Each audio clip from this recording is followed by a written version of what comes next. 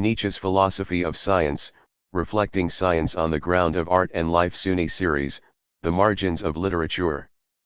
Babich, Babette. Nietzsche's Philosophy of Science. Introduction. 1. Prologue, The Problem of the Philosophy of Science and Nietzsche's Question of Ground. 1. The Plan of the Text. 3. Chapter 1. Nietzsche's Musical Stylistics, Writing a Philosophy of Science. 15. The Hermeneutic Challenge of Nietzsche's Elitism, Style and Interpretive Affinity. 15. Philosophic Concinnity, The Spirit of Music and Nietzschean Style. 19. The Project of Communication, Self-Deconstruction and Nietzschean Selectivity. 22. Nietzsche's Style, A Mechanical Model. 26. Chapter 2. Science as Interpretation, The Light of Philology. 35. The Question of a Nietzsche-Styled Philosophy of Science. 35. Towards a Nietzschean Critique of Science. 37. Nietzsche's Perspectivalism, The Spectre of Relativism and the Spirit of Difference. 46. Truth, Pragmatism and Relativism, Realism and the Real. 49. The Meaning of Critique, Nietzschean Possibilities for Philosophy. 57. Nietzsche and Science, The Question of Validity. 61. Chapter 3. On the Ecophysiological Ground of Knowledge, Nietzsche's Epistemology. 77. The Question of Nietzsche's Epistemology, Critique and Ground. 77. 8. The Knower and the Known. 83.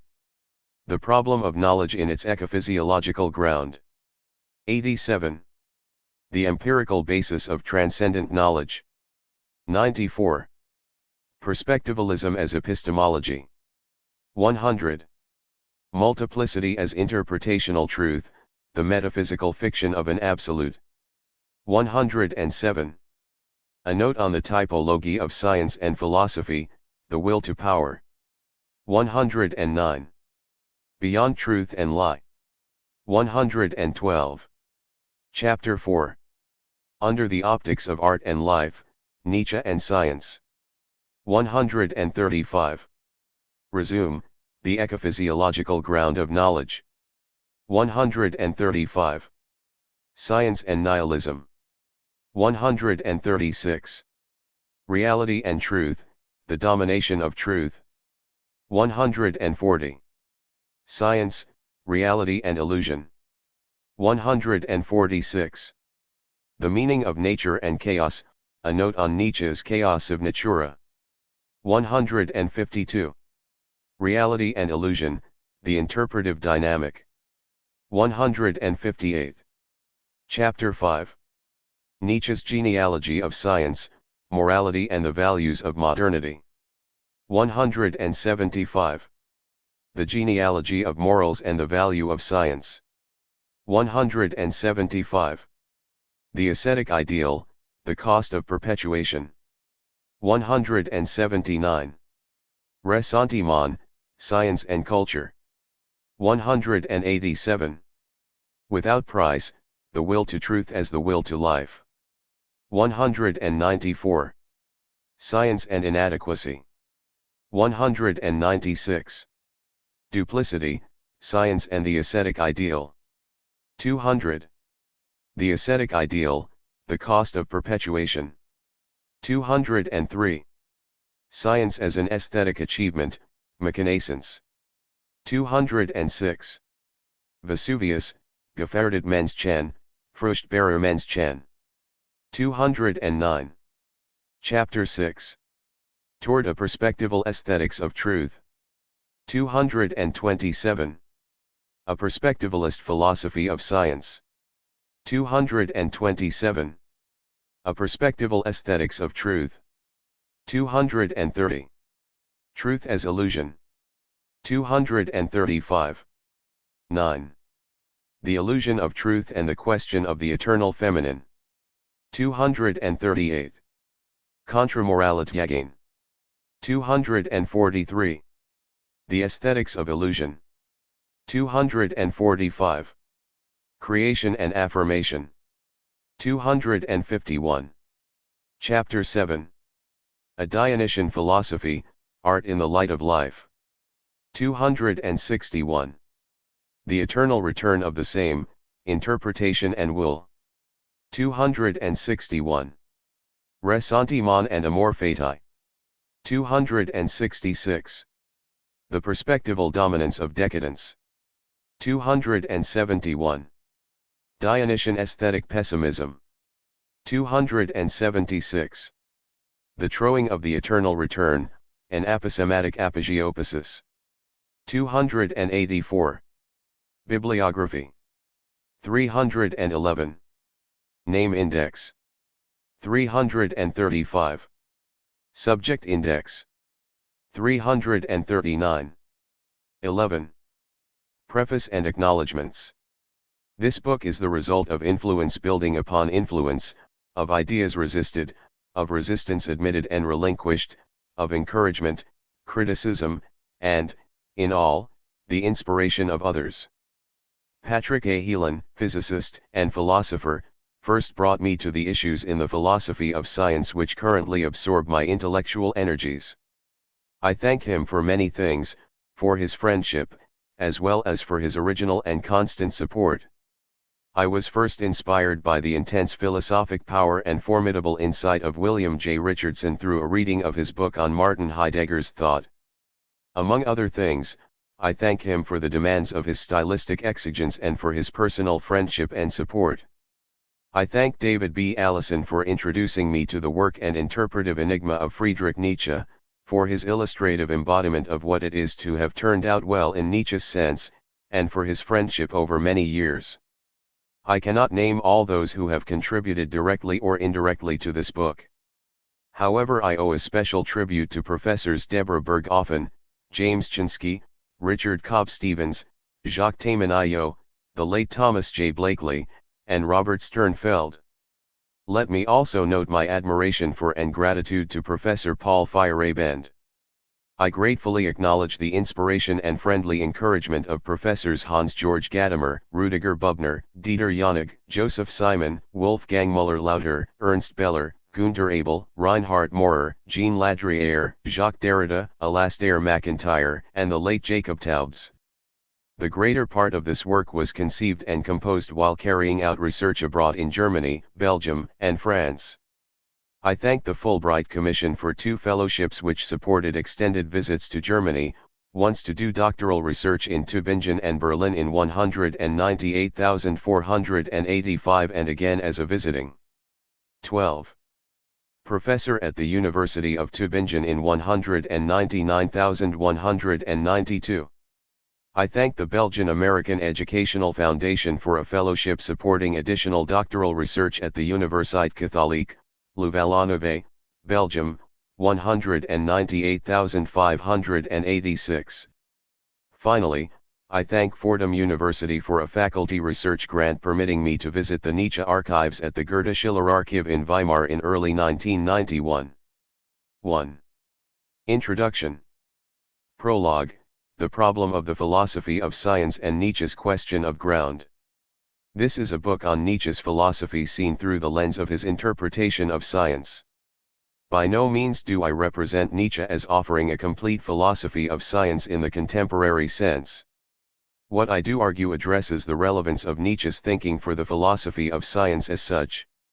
And this in turn entails a strong claim about what is wrong with the way philosophy of science is currently done within the largely analytic confines of its traditional reception.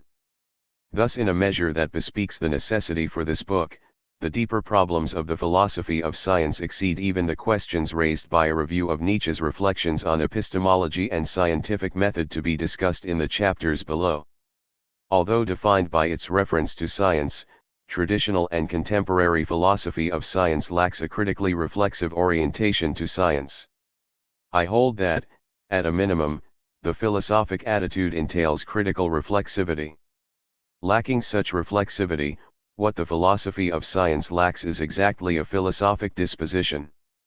Consequently, it is hardly surprising that for several decades, the philosophy of science has long been declared to be in a state of crisis, that is, in transition between old, positivistic, logical linguistic, analytic styles and new, historical, hermeneutic styles. This is a crisis of self-identification. The identity crisis in the philosophy of science does not consist in having misidentified the perspective from which an account of scientific history may be written or even the nature of scientific practice. Conceived as it is within the analytic tradition, what the philosophy of science lacks is an authentic identity as philosophy. The resolution of this issue falls squarely upon the divide between continental and analytic articulations of philosophy. Because a continental, expressly historical. 2. An hermeneutic approach incorporates philosophic reflection on the nature and doing of science. Such an approach offers a corrective articulation of an authentic or genuine philosophy of science. Where Kant, the inaugurator of modern critique, thought to inquire into the foundations of the possibility of a future metaphysics able to come forth as a science, Nietzsche's critique articulates the foundations for any philosophy of science able to come forth as philosophy. It is qua philosophy that a critically reflexive philosophy of science is to be instituted, where what has been called the philosophy of science in its traditional guise is in fact not philosophy. But what would count as a critically reflexive philosophy of science?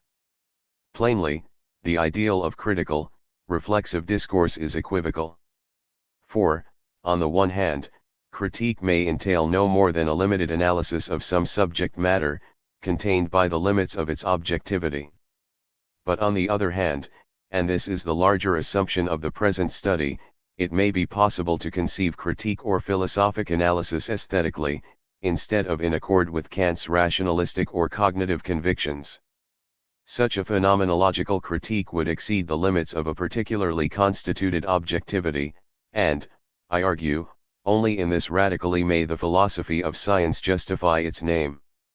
The point of Nietzsche's perspectivalism entails that neither the reflective vantage nor the subject of the philosophy of science be limited to science. The inquirer must begin at the appropriate point and from a suitable foundation, and this foundation, as Heidegger's phenomenology of inquiry teaches us, involves a consideration of the nature of the inquirer. In the self-critical preface to The Birth of Tragedy, Nietzsche declares as foundational the insight that the problem of science cannot be recognized on the basis or from the ground of science. From this perspective, Nietzsche identifies the project that would last throughout his life as one of questioning the nature of science in the light of art. If, beyond questioning science in the light of art, Nietzsche has also to look beyond art to the light of life, this further move emphasizes the refractive, reflecting referentiality that is the ultimate significance of Nietzsche's perspectivalism. If Nietzsche's conviction concerning the problematic ground of science is well aimed, and I think it is, then, by extension, the problem of the philosophy of science likewise cannot be recognized on the basis or from the perspective of the philosophy of science. The obliquity of a study of Nietzsche's reflections on science. 3. Which might at first glance seem an irreducible handicap for a clear expression of the problem of science, may thus represent an advantage as perhaps being the only approach to the philosophy of science. Naturally, to say that an oblique or contextual or perspectival approach may be the only way of conceiving the philosophy of science does not commit one to the claim that this approach to approaching the problem of science constitutes a fully fledged philosophy of science. What is claimed in the spirit of critical philosophy after Kant, in the spirit of reflection on reflexive thought, is merely that no other approach to the problem of science is possible save one that is not articulated on the ground of science. The value of beginning well is as well known and as frequently emphasized as it is rare.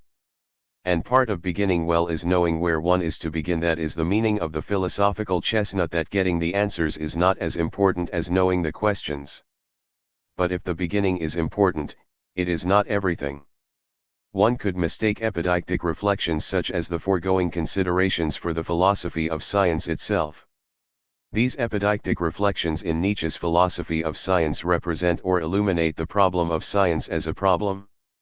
If such reflections are needed in the profession of the philosophy of science, it is because thinking or articulating the problem of science as a problem is itself propedeutic to a further and ultimately authentic expression of the philosophy of science. Following Nietzsche's own example in conceiving the problem of science as such, which shifts the basis of the problem of science from science to art and then beyond the question of art to the question of life, the present study of Nietzsche's philosophy of science is itself not to be identified from nor to be articulated upon the basis of science. Rather, the project at hand seeks, in two directions, to pose the question of science in the light of art and to raise the question of art in the light of life. In this way, the philosophy of science explored in the study of Nietzsche's philosophy is expressed as a philosophy of art and life. The plan of the text. The first chapter is preliminary, and one can read this book without this background stylistic discussion by beginning. 4. With the second chapter. But because Nietzsche's logic of presentation and conception is so very different from expected logical schemes within routine philosophic discourse, a discussion of Nietzsche's style offers the essential context for an understanding of his philosophic project. The issue of Nietzsche's style must be expressed both as a question concerning the nature of that style and as an achievement of a philosophical and not merely an aesthetic or literary kind. I use the term concinnity, a musical metaphor, to emphasize the resonant imperative of Nietzsche's writing. Nietzsche's concinnity is a composer's style, or in what is certainly not a more elegant but simply more suggestive expression, a conductor's style of writing. Like a conductor, Nietzsche's style directs the reader's reading of the text. As this kind of conducting or directing or reader stylizing style, concinnity also has an architectural metaphorical significance, representing a neat or smooth, well-fitted design. Concinnity requires that the reader, like a singer in a chorus, be part of Nietzsche's echoing musical project. Such a demand imposed upon the reader by Nietzsche's special style of philosophic composition can be answered only by the reader's own interpretive affinity, although it remains true that it also elicits or calls for this same affinity. Nietzsche's Zarathustra means and can mean nothing else when he invites his followers/readers to find their own way. The hermeneutic music of concinnity recalls Nietzsche's own description of his writing as a musical composition and his sense of writing for the ears, calling for musically attuned readers. In this way it might be said that a fair reading of Nietzsche's text, at least as Nietzsche himself saw it, would have to be a responsorial or resonant reading. And this in turn means that not only Nietzsche's text, as he says of the spirit of his first book, is to sing and not speak, but the reader is called in this musical way to also accord with a phenomenological interpretation or self-deconstructive expression of the working of the text. Chapter 2, which begins the proper and focused discussion of Nietzsche's philosophy of science, seeks to pose and to answer the fundamental question of Nietzsche's relevance to the philosophy of science in the wake of the failure of positivism, the received view, the lack of a clear identity, and the project of modernity as such as these issues affect the philosophy of science. Where does Nietzsche fit in? If one speaks of Nietzsche's philosophy of science, that is perhaps, but not even necessarily, of interest to Nietzsche. 5. Scholars, to specialists. And to speak of the relevance of Nietzsche's thought for the philosophy of science is another thing altogether. In question is the issue of specificity. Perhaps, one might claim, as I have suggested, philosophy of science in its current analytic expression must be broadened and indeed expanded to include other so-called continental styles of philosophy. Yet if a successful defense of this claim can be envisaged, namely that a traditionally analytic discipline such as the philosophy of science requires the broadening transfusion of various continental currents, say those of phenomenology or hermeneutics, one nevertheless remains some distance from admitting the relevance of a perspectivalist aesthetics of truth, much less a hermeneutic aesthetic of science. For only this last would begin to articulate a properly Nietzschean approach to the philosophy of science.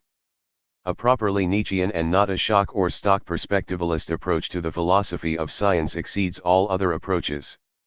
This is true even if we presume the virtues of a continental expression of the philosophy of science in advance, following the efforts of Patrick Heelan, Joseph Kokelmans, and Ted Kiesel in this venture, or even in an oblique, still analytic way, Ian Hacking, who actually refers by name to Nietzsche although the reference is better directed to Foucault. 1. With perspectivalism, Nietzsche offers knowledge an infinite domain, but such a perspectivalism offers knowledge seekers no such infinite and no sure method and no truth. To discuss this claim, it is important to develop the difference between perspectivalism and relativism. I contrast the experimental character of perspectivalism with the absolutist character of relativism. Unlike perspectivalism, most contemporary philosophy of science follows the public rationale of science. I suggest that the sophisticated fallibilism exemplified by today's scientists and endorsed by the public conception of objectivity, features the same turn to absolutism that characterizes relativism.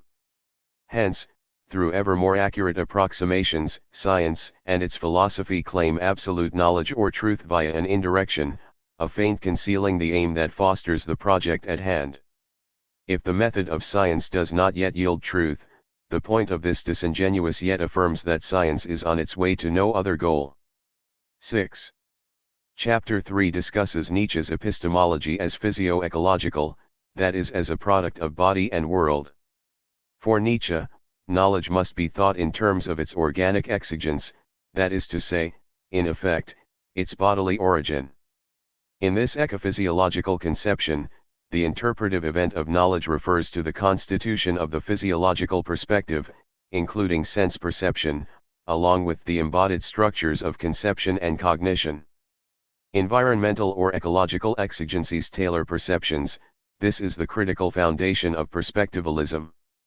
If we interpret the world from one perspective, the facts relevant to this projective understanding count as facts only for us within that perspective, and emerge as unique facts only because of this focus. So long as it is effective, our perspectival position de facto overpowers disparate perspectives. This exclusive power is evident in the Western scientific and technical world interpretation, concretized in theories and computations, insofar as they may be known by their results or effects. For Nietzsche, this Western valuation of calculative efficacy is no more than an illusion, that is, merely a dissembled interpretation. But other equally or comparable efficient accounts, that is, effectively different interpretive schemes, are possible. Where truth, for Nietzsche, is an ideal encompassing all realities and not merely what is real for one dominant perspective, truth does not proceed from and may not be expressed from just one interpretive perspective. The myth of objectivity is the myth of presuming that one's original perspective is universal or unlimited, and this exclusive presumption is the distinguishing virtue of illusion, that is, the illusion of truth.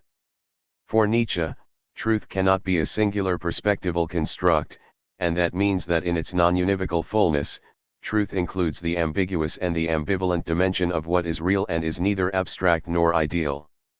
What we, in the Western perspective, call knowledge expresses, for Nietzsche, no more than our own perspectival life position, whether it is acknowledged as such or not.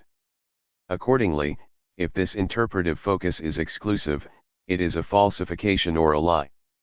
Yet, against the traditional interpretation of Heidegger's reading on this topic, Nietzsche's philosophic interest vis-a-vis science, art, life, that is, Nietzsche's will to power is not directed toward earth mastery. To be effective and what is mastery other. 7. Then efficacy as such a goal would have to rely upon the anti-aesthetic computational models of traditional science and the relevant presumption that there are exhaustive, measurable truths or stipulable axioms. By dubbing these truths illusions, Nietzsche does not think to contravene their claimed efficacy. His claim is only that everything is interpretation or will to power. By understanding interpretation as will to power in this way, Nietzsche suggests that interpretive encounters are events structuring the world according to an original interest or power perspective. The structuring interest of a power perspective expresses not a passive optic but a selective process. Within its specific interpretive domain, a power perspective is absolutely sovereign. Determining its sovereignty, the selective fiction constituting the efficacy of a power perspective is reciprocally limited by its interpretive function. Negatively, for example, the selective ideal of scientific precision is attained by denying any relevant ambiguity. Ambiguity is the anathematizing limit to scientific precision. Be that as it may, the discarded irrelevant discrepancies or tiny errors between computation and measurement persist as part of the world beyond the scientific domain. We shall see that a concern with these small errors and the limits of scientific sovereignty thus delineated compose what may be regarded as Nietzsche's hyperrealism. A further discussion of Heidegger's reading of Will to Power and Earth Mastery is offered in connection with technology and a reading of The Eternal Return in the final chapter. In Chapter 4, I examine Nietzsche's conception of the scientific object and his assessment of art and science as species of illusion, defining the first as conscious and the second as self-dissimulating illusion. The perspective of computational efficiency requires a conservative orientation toward life that in turn must deny change, growth, death, and ambiguity. The domination of nature requires an object, and this object must be fixed. Nietzsche's conception of an original, persistent dynamic chaos defines nature as will to power in all eternity and nothing besides. For Nietzsche, this world nature can explain the efficacy of subjective or interpretive perception and the possibility of scientific technique in the same effective dimension. The interactive nature of interpretation suggests that as science structures the world of its investigation, so 8. The range of response is likewise structured. This structuring works backwards as well as forwards, and the scientist is absorbed by the congealing thrust of his own pursuit of static truth. The nihilistic or life-preservative interest of science is self-perpetuating and self-advancing. Hence, the scientific illusion qua illusion is not what is problematic for Nietzsche. What is troublesome is science's insistence that it has absolute truth. Thus it is that, for Nietzsche, science in Western society lacks aesthetic culture or style. In Chapter 5, I discuss Nietzsche's account of the moral basis or genealogy of science, as the latest expression of the ascetic ideal of Judeo-Christian culture. The ascetic ideal is the means whereby a reactive or weak will to power can become superordinately creative, representing its own standard as universally binding. This reactive project is essentially conservative and hence ultimately socially effective. I employ terms taken from the Greek polarization of the common and noble opposition between coarse, brutal mechanical invention and creative, artistic expression, that is, the classical Greek opposition between bona usia and technto explicate the difference between today's reactive, anti-aesthetic science and its technology and what could be brought forth as an aesthetic scientific and perhaps even technological possibility in accord with the perspectival nature of truth. But for the art beyond such artistry, beyond artisanry, beyond Nietzsche, one must attend to Heidegger's Song of the Earth and before Nietzsche perhaps to Hölderlin, to hear the way poets sing the coming of the gods. I do not address these issues in full, but rather suggest that Nietzsche's question that asks whether we have ears for such singing be heard in this way. Even if science does not admit its continuity with religion, as the ascetic spirit in another, advanced, and more effective guise, it nevertheless embodies in fact the same purpose, a will to truth conceived as the will to the preservation of even the most insignificant life. The enduring kernel of Nietzsche's criticism of the life-preservative will or impulse is that life affirmed as such cannot be preserved. Life may be affirmed only as lived. Because life entails loss, the preservational instinct opposes life. However successful, however effective science may be, its ultimate end, the preservation of life, is not merely elusive but, strictly expressed, unattainable. Nietzsche's 9. Critical point is not the Schopenhauerian or merely literal point that success at preserving life is temporary at best, or that God or some other telos precludes any solution to the riddle of life. Rather, the very living of life involves the expression of life, which is to say that the cost of living is life. To live is to embark upon the continuous course of life and death. Living life is the same in the end as dissipating, the same as giving out, as living life. The expressive emphasis here is represented by Nietzsche's formula, amor fati, and it is important to note that it is not the same as amor vita. Like Hölderlin, Nietzsche seeks the music that expresses the sadness of profound happiness. To life, the seductress, the insatiable is not to be loved, not because life cannot be loved, but because the love of life does not bless the expression of life.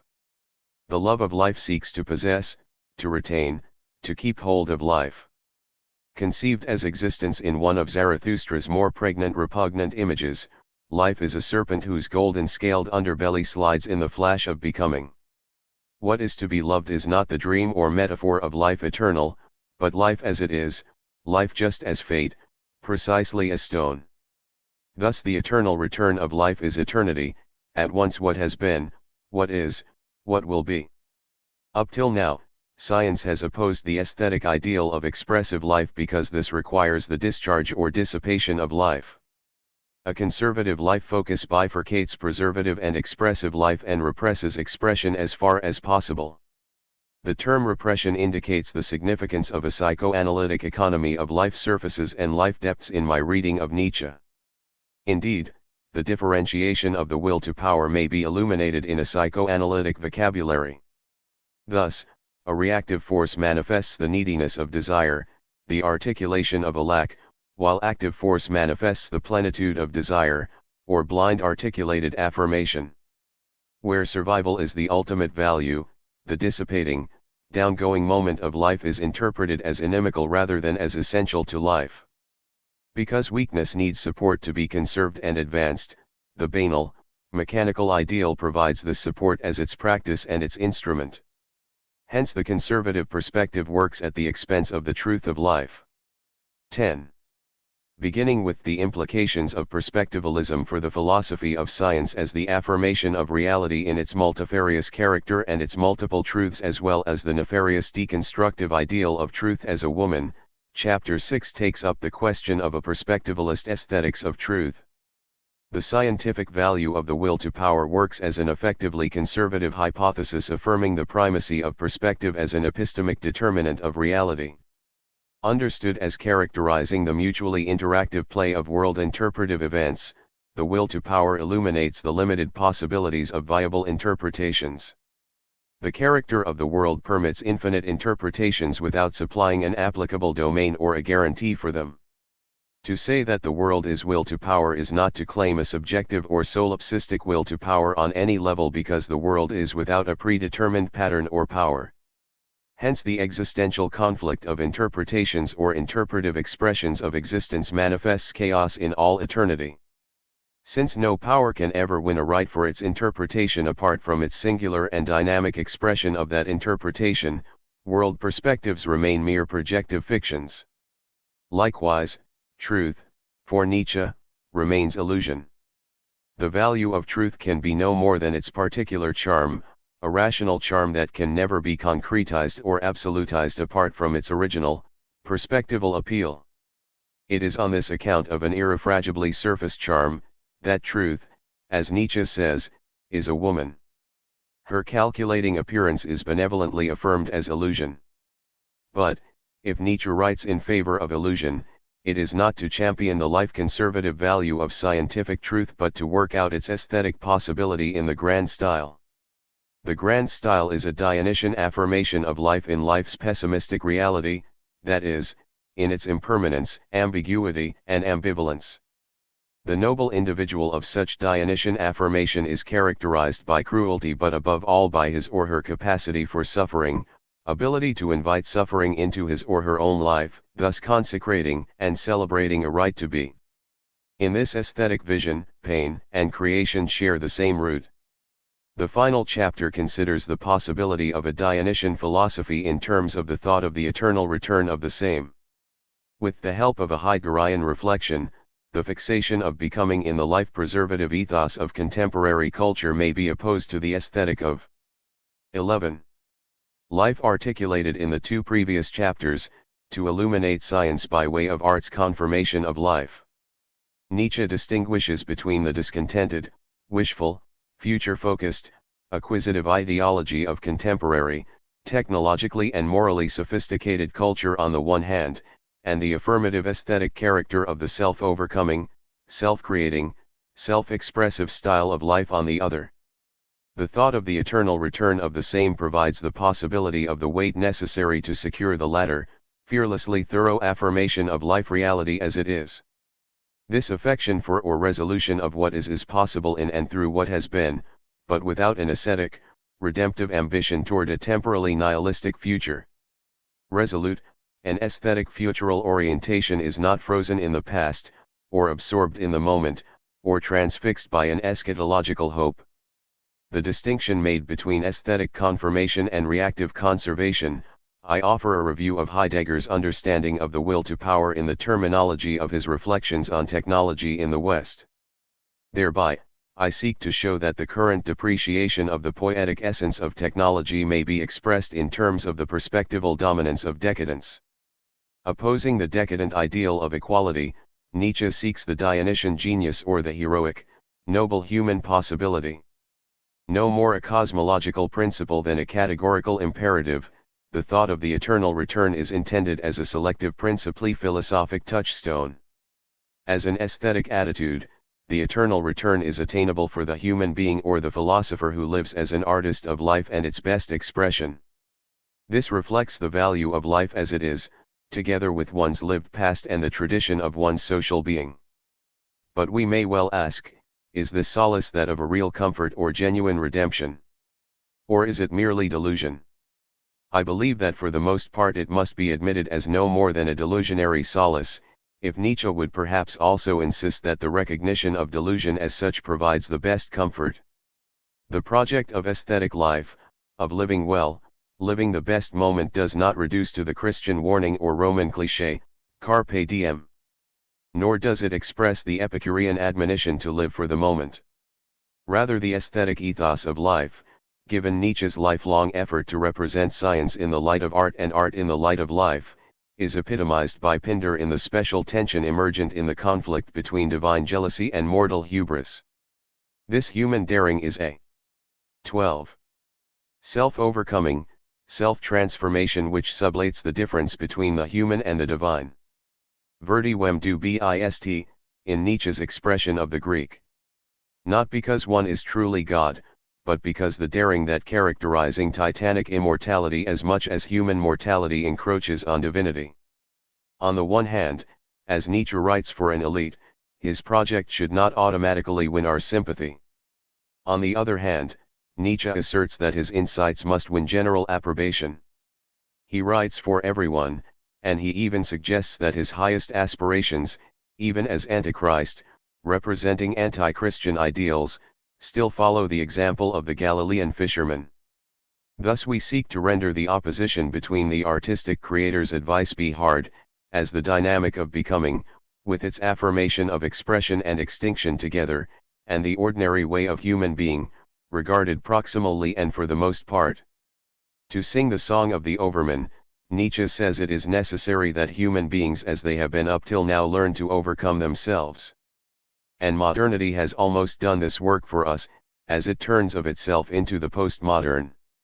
It is an exoteric or banal misreading of Nietzsche's ideal of the overman or post-human being which imagines that Nietzsche's claim that ordinary human beings must go under must mean that these same human beings ought to perish so that some fantastic conception of the overman might then have the room to flourish on the grounds of their ashes.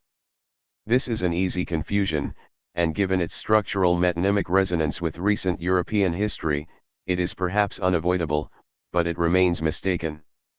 It is not the mass or the average man that must go under. Nietzsche's overman is better regarded as a post-humanist expression of being human, beyond what has been, up till now, all too human. Nietzsche has, we may recall, no general ethics or universal political theory. Thus he makes no general prescription even where he may be read, as political and philosophical theorists have in fact read him, as making such prescriptions. In its essence, Nietzsche's perspectival project obviates such universal commands. Rather, Nietzsche's claim is that one must die to oneself. The same Platonic, Christian imperative is preserved, if only in inverted form. 1. Oneself must die to oneself not in order to lose one's life for the sake of immortality, but rather to lose the fear of losing one's life for the sake of eternity, for mortal eternity. Affirmation is another name for joy, another name for praise. 13. As human, as recollective, as presciently reflectively being toward what will be in the mode of having been, the human being never will and never can have done with what has been. This is the root of melancholy, it is the root of neurosis, the substrate of life now known as art. As the proponents of psychoanalysis teach us, from Freud and Jung to Winnicott and Lacan, the subject of the unconscious is recalcitrantly historical, as the flow of the river that Heidegger names the house of language. Beyond the notions of psychoanalysis, we turn to art, to poetry, to music as Nietzsche understood the lightness of dancing thought. The saving forgetfulness of the future only shuffles the past remembered, the past is not washed away, but hidden, repressed, and real, and that means that the past is ever ready for some potential, dismaying return.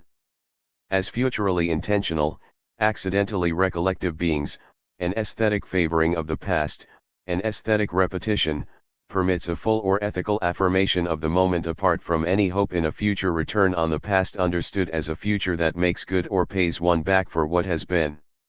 Nietzsche's amor fati is a love of mortal, historical, fated life, blessing or affirming, loving the life that is because it is. In other words, one must come to win the self one has. Thus the same benediction discerned in Pindar's dialectical hymn of praise projects the tragic architectonic of life lived in the grand style. For Pindar's enjoins, be the one you have proven yourself to be. 3. Pindar's injunction is not imposed against human reticence, no matter whether retiring before or never even daring the wrath of the gods whose last curse is the death of all desire. Pindar's word, which Nietzsche makes his own, is affirmation. The same song of praise, the same black joy is the tragic word. In the measure poised in the song, still arched by love and sorrow, one is asked to comprehend the philosophic gnomon from all time that all going and returning agrees with itself, strung like the Heraclitan lyre. 4. Chapter 1. Nietzsche's musical stylistics, writing a philosophy of science. The hermeneutic challenge of Nietzsche's elitism, style and interpretive affinity. Nietzsche's writings on truth and Nietzsche's comments on science are routinely dismissed as confused or irrelevant to the substance of Nietzsche's philosophy. Expressed exotically, Nietzsche's understanding of truth is a fluidly protean, quasi-aesthetic, mythopoetic ideal of non-exclusive truth. Expressed simply, simplistically, we may also say that for Nietzsche there is no truth. The only truth is the lie of truth, and the truth seeker is condemned to such a lie, where at its best one has the truth that there is no truth about truth. Such an understanding of truth is beyond the opposition of truth and lie. Like Nietzsche's idea of the genealogy of morals, which poses the question of morality beyond good and evil, Nietzsche's theory of truth proposes an extra-moral interpretation of truth beyond truth and lie. Recognizing the world-making activity of the expression of power constellations in quantitative/qualitative terms, Nietzsche's account of truth is, in its philosophic origins, archaically perspectival. Against those who hold correspondence theories of truth, Nietzsche maintains that truth is only interpretation. This assertion holds even against coherence or Tarskian theories of truth, where these last depend upon ontological writers. Hence Nietzsche's later perspectival reflections on truth pose the question of the perspectival value or vantage of the truth of non-truth. For Nietzsche once again, there is no truth, there are no facts, only interpretations. Truth as Nietzsche has it was traditionally misunderstood as separate from the lie and identifiable without recourse to the merely partial, or to the false or merely apparent, or to the ambiguous and illusory. But in place of such an Eleatic and Platonic ideal, Nietzsche conceives truth as the chaotic totality of mutually interpretational power perspectives, where no one perspective has primacy.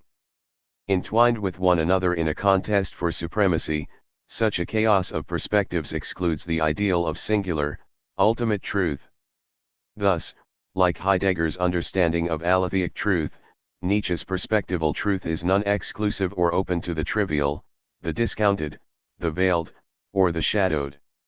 A perspectival or ambivalent expression of hermeneutic truth reflects the epical expression and free play of event perspectives in an ever-emergent dynamic of power. Such a perspectivalist expression of truth is both propedeutic to and the enabling condition for an aesthetic hermeneutic or philosophy of the theory and practice of science. But what sense is to be made of such talk? The conceptual difficulty of Nietzsche's claims is not adequately clarified by any author, not because commentators up till now have failed at the task, but because this conceptual difficulty is inherent in Nietzsche's expression and cannot be clarified. This is dramatized in the absurdly analytic project of cognizing Nietzsche's theory of truth. Even at its best, such a project inevitably ends up with a representation of Nietzsche's theory of truth as non-cognitivist. But to say this does not mean that Nietzsche's philosophic perspective on truth has no cognitive value. Just the contrary, as we shall see in the chapters to follow. But the paradox, the ambivalence, the contrariety implicit in a perspectivalist theory of truth where there are no facts, only interpretation, where there is no truth, characteristically jars or skews such a cognitive value. The linguistic dissonance is ineluctable. It is not possible to translate Nietzsche's talk of truth into analytic-style talk about truth. Hence the language employed in the present study of Nietzsche's thinking on science and truth, emphasizing his perspectivalism, reflects the deliberate challenge to coherence and consistency characterizing Nietzsche's philosophy on truth and language as such. The dissonant and contradictory character of Nietzsche's thought, in the best treatment of such a combination to date, led John Wilcox to characterize Nietzsche's thinking on truth and value as non-cognitivist. 1. If this tactic of naming Nietzsche's views on truth non-cognitivist may not be said. 17. To have recommended Nietzsche to analytic thinkers on truth, it has nonetheless proved particularly fruitful for analytically styled value studies.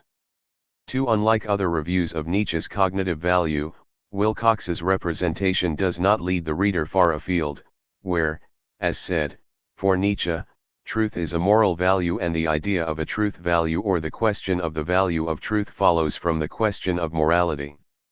Yet the deliberate ambiguity of the proliferation of allusions, allegorical, metaphorical, metonymic and otherwise, and the necessary Ellis-ions that characterize if they do not compose Nietzsche's style remain problematic for the reader interested in the philosophy of science, or even a reader with a broad interest in the contours of Nietzsche's thought in particular.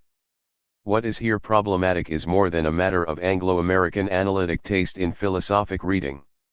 The problem begins as it ends with the radical difficulty of reading Nietzsche. I have suggested that there is no transparent way to talk about such notions concerning truth and lie, perspective and illusion except via an explication of the context of Nietzsche's own expression of his thinking on these matters. No one can say what Nietzsche's perspectivalism is about in simple terms without betraying the sense of Nietzsche's perspectivalism, for as Nietzsche indicated in a comment he offered more than once and with more than one published variation, all truths are simples that not a compound lie. In the present context, this means that the language used to represent Nietzsche's views on truth, science, and power cannot help but clash with the expectations of the philosophic reader with a background in traditional philosophy. To address this stylistic dissonance, in the sections to follow, I explicate the effective value or working of Nietzsche's style on the reader. This I name with the principally musical metaphor of concinnity. 3. A concinnous style is not a uniformly effective influence, rather, it depends upon the reader's own affinity for hearing the affects of such a style. As an esoteric conductor's or composer's style of this kind, within the limits of a select range, Nietzsche's style sounds out the right readers with, as he puts it, an ear for the music, the tempo, the rhythm of Nietzsche's text. This sounding out finds the appropriate resonance in the reader. 18. Not now as an affect but as a charge to thought. This idea of challenge will be familiar to readers of Heidegger's Phenomenology of Thought. Throughout the chapters to follow, I offer specific examples from Nietzsche's writing to highlight Nietzsche's rhetorical, musical style. Yet with such a claim concerning the musicality of Nietzsche's style of writing, I do not offer an account of Nietzsche's flourishes or rhetorical ornamentation. My claim here is that Nietzsche's style is not at all a matter of rhetorical excess, not given the ordinary elaboration of the meaning of rhetoric. For Nietzsche's writing, like music, may not be separated from the question of style, and that is true in Nietzsche's case more than it is true of any other author, just where Nietzsche writes to or for the reader's spiritual ear and not the reader's intellectual eye. All of Nietzsche's texts are composed in this musical way, some, of course, like his Zarathustra much more than others. For given this expression, to speak of Nietzsche's concinnity means that to learn to read Nietzsche is more than a matter of learning to see, as for example the poet Stephen George did, that this soul should have sung and not spoken, using, as so many inspired by Nietzsche's words have, Nietzsche's own words concerning his own first words in his first book. Instead, like George and like other readers philosophical and otherwise with an affinity for Nietzsche's text, Nietzsche's best readers are brought into the resonant space of an answering harmony. Such a musical expression exceeds the literal expression of the text, sounded over Nietzsche's new seas, tempting those with ears to hear, those he called the philosophers of the best future. I differ from an ecstatic reading of the music of Nietzsche's writing where I would name the answering song intrinsic to or needed to understand Nietzsche's musically styled philosophy, not an esoteric refinement but the thoughtful correspondence that is the heart of philosophy in Heidegger's understanding of thought and of the meaning of philosophy. To read Nietzsche, to reflect the golden song of Nietzsche's sunrise, the short shadows of his bright midday, and the long shadows of his red and yellow afternoons, the benediction of Nietzsche's sunsets where even the poorest fisherman rows with golden oars and the lonely, musically resonant tears of his brown nights, one must be as reader, as quick-eared thinker, as Nietzsche was. One must be a tempter of new horizons and a new dawn, a philosopher. Thus this exigence. 19. Demands that the reader share the temperament of the thinker who attempts, asking as Nietzsche asks again and again, the question of the value of truth. Philosophic concinnity, the spirit of music and Nietzschean style. Concinnity is the word I have been using to describe Nietzsche's style together with the art of reading appropriate to his style. Concinnity is derived from the Latin, concinitas. In its colloquial adjectival significance, the word suggests a consummate, well-articulated performance, an elegant or neat accomplishment. Concinno, the etymologically unrelated but still much more than conceptually associated verb, means to sing in chorus. And in the sense in which I employ the term, concinnity corresponds to its current technical, musical functionality, that is, the sounding, smooth harmony of disparate or dissonant or answering themes singing together in chorus or in a round. Thus in the round, in the barcarolle, in the chorale, in the symphony, music is liquid architecture. I mention the folk round to emphasize that this fluid arch structure not only is a characteristic of classical compositions but also emerges in the rag or the jamming of jazz musicians who speak back and forth to one another, each balancing the other's voice across bass strings, piano, and saxophone. In this musical fashion, Nietzsche's style is an example of the rhetorical sublime, an architectonic effected in terms more contemporary to us than to Longinus as a postmodern compositional technique. In writing, a concinnous style has two significant registers. In the first place, concinnity refers to what is expressed by the writing as a consequence of the stylistic play and interplay of written texts and, given the importance of Nietzsche's reader-specific, evocative style, beyond the text. In the second place, concinnity refers to the appropriate, creative response of the reader, that is to say, what the reader can work up or out of the text. Nietzsche's concinnity is a playing of and between his own texts, evoking an echoing reception or choral response by playing among the reader's own background skein woven of anticipations, textual affinities, and reflective/projective recollections. Accordingly, and this is a consequence of capital importance. 20. Nietzsche's stylistic concinnity or autotext deconstructive style has a varying resonance for the general, atonal as well as for the sensitive or attuned reader. 5. Withal, concinnity requires that the reader, like a singer in a chorus, be part of Nietzsche's echoing musical project. Such a demand imposed upon the reader by Nietzsche's special style of philosophic composition can only be answered by the reader's own interpretive affinity if it also elicits or calls for this same affinity.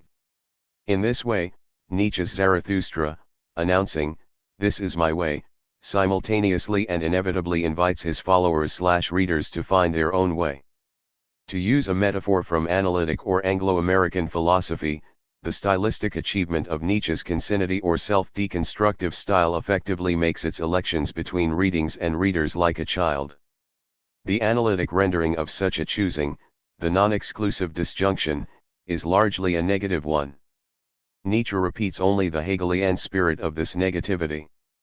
Instead of the aesthetic, ascetic either/or, Nietzsche's style invites the mystical ambiguity of the dialectic Saul als Ouch.6 in its musically expressive efficacy. Nietzsche's style is pitched to the reader, architecturally as well as harmonically angled in the textual corpus of his own work as a kind of self-subverting and reader-subverting double coding. This last characteristic of postmodern art and literature chooses between several styles by retaining them, quoting or implicating them all at once. 7. Nietzsche's self-deconstructing, culture-deconstructive, double-coded textual style works as proof against the straight inevitability of the grand narrative. The return of the question from reader to author, speaker to speaker, undercutting authority and thereby undercutting the modern tradition, is a typically Nietzschean stylistic chiasmus. This double-coded style works as a multi-register movement interior to the discourse that not only subverts the reader's self-presumption but also is its own overt, self-subverting reflection. 8. Nietzsche's importance for an understanding of the postmodern situation is his reflection on the rule of error and the illusion of truth that is not a skepticism but an affirmative experimentation with illusion and thus a confirmational incorporation of error in life. Thus perspectivalism affirms a multiplicity of perspectives, none of which, including the operating perspective of the philosopher of perspectivalism, 21, has any absolute claim. The emphasis upon the post-human, the celebrated Übermenschen Nietzsche succeeds a critical reading of the nature of the human as such, shifting its position to the sliding or precession allied centered subject of interpretive style. 9. Nietzsche's thought on the use and abuse of history, on the subject of discourse and the discourse of the subject, and, above all, on language, on truth and lie, and so forth, involves a textual inscription/subversion of heterogeneity that can continue to count as postmodern, but its ambivalent regard for that same heterogeneity, manifest in the name of egalitarian democracy, cultural, racial, and even gender pluralism, must continue to confound classification. In a language that qualifies domains and universes of discourse such that it is possible to formulate the propositions, there is no truth, or there is at least one truth, there can be no way of pronouncing the end of totalizing discourse apart from such a discourse. The means available are totalizing, anti-totalizing, hyperbole, parody, the aphorism, the sustained or even catachrestic contradiction. Employing all of these to extraordinary effect, of course, is Nietzsche's Protean text. A postmodern epistemic viewpoint retains the critical, scientific vision of modernity, but together with this sophisticated self-reflexive awareness, it avows, or more precisely admits, the impossibility of scientific totalizing or absolutist knowledge. Thus the watchword and touchstone of Nietzsche's anti-totalizing perspectivalism is its resolute provisionality. Multivalent, heterogeneous, and above all, as Concinnus, the postmodern recoil of incredulous credulity is more than the modernist hyperbolic interrogation, because it also challenges the credibility of its doubt. It is for this reason that the modern scientific habit of modest, tentative declaration or sophisticated qualification does not qualify as Nietzschean even if it is postmodern. This return, this turning of the question is supervalently Nietzschean. To illustrate this stylistic dynamic, let us turn to an example of Nietzsche's style, from a passage to be more fully considered in a later chapter. Writing on the prejudices of the philosophers in his book Beyond Good and Evil, Nietzsche challenges the rationalist epistemic presumption of the physical scientist's understanding of nature. The physicist's law of nature, Nietzsche claims, is nothing. 22. But an interpretation. And he concludes with the apparent concession, granted this too is only interpretation and you will be eager enough to raise this objection. With this, Nietzsche shows his philosophical teeth. The inscrutability of Nietzsche's point is evidenced by the almost complete lack of commentary on the significance of this intensification.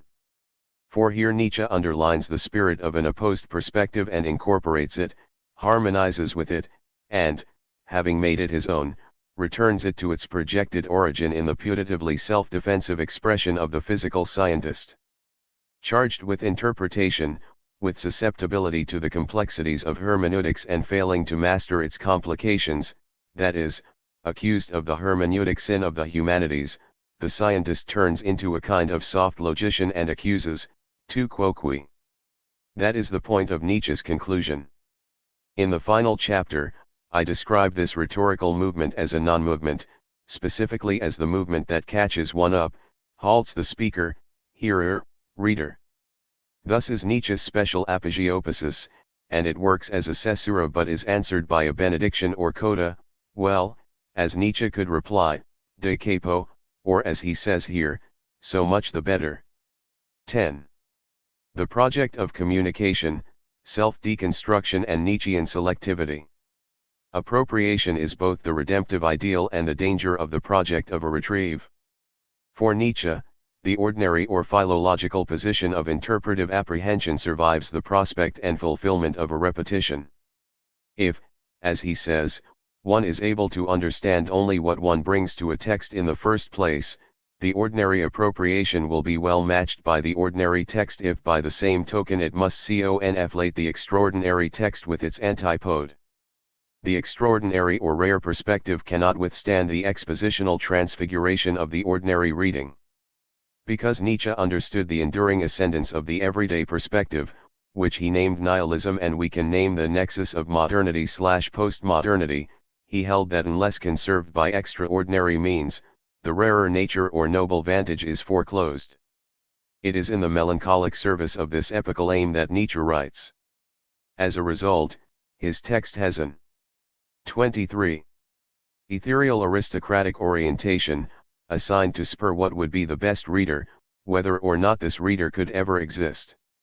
Opposing traditional communicative efficacy in both challenging context and effective style, Nietzsche's text does not generate the proper understanding in the reader.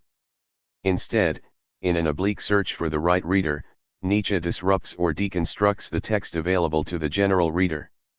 Like a barbed point, a fish hook, Nietzsche's text penetrates the public reading to spur the right reader. Nietzsche conceived his style as a challenge to prospective readers. In this conception, Nietzsche employed an angler's metaphor for his own style. He saw his writing as a kind of cast and his readers as so many fish. For this Antichrist, this Dionysian angler, told himself the same story any fisherman tells himself when nothing takes his line. Die Fisk felt in 11 in the pathos of what Nietzsche called the slow search for those related to me. 12 The hook, the spin, the swerve of the text is the esoteric height of style. The effective selectivity of Nietzsche's style is more than rhetorical intention but claims to be a working aspect of his style. Yet the concept of a popular selectivity is problematic and today more so than ever. If in the modern landscape, every porter dreams of an admirer, the postmodern vista features a Pulitzer in fact or by right for every reporter. The same pluralist conception sponsors every reader's fancy as the singular object of every author's selective intention. Nietzsche's Also sprach Zarathustra was written, as its subtitle announces, for everyone, even if this universal extension is just as quickly qualified via the contradictory conjunction, and no one. Such a book must have, and its author must expect it to have, its necessary epiphany in the hands of any reader who thinks to take the book at its word. Similarly, a book for free spirits or philosophers of the future or men of knowledge or artists of the spirit betrays any vaunted selectivity as the book of casual choice, a counter-commodity for the heightened desires and easy diffidence, the ready disposal of a heterogeneous readership. The postmodern eclipse of the author's singular relevance changes nothing but further advances the hermeneutic polyphony and ambivalence of reception. A style of reading always takes a 24. Text on the terms of the reading. More than an author ever can, it is the reader who styles or constitutes the word of the received text. If Nietzsche's text is to have a selective effect, it is because it acknowledges the reader's self-selective authority and only thus affects, forearms, and so ultimately disarms the reader. Thus, the angling hook of Nietzsche's self-reflective style of authorship is a glancing, teasing anticipation of an egocentric style of reading that can never be foreclosed because it is literally populist. Authorial style against the reader's authority, style against style, Nietzsche cuts the veiled surface of the public text, seeking the reader who would be caught in this way. But the challenge or herald call of Nietzsche's style is an ambivalent passage where mutable maskings, shifting styles advance pointed assaults. The right reader of Nietzsche's text is an authorial reader but never an authority, never authorized a reader author, greeting each mask with the reflection of its inner necessity. Lured by the shifting of such a multifarious text, the engaged reader is the reader conceived as thinker, willing to confront and answer the challenge of philosophic thought, the polished challenge of a writing style. In writing, the rhetorical surface of style projects its underpinnings, suggesting what lies below the turns of the word in the folds of the veil. As the logocentric reader knows well enough, the mask of style is itself a matter of style. The philologist's theoretical aim is the ultimate secret of the unsecreted stylite's spur, or meningit's point. Hence, the philosopher against the philologist, the writer against himself, Nietzsche writes to expose the import unity of the theoretician, the knower bent on truth at any price. By precociously postmodern tropes, Nietzsche's style exposes the eccentricity of expositions, where what is suggested in the image of the text is ever undercut in the same turn, at the next turn, or at all turns. The imaginary Nietzsche after all exposition, that is, the Nietzsche of consummate stylistic achievement, repeats the project of style to eternity, murmuring against all charges of contradiction, because that is the meaning of his challenge to the principle of non-contradiction, so much the better. 13. To read philosophy styled in this way is to engage the daring of thought in a melancholy self-nursing, self-turning mode. As the consummate author-stylist who invites each reader's interest, Nietzsche foregrounds the motif of barbed trial and mask challenge. 14. It is only interior to its accessibility that Nietzsche's style works as a mask. Dehissing the esoteric value of the 25. Text, Nietzsche still as dissemblance addresses the exoteric, the audience that is not the general, last, or even higher, run of humanity. Against Nietzsche's apocalyptic assessment of his own writing, non-legar, 15. The thoughtful reading counters the querulous challenge, am I understood? Have I been understood? With the claim of understanding. The rare reader's prowess is limned by an accession to the text as a thinker of its thought. But can such a rare reader be found? Is this precious dialectic of conflict and power proclaimed in earnest? If it is meant seriously, is its corollary plausible that would pronounce, as I would seem to be arguing here if only as a subtext of the current text, that none of Nietzsche's current academic readers may be counted as his right readers? But these readers are just the ones who must, of all readers, be counted as so forewarned, so admirably forearmed concerning the difficulty and distance of Nietzsche's text that their approach to his text should be the right one.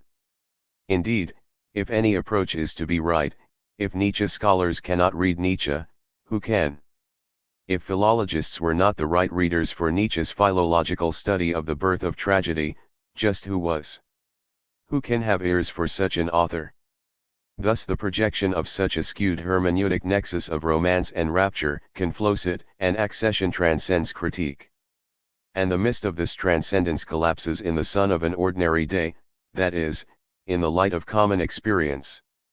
After all, we are still talking about reading Nietzsche.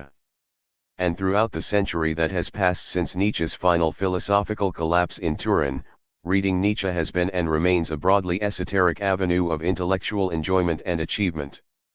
In all sobriety, in all simplicity, where more than a little is needed, reading Nietzsche is a common practice. And understanding Nietzsche is a easily managed feat, demonstrated by any college philosopher, theologian, or poet. Indeed, any beer hall politician can do it. Again, if philosophy as such may pride itself on its rigor, Nietzsche is scarcely a representative pinnacle of rigid complexity. As all casual and actual students of philosophy know, perhaps even better than the sometimes turgid students who are the scholars of his work, Nietzsche is fun. Thus it seems that the elite or rare power Nietzsche claims indispensable for winning hermeneutic access to his writings is so much routine hype feeding the popularity of his works. 26. Contrary to his own worst predictions, Nietzsche is more or less read and more or less understood these days. What then? What now? What can be the nature of Nietzsche's style such that, despite his claims for the spareness of its appeal, it nevertheless continues to win such Catholic allegiance and, as a corollary to its general fascination, inspires volley after volley of conservative assault. Nietzsche's style, a mechanical model. More than an apotextual flourish for publication, Nietzsche's style of philosophy emerges through the deliberate composition of his texts. This deliberate presentation is less that of calculating artifice than it is of artistry. But because Nietzsche offers his own cautions to the reader, 16 it would seem that it is the force of the author's self-interpretive urgings rather than critical literary insight that pronounces Nietzsche's style the consummation of stylistic mastery. Nietzsche ensures that his readers will be apprised of his style by overtly announcing the range of his virtuosity, just as he underlines the necessity of an adequate response to that style where he explicitly warns against easy presumption. Nietzsche's text is thus a kind of gauntlet, thrown forth in a double sense. Cast down as a challenge, it is also meant as a course to be run. In this twofold rite of passage, by assuming the traditional challenge of pride and desire, by running the course of bravery, the reader is bound. There is nothing surprising in such a double effect. Between two metaphors, the gauntlet is cast, either to be taken up or to be run. In literary transactions, the reader's interpretive complicity, which I have already named as prerequisite to any hermeneutic account, and the author's demand for this goodwill in running or taking up the gauntlet is essential to an expressive consummation. The rhetorical legacy emerges as the sensitive reader's patrimony. In the goodwill attending the rhetorical turn, style is the selective transmitting medium of Nietzsche's philosophic intention. Analogically expressed, the selectivity of Nietzsche's style may be compared to the industrial chemical technique of vacuum filtration. Like gel chromatography, vacuum filtration is a selective technique. Like Nietzsche agonistic style, a vacuum is used to intensify the effect of a mechanical sieve. If the grade of the filter 27 can be compared to the difficulty of Nietzsche's style, a highly permeable filter would be one that transmits everything at the lowest level, while at the ultimate stages or levels of difficulty, very little is transmitted by the increasingly selective and near impermeable filters. On the terms of this analogy, the popular reception of Nietzsche's text may be seen as the operation of the first, broad transmission. This corresponds to Nietzsche's image as being easily or generally accessible among philosophic authors.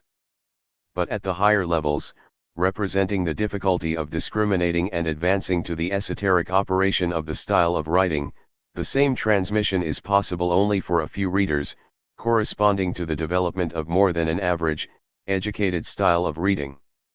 17. Nietzsche's postmodern, parodic style, is the rhetorical movement of his text against the wrong, insensitive, and impotent reader.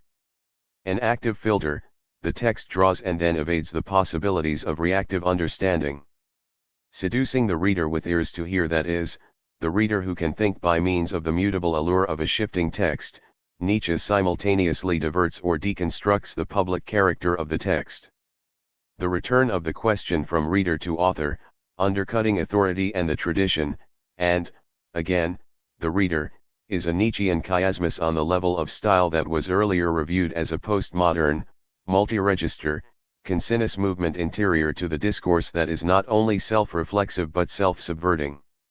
In the experimental register of the aphoristic and throughout his textual ventures, Nietzsche writes for the reader able to understand. Ultimately, it is by means of a technical misdirection in the apprehendable text, an illogical, metaphorical, or metonymical composition, that the style of Nietzsche's irony excludes the general reader. In this way, readers with differing capacities for understanding are distinguished by their interpretive response to the text. Nietzsche's coordination of style and exigent reading may be seen in the following brief illustration. We may recall that, in the concluding section of the preface to his Genealogy of Morals, Nietzsche declaims the style of reading needed to match his style of writing. One thing is necessary above all if one is to practice reading as an art in this way. Rumination 18. That is to say, the style of reading suited to the style of Nietzsche's writing/thinking is not discursive but rather a digestive, appropriative, or incorporative. 28. Style. Appositely, too, a ruminative style of reading is needed because, long received as a texture of oppositions, Nietzsche's proclaimed style is an announcement that should never be schemed over or, worse, swallowed down but only sounded out. By shifting the metaphor of intestinal cyclings to the labyrinthine ear, we may review Nietzsche's style as unfamiliar music, seeking the harmony that gradually reconstitutes dissonant strangeness. The music of a text is not just the rhythm that moves the reader along, it is also the harmony that brings the reader back to a text, that draws the bowing of reflection back upon itself. Read once and, within the reflective memory of the first reading, read again. The first essay of the genealogy illustrates the postmodern signature of advance and demurral, deliberate inscription and covert subversion that is Nietzsche's style. In the very first section of the same essay, Nietzsche betrays the direction of his writing. Its first address is to the general reader. That is to say, given the explicit context of the currency, time of publication and appeal of the text, Nietzsche's average reader shares the casual psychologizing interest of the educated reader looking for something new about morality, something revealing the nature and cause of good and evil. Nietzsche writes, then, first of all with reference to the texts preceding his own text in the same genre. These were the texts of his readership's prior acquaintance, authored by or influenced by the then and still current interpretive scientism, a brave modern sophistication Nietzsche ascribes to those with a self-deceiving instinct for belittling man, out of the mistrustfulness of disappointed ideals, or from a subterranean hostility and rancor toward Christianity, or maybe derived from a lascivious taste for the grotesque. Perhaps, Nietzsche suggests, these impulses are also present in the readers of such books, the past-present reader, his readers. Strikingly or laughably risque, such psychological readings are at the same time the stalest, most mechanical readings of humanity, taking moral instincts according to their animal, physiological, or habitual origins. Today's popular accounts of propagation, gene-serving generosity are equally unflattering. Ad hominem, Nietzsche moves then to argue that the motives of such an analysis of morality require examination. Why? Then as now, the fixation on mechanism. 29. Requires an accounting. Hence the first section of the genealogy turns the reader toward the reticular alleys of low suspicion. In the wake of this modern romantic psychologizing, invoking and reproving the prurient fascinations of the Victorian scholar/reader, we have learned to inquire. Postmodern, we are suspicious by nature. Just whose imaginary genealogy does Nietzsche trace here? The English psychologists named as such, or, rather, the reader reading this work with a taste for such secret origins? Because unresolvable ambiguity is essential for the play of Nietzsche's rhetoric, the questions, who is the subject? Who the author? Who the reader? Do not matter. On the terms of a hermeneutic reading projected according to the metaphor of rumination or resonant audition, the coils of the text have already doubled, redoubled, and collapsed. Choking the linked momentum of his rhapsodic psychologizing, Nietzsche deflects any conclusive attribution or original analysis. He is, he tells us, told they are simply, old, cold and tedious frogs. Now, Nietzsche draws back, boldly launching the text into a blind passage. In this turn, it can be said that he gives himself away to the sensitive, retentive reader. Thus writing for his readers, he writes of his noblest, vainest, impossible hope for these men of science, among whom we must count his current readers, then and now. For the reader interested in the genealogy of moral reflection, Nietzsche offers his best wishes. That these investigators and microscopists of the soul may be fundamentally brave, proud, and magnanimous animals, who know how to keep their hearts as well as their sufferings in bounds and have trained themselves to sacrifice all desirability to truth, every truth, even plain, harsh, ugly, repellent, unchristian, immoral truth. 19. The double valencing of Nietzsche's style is of interest in tracing the textual movement of this first passage. The broad appeal of Nietzsche's style is cast out like the reel of a fishing rod, but even on a good day the hook never even makes contact with the lure never even entices all the fishes circumscribed by its arching passage. Thus if the mocking tone of the introductory litany of self-deception forbade the reader's identification with the investigators of the psyche, this last account softens this very and indeed already implicit. 30. Alliance. The play of the first rhetorical turn is superficially ironic. The reader is deflected from an identification with his prior reading interest. Because this first move works against both readers and original authorities, its irony lacks the arch of an even appeal, and the trope is not casually understood or romantic irony but rather a didactic or Socratic irony. Thus, just as the reader could begin to catch the direction of Nietzsche's appeal in the flatness of its duplicity, we must be ready to change metaphors, where Nietzsche deflects the direct impact, hooks, or puts English upon the spirit of his challenge, proposing the last passage as the generously willed ambivalence of a high melancholy reserve. The common experience of familiarity with Nietzsche's texts is one of a certain mutability. When the reader returns to a familiar text by Nietzsche, whether one reviews a textual locus, context, phrase, or term, the reader finds Nietzsche's text renewedly new. I have elsewhere described this phenomenon as an effect of Nietzsche's self-deconstruction. This protean quality is characteristic of poetry, music, and the other arts. It is also characteristic of philosophy and any written text, in the wake of deconstructive readings, if not in the same way and to quite the same extent. By speaking of Nietzsche's text as musical, it has been argued that Nietzsche's text is so composed that, like a musical piece, it is always different.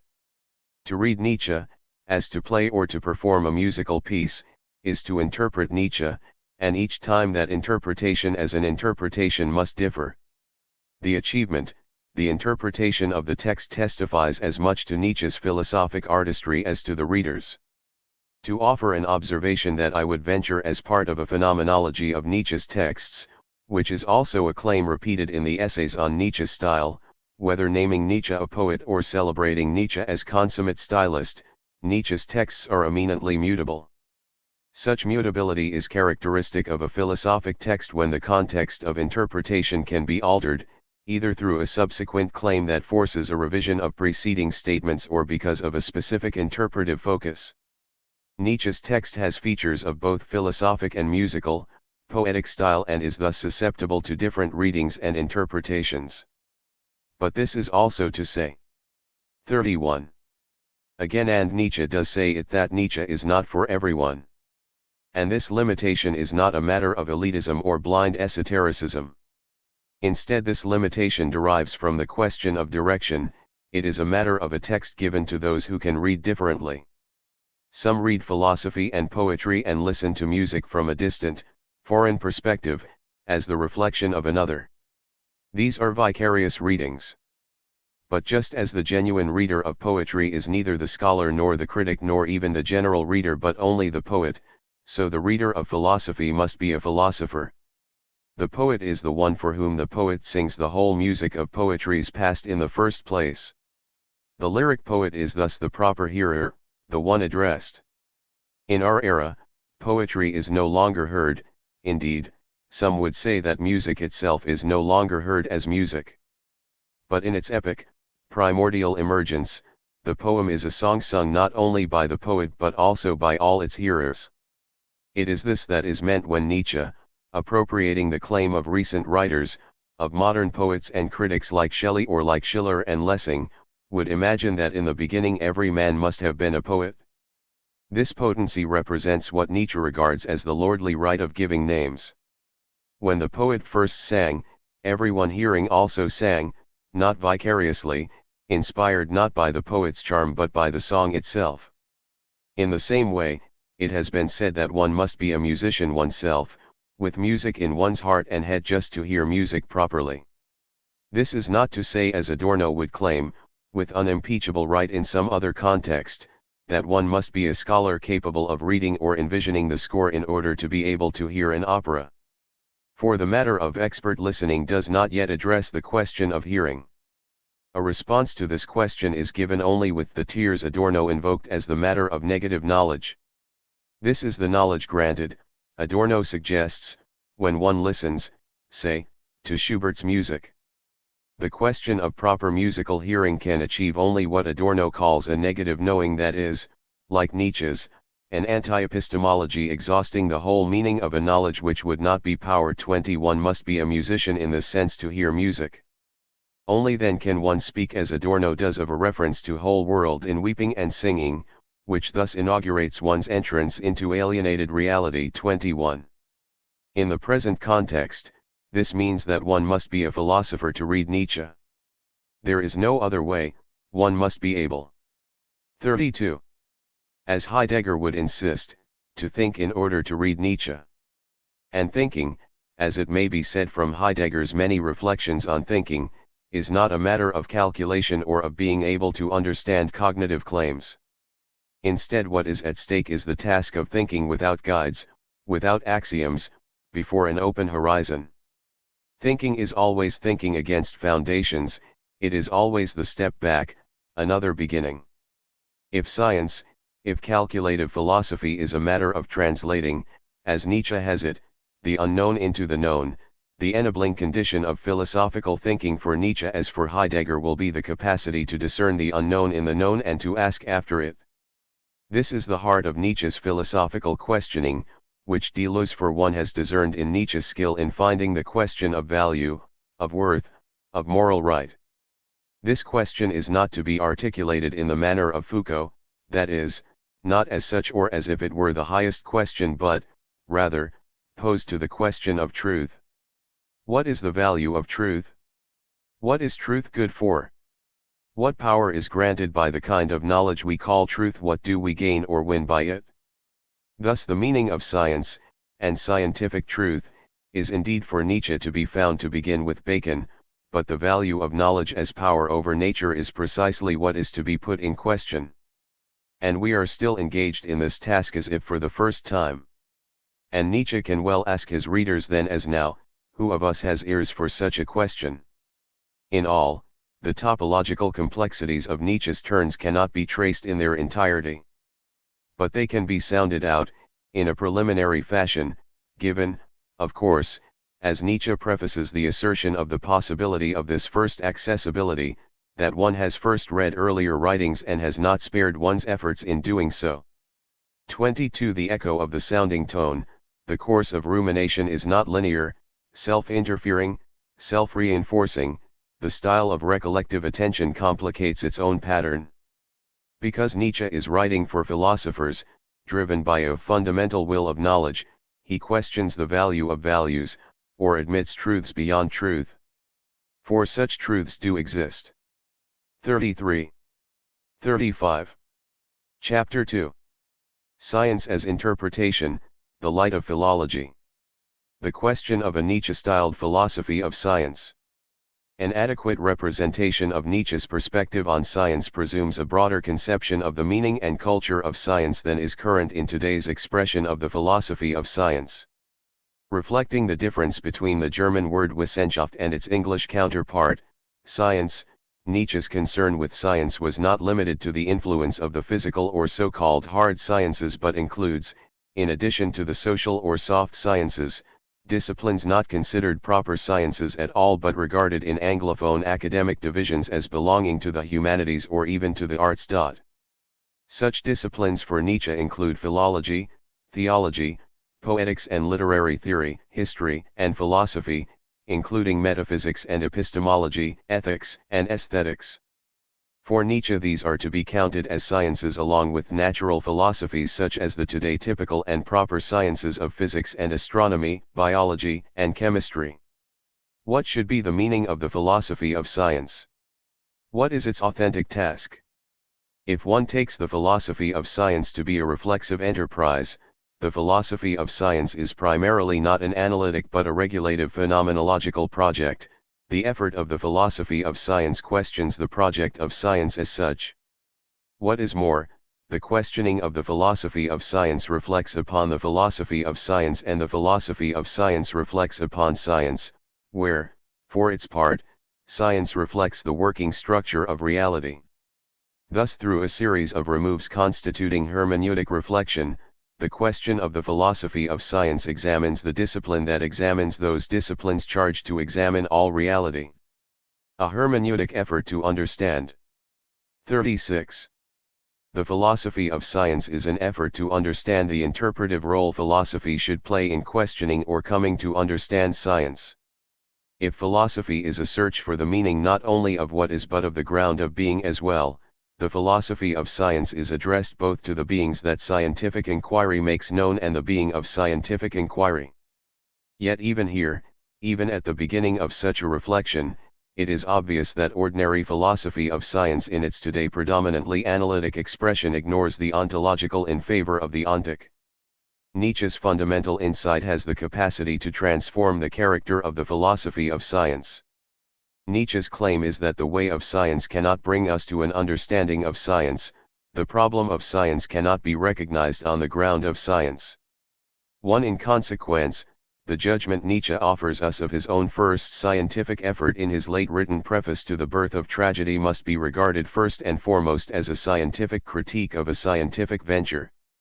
Nietzsche's first scholarly, philological project confronted the problem of science as a problem, and let us not fail to note that confronting the problem of science as a problem is already a radical conceptual approach and attempts the resolution of this problem on the artistic level, as the only resolution possible. But, to be effectively understood, the reference to the artist requires a further turn to the perspective of life. In this way, the aesthetic life orientation guiding Nietzsche's entire philosophic effort to look at science in the perspective of the artist, but at art in that of life, too offers us the foundation for a perspectivalist and, thereby, for an authentic or proper philosophy of science. This possibility of a perspectival revisioning of science, that is, of the philosophy of science, may be articulated by way of what Martin Heidegger has named retrieve. Expressed in the spirit of Heideggerian retrieve, a Nietzsche-styled philosophy of science does not follow Heidegger's interpretation of Nietzsche. 3. Neither does it entail the effort of thinking Heidegger's own project for thought in its authenticity, but simply accords with Heidegger's way of doing philosophy. Reflecting on a thinker's thought requires a radical attention to what is thought in its originating project. Such a disciplined devotion rethinks, recovers possibilities already outlined but not given expression in the original thought. The rethinking. 37. Of a thinker's thought is never expected to be exhaustive, nor is it presumed to reveal the essential core of the thought. The project of retrieve is a modest effort. One does not claim to surpass the thinker's own achievement even where one must go beyond or overcome the original thought. The spirit of Heideggerian retrieve or repetition suggests a recuperative, experimental endeavor. Retrieve is an experiment of thought articulating the basis of a critical philosophy of science. Toward a Nietzschean critique of science. Minimally, a philosophy of science concerns the institution of science in two ways: science as a method of inquiry or investigation and science as a worldview or world construction. Science is not only the investigation but also a representation of nature, the discovery and expression of the facts. Yet even this minimal account of science runs into difficulties, for there are no facts to be had. For Nietzsche, against positivism, which sticks to the phenomenon, there are only facts. I would say, no, facts are precisely what there is not, only interpretations. For similarly he declares with respect to physics, the most scientific, so to speak, of the sciences, indeed, the paradigmatic science today, physics too is only an interpretation and arrangement of the world and not an explanation of the world. 5. As Nietzsche sees it, all knowledge claims, including those of physics itself, are matters of interpretation, not fact, exegesis not explanation. But one can well object in the company of many literalist or over-ingenuous or simply more impatient readers that Nietzsche's claim that facts are precisely what there is not is nothing more than Nietzsche's own interpretation. Isn't Nietzsche's statement, as such an interpretation, consequently false no matter what? Claiming that there is no truth, Nietzsche presumes the criterion he seeks to undermine. It is true that for Nietzsche there is no truth. The standard Nietzschean counterfactual encountered in the literature of serious scholarly repudiations and in casual academic dismissals of Nietzsche's philosophic significance may be identified in the following 3 steps or moves. First, for Nietzsche there are no facts, only interpretations. This is equivalent to the 38. Claim that everything is interpretation. Second, but it is a fact that for Nietzsche facts are precisely what there is not. Nietzsche's first claim is thus not only interpretation. Third, hence it is not true that everything is only interpretation, because for Nietzsche there is at least one truth, namely that there are no facts, only interpretations.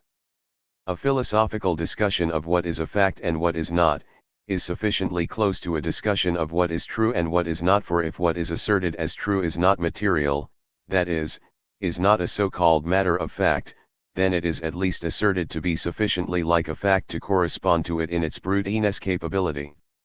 Nietzsche's position on truth, Nietzsche's position on the facts, reduces to what some might call Nietzsche's metaphysics, that is, Nietzsche's position on what there is. And what there is, for Nietzsche, is precisely no facts, there is no truth. Thus Nietzsche contradicts himself, and thus we have the logical repudiation, as it were, of the Nietzschean counterfactual. All this is very easy. But despite the appeal of simplicity, be it a canon advanced by taste or laziness, the foregoing logical reservation should be treated with reserve. For it is a consequence of Nietzsche's terminological fluidity or style that such quick efforts to formalize Nietzsche's claims often run aground. 6. Logical exercises like the above suggest that if what Nietzsche says is an interpretation, what Nietzsche ventures as an interpretation is as such potentially false. And an interpretation can be an interpretation as such only with respect to some other given or presumed absolute account, even if that account reads, "Everything is interpretation." This point is perfectly reasonable, and Nietzsche himself concedes that it is. It is this concession that is problematic. Thus the further and ultimately the more interesting point remains to affirm that everything is interpretation and not fact, and to admit this not so much as a claim as an interpretation works in effect as a frontal assault on the standard notion of rationality. Unlike the standard Cretan self-contradiction, Nietzsche's self-contradiction is not merely explicit. Nietzsche does not say, "This too is an interpretation," as the Cretan says, "Everything I say is a lie." Nietzsche is already on the other side of the rhetorical gambit that is the logical process of legal evaluation. In this way, Nietzsche's epideictic appeal is also a forensic expression. That epideictic. 39. Forensic projection is the point of Nietzsche's self-contradiction. It is perfectly reasonable to say that Nietzsche contradicts himself here, but it is exactly this contradiction that Nietzsche affirms. What is the consequence of that deliberate precision? If Nietzsche deliberately contradicts himself, the result undermines perfect reason itself. Beyond this, it is relevant to note that to reveal a perspectivalist statement as perspectivalist, assuming a perfectly reasonable perspective by assuming Nietzsche's perspective in its full, logical extension, cannot reveal perspectivalism as self-contradictory in the ordinary way of self-contradictories just because a perspectivalist position as such is assumed from the outset. When one plays by the enemy's rule, one cannot of a sudden change the rules in order to claim a triumph. If the logical problem with Nietzsche's position can be classified and set aside as a logical contradiction or an instance of circularity, such a classification might be of interest to logicians but nothing more. In any case, there is a rather perverse disingenuousness in the effort to set out to criticize Nietzsche's logic when that effort assumes that this logic must fit within or work in accord with the schemas of standard propositional logic, despite Nietzsche's axiomatic critique of the axioms of the same schema. Beginning from such a logical conviction concerning Nietzsche's critique of logic, that is, by denying the relevance of Nietzsche's epistemological critique as such, one is able to end as Maud Marie Clark so often concludes in her book by describing what Nietzsche could not have meant on these same standard terms. Thus Clark notes, "If I seem to be saying that what appears as radical in Nietzsche's position on truth is actually mistaken or confused, this is in fact what I believe." 7. The specific point of the perspectivalism Nietzsche suggests in opposition to positivist perspectives, is the claim that self-sufficient facts are not to be found in reality. I have suggested that for stylistic reasons this claim is not affected by a charge of self-contradiction. To review the reasons why, we may begin by asking why Nietzsche would publish a position that he himself, by the expedient of suggesting it as perspectival, does not support as true but rather celebrates all to the better. He says nothing but interpretation? We have 40. Seen that the standard response to this question cites Nietzsche's failure to understand the logic of thought, going so far as to assert that Nietzsche is confused and, therefore, that he contradicts himself. Nietzsche does indeed contradict himself, but I hold that what must be taken into account in this self-contradiction is the working of his stylistic concinnity as a style posed for the reader's response, a position that is completed only by the reader's response. This radical open-endedness obviates the charge of confusion or error. It is a grave mistake to hold as Clarke does that Nietzsche's position on truth is mistaken. One simply does not have the whole of Nietzsche's position when one reads Nietzsche. It is an essential feature of Nietzsche's style that he is writing not for the general reader but instead, as he puts it himself, for certain rare readers. These readers are to be identified as those, as he says, who are related to him, possessing the ability to think along with him, those with a musical affinity for his thought. This would seem to mean that Nietzsche is writing only for those who would have an understanding of what he writes almost in advance, and this is indeed what Nietzsche claims. Nietzsche means to challenge these readers, writing to their affinity with him, eliciting their reflective response and their attention by means of a style described, from this resonance sounding out of other like souls, this I have expressed with a musical metaphor, as concinnity. It is this style that resonates in the self-contradiction that threatens in the claim that there are no facts, only interpretations. Recognizing the threat of self-contradiction, as he does in advance, Nietzsche ends by rejoining this same charge of self-contradiction with a rhetorical shrug. His philosophic position is held to be self-contradictory because it states as a fundamental, universal claim what can be only a merely individual opinion or what can be proffered only on the meta-level. And Nietzsche acknowledges just this limitation and gallantly saves perfect reason the effort of challenge by charging himself with self-contradiction, granted this too is only interpretation. As an impossibly unflinching reply, comes the undaunted, deliberately daring, or mocking so besser. 8. Let it be emphasized that the categorical statement everything is interpretation does not claim that all interpretations are 41. The same.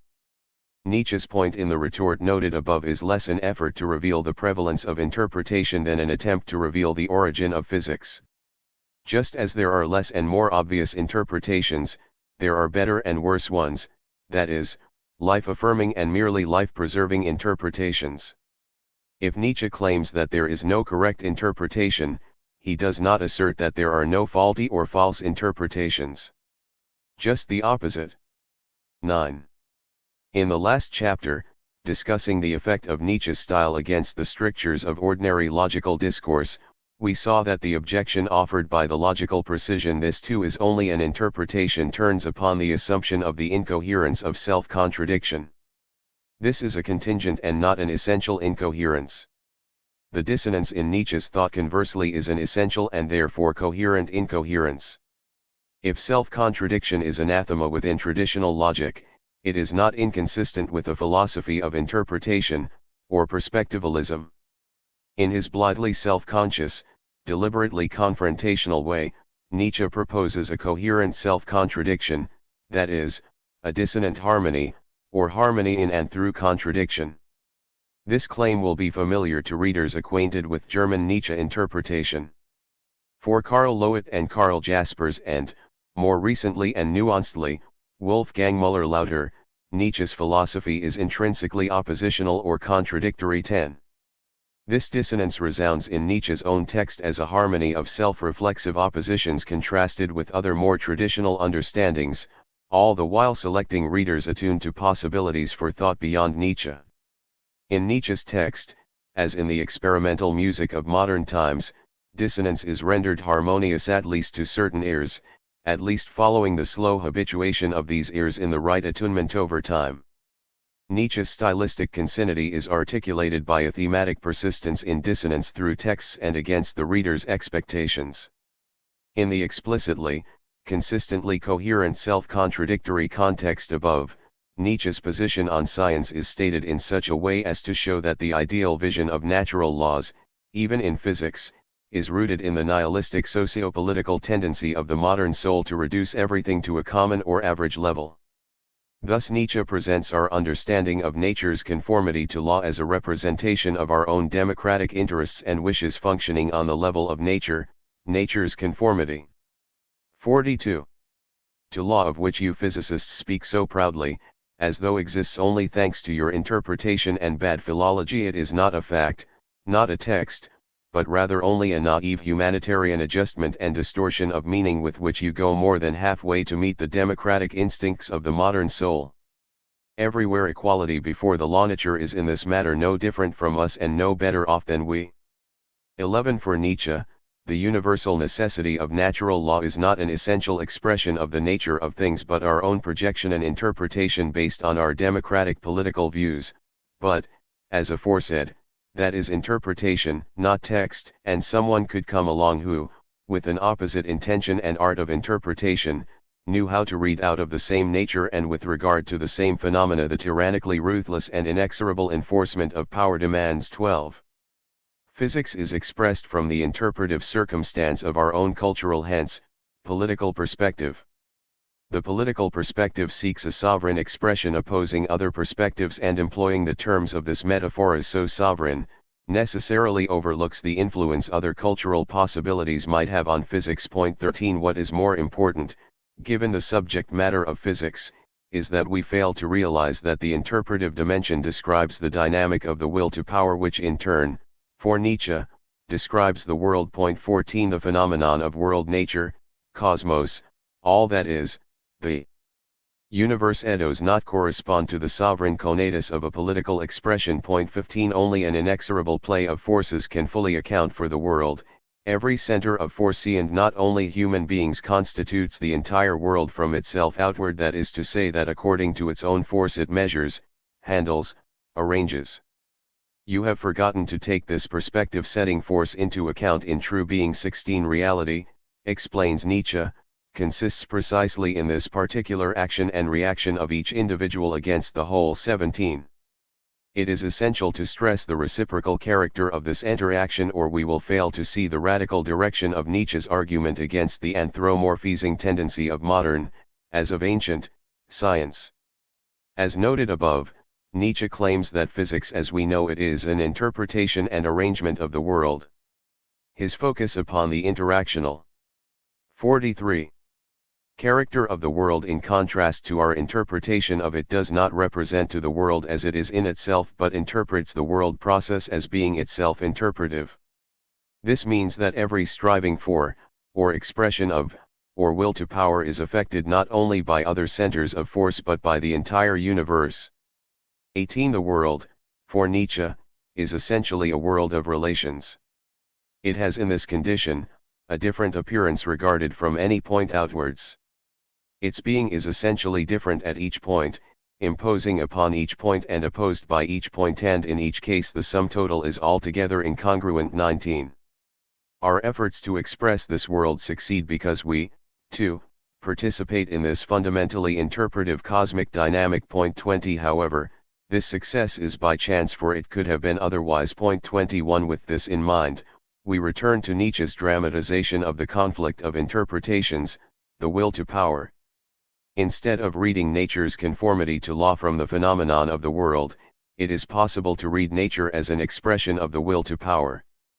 An interpreter who could bring before your eyes the universality and unconditionality of all will to power in such a way that almost any word, and even the word tyranny, would finally seem unsuitable or as a weakening and moderating metaphor as too human, and who nonetheless ended by asserting of this world the same as you assert of it, namely that it has a necessary and calculable course, however not because laws prevail in it but because laws are absolutely lacking, and every power draws its ultimate consequences every moment. 22. In this alternative interpretation, we see that Nietzsche's speculative interest is directed to challenging our ordinary empirical expectations and what we conceive to be the possibilities for those. This challenge is effected by Nietzsche's stylistic concinnity, contrasting a primary conceptual expectation with the expectations arising from different perspectives. Because no perspective is privileged, there is no knowledge as such in any one of them. This assessment includes Nietzsche's own position because it is that position in its full extension. Using an expressive concinnity to contrast expectations of nature's conformity to law with the source of such expectations in our own democratic wishes, Nietzsche says necessity results from the will to power, not the obedience of nature. So he advises, let us beware of saying that. 44. There are laws in nature. There are only necessities, there is nobody who commands, nobody who obeys, nobody who trespasses. 23. Necessity, then, results from an absence of laws rather than a prevalence of laws. By this Nietzsche means to denounce the rational idea of a rule-governed cosmos. What happens happens, and every event determines its ultimate consequences, but there are no reasons, no regulations, no rational. There are no rules, only necessities. As our previous reading of the concinnous logic of Nietzsche's challenge to scientific reason demonstrates, the idea of a law of nature is contrasted with that of natural necessity in an exhibition of contrasts that includes Nietzsche's own position. Using the rhetorical artifices of concinnity, Nietzsche both articulates and replies to an internal contradiction. Granted, this too is only interpretation and you will be eager enough to raise this objection, well, so much the better. 24. In this way, both confrontationally and dialogically, Nietzsche describes his own position vis-a-vis traditional positions, that is, his own philosophy of science. 25. Vis-a-vis traditional approaches to and understandings of science. Nietzsche's concinnity is fundamentally propedeutic, what Heidegger would call the adventure of the question in Nietzsche's musical style that challenges the reader to echo, to counter or magnify the claim advanced in Nietzsche's writing is itself essentially a preliminary questioning of logic and science. It prepares the way to put the morality of truth in question. We see again that what is said by Nietzsche's text is inseparable from the mode of its expression, and the style of expression articulates the perspectival openness that is for him as it can be for us a new possibility for thought, philosophically beyond the tradition. It is Nietzsche's controlling perspective that everything is an interpretive or moral perspective or will to power, including his own interpretive understanding. And he is irreproachably, almost compulsively consistent in this. If Nietzsche is quick to say that there are, strictly speaking, no facts, only interpretations, he is even quicker in stating that traditional logic is nothing more than a physiological/ecological 26 exigence, to regulate a world for ourselves, in which our existence is made possible. 27. 45. The originating impulse of our language of signs or sign system, as Nietzsche calls traditional logical conventions, 28 is nothing more, he says, than its life-preserving and life-enhancing efficacy. In this context, the concepts of identity and substantiality have logical primacy because they are indispensable for the survival of the organism. 29. Logical thought is a method not for revealing but for determining what should count as, what is called, truth. Life is no argument. The conditions of life might include error. 30. Thus, for example, the principle of non-contradiction is a rule for determining the value of logical thought by delimiting what counts as valid logical thought from impermissible formulations.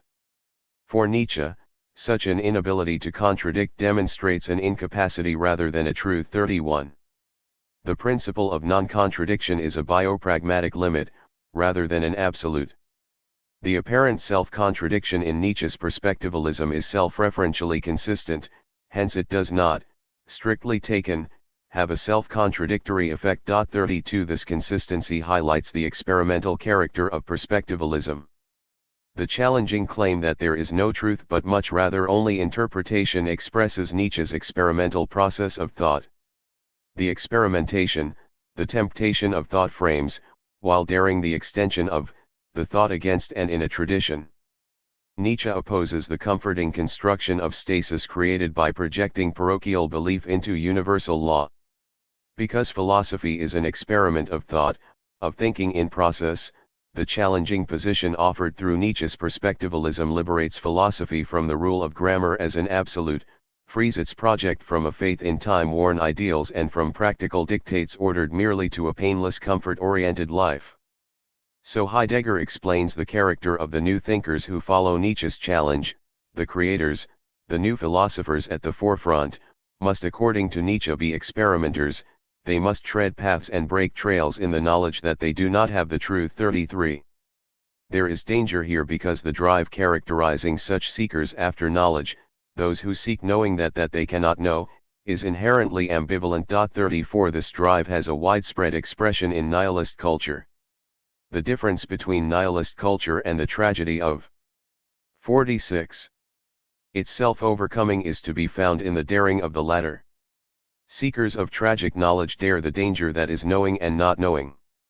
So precisely apposite in this context, Gadamer describes Nietzsche as a genius of extremes, a radical experimenter with thought. He himself characterized the figure of the coming new philosopher as that of the attempter, who brings not truth but risk.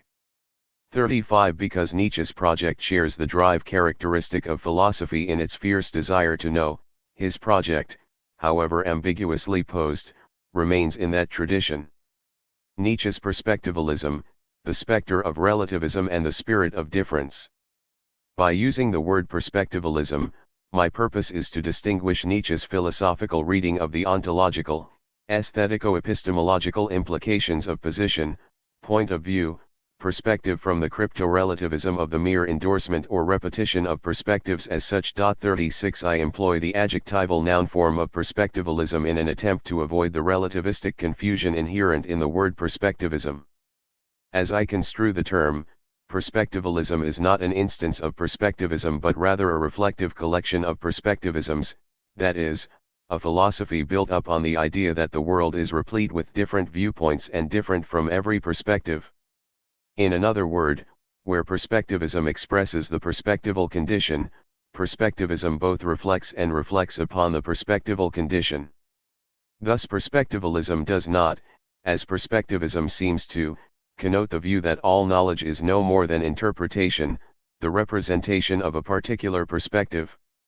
Clarke defines perspectivism as the claim that all knowledge is perspectivism. 37. However, perspectivalism comprises reflection on the consequences of this claim concerning knowledge and not merely the expression of the claim itself.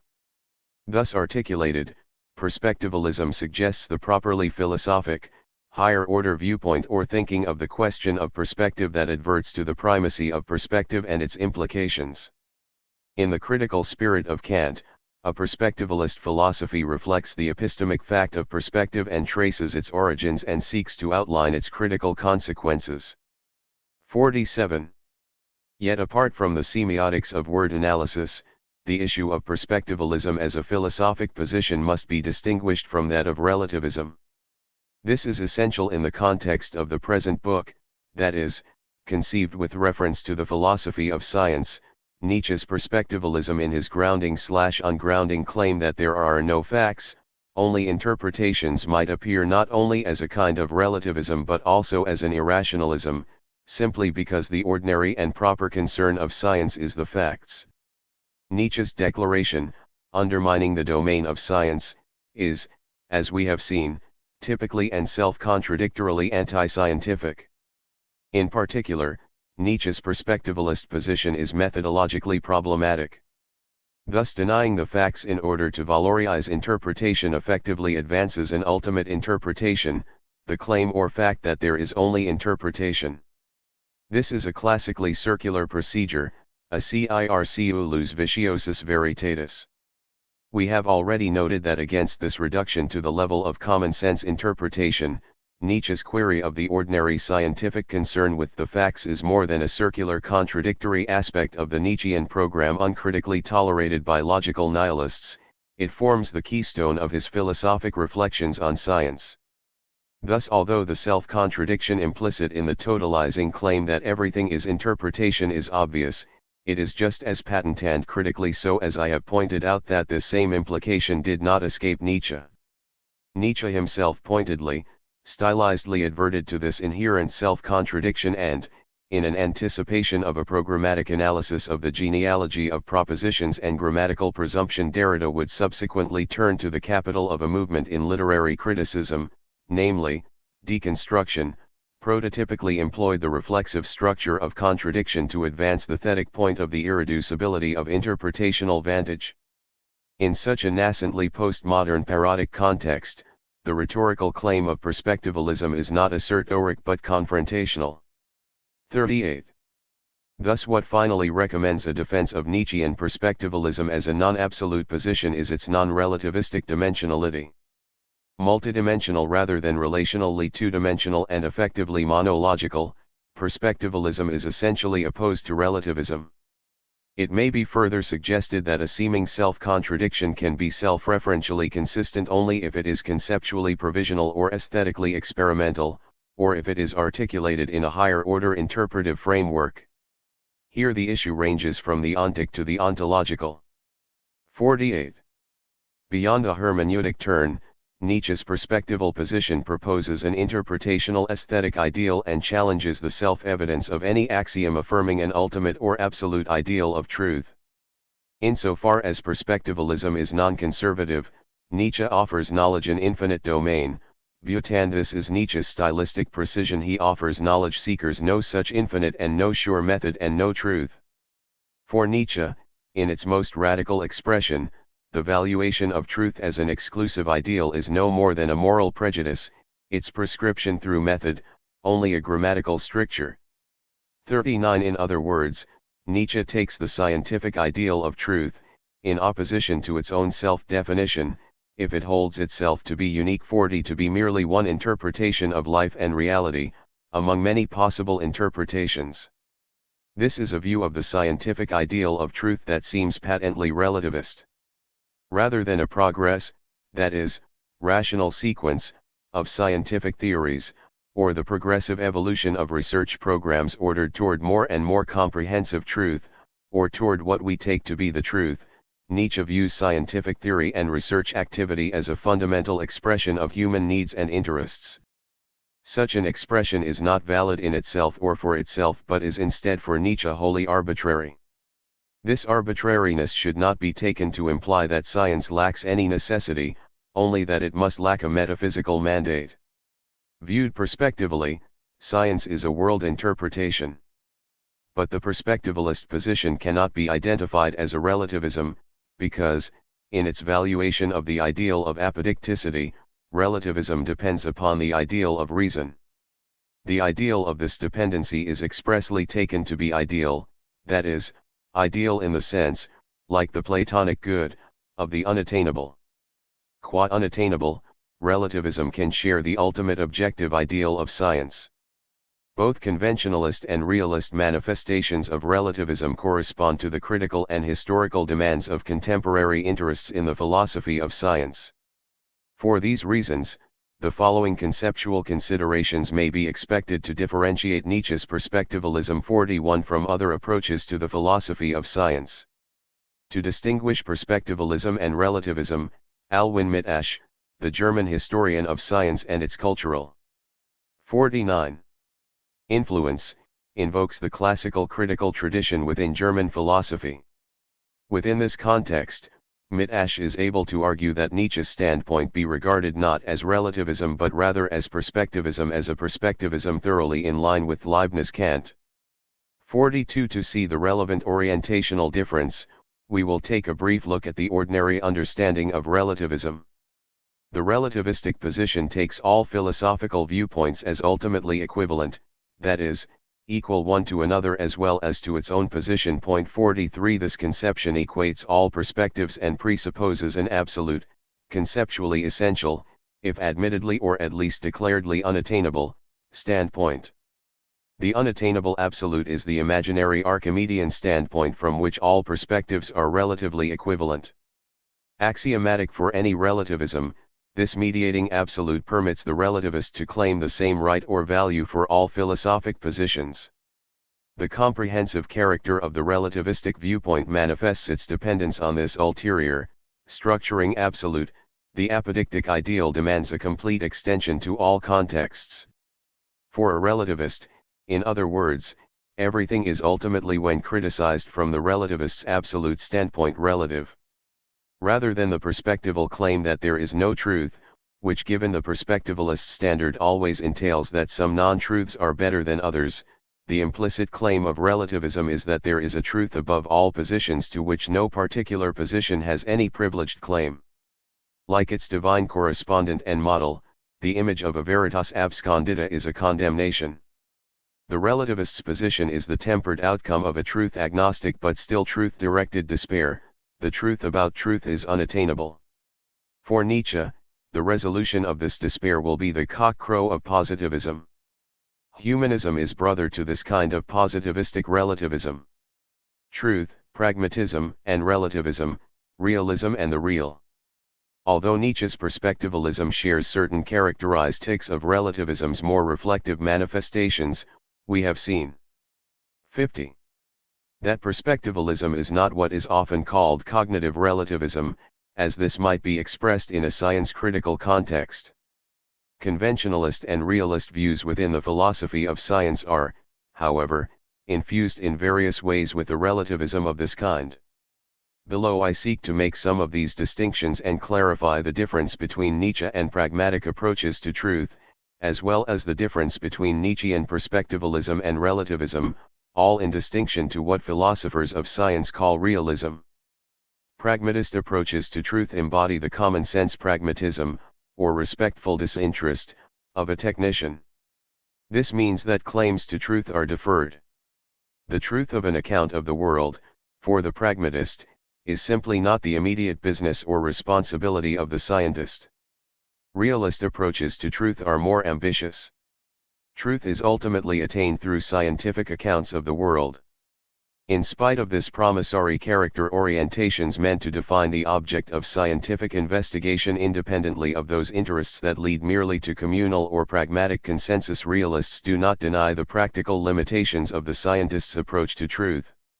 It is not my intention to stress the differences between pragmatic and realist views of the scientific truth.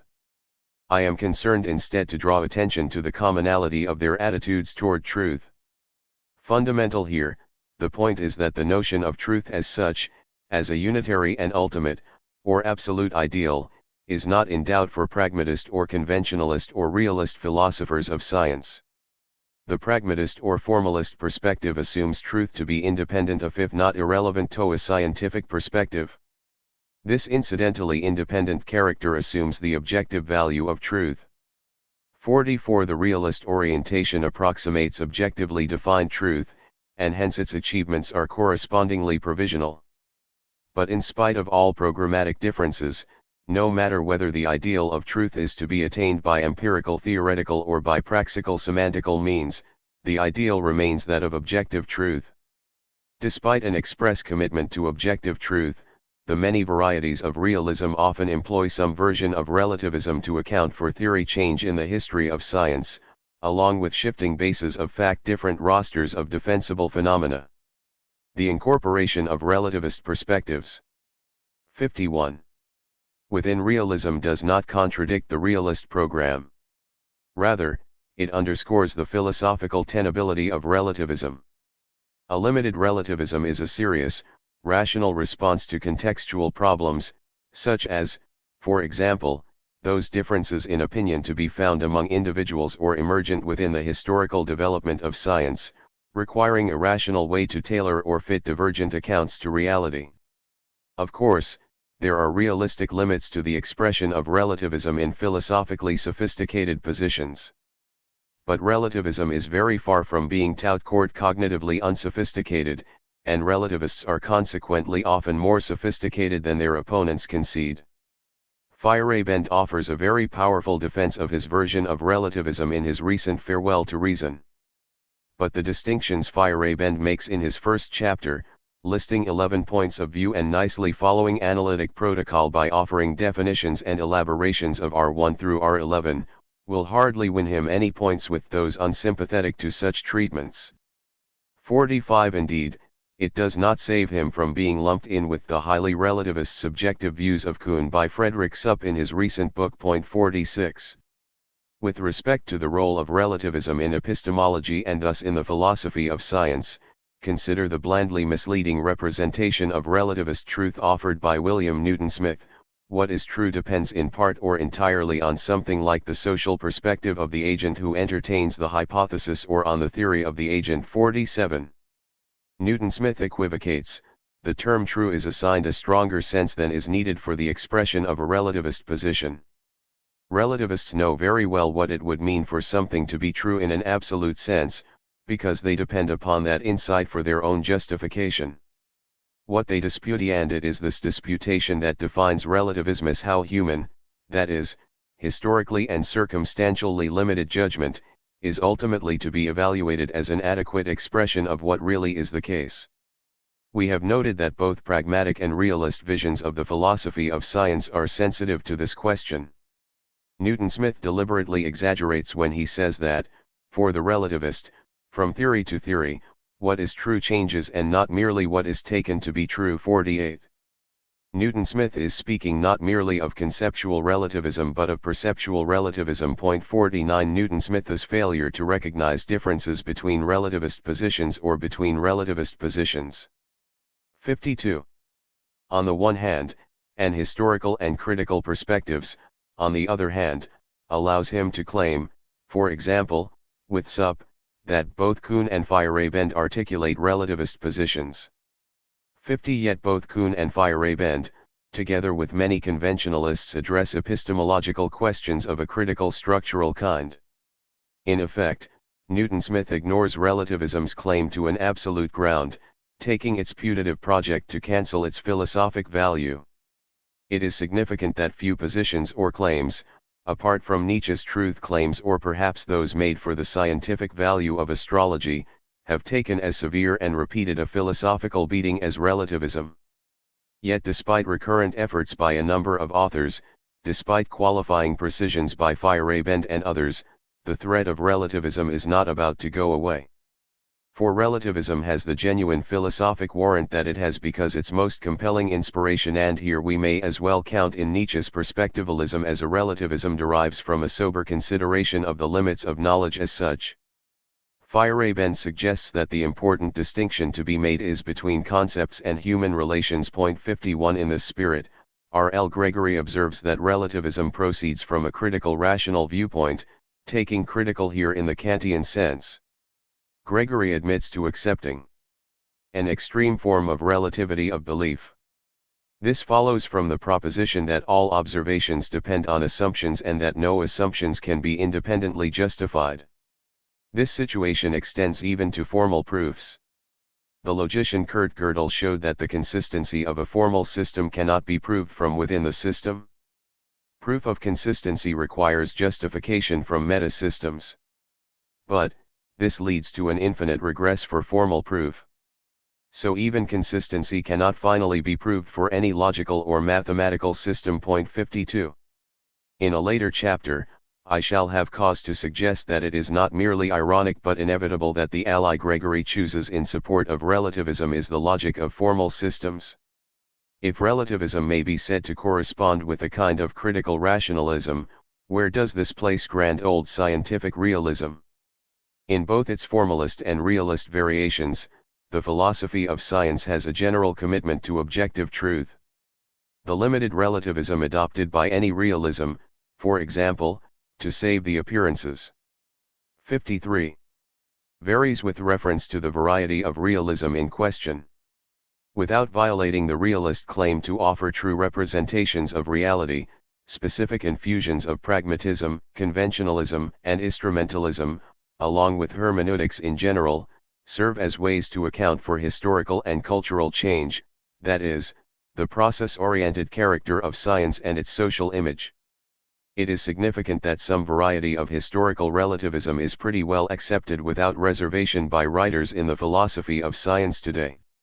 Critical or otherwise qualified realisms are thus able to claim an approximation to the facts while reasonably accommodating the philosophical fallibilism required today in both scientific practice and philosophy.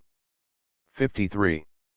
From the perspective of a Nietzsche-styled philosophy of science, the problem, as I have asserted, is not relativism as such but the desire manifest in relativist positions for the absolute.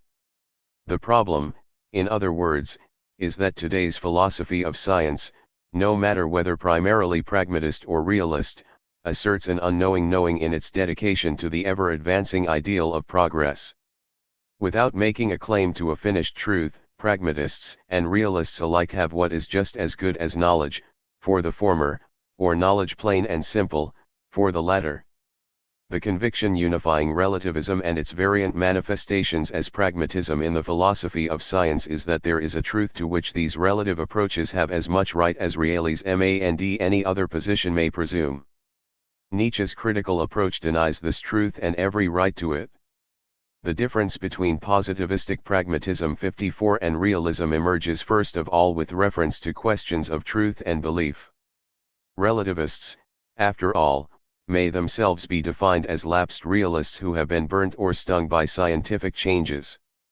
For comfort, they focus on their formalist heritage, in logic and the possibility of reconstruction 55 or perhaps translation and/or interpretation 56 and stipulation point 57. Loyal realists are less shocked by the conceptual challenge of theory change and the dynamic of scientific advance point 58. They are the proper heirs of the British empiricists and reflect their stubbornness.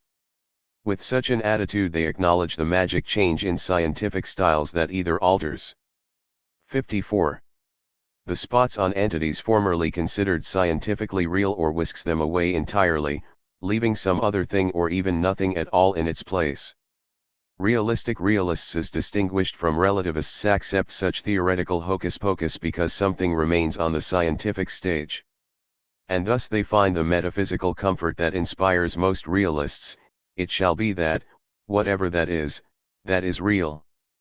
But one should not imagine that the ideal of the absolute thereby vanishes. The need to adapt to cultural and factical change is important because it explains the necessity of hybrid philosophies of science. A pure realism is impossible. To adapt to changing climates of scientific theory and fact as it does and must, realism must incorporate certain traits typically associated with relativism. In a dominant realist hybrid philosophy of science, if one can physically apprehend an objective one can still kick it, as it were, then it is real in some, that is, in whatever, sense. In representing and intervening, Ian Hacking offers a contemporary expression of this realistic empiricism as a kind of optimistic pragmatism: if you can do something with or to an object, it is real.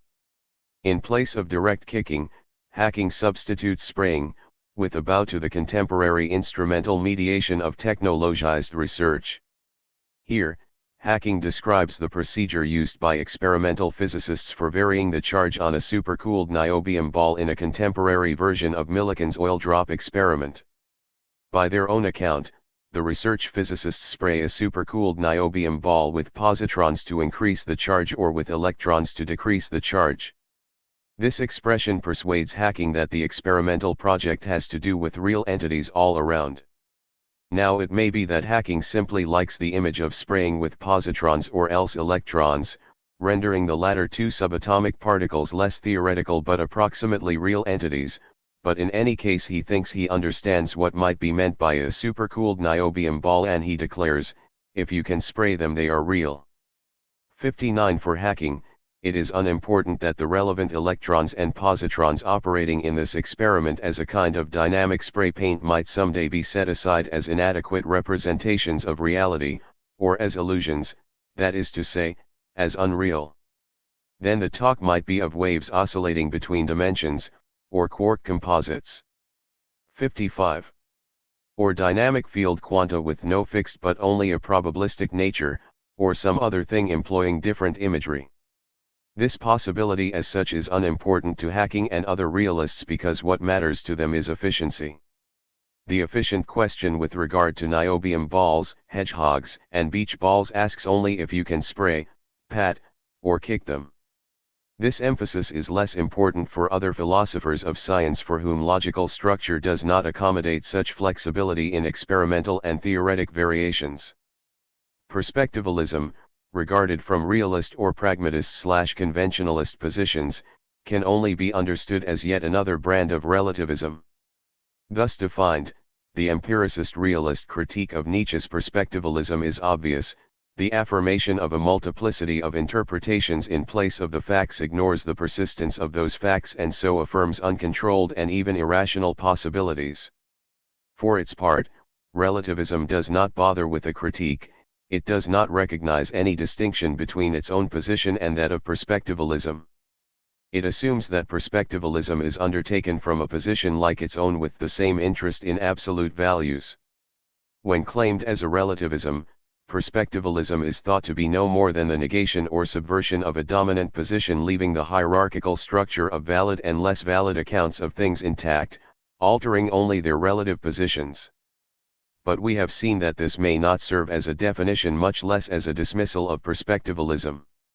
In the self-referential assertion that everything is interpretation, an absolute claim or frame of reference is irretrievably excluded. Nietzsche's perspectivalism is not derived from an absolute, by originating in its negation, as a kind of Hegelian Aufhebung, nor does it posit an absolute, as relativism posits the truth. The twin dialectical movements of Aufhebung and Ressentiment preserve the idea of an absolute. This same absolute is relativism's ultimate warrant. Nietzsche's philosophy is conceived as an attempt, an experiment, daring to question what is least questionable in questioning what has hitherto remained unquestioned. In this respect, Nietzsche projects a philosophy that is truly 56. Open, that makes a virtue of this openness, and that although scorning all reserves is yet ready to justify itself in an open encounter with life as art. In his refusal of an absolute, Nietzsche affirms the infinite possibility of knowledge.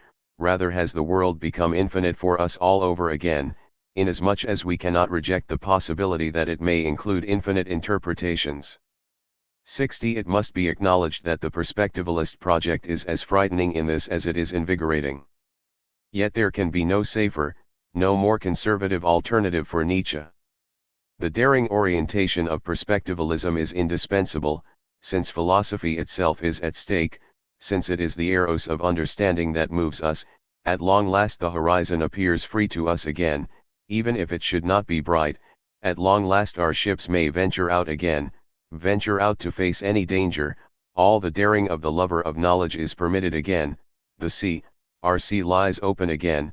Perhaps there has never yet been such an open sea. 61. There is a clear difference between a perspectivalism that scorns preservative measures taken for their own sake, daring all perspectives and every destruction including its own, and the relativism that proposes only its own equal right to the same right as opposed values and refuses any possibility of its own destruction or diminution.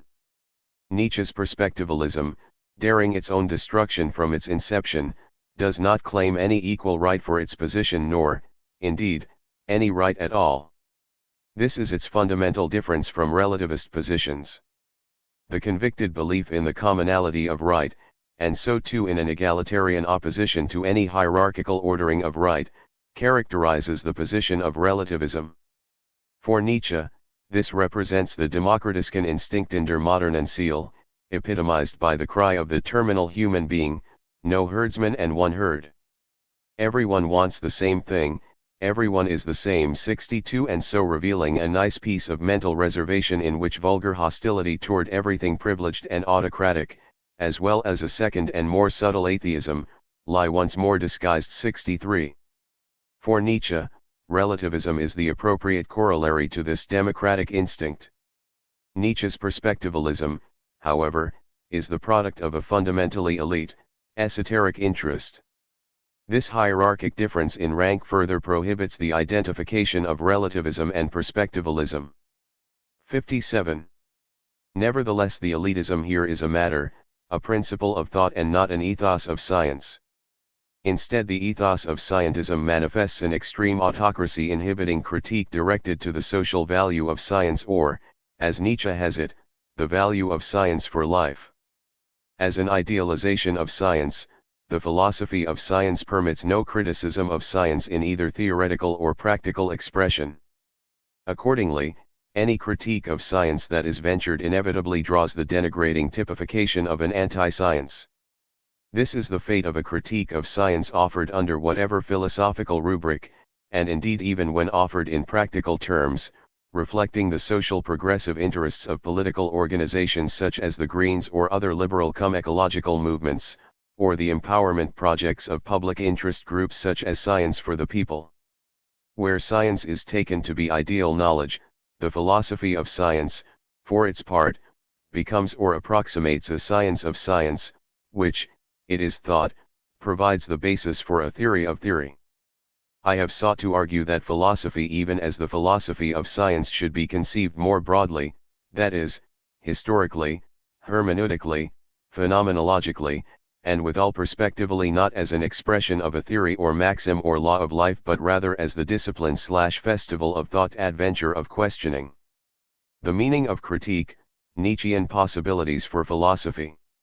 As an introduction to the account of Nietzsche's ecophysiological epistemology in the following chapter, it should be observed that Nietzsche takes the collective events or happenings of the world as so many events of interpretation or style. Beyond the perspectival aesthetic representation there is nothing. Thus Nietzsche declares the importance of seeing, that what things are called is incomparably more important than what they are. The reputation, name, appearance, the usual measure and weight of a thing, what it counts for, originally almost always wrong and arbitrary, thrown over things like address and altogether foreign to their nature and even to their skin. 64 Naming as such is creative. There is nothing that can be known beyond what is interpreted or what can be named. So Nietzsche explains that. 58. His epistemic insight into our arbitrary aesthetic relation to things as an interpretive event is not a revelation after which one can see things as they really are. Nietzsche's point is perspectival and not metaphysical. How foolish it would be to suppose that one only needs to point out this origin and this misty shroud of delusion in order to destroy the world that counts for real, so-called reality. 65 Nietzsche concludes with what we can see to be a perspectival emphasis: we can destroy only as creators. But let us not forget this either, it is enough to create new names and estimations and probabilities in order to create new things in the long run. 66. For Nietzsche, the lordly right of giving names. 67 is the cornerstone of intellectual interpretation, understood as the manifestation of perspectival will to power. This is the case whether the will to power expresses a reactive, relationally descriptive representation. 68 or a free, active creation. In this way Nietzsche understands the human propensity to take the pattern of subjective action analogically as paradigmatic for events. In passive experience, from our own experience of willing, we uncover an active subject willing, desiring, performing, and, in all, doing. The presumptive relationship between doer and deed is then extended to a description of nature at large. 69 Accordingly, we can conjecture things that either act or are acted upon. Again, we posit the identity of things in themselves over time. Furthermore, we assume the identity in character of similar distinct things. So, Nietzsche continues, what originally was an arbitrary error, grows from generation unto generation, merely because people believe in it, until it gradually grows to be part of the thing and turns into its very body.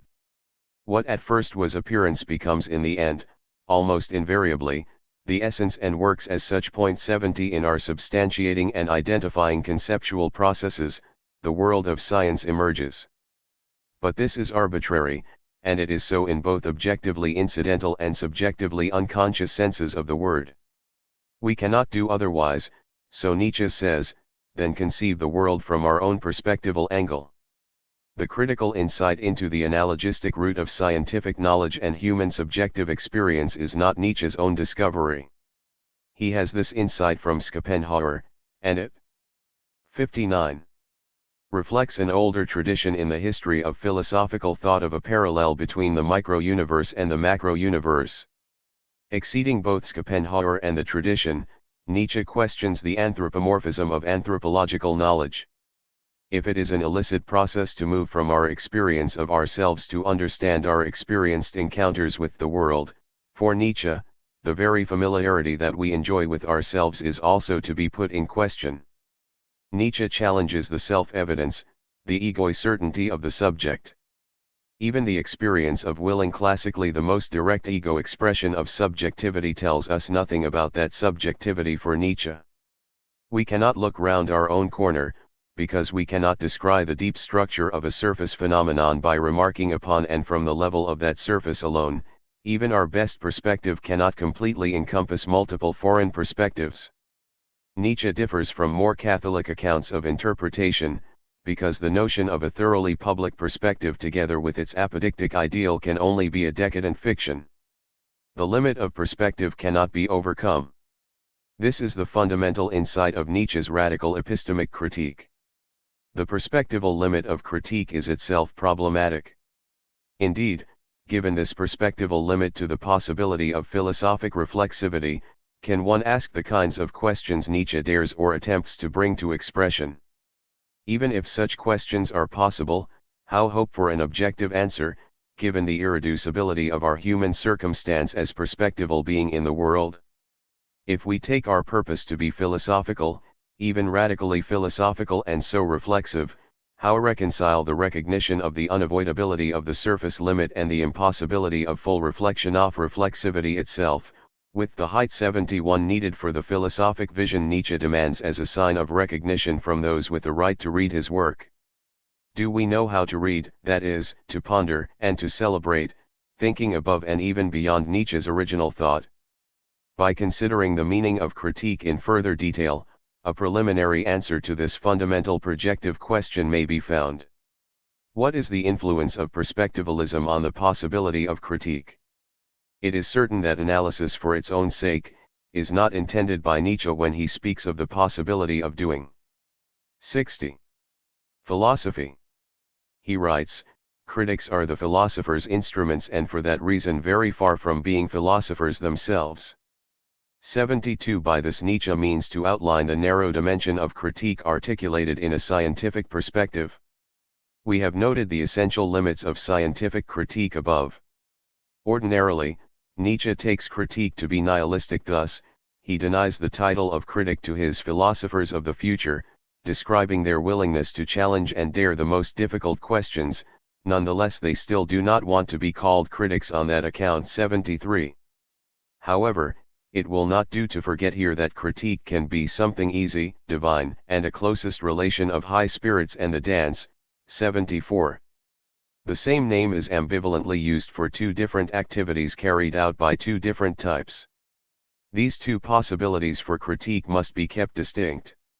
It is this distinction, then, that inspires Nietzsche's demand, I insist that philosophical laborers and men of science in general should once and for all cease to be confused with philosophers. 75. In this way, Nietzsche can contrast the practical scientific worker with the philosopher. For Nietzsche, one is reactive, the other active. Only the latter can be creative.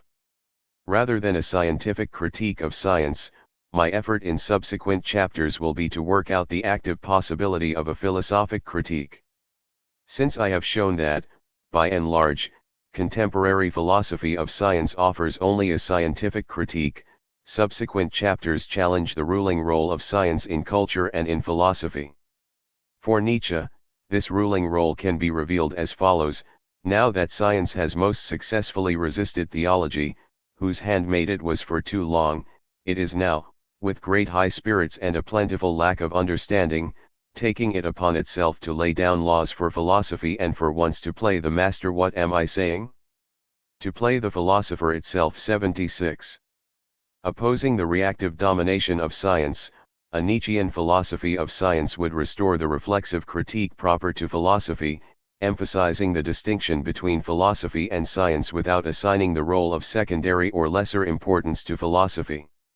Their roles are not separate but equal. The hierarchy is clear.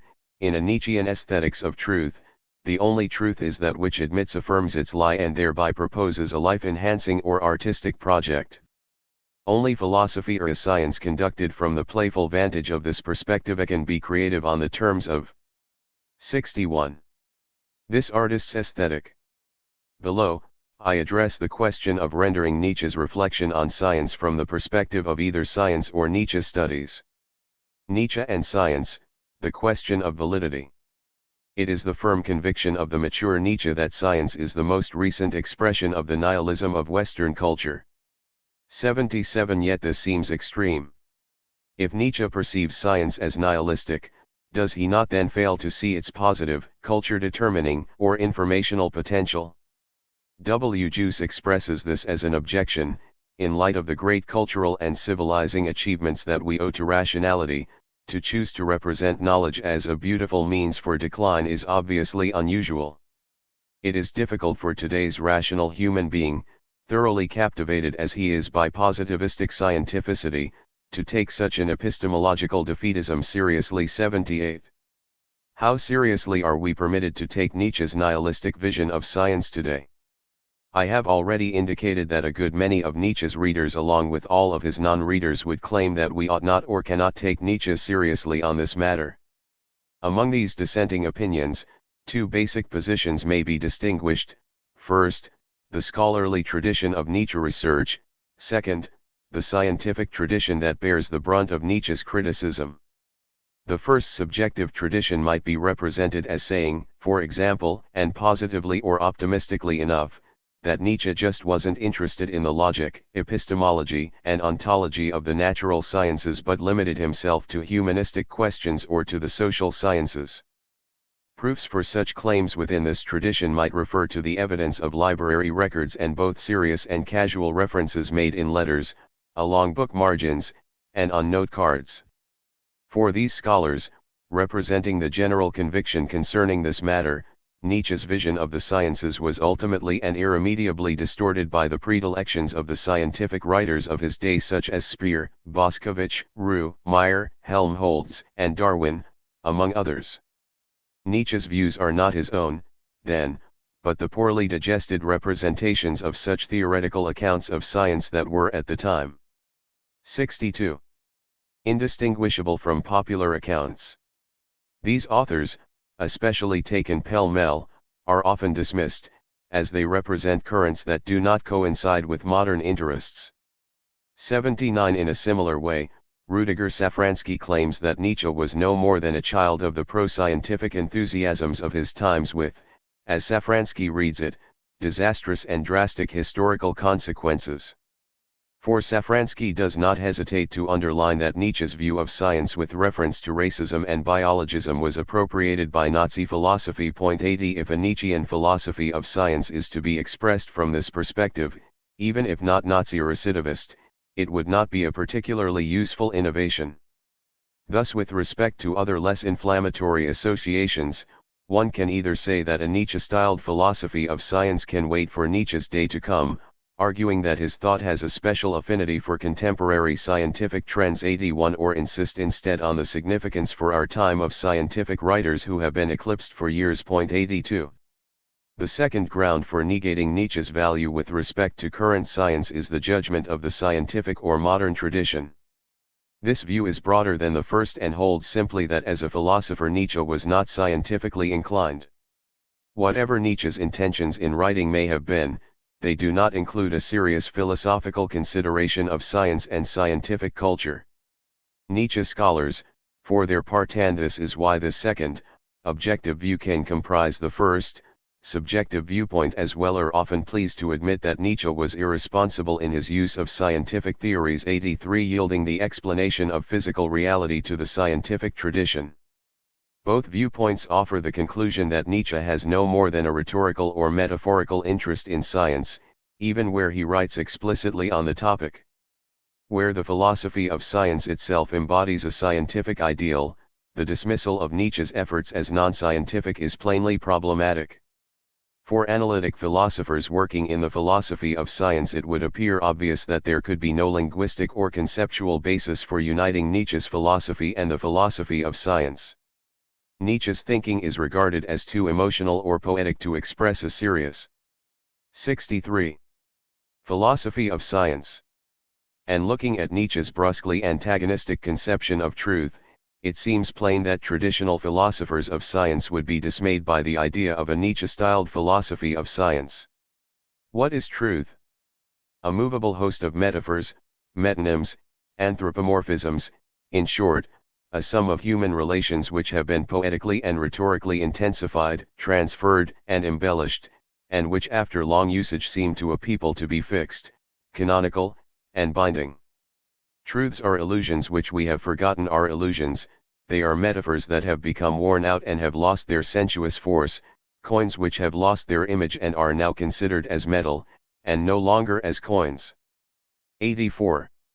For Nietzsche, as we shall see in detail below, the progress of knowledge is a train of metaphors and tropes that do not serve even an heuristic function but are themselves the substitutions for truth. This vision of truth is patently unacceptable to a traditionally rigorous scientific worldview. From this perspective, Nietzsche is a convicted anti-scientific thinker. Regarding truth as metaphor, he opposes the contemporary progressive as well as the classic absolute ideal of truth. Nietzsche's antipathy to scientific world constructions would thus aggravate the negative judgment of his presumed incompetence in his understanding of scientific methods and goals. Likewise, in historical context, Wilamowitsch's attacks on Nietzsche's scientific competence inaugurated both Wilamowitsch's own public career and echoed the damning judgment offered by an older college still in Bonn that anyone who dared to write as Nietzsche did sei wissenschaftlich tot, that is, such an author would have to be considered scientifically dead. To this day, we may note, the characterization of Nietzsche's thinking as fundamentally anti-scientific and therefore, in the widest sense too and not only with reference to philology, to be likewise named scientifically stillborn as foremost among the simplifications of his thought. If indeed, as I argue here, Nietzsche was not uncomprehendingly unscientific and therefore not mindlessly but much rather philosophically critical of science, it nonetheless seems that his fears of being taken for what he was not have had and continue to have substance. 64. The two orientations mentioned above ground the negative position on the relation of Nietzsche's philosophy to natural science. Both derive their rational claims from the democratic appeal to commonality, which we have seen to be characteristic of relativism. It is my proposal, in the light of the elitist nature of Nietzsche's stylistic project, to resist this appeal and so to raise the question of the possibility of a Nietzsche-styled philosophy of science. But this proposes an attempt to think such a philosophy of science. It is well to ask how this is possible. The negative tack offers us, as it usually does, a preliminary purchase on the question of such a possibility. But an attempt to think a Nietzsche-styled philosophy of science is, at the very least, not made by the limited effort of trying to guess Nietzsche's ability to comprehend the science texts he had access to based on his fellow students or even his Pforta teachers' estimations, or to estimate his own scientific talent on the same limited basis. 85. Nor do we wish to make premature concession to the hegemony of accepted philosophy of science by limiting the field of reference of a Nietzschean philosophy to the social or historical sciences. And, finally, to adopt in advance the view of science itself as the source of a salvific technology would undermine the attempt to understand Nietzsche's philosophy of science. 86. To think science philosophically, in the light of Nietzsche's thought, one must adopt a critical stance toward accepted philosophies of science as well as toward science itself. As I shall argue further in the chapters to follow, the critical project of articulating a Nietzsche-styled philosophy of science corresponds to the neediness of current philosophy of science, and it is thus more than a project reflecting Nietzsche's philosophical/personal development. Moreover, I reject the description of Nietzsche's philosophic work as something that underwent 3 or more stages of metamorphosis, with the so-called positivistic period occupying the central position. 87. Yet although I reject the ultimate utility of the schema of ontogenetic analysis, I would not deny but must affirm that Nietzsche had a great and ever-increasing fondness for, sensitivity to, and affinity with science and its process of discovery and description. And I grant that, just to this extent, and it remains to show the irony of such an extension, Nietzsche may be aligned with the positivists. Yet one must be careful to note the precise nature of the project one serves when. 65. One asserts such an affiliation, unlike Safransky or Biemler before him, I cannot link Nietzsche with biologism and naturalism as such. Hence I am in full accord with Müller-Lauter's milder assertion of the critical relevance of the scientific problems of Nietzsche's day, 88. And I would echo Abel's judgment where he observes that it is undeniable that Nietzsche's physiological chemical manner of thinking, not merely in vocabulary but in many substantive questions, indicates a clear connection to biology as well as the physical sciences of his day. 89. In addition, corroborating the opinion of Abel Ray, the French philosopher of physical science, Nietzsche had also enthusiastically explained Nietzsche's more than casual or dilettante association with science by affirming the aforementioned affinity with an anticipatory proclivity for science evident in Nietzsche's philosophic character. For Nietzsche eagerly sought to assimilate unfamiliar scientific knowledge and thought to boot he possessed the gift of genius, constructing from the few colors at his disposal a painting in accord with his own plan. 90. For Ray, in almost the same terms but with a different focus regarding science and art, Nietzsche in 1881, with an intuition of genius, one of the greatest philosophical geniuses of human history, would consecrate 10 years of his life to a study of natural science in order to found his theory of return on atomic theory. 91. Ray's expression of Nietzsche's intuition of genius is bolder than Nietzsche's judgment of genius at the limit. Such an anticipatory genius is what Nietzsche describes as the characteristic achievement of the ancient Greeks, a people whose inventiveness was primordially original, even where it was demonstratively derivative, because their singular talent was the ability to take up the spear from where others had left it to throw it further. The metaphor is one that I take for my part to describe the practice of philosophy. Chapter 3. On the ecophysiological ground of knowledge, Nietzsche's epistemology. The question of Nietzsche's epistemology, critique and ground. For Nietzsche, one can know that absolute truth is an illusion, and one can know that the ideal of absolute truth is an impossible ideal and the expression of a nihilistic culture. This much can be suggested, communicated, reflected upon, and, to this extent, said to be known. It is only problematic to ask what it is that is known in knowing this about truth or knowledge. Nietzsche's perspectivalist position commits him to the position that, apart from interpretation, there is no truth. Knowing that our knowledge is limited does not transform our knowing position into truth. Life is the condition of knowing. Error, the condition of life, and erring indeed in the deepest way. Knowing about error does not eliminate it. Nothing bitter there. 1. When Nietzsche asks in a later note, what distinguishes true and false beliefs, 2. He suggests that there is no heuristic device for moving from the realm of Dasein to the heights of truth. Thus he denies not only Plato but the metaphysical impulse evident in Kant's own critical project. So he writes, the how is the fact of knowledge possible? Is knowledge a fact at all? What is knowledge? If we do not know what knowledge is, we cannot possibly answer the question whether there is knowledge. Very well.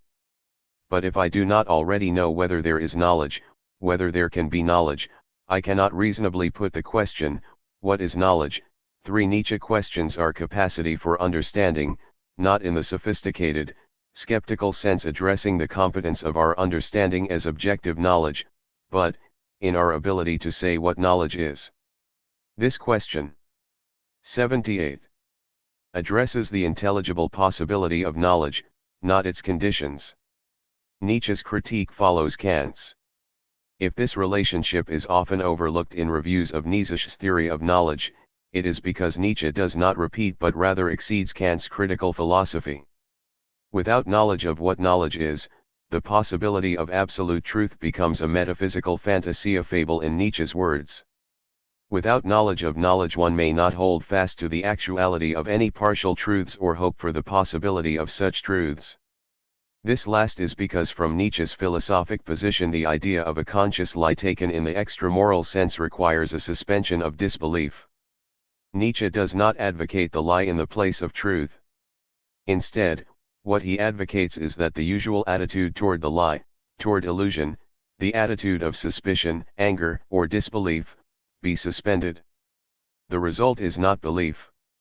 Nietzsche's epistemology looks only to the truth of illusion, recoiling as he does from the illusion of truth. He is inspired by art in this. If we had not welcomed the arts and invented this kind of cult of the untrue, than the realization of general untruth and mendaciousness that now comes to us through science. The realization that delusion and error are conditions of human knowledge and sensation would be utterly unbearable. For Nietzsche's aim is always life-enhancing. But to this end, Nietzsche's epistemic question is counter-metaphysical.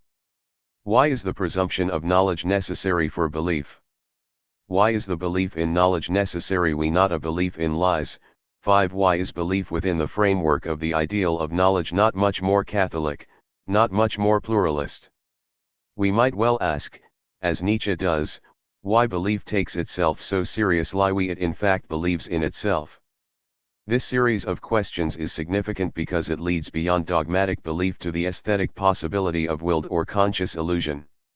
Nietzsche affirms not that human beliefs are lies opposed to an unique possibility of truth, but rather that reality can only be known from our organic perspective. Thus, he affirms nothing but the inescapable fact of perspective. The truth beyond perspectives is the ambiguity of existence. Unmediated knowledge of this truth would be fatally disruptive. We will examine this connection in its life affirmative. 79. Aesthetic emphasis in a later chapter. Yet, when Nietzsche speaks against the illusion of truth, he is not battling the deconstructionist's imaginary dragon of classical metaphysics. Instead, he is challenging the belief in the ultimate power of knowledge that characterizes the contemporary technological, scientific era. Nietzsche claims that there is no knowledge that is true because human beings are fundamentally unequipped for knowledge. 6. If Nietzsche's philosophic standpoint thus opposes the tenability of the epistemic enterprise altogether, what can be meant by speaking of Nietzsche's epistemology? 7. One of the few commentators who address the issue, Joachim Kirchhoff, prefaces his own venture not so much with an ironic demurral as with the qualifying deflation of any attribution of epistemological intent on Nietzsche's part.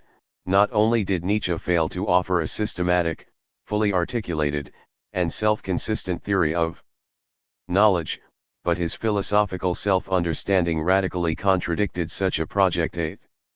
And in Nietzsche on Truth and Philosophy, Maud Marie Clark finds that the problem as such defies preliminary conceptualization.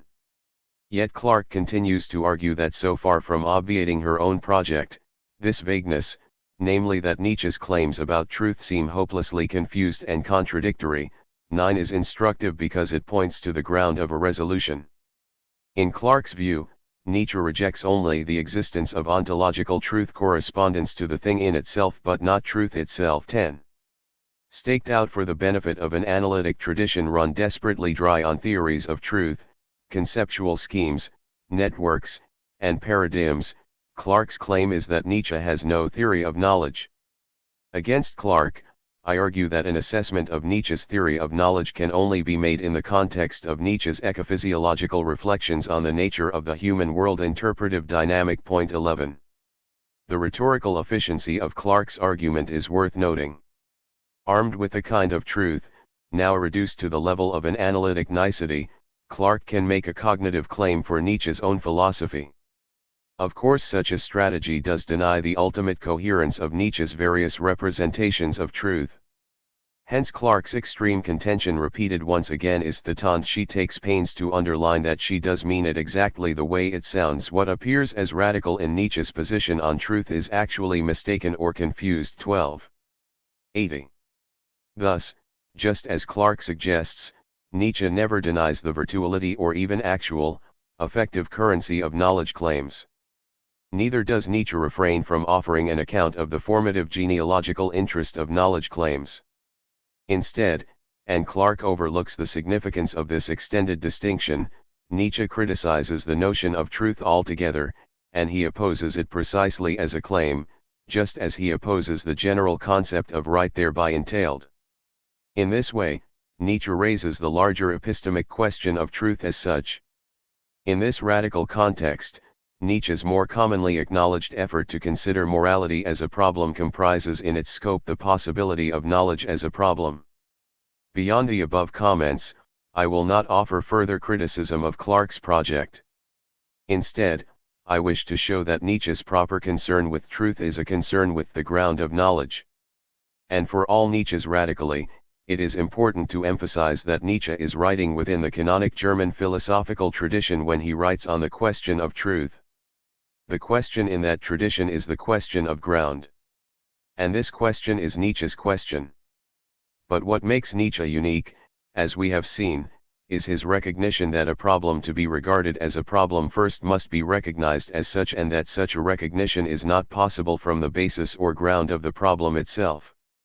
This insight into the traditional problem of ground constitutes Nietzsche's Copernican revolution. For this reason, Nietzsche's epistemic position is both fundamental for his own philosophic project and generally significant. We are returned to what Nietzsche would call the crucial nexus or foundational Skapendhaurian kernel, the unbearable, uncrackable nut of the problem, that is, the problem of ground. Nietzsche contends that knowledge even as a limited perspective is impossible. Is this position philosophy? Is it an epistemic perspective of any kind? Is it not in fact much rather actually mistaken and confused, as Clarke has it and as so many other readers, for their part sternly unsympathetic to Nietzsche's perspective, are likewise securely convinced? Maintaining the impossibility of knowledge as knowledge, Nietzsche contradicts himself. He knows that there is no knowledge. We must beware of thinking that this contradiction is 81. Without sense, but this is possible only if we are prepared to bear the force of its implications, its consequential weight, its resonance. In order to understand Nietzsche's claim that there is no knowledge, one must be prepared to follow the idea in its complete and so in its discordant and full extension. The attention to the thinker and thinking in what is said and what is unsaid, which hermeneutic reserve is prescribed by Heidegger, 13 is the interpretive effort that seeks not to expose oversights. This is both too easy and too limited a task, but to recover the possibilities of the original thought for the further project of thinking. This requires that we understand the task of thinking as it is lived and actual among thinkers. The thinking of philosophy, even philosophic interpretation or hermeneutics, is more than just an exegetical exercise. Hence, when a thinker employs contradictions and when the same thinker declares the judgment of contradiction itself an organic, non-essential limitation of thought, the destructive attitude that adverts to the logical rule of non-contradiction is not merely trivial but a failure of basic understanding. Following a hermeneutic reflection in Heidegger's sense, rethinking the thinker's original thought demands more than a hypercritical challenge to the thinker's putative goodwill and logical sportsmanship. It must be prepared to admit the critical claim of Nietzsche's thought. Point 14.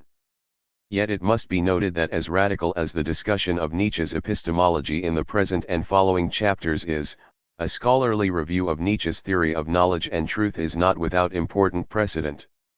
More clearly than Walter Kaufmann in this regard, R.J. Hollingdale, Nietzsche's translator and commentator, introduces Nietzsche as a philosopher whose instinctive contribution to European thought was to recognize and face the consequences of a radical change in Western man's apprehension of the attitude toward truth. 15. For Hollingdale, even if Nietzsche never arrived at a formal theory of knowledge, his thinking on this subject is unmistakable and can be detected at every stage of his development. 16.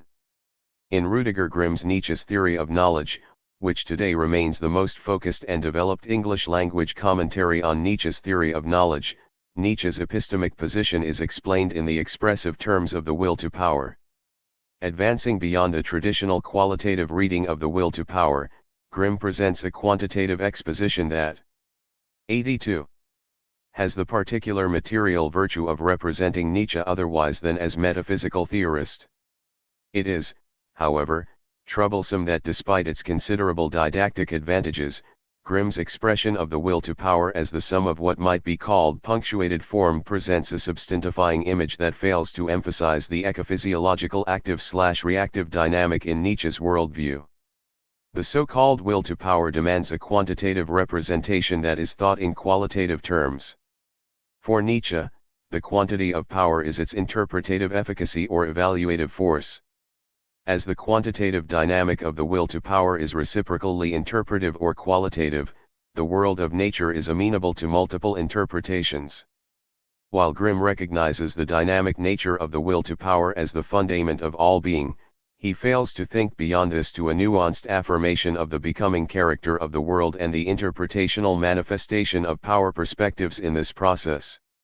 To be true to Nietzsche's thought, a ecophysiological focus on the interpretive becoming of the world and the body is needed. Here, in a parallel that follows Spinoza as much as Leibniz, being as such is exactly epiphenomenal to the interrelational dynamic of every world interpretive event. In spite of the necessity of a refinement of this kind, already routine in German and French Nietzsche scholarship following Wolfgang Müller-Lauter and Gilles Deleuze, Grimm's basic reading is sound. Moreover, he offers the special interpretive advantage of tracing the origin of Nietzsche's epistemology to its basis in Nietzsche's considerable academic and theoretical training in philology. And philology, in the broad German sense, represents Nietzsche's scientific background. As Grimm observes, if we substitute world for text, the epistemological relevance becomes quite obvious. 17 Thus Grimm's outline of Nietzsche's philological program can be constructively mined as an extended metaphor for Nietzsche's epistemological interests. In Truth and Value, J. Wilcox offers an analytic or Anglo-American 83. Sympathetic, non-continental approach to Nietzsche's epistemology. In this sphere, Wilcox's work provides an important access to the conception of Nietzsche as a thinker on knowledge, if not precisely on the exigent terms of the Anglo-American, analytic philosophic definition of any kind of proper epistemologist. In a move I have already characterized as ingenious, Wilcox saves Nietzsche for the sphere of value, but it is also true that as Wilcox reserves cogency to the sphere of truth, he thereby excludes Nietzsche from that domain. Apart from the irreducible and problematic limitations of stylistic congeniality, there is a long tradition of analytic-style writers on the topic of Nietzsche's epistemology. Hence there are influences of other authors such as Kaufmann, Arthur Danto, and, further afield, Bernd Magnus to be found in Wilcox, Grimm, Clarke, and most recent authors in English-language Nietzsche scholarship. Not surprisingly, non-analytic German and French scholarship on the topic has a considerably broader range and manifests a number of different directions. 18 I shall below make special reference to Jean Granier's important work on the problem of truth in Nietzsche's philosophy. 19. The knower and the known. The connection between the metaphysical ideal and the scientific ideal of a mathematically expressible absolute truth in terms of a Socratic Platonic logos is evident.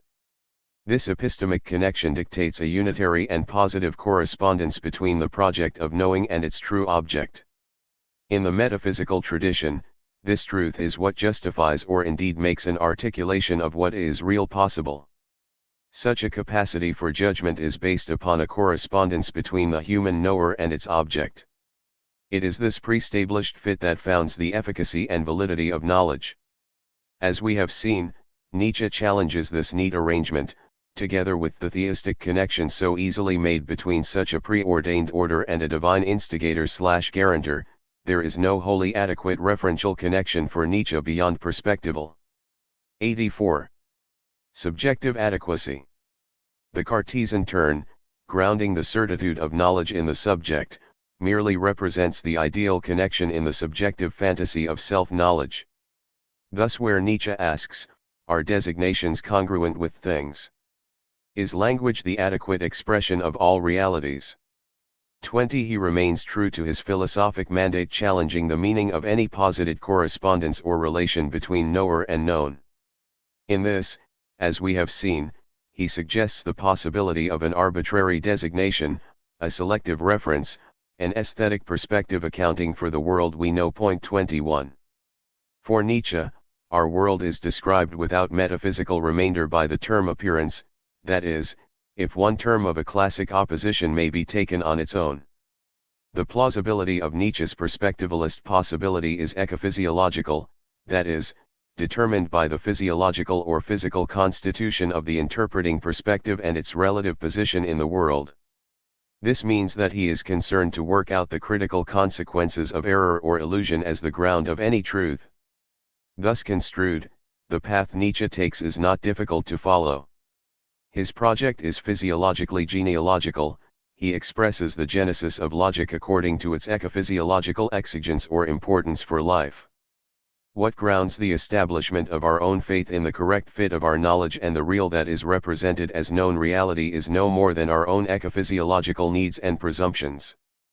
Fundamentally, what the investigator of such truths is seeking is only the metamorphosis of the world into man. His method is to treat man as the measure of all things, but in this he proceeds from the error of believing that he has these things before him as pure objects. He thus forgets that the original perceptual metaphors are metaphors and takes them for the things themselves. Point 22. This interpretive, organic perspective is pre-rational. Our need to function in a world requires that it be falsified or rationalized. We have arranged for ourselves a world in which we can live. 23. Such representations, as human projections, are necessarily anthropomorphic achievements. 85. The ideal of objective truth beyond the adequacy of interests represented according to an originating perspective presupposes a fantastic selective affinity between the human knower and its object.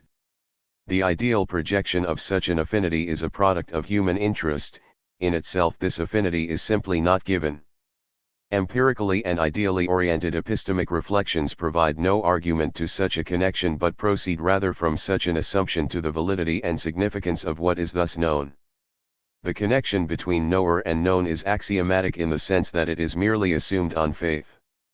So Nietzsche continues to describe our arrangement of the world for the sake of sustaining a life in it, by positing bodies, lines, planes, causes and effects, motion and rest, form and content. Without these articles of faith nobody now could endure life. 24. The axiomatic connection between knower and known is either guaranteed through the presumption of a metaphysical or divine order or, in a less romantic, more nihilistic yet as presumptuous a fashion, it is simply referred to and presumed upon the basis of its efficiency, or usefulness for life. This critical focus is not unique to Nietzsche. Following Hume, Kant's Copernican turn in philosophy and through science, for example, challenges the presumption of an adequate correspondence between knower and known, while taking the fact of such a functional correspondence for granted. But for Nietzsche this connection is fictional, or, more clearly, crudely and basically, synthetic judgments a priori should not be possible at all. We have no right to them, in our mouths they are nothing but false judgments. 25. It can be observed that Heisenberg's extension of the Kantian limitation of the conditions for the possibility of scientific knowledge corroborates Nietzsche's perspective. Today's scientific position affirms its own limits. We cannot know the object of scientific study without interference. Likewise, we cannot know our process of knowing. Yet this is not to suggest Nietzsche's philosophy of science as presaging or paralleling a quantum mechanical vision, as a corrective paradigm or model for the philosophy of science. This interpretation should be rejected, although both Grimm and Kirchhoff hint at such a possibility. It is significant that these last parenthetically named commentators also conceive or articulate the value of Nietzsche's epistemology only through the lens of the teaching of eternal. 86. Recurrence. Thus Kirchhoff and Grimm as well as Abel and Moles regard the eternal return as being the only point of departure for a consideration of the scientific value of Nietzsche's critique of epistemology. 26. This enthusiasm mistakes the scientific intention of quantum mechanical theory for its more popular religious or more recent New Age expressions. Where quantum mechanics works as a mechanic producing exact knowledge of one component in a complex of momentum/position, then approximating the probable value of the non-precise component, it is firmly on the trail of invariance and efficient calculations. Talk of indeterminacy, as talk of fractals and chaos theory, in this context retains the sober interest of determination. 27. Nietzsche challenges the possibility of subjective knowledge, the possibility of objective knowledge, and, further, 3, the possibility of reflexive knowledge as such. This tripartite challenge to the possibility of knowledge at all illuminates the suggestion Bernd Magnus offers when he describes Nietzsche's perspectivalism as a rhetorical device, writing, "A theory of knowledge is not something Nietzsche has, it is what he parodies." 28. In its broadest, most generous interpretation, this suggests that Nietzsche's critical epistemic interest is therapeutic or prophylactic.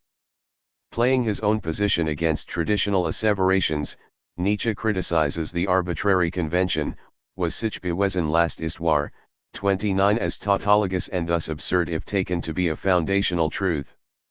Accordingly, he offers a helpful roster of the practical functionalization that counts as knowledge for us, in sum that there are enduring things, that there are equal things, that there are things, substances, bodies, that a thing is what it appears to be, that what is good for me is also good in itself. 30. A critical, reflective, or, indeed, scientific perspective is a latecomer in this ecophysiological interpretive sphere. But that does not mean that the pure desire for truth operates in another domain than that constituted by the organic/inorganic perspectival interests of the will to power. The difference between organic perspectives and pure epistemic interest is merely a matter of finesse. In this sense, Nietzsche speaks of truth apart from presumptions and illusions and, ultimately, a belief in an absolute, as critical truth, as the weakest form of knowledge. Such a weak form of knowledge must be evaluated in terms of the critical honesty. 87. Nietzsche reserves for his own loyalty to the metamorphic complexity of events and ambiguous differences between things. 31. However closer science may bring us to this reflective perspective, it never engages this perspective except as a limit. Nietzsche's vision of truth as the revelation of the frightful and questionable character of existence, the life-challenging chaos of nature, remains what the French psychoanalyst Jacques Lacan would call an impossible perspective just because it is a perspective abutting the register of the real. Ordinary notions of true and false function as logical norms within the terms of scientific rationality. As interpretational perspectives within the ecophysiological sphere, they are erroneous precepts. As Nietzsche explains, such erroneous articles of faith, which were continually inherited, until they became almost part of the basic endowment of the species even in the realm of knowledge, these propositions became the norms according to which true and untrue were determined. 32 For Nietzsche, the analytic motto "what is true is what can be proven," which Nietzsche expresses as "what can be proven is true," is an arbitrary determination of the concept "true cannot be proven." It is a simple "this should count as true, should be called true accordingly, what can be proven, is true" presumes truths as given in advance. 33 Logical truths reflect their ecophysiological foundation, their demonstrations are those practically operative for common sense because what can be proven appeals to the most universal in all minds, wherefore it is naturally nothing more than a measure of utility for the interest of the many. 34. The problem of knowledge in its ecophysiological ground. In the preceding chapter's discussion of Nietzsche's perspectivalism, it was seen that Nietzsche's criticism of the possibility of epistemology does not prohibit one from considering this criticism as an epistemic perspective on its own. For Nietzsche, declaiming against the prejudice of science could pronounce that the biggest fable of all is that of knowledge. 35. Nietzsche thereby means to remind us that all talk of knowledge, from Plato through Kant, presumes knowledge in advance. In 88. Particular, and this is what is important for Nietzsche, what is presumed is that we already know what counts as knowledge. We already possess a standard for knowledge. That is, we are capable of recognizing knowledge. This presumption means that we can assume both internal and external epistemic positions, internally knowing ourselves as knowers and externally knowing what thus counts as knowledge of things. But Nietzsche challenges. One would have to know what being is, in order to decide whether this or that is real, in the same way, what certainty is, what knowledge is, and the like. But since we do not know this, a critique of the faculty of knowledge is senseless. How should a tool be able to criticize itself when it can use only itself for critique? It cannot even define itself. 36. The presumption of a transcendental epistemic locus contradicts what, for Nietzsche, is the essentially perspectival nature of knowledge. Thus, although the requirements for transcendent knowledge are in opposition to the ecophysiological condition of human knowing, human knowledge is historically expressed as such a subjective transcendence. The critical impossibility of knowledge claims, along with their functional incorrigibility, presents a condition of paradox that is humanly unavoidable. Indeed, for Nietzsche, the basis of the belief in conceptual being and perceptual reality, that is, intellectual certainty and empirical knowledge, is to be found with its roots in organic nature.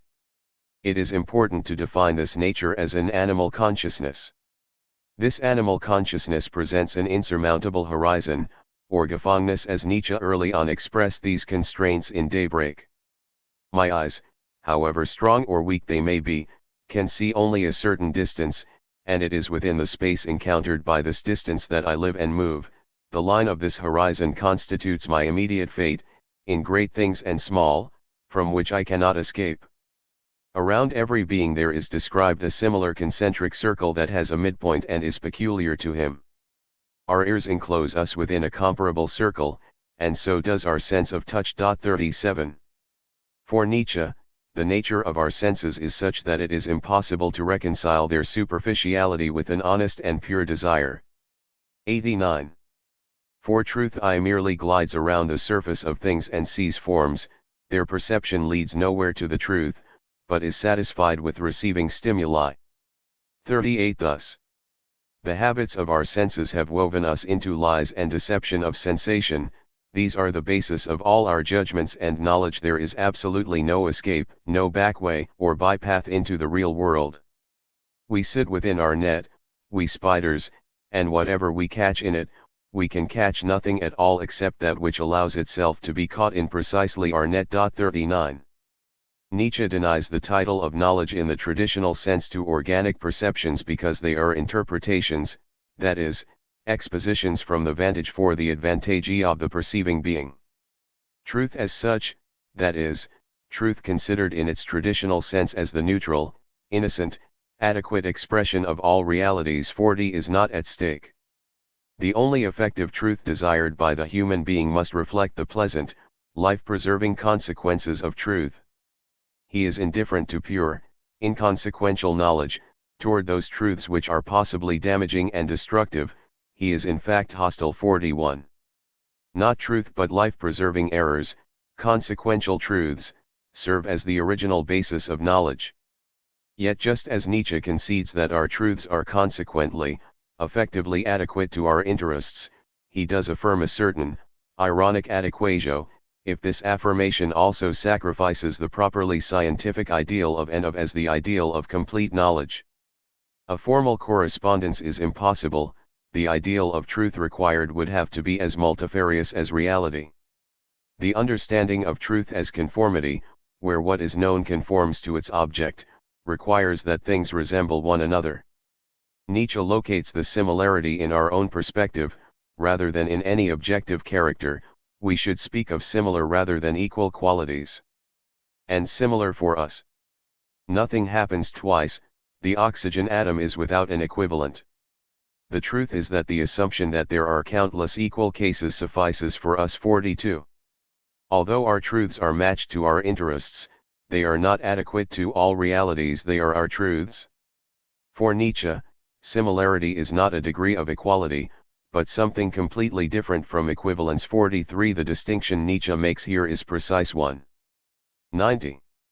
Because Nietzsche's concept of truth is not a bridge to a beyond, it embraces without annulling the small inconsistencies, differences, disconnect ions, and so the ambiguities that make up and go beyond the appearances of a phenomenal world. By claiming that there is no knowledge and no truth, Nietzsche does not oppose the results of scientific observation. Instead, he criticizes the presuppositions that limit such observations. Above all, he challenges the presumption that rules regularity, that is, our scientific presumption of law. This presumption takes a limited adequacy as equivalent to the adequate expression of all realities. One assumes constancy and identity by suppressing forgetting but not explaining minor differences. For Nietzsche, overlooking the individual and the real gives us the concept, as it gives us the form, whereas nature is acquainted with no forms and no concepts, hence with no species, but only with an X that is inaccessible and undefinable for us. 44. Yet, for his part, and this particular distinction is important, Nietzsche does not posit an unknowable thing in itself as reality, as some have concluded. Nietzsche is adamant, coming again and again to the assertion against Socratic prudence, that to assert that one does not know is to claim too much. 45 Although he takes his epistemological starting point from Kant, Nietzsche does not share Kant's confidence in the thing in itself, apart from the knowable, phenomenal world. Yet this move does not place the thing in itself in the phenomenal world. Because Nietzsche challenges both the traditional metaphysical ideal and the skeptical compositivist counter-ideal, if we persist in viewing his philosophy as the mere articulation of fundamentally metaphysical concepts, we will end by losing our way in tracing his thought. The concept of a thing in itself lacks meaning for Nietzsche. Neither the true world nor the apparent world has any viability as an alternative, both are coterminate oppositions. Because all human knowledge is perspectival, human beings are part of the perspectival nature of the relational world. 46 Apart from this relational chain and web, there is nothing. 47 The point of Nietzsche's argument not merely repudiates the knowledge of the true in human knowing but challenges our assertions of unknowing, as equally presumptuous delusions of an unknowing knowing, for even our contrast between individual and species is something anthropomorphic. 91. And does not originate in the essence of things, although we should not presume to say that this contrast does not correspond to the essence of things. For that would be a dogmatic assertion, and, as such, just as unprovable as its opposite. 48 In a later note complementing the important and brief history of an illusion in Twilight of the Idols, Nietzsche writes that the distinction between the nature of things and the phenomenal world is based upon an absurd presumption. In order to make such a distinction, one must conceive our intellect as equipped with a contradictory character, on the one hand, oriented to perspectival seeing, as it must be in order that beings such as ourselves can preserve themselves, and simultaneously on the other hand constituted by a capacity to see precisely this perspectival seeing as perspectival, to grasp the appearance as appearance. 49. The question of fundamental error is not the relevant emphasis here. We recall that for Nietzsche, error is necessary for life. An ecophysiological perspective does not pronounce natural judgments to be either best or truest judgments. Instead, an ecological vision of knowledge requires an account of knowledge in its relation to error. Those, for example, who did not know how to find often enough what is equal as regards both nourishment and hostile animals, those, in other words, who subsumed things too slowly and cautiously were favored with a lesser probability of survival than those who guessed immediately upon encountering similar instances that they must be equal. The beings that did not see so precisely had an advantage over those that saw everything in flux. 50. The inspiration for Nietzsche's ultimate preference for exact perception is doubtless due to his philological background. 51 But exact perception is hardly a general characteristic of our organic perspective, nor indeed does exactness describe human conception. In an earlier context, Nietzsche had written, "Our thinking is superficial and content with the surface, indeed it is unaware of it." 52. Any effort to criticize the superficiality of our knowing process is confounded by this structure. 53 When we try 92. to examine the mirror in itself, we discover in the end nothing but things in it. If we want to grasp these things, we get hold once again of nothing but the mirror. This, in the most general terms, is the history of knowledge. 54 The perspectival limitation is thus intractably ecophysiological. It is not a result of scientific or even sociologically determinist knowledge interests. The reality reported by our senses structures what we know, and the very same filtering event that characterizes perception streamlines conception. We are now prepared to begin to consider Nietzsche's own expression of his perspectival phenomenalism. This is the essence of phenomenalism and perspectivalism as I understand them. Owing to the nature of animal consciousness, the world of which we can become conscious is only a surface and sign world, a world that is made common and meaner. Whatever becomes conscious becomes by the same token shallow, thin, relatively stupid, general, sign, herd signal. All becoming conscious involves a great and thorough corruption, falsification, reduction to superficialities. You will guess that it is not the opposition of subject and object that concerns me here. This distinction I leave to the epistemologists who have become entangled in the snares of grammar. It is even less the opposition of thing in itself and appearance, for we do not know nearly enough to be entitled to any such distinction. We simply lack any organ for knowledge, for the truth. 55.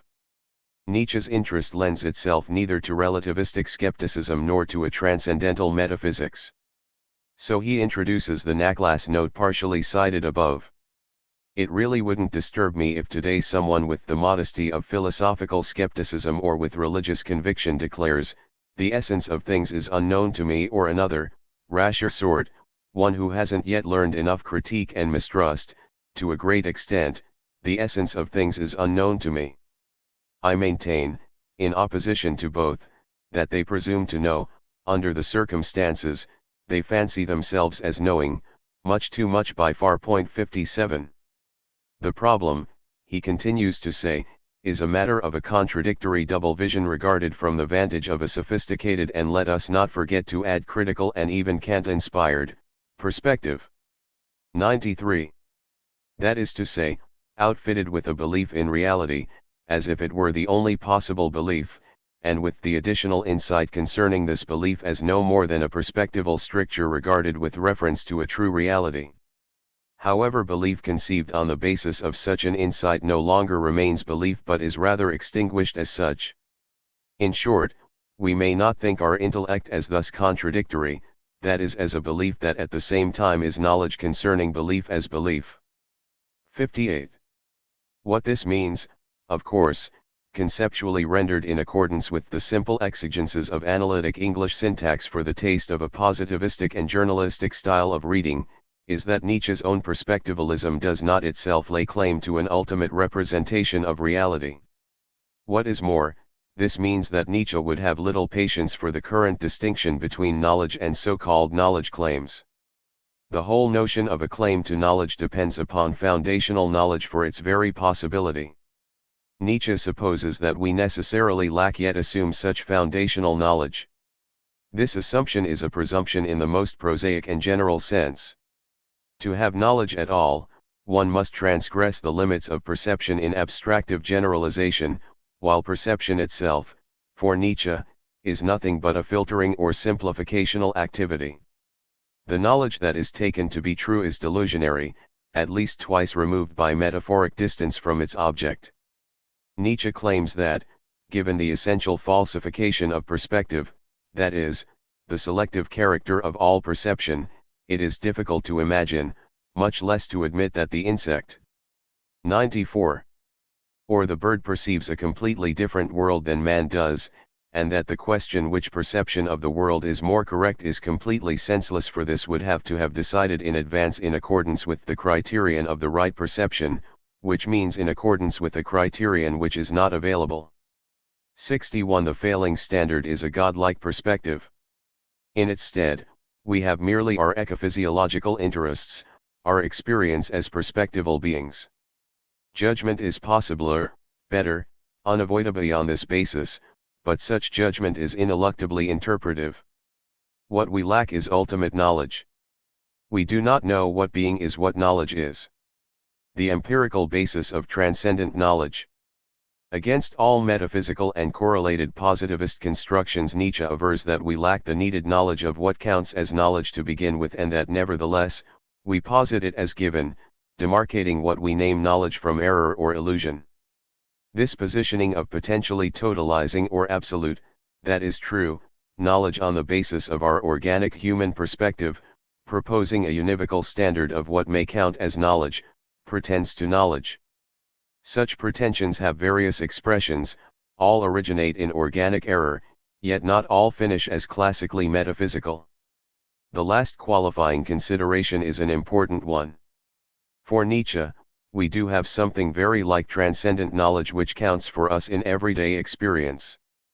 The very fact our language betrays us here of experience provides a satisfying epistemic recourse in the current environment of scientific rationality. At once, 2 points.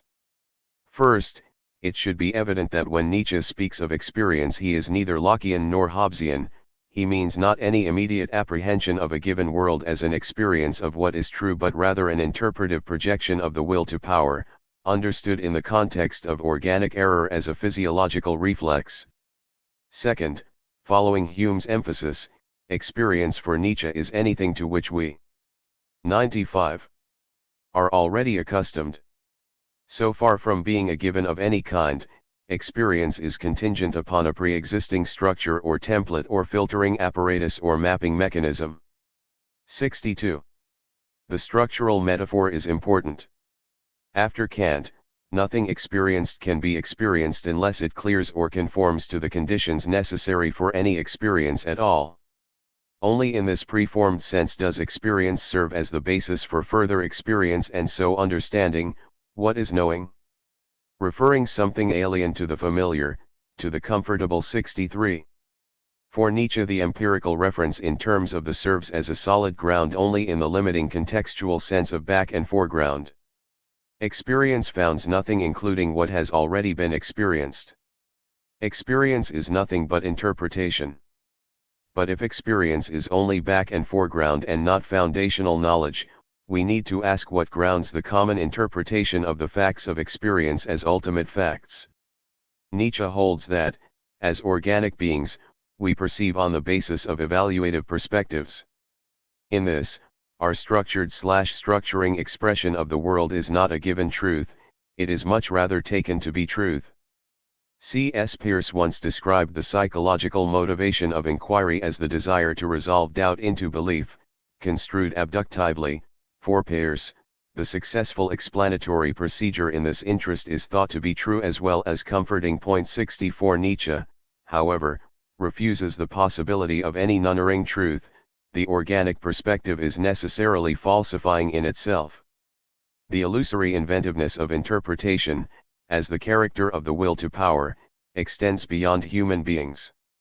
The entirety of the organic world is the intertwining of entities with little worlds about them, where their energy, their desires, their habits are installed in the experiences external to them as their outer world naturally.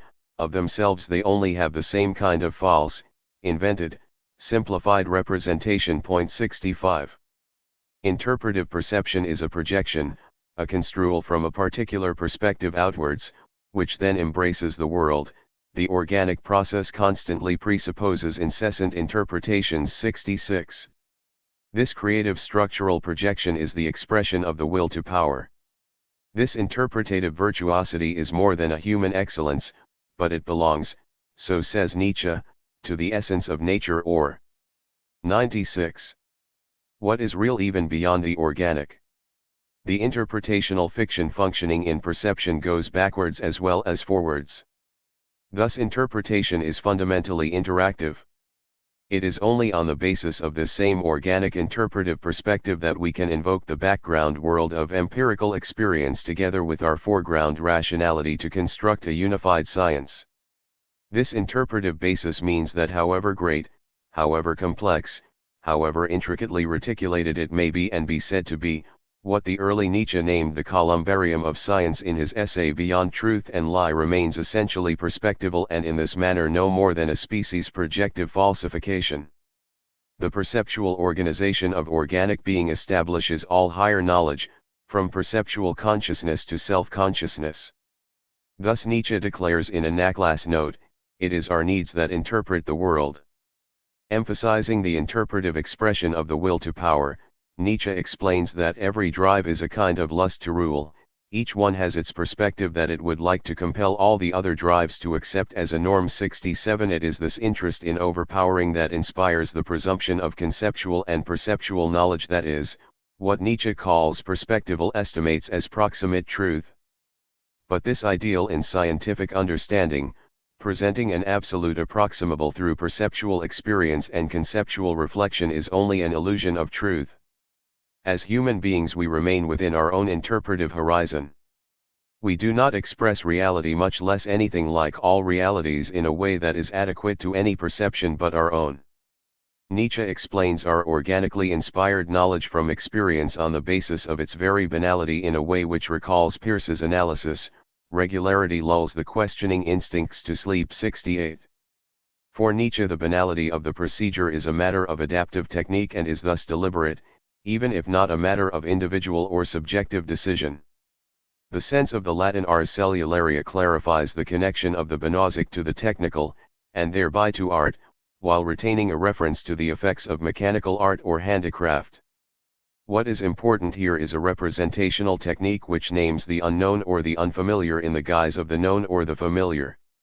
Nietzsche explains the 97 process in terms of the physiology and psychology of adaptation. First ground rule: what we have gotten used to no longer counts for us as a mystery, as a problem. Everything that occurs regularly no longer appears questionable to us.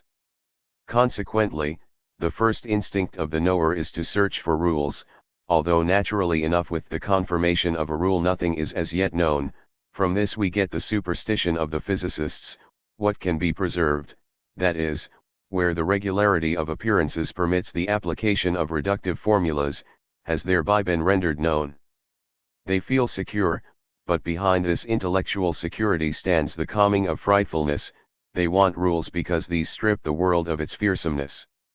69. This regularity, this making regular, is a regulative fiction in a literal and practical sense. Perceptual and conceptual, structural and focal, this fiction of regularity protects us from the unknowable, the frightful and questionable character of existence. The rule of the world, the worldview of physics, of law-likeness in sum, protects us from the unknown. It is essential to note again the very efficacy of such mechanically regulative fictions. For Nietzsche, social conventionalization of truth in language illustrates the life-preservative success of illusion as regularization. We can recall that the standard ideal of both linguistic and logical truth is fixed by what the early Nietzsche names the semiotic equivalent of a Friedensschluss or peace treaty 70. For Nietzsche, the process from experience to consciousness through language, and so on to logic and to science, represents nothing more exotic than an organism's specific mechanism for self-preservation. The knowledge apparatus as reductive apparatus means of the nutritional apparatus 71. The difference between human and animal perspectives lies in the superior plasticity of human interpretations. Human perspectival fictions are proof against error. Human knowledge perspectives are not merely life-preservative errors, they are themselves further preserved in metaphysical, religious, or scientific concepts. Thus for Nietzsche, everything that sets man off from the animal depends upon this capacity to volatilize visual metaphors into a schema, thus to dissolve an image into a concept. 72. 98. This representational, conceptual metamorphosis is the crystallization of the past as past. The latter may be understood in the spirit of what Nietzsche regards as the tertiary critical historical perspective in the second of the untimely meditations. 73. With this human evolution, in the development of language and so of logic, interpretive fictions subsuming different experiences to similar experiences name them as the same. Likewise, similar objects are assumed to be, are taken as identical. To illustrate this process, Nietzsche considers the deliberately trivial example of a leaf in his essay on Truth and Lie. A leaf is recognized as a leaf and thereby the particular leaf. The individual leaf is collapsed, so to speak, into the formal idea, the image, the imaginary projection of a leaf. In this way, the conceptualization of a leaf comes to a fancied existence apart from all experienced leaves. What is more important, through the utility of the concept or the name, all experienced leaves are regulated. One experiences not different leaves but, much rather, different instances of the same thing, the leaf. Naming, that is to say, language gives experience its conclusive character. We know experience, so have experience through language. And in this way, a word, sound, idea, the name of the thing becomes the thing. But this emphasis on language does not mean that Nietzsche is a nominalist, still less that he is an idealist. The very conventionality of language manifests the will to power as evaluation, that is, as interpretation. As value and expression, language reveals the cultural ecophysiological basis of knowledge. In this way, Nietzsche shows that objective empirical recourse, filtered through language, is itself semiotically grounded. A uniformly valid and binding designation is invented for things, and this legislation of language likewise enacts the first laws of truth. 74. the linguistic or conceptual origin of the truth of experience in terms of its practical or ecophysiological exigency does not certify the accuracy, the adequacy that would be its truth as truth. In this early essay, and in his later reflections on related matters, Nietzsche observes that a certain efficiency of perception in recognizing similar events and objects is essential to survival. But the value of such reductive regularity for life does not prove that perception offers an adequate evaluation of reality. There is no between perception and representation, because conceptual representation is not and cannot be similar to its object. Human perception, for Nietzsche, 99, is inadequate to all realities because it does not generate an accurate, mathematic understanding, however much it may be like or similar to such an understanding. The question to be resolved here is the question of similarity. Nietzsche's take on knowledge begins with a rigorous examination of the idea of the same. For Nietzsche, any complete, adequate knowledge or understanding must accord ambiguity, that is, ambiguity understood as the sum of individual differences and distinction, its full expression in reality. 75 When we subsume perceptions under concepts, we achieve an effective estimation of similarities, rather than an affirmation of difference as difference or ambiguity. Even the perception of difference is possible only on the basis of an original presumption of similarity. For Nietzsche, there is no original formal identity that would ground this presumption. Similar things are not similar in themselves but only similar for us. This is the unimpeachable ground of rationality, of ratio in its truest sense. We begin here and we remain here. Thus careful attention to reality will never come to reveal the fiction of the general concept. Empirically observed differences will only confirm the conceptual framework. 76 Efficient perception systematically overlooks certain aspects of experience. It is this inattention that Nietzsche refers to in describing the perceiving organism as blindly playing around on the backs of things. The playing around, the game in question comprises not only raw sense perception, informed by concepts, but also the critical game of the empirical scientific knowledge project. For Nietzsche, even science does what humanity has always done, it employs what it finds understandable, that it counts as true, for the purpose of explaining everything else. Humanization in Summa 77. Everything is perspectival and cannot be otherwise. Thus, Nietzsche explains our most presumptuous epistemic errors. All our organs and senses of knowledge have been developed in accord with conditions of preservation and growth. Trust in reason and its categories, in dialectic, and therefore the valuation of logic, demonstrates only the experientially confirmed utility of the same for life, and not its truth. 78 As an ecophysiological expression, scientific knowledge assumes the basis of its validity in language. 100. It is as a logical expression of the will to power that science works as an interpretive triumph, considered in its empirical efficacy. But for all that, it is not true. We ought not forget Nietzsche's claim that the conditions of life might well be such as to require error. Why could the world insofar as it concerns us et al. Not be a fiction? 79 Small differences are discounted in favor of the recognizability of gross similarities. But it will be the small differences that must be brought into account for Nietzsche. Nietzsche's epistemological rigor lies in his refusal to accept the traditional margins between important and incidental differences.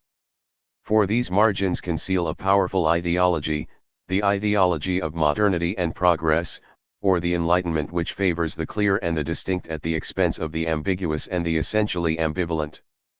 Perspectivalism as epistemology. By analyzing knowledge rather than the conditions of knowing, Nietzsche counters the traditional presumption of the possibility of knowledge with the proposition or the suspicion that knowledge might be not proper knowledge at all but no more than an illusion. His question challenges the sufficiency of the principle of sufficient reason. What Kant posited as necessary, Schopenhauer for his part was able to uncover in the immediacy of the will, that is, the intuition of the noumenal realm. More ambitious than Kant, Schopenhauer was able to find an indirect exhibition of the truth of the noumenal world in the direct experience of the will. Thus he invented a kind of reflexive periscopy, means for looking round his own corner, or, as Nietzsche puts it, not unadmiringly for affecting the fairy tale achievement of turning one's own eyes inward. 80 But it is clear that Nietzsche finds intuition, however magically direct, uncompelling. The fact and promise of intuition must be assumed or posited, or else taken as directly given as simply axiomatic by less scrupulous analytic thinkers. 101.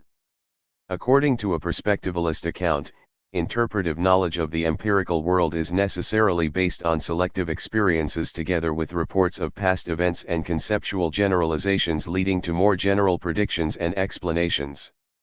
Yet, it is not possible to exceed or embrace such generalizations with a higher truth. In this, Nietzsche's position affirms the intractability of the problem of induction and the problem of synthetic a priori knowledge. For if no transition is possible between empirical experience and regulative strictures or scientific laws, there is no precedent guarantee that accepted knowledge stands on anything but custom. As an alternative, to be sure, one can make up knowledge that is absolutely certain. Then scientific generalizations could be accepted as mere definitions or stipulations. Scientific efficacy and rationality would thus be explained without asserting any ultimate transcendent truth. In this pragmatic, conventional expression, sophisticated philosophy of science abandons the uncertain to the unknown and even to the unknowable. For Nietzsche, as we have seen, just this affirmation of non-knowledge presumes too much knowledge. The critical epistemic question, addressing the range from metaphysical reflection to technological intervention, is Nietzsche's question. He cannot avoid concluding that the truth of empirical knowledge plays in hypothetical spheres. In bolder terms, Nietzsche concludes that truth is an error, or better, a species of error and knowledge, a fictionalization of the world. As one constructs in accord with method isosceles triangles, so one constructs or composes electrons, operas, and poems, as well as, and, more ordinarily, tables, chairs, and spiders. Laws of nature, conceived as such fanciful constructions, work precisely as far as they are needed, that is, laws of nature work in all accounts and to all appearances. But, for Nietzsche, nothing in such accounts need be true, and so the account is artificer only technically true, that is, insofar as it describes the world of our human interest. The scientific world is as faithfully represented for our cultural interests as the spectrum of snow types represents part of a skier's world. The integrity of this representation. 102. From the scientific perspective is not at issue. What is to be questioned is whether these things, that is, scientific entities or appearances and the various kinds of snow, were really so, that is, adequately represented in all their realities. In a serious scientific culture the answer has to be affirmative. But for Nietzsche this affirmation, even as it is sophisticatedly qualified as potentially false, is necessarily self-serving. The philosophic perspective must consider the possibility of the artifactual nature of scientific knowledge as a human interpretation. From Nietzsche's critical epistemic position, true knowledge would have to be transcendental. True knowledge cannot be a limited or personal conviction, something I know to be true now or simply to be true for me. 81 But transcendental knowledge is precisely what is unavailable from an organic perspective. The question once again for Nietzsche is whether knowledge can ever be shown to be based upon anything other than faith. For Nietzsche the answer is no, but that in itself does not offer access to any kind of negative epistemology but is rather decisively an anti-epistemology. We simply lack any organ for knowledge, for truth. We know just as much as may be useful in the interests of the human herd, the species, and even what is here called utility is ultimately also a mere belief. 82. In this way, Nietzsche's question concerning the basis of knowledge considers the nature of what we take to be knowledge as belief. For Nietzsche, the interpretive function of knowledge is its will to power. For human beings, the way of knowing is the way of securing continued existence. Such life-securing simplifications are what he considers to be falsifications. 83 Knowledge is the falsifying of the multifarious and incalculable into the identical, similar, and calculable. 84. If knowledge is falsification, if its truth is a lie, then since we as knowers do not recognize ourselves in this fiction, we are as liars, lying to ourselves. Our claim to knowledge is delusionary or self-deceptive. Nietzsche's analysis of the innocent yet inescapable duplicity of knowledge as it conflicts with all realities, that is, in opposition to the real, is subtle. To follow Nietzsche's thinking here demands that the reader be capable of thinking, of experimenting and taking risks. Nietzsche's doctrine is not only difficult to grasp but properly said esoteric. This doctrine is meant only for select readers. In the last 103 resort there exists an order of rank of states of soul with which the order of rank of problems accords, and the supreme problems repel without mercy everyone who ventures near them without being through the elevation and power of his spirituality, predestined to their solution. 85 The esoteric criterion in question works two ways. Differentiating between readers is only one of its interests and effects. It also defines the limits of the general benefit of the Nietzschean perspective. As Nietzsche has it, humans are not designed for knowledge. The pursuit of truth, when it is not a ruse in the service of life, is deadly. And the pursuit of truth is always rooted in error, precisely because error is the condition of life. 86 Nietzsche writes in a note from the 1881 Nachlass, I recognize something true only in opposition to an actual living untruth. Thus truth comes into the world as a concept completely lacking power and first acquires power by immixture with living errors. And for this reason, one must permit errors to flourish and acknowledge their dominion. 87. What is born in this realm between error and truth is nothing less than the condition of all knowledge. We must love and cultivate erring, it is the mother womb of knowledge. 88. What may earlier have seemed no more than a bare contentiousness in Nietzsche's rejection of both claims to knowledge and prudent reservations of Socratic non-knowing can now be seen in its proper significance. Whether one claims to know nothing or to have very little knowledge, or to have some certain knowledge, one claims what cannot be given when one claims that one does not err. Knowledge derives from error. In this context, we can better consider the response Nietzsche recommends to the Cartesian-style pretender to privileged access to his own internal experience or idealistic knowledge of certain truths. Whoever feels able to answer these metaphysical questions straight away with an appeal to a sort of intuitive knowledge, as he does who says, I think, and know that this at least is true, actual, and certain, will find a philosopher today ready with a smile and two question marks. My dear sir, the philosopher will perhaps give him to understand, it is improbable that you are not mistaken, but why do you want the truth at all? 89. 104. The philosopher's reply to the dogmatic thinker is classically ironic. The specificity of this irony can only catch a certain reader's eye, and just as obviously, the Cartesian interlocutor so treated could only be baffled. Only the reader who knows something of Nietzsche's position on truth and experience, knowledge and certainty will be able to follow the sense of the answering question, and this sense is not a comic one. For the aesthetic possibility here lies beyond the arch deflection of the rational idealist's certain knowledge and may be discerned only on the broader plane of value. This value is a measure of life celebration, to give existence an aesthetic meaning, to increase our taste for it, is the ground condition of every passion for knowledge. 90. Again, Nietzsche's hierarchic elitism appears. 91 He writes for the reader who may be said to have lived, as did Nietzsche himself, with a great question mark as his destiny. 92. Nietzsche's selective principle is significant for his general epistemology for the curious but essential reason that, as so emphasized and construed, such an elite vision would in fact lack popular appeal, and making no appeal to popular subscription, this vision once properly construed would be in essence and generally unattractive. The appeal of Nietzsche's elite vision may be and has been compared to that of Aristotle's description of the great-souled man. Like Nietzsche's embarrassingly political ideology of the will to power, read in an exoteric domain, the esoteric dimension is likewise uncomfortably offensive. 93 This comparison is not fortuitous. The appropriately intrigued reply to an illustration of an idealized philosophic attitude might be the expression of admiration, how can we be like this? But the question here should really be, would one want to be like this? It is hard to exaggerate the difficulty of conceiving a wholehearted affirmation of Nietzsche's requisite, rarefied lifestyle. Such an exceptional focus may well be intrinsically fascinating.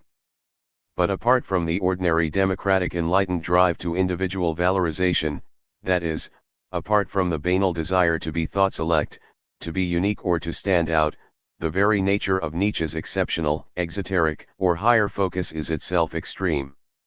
The adventure prescribed must lose its appeal just where the genuine danger and threat to the individuality, the uniqueness of the average individual becomes apparent in its 105. Intrinsic threat to the average ideal of life. Nietzsche's experiment is least desirable for those of us who value life. Let us not fail to remember that Nietzsche was the philosopher who wrote against the commonplace conviction of the individual right to life. One has no right, neither to life nor to work, nor indeed to happiness. It is no different for individual human beings than for the lowest worm. 94. Thus we read Nietzsche's description of an aristocratic culture, a culture of exceptions, of attempts, of danger, of nuance as the consequence of a great abundance of power. 95. This is not a culture, as it might be claimed, of sulking, disenfranchised intellectuals, but a culture celebrating danger and the capacity for dangerous undertakings. Nietzsche's description is not meant to be lyrically romantic. Beyond those skeptics who can tolerate an abstract rendezvous of questions and question marks, 96. Nietzsche's appeal is directed to those who understand that no philosopher hitherto has been in the right, and that a more praiseworthy veracity may lie in every little question mark placed after your favorite words and favorite theories. 97. This is more than a common cynicism. 98. Neither a scepticism nor a relativism, perspectivalism is a living disposition, a deliberate position in thought and being in a rendezvous of questions. 99. And, of course, and here is the value of the esoteric worldview in the present context where there is room for questioning, science cannot be far behind. For Nietzsche, the selected seeker ventures into a labyrinth, he multiplies by 1,000 the dangers which life as such already brings with it, not the smallest of which is that no one can behold how and where he goes astray, is cut off from others, and is torn to pieces limb from limb by some cave minotaur of conscience. If such a one is destroyed, it takes place so far from the understanding of men that they can neither feel it nor sympathize, and he can no longer go back. 100. The emphasis on difficulty, more precisely, on suffering, on what the early Nietzsche called the tragic, and the later Nietzsche spoke of once again as the Dionysian, is patent. Yet difficulty as 106. Such, the possibility of failure, again, is not the point. There are heights of the soul seen from which even tragedy ceases to be tragic. 101. To understand Nietzsche's position here recalls that he never denies the pessimistically construed epistemic stance.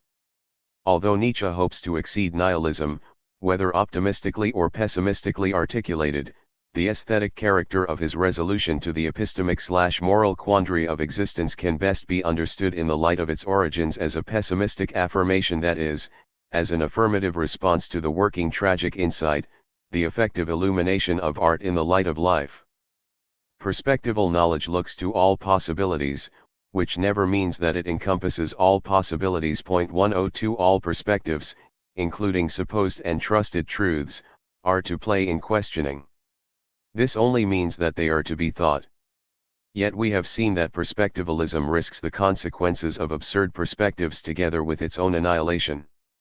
The destructive risk of going to ground is accepted in good conscience because the aim is an enhanced, that is, artistically advanced, rather than merely preserved or maintained life. Thus understood aesthetically, perspectivalism's vulnerability to destruction does not render it a nihilism. Moved by the hermeneutic insight that knowledge is creative interpretation, Nietzsche's response is to try his hand at it. In this way, Nietzsche's critique of knowledge seeks to understand knowing in the manner of an artist. In this way Nietzsche represents art in the grand style as a means to life. Nietzsche's effort is to discover how far such deliberate aestheticism in life can be taken in the context of philosophical thought and, by extension, science. But this is not to say that Nietzsche's project champions a romantic beautification or subjective refinement of science. His guiding effort to uncover the possibilities for science in the light of life cannot be interpreted as a call to prettification, or even humanization, of science without serious and trivializing misunderstanding. Point 103. His question is rather the transformative perspective, the question of the grand style: can we become the artistic creators of our own understanding, of our own science, and so our own existence? It will be in response to such a question that the teaching of the eternal return conditions the incorporation of such a creative aesthetic attitude toward life. 107. Multiplicity as interpretational truth, the metaphysical fiction of an absolute. Having thus explored Nietzsche's challenge to the basis of empirical, transcendental, and psychological knowledge, a provisional resume may now be helpful. For Nietzsche, the practical end of utility is itself permeated by a fiction. This practical ideal is fictional in the constitutional or regulative sense, since it is a product of cultural, ecophysiological interpretation. But it is fictional in the traditional sense as well, as error generated from an illusion that is nevertheless presented as if it were unimpeachably true. For Nietzsche, practical and so scientific knowledge denies the complex character of the becoming chaos that is nature, or the real. This complexity or ambiguity of the effectively unknowable real is denied in favor of the effectively knowable rational scientific categorization and organization. For Nietzsche, simplification of the becoming of nature into a human being fitted world. We produce scientific conceptions, Nietzsche notes, to be able to live in a world. 104. Nietzsche's Peircean reflections on the conventionalism of knowledge explain the pragmatic organic interest of such simplifications. A world regulated by scientific laws is less threatening and less problematic than a world of chaos. To offer an example Nietzsche himself favored, such a limited focus is characteristic of the earthworm that has no consciousness of the complex extension of the world about it. This ignorance works until the worm is unfortunate enough to encounter some extrusion of that world upon it, for example, when some beak pokes at it or foot treads upon it. Then, Nietzsche says, contracting, it shows its appreciation of the reality of this foreign intrusion. Its self-retroactive response to that world-intrusive assault is conservatively interpretative. In this example, we see what Nietzsche understands by power-expressive interpretation. By turning, the worm diminishes the likelihood of being stepped on again. The worm's shrinking response is effective, self-contraction works to effectively, actually contain or shrink the world. The limit upon any critical knowledge venture remains the 108. Utility of interpretive falsification: one must be able to live with whatever truth is proposed. As the earthworm manifests the range of its perspectival conviction in its full or contracted extension, so the scientific interpretive accounts reach their own rational level within the constraints of life. Ergo, this subtler honesty and skepticism came into being wherever two contradictory sentences appeared applicable to life because both were compatible with basic errors, also wherever new propositions, though not useful for life, were also not evidently harmful to life. 105. The closer look at the flowers of the hedgerow that marks the botanist's perspective, separating it from the less discerning selection of the bee or butterfly, has its origin, as the expression of an intellectual play impulse. 106. But there is nothing that is truly neutral in this playfulness. The ideal of a botanic benevolence or any other neutral scientific goodwill may not be affirmed because it does not exist. What starts as play becomes its own reason for being, play becomes the thing, and it then works in its own right as a perspective over and against other possibilities. We are ever, for Nietzsche, concerned with the expression of the will to power when we speak of interpretation, even when we speak of play. Gradually such judgments and convictions filled the human brain, and a ferment, struggle, and lust for power developed within this tangle. Not only utility and delight but every kind of impulse took sides in the battle over these truths. The intellectual battle became a task, a stimulus, a profession, a duty, something dignified, and eventually knowledge and striving for the true took their place as a need among other needs. 107. This means that knowledge collided with those primeval basic powers 108. Such a collision has only one outcome. Knowledge works on the basis, and is the further expression, of the old organic errors. They must be considered together, two lives, two powers, both in the same human being 109. When Nietzsche asks then, to what extent can truth endure incorporation, 110. What he means to question is the subtlety and free play of the will to truth. Such a will must be distinguished from institutionalized scientific truth and its nihilistic metaphysics. Again, what is involved here is a discriminating critique and beyond that an interest in a higher possibility for knowledge, and so, for life. 109. A note on the typology of science and philosophy, the will to power. Nietzsche understands the scientific illusion of truth as a reactive manifestation of the human will to power expressed as a drive to dominate the earth. 111. Despite the circumstantial fact that the reflective expression of science is permeated with conditional claims, qualifications, and assertions of non-knowing, that is, despite science's role in confirming Nietzsche's hyperrealism, the world in its ambiguity and constant flux as a chaos. 112. The scientific will to power is an absolute drive. The casual experience Nietzsche reports expressing the difference between a distant landscape and the immediacy of the countryside itself as it strikes the approaching walker, as the difference between the near and the far, the object for consideration and the immediacy of a country world, can be repeated by anyone who chooses to investigate, as does Merleau-Ponty, the phenomenology of perception, or, indeed, by any child watching battalions of ants crawling through the high grass forest of a moss bed, or a picnic luncher leaning against a tree and noticing with fascination the literal, crawling buzz of life upon its bark. This interest proves Hollingdale's assertion that Nietzsche wanted to be a phenomenalist. 113.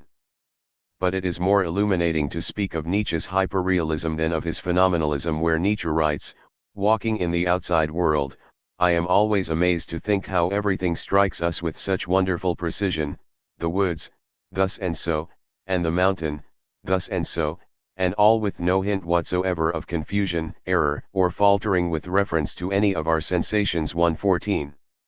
For Nietzsche, again, later notes the tendency to overlook things as they are in the helter-skelter, shimmering Jamesian, or Joycean world of blooming, buzzing confusion must betray even a critical perspective and reveals the hatred of becoming, against the careful observation of becoming. 115. It has been suggested that the disingenuousness of scientific, or what is often called Popperian fallibilism, the modern sophistication of science and scientific philosophy, is obvious in the persistence of the ideal of scientific progress. This ideal may be represented as a knowing unknowing. Science is an approximation.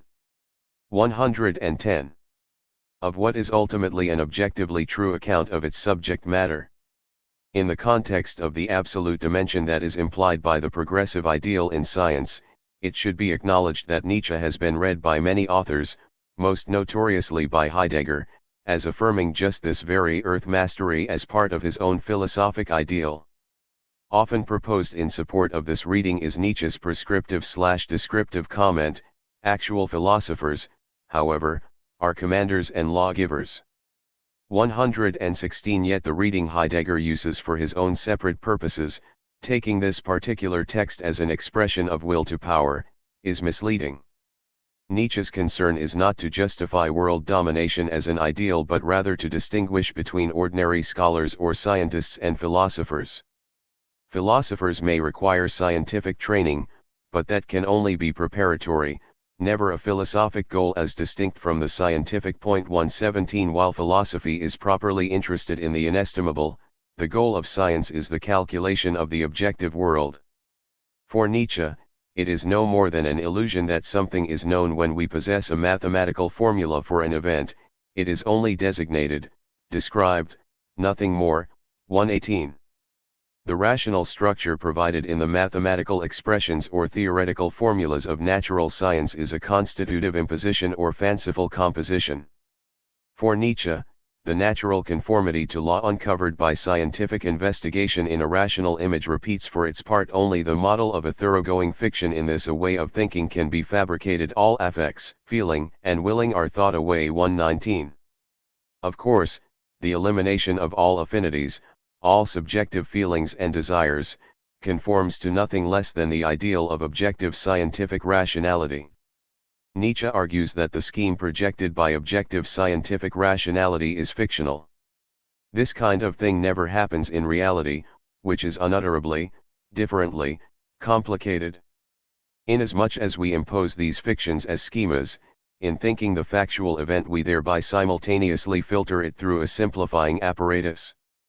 We thus relegate it to symbolic expression and to communicability and to the remarkability of logical procedures. There is no logical thinking in reality, and no axiom of either arithmetic or geometry can be deduced from it, just because it isn't there. 120. 111.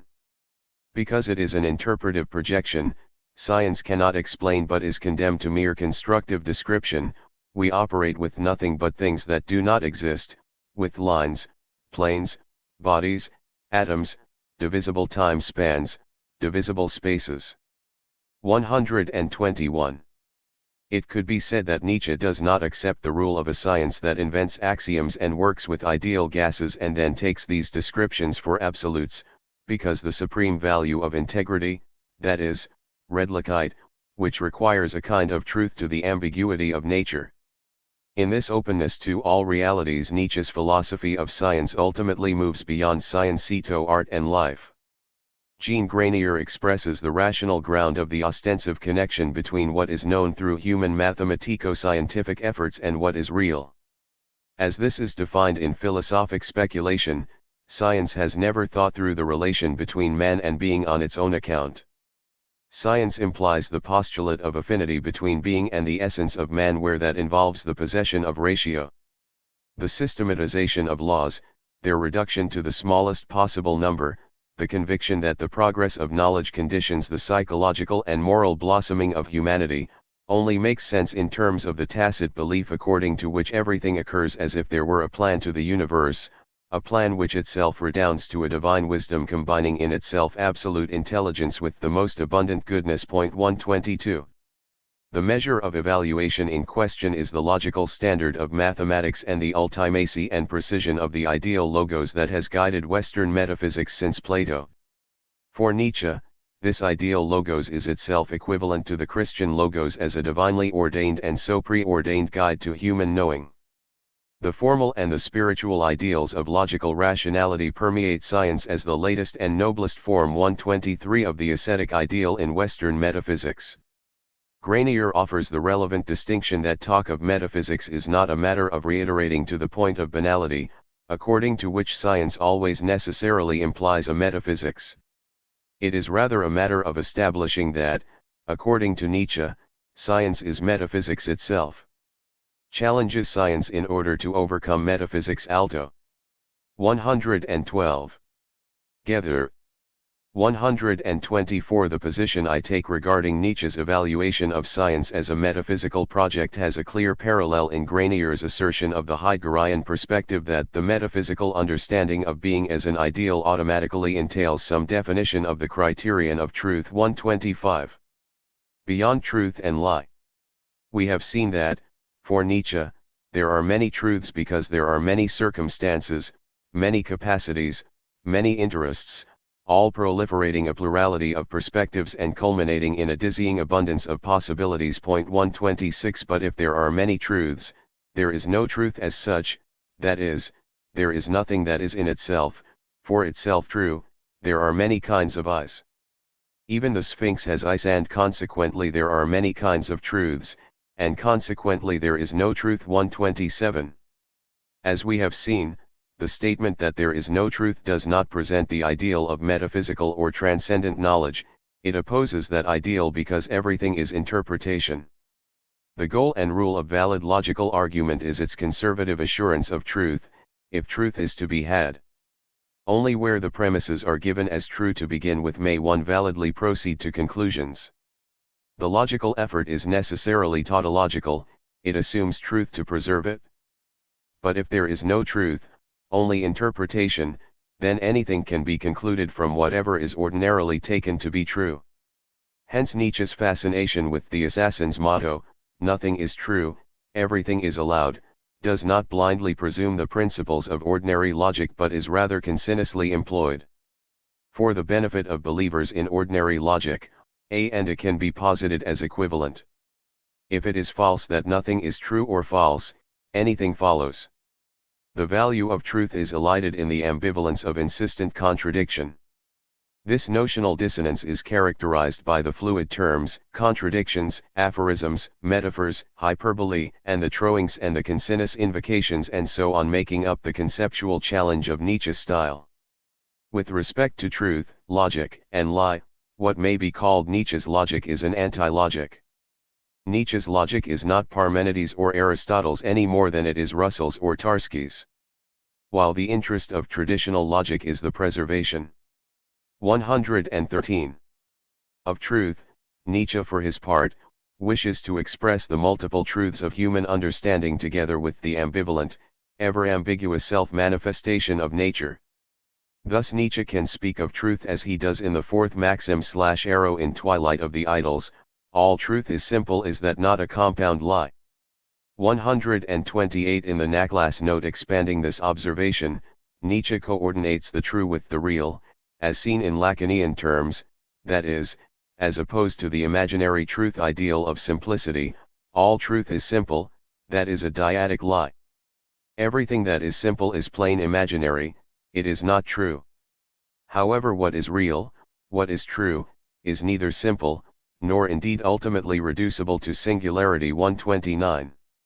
Although consistently and by definition non-truth conservative, Nietzsche's anti-epistemology concerns our interaction with the world as the real. 130 It is because there is no world apart from that interaction for us that Nietzsche's anti-epistemology survives the ambiguity and indeterminacy of the empirical world in the small and in the large.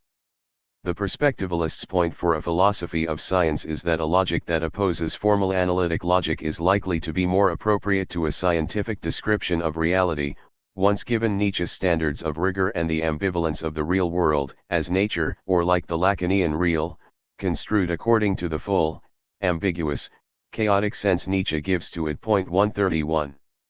The logico-empirical view of the world is amenable either to a static, non-stochastic, or stochastic descriptive logic.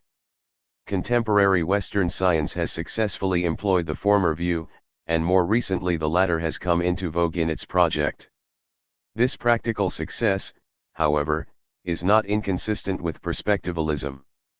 Nietzsche claims, then, that contrary to the scientific presumption of regularity, things do not behave regularly.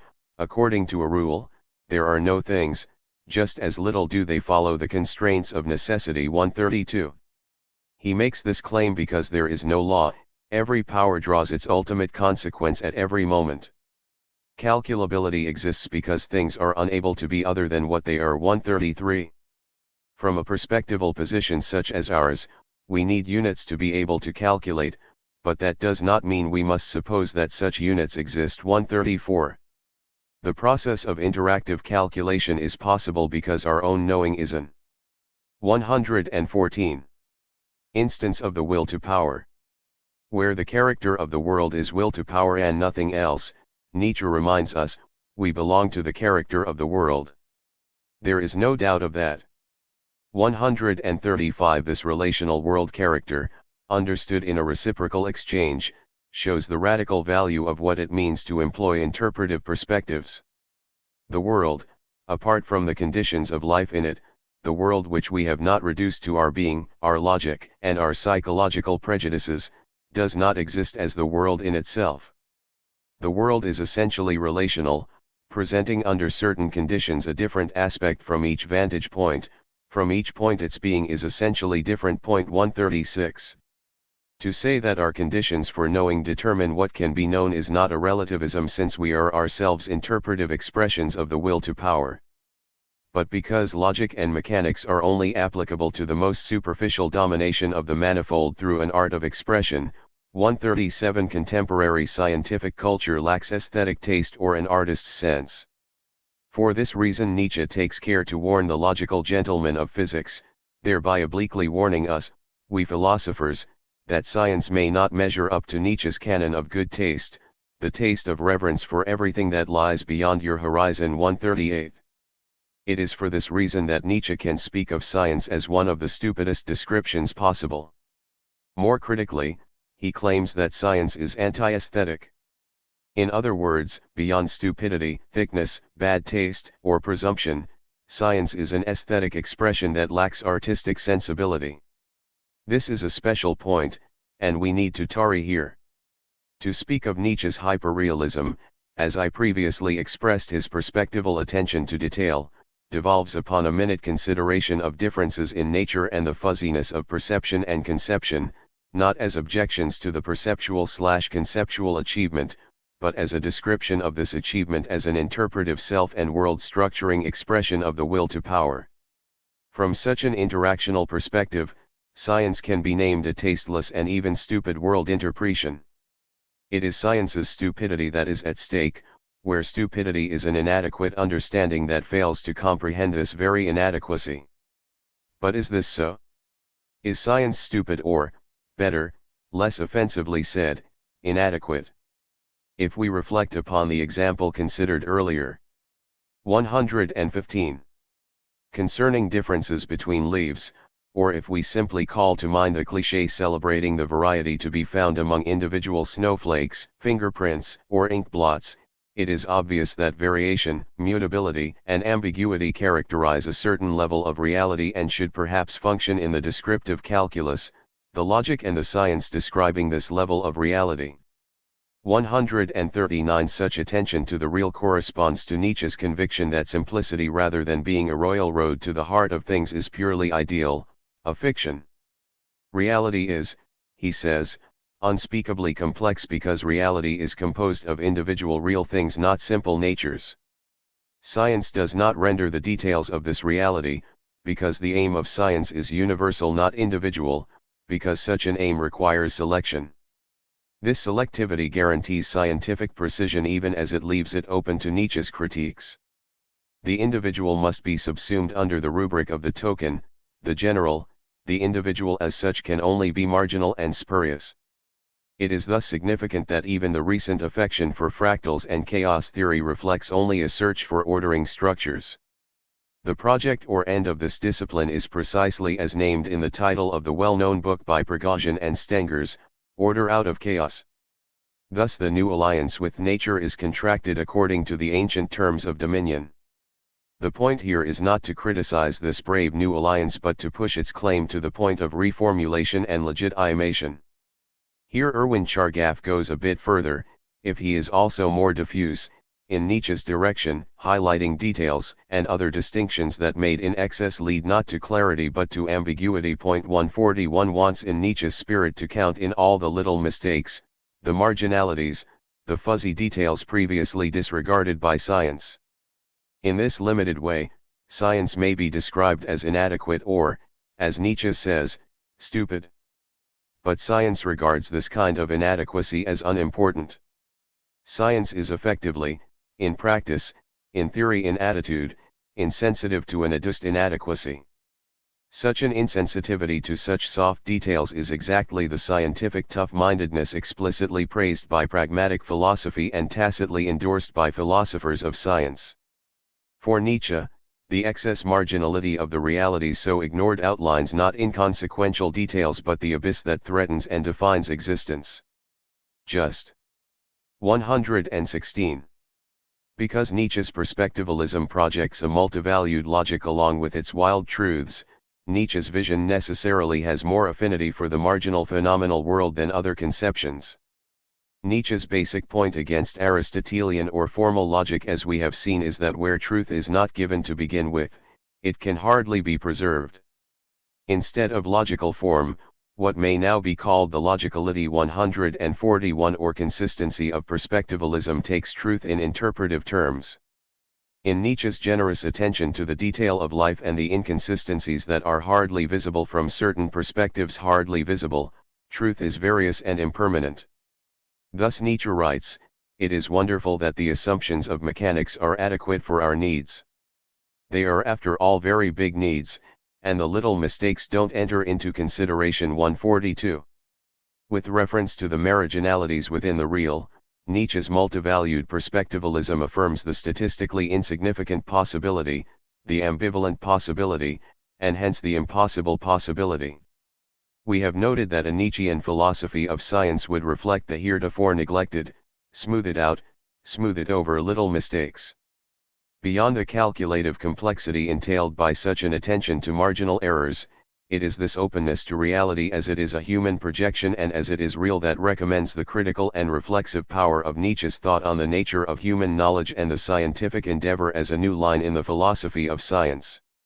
The phenomenalist advantage of Nietzsche's perspectivalism is evident, changing one's aesthetic valuation or descriptive focus according to the relative value of events in connection with other events, moving from a perspective directed to an invariant or invariance over a variable range to one open to variability per se affords the philosopher both another description of reality as well as another attitude vis-a-vis human knowing and, so, possibilities for human being.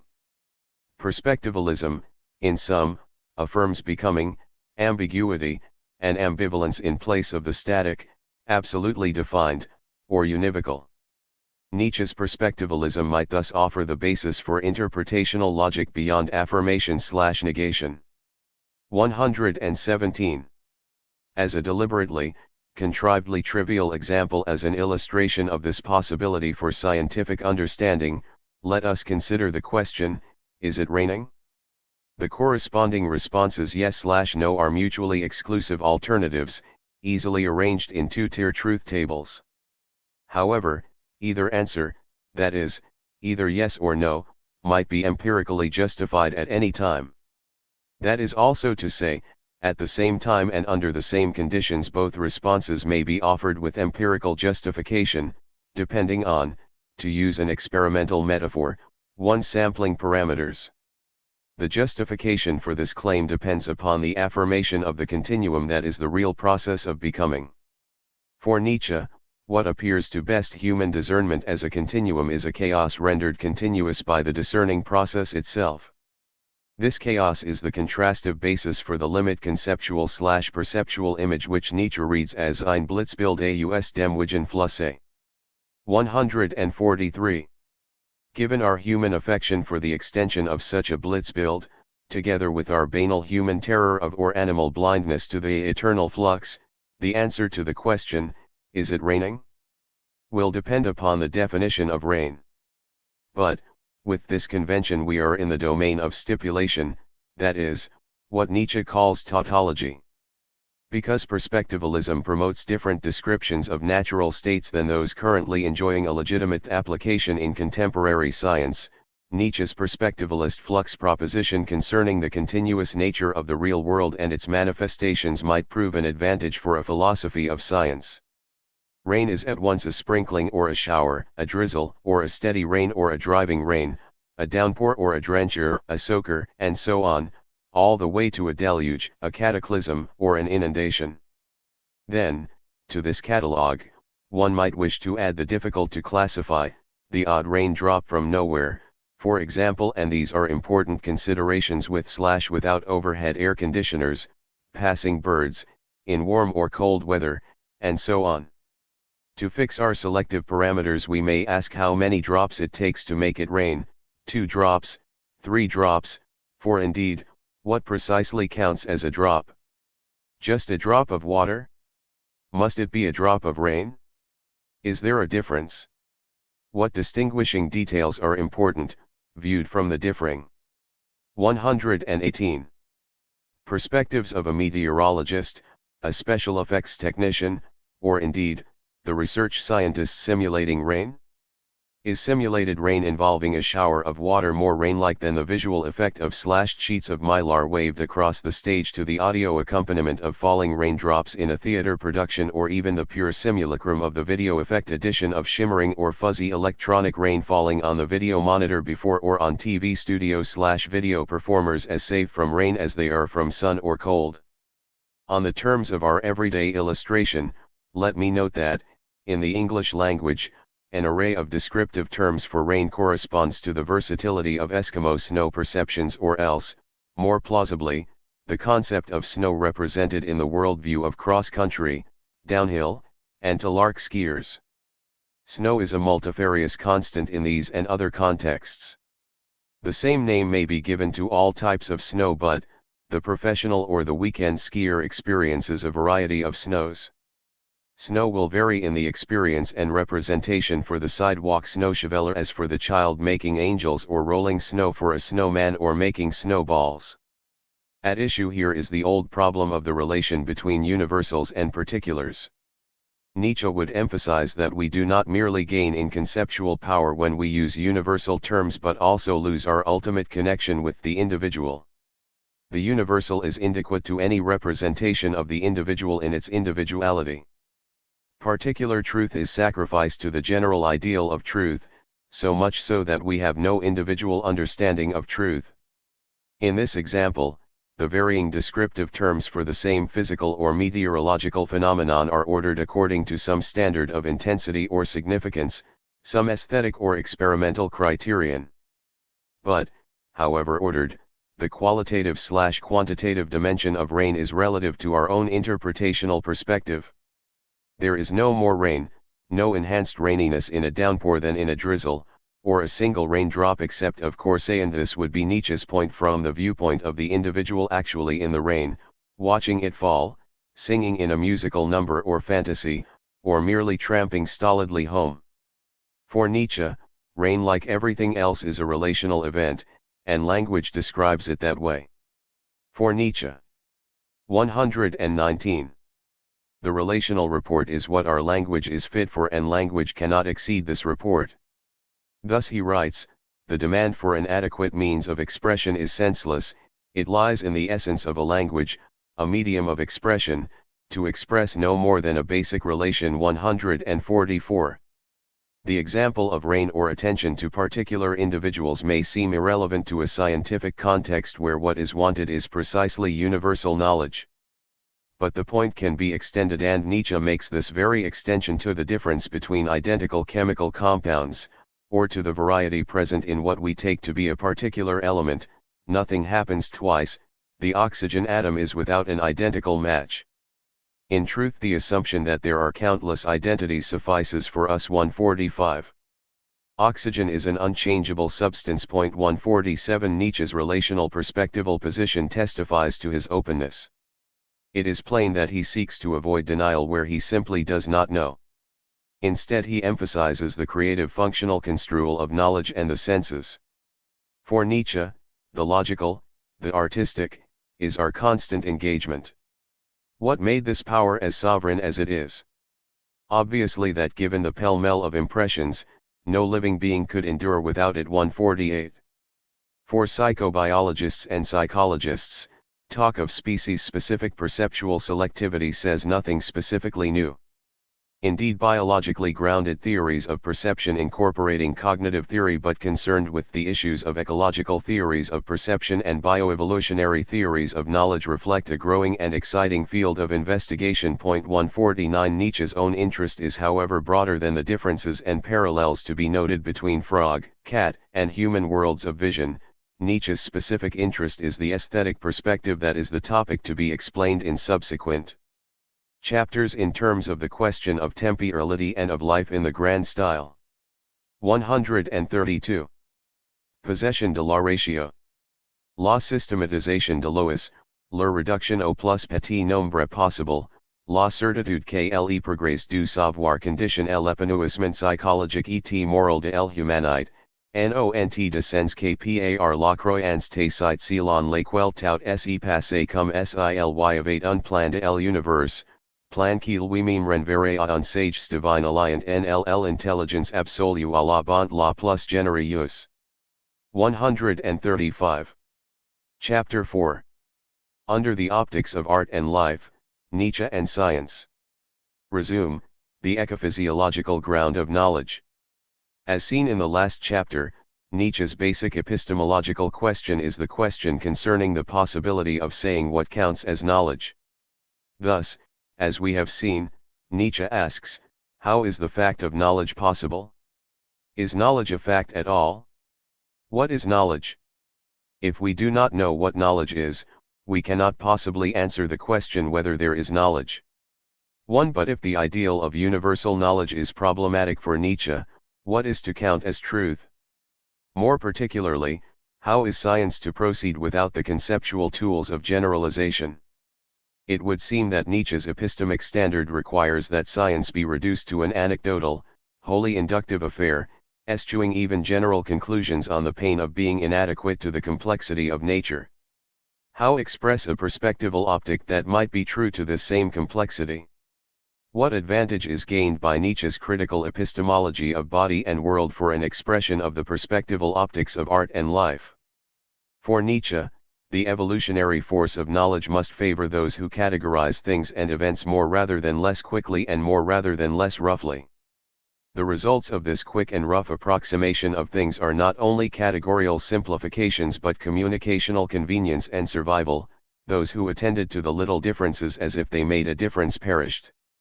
For Nietzsche, then, whatever becomes conscious becomes by the same token shallow, thin, relatively stupid, general, sign, herd signal too.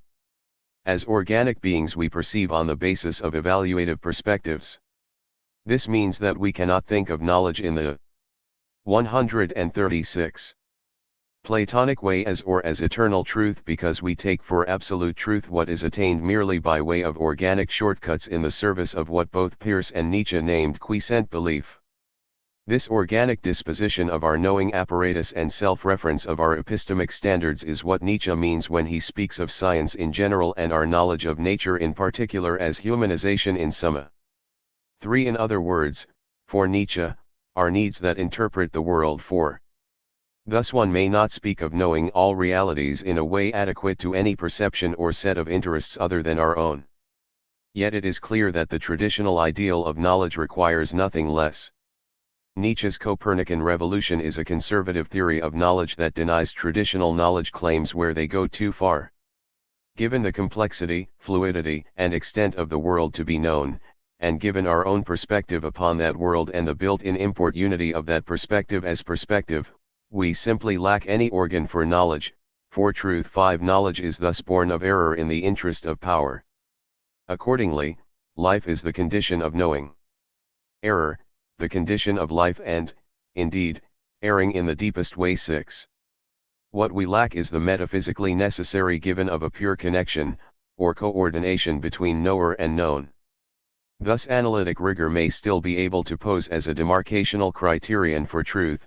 In Nietzsche's expression of such a criterion, what can be proven is true. But Nietzsche counters that this demand of itself presumes truth as given in advance. 7. For Nietzsche's part, without a given, without the grounding of truth in advance, we turn to consider the character of the world of which we are a part, which world for Nietzsche does not obey laws, if it is also plain that things are unable to be other than what they are. 8. The world is itself interpretive, and the issue for Nietzsche that brings us to truth and life again is the aesthetic expression of that interpretive dynamic. Science and nihilism. Despite a radically we have already seen to be problematic in its complexity, it is useful to state Nietzsche's position on the problem of science and the question of nihilism as these bear upon or reflect one another. For Nietzsche, the Western cultural ideal of 137. Science is inevitably a manifestation of reactive being. This in turn means that the culture of science, which Nietzsche will call the latest and noblest form of the ascetic ideal, is in fact the insidiously vital representation of a culture organized against the essence of life.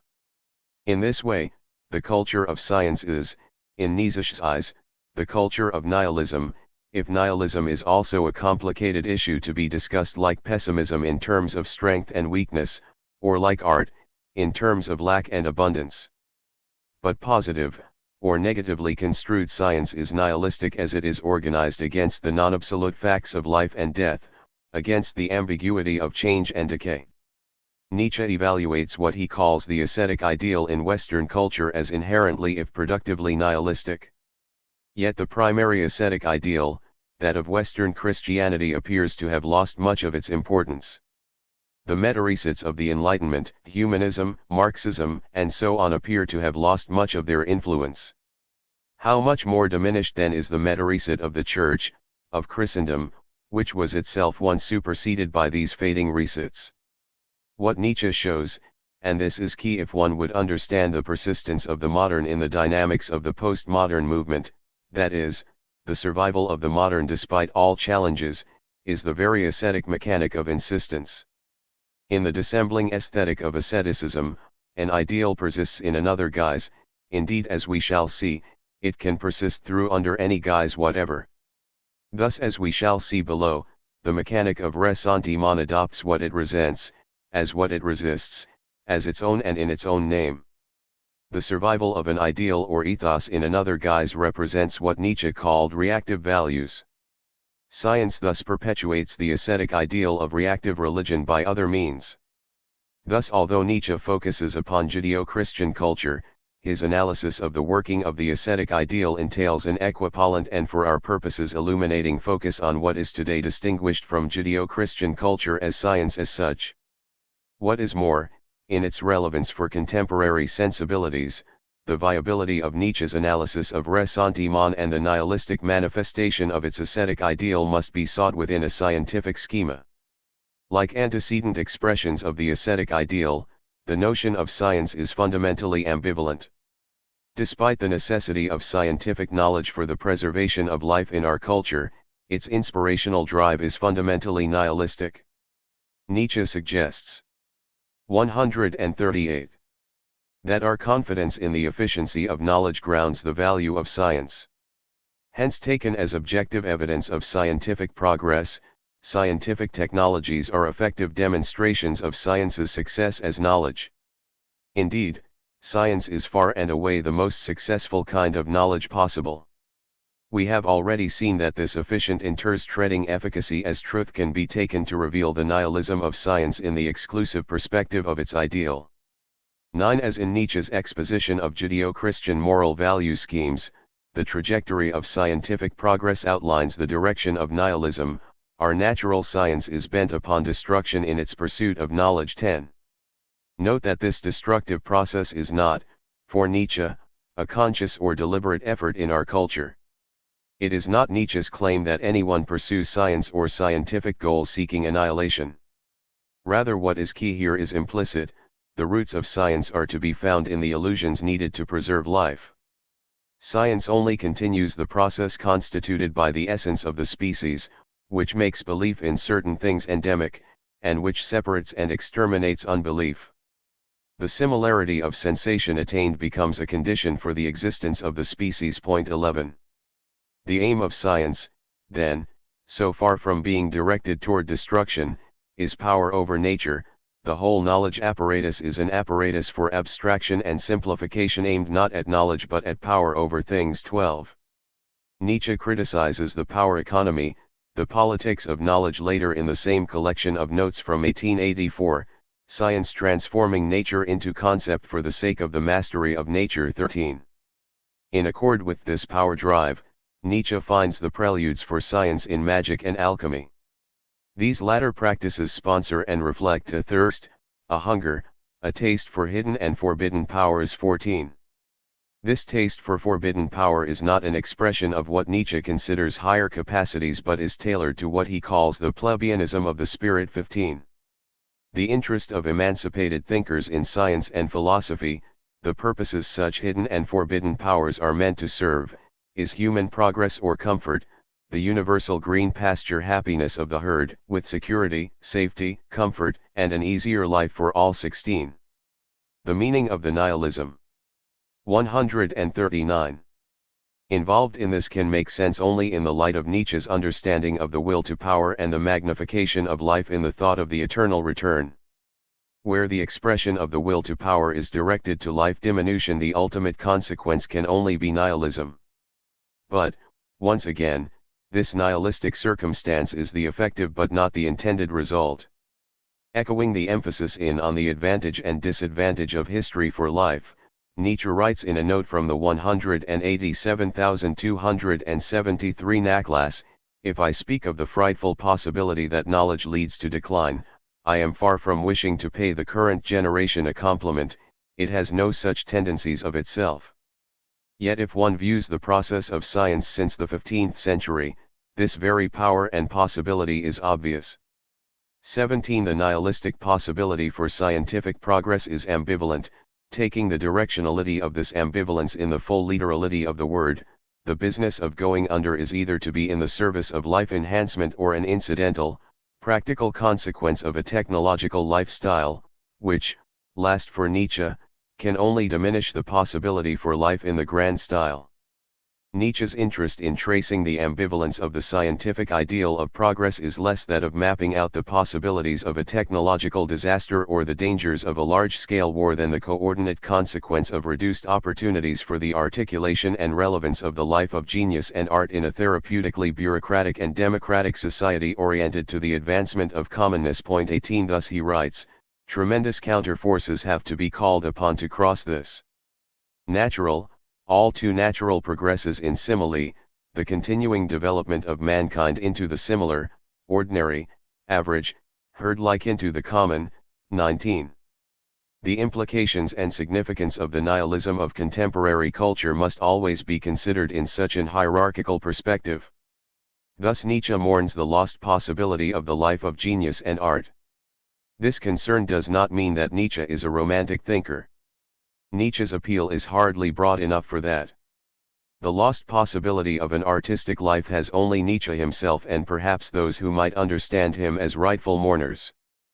But even this company of free and like spirits cannot claim to be contenders for the life of genius and art. Most of us must remain unmoved by both this possibility as well as its 140. Eclipse.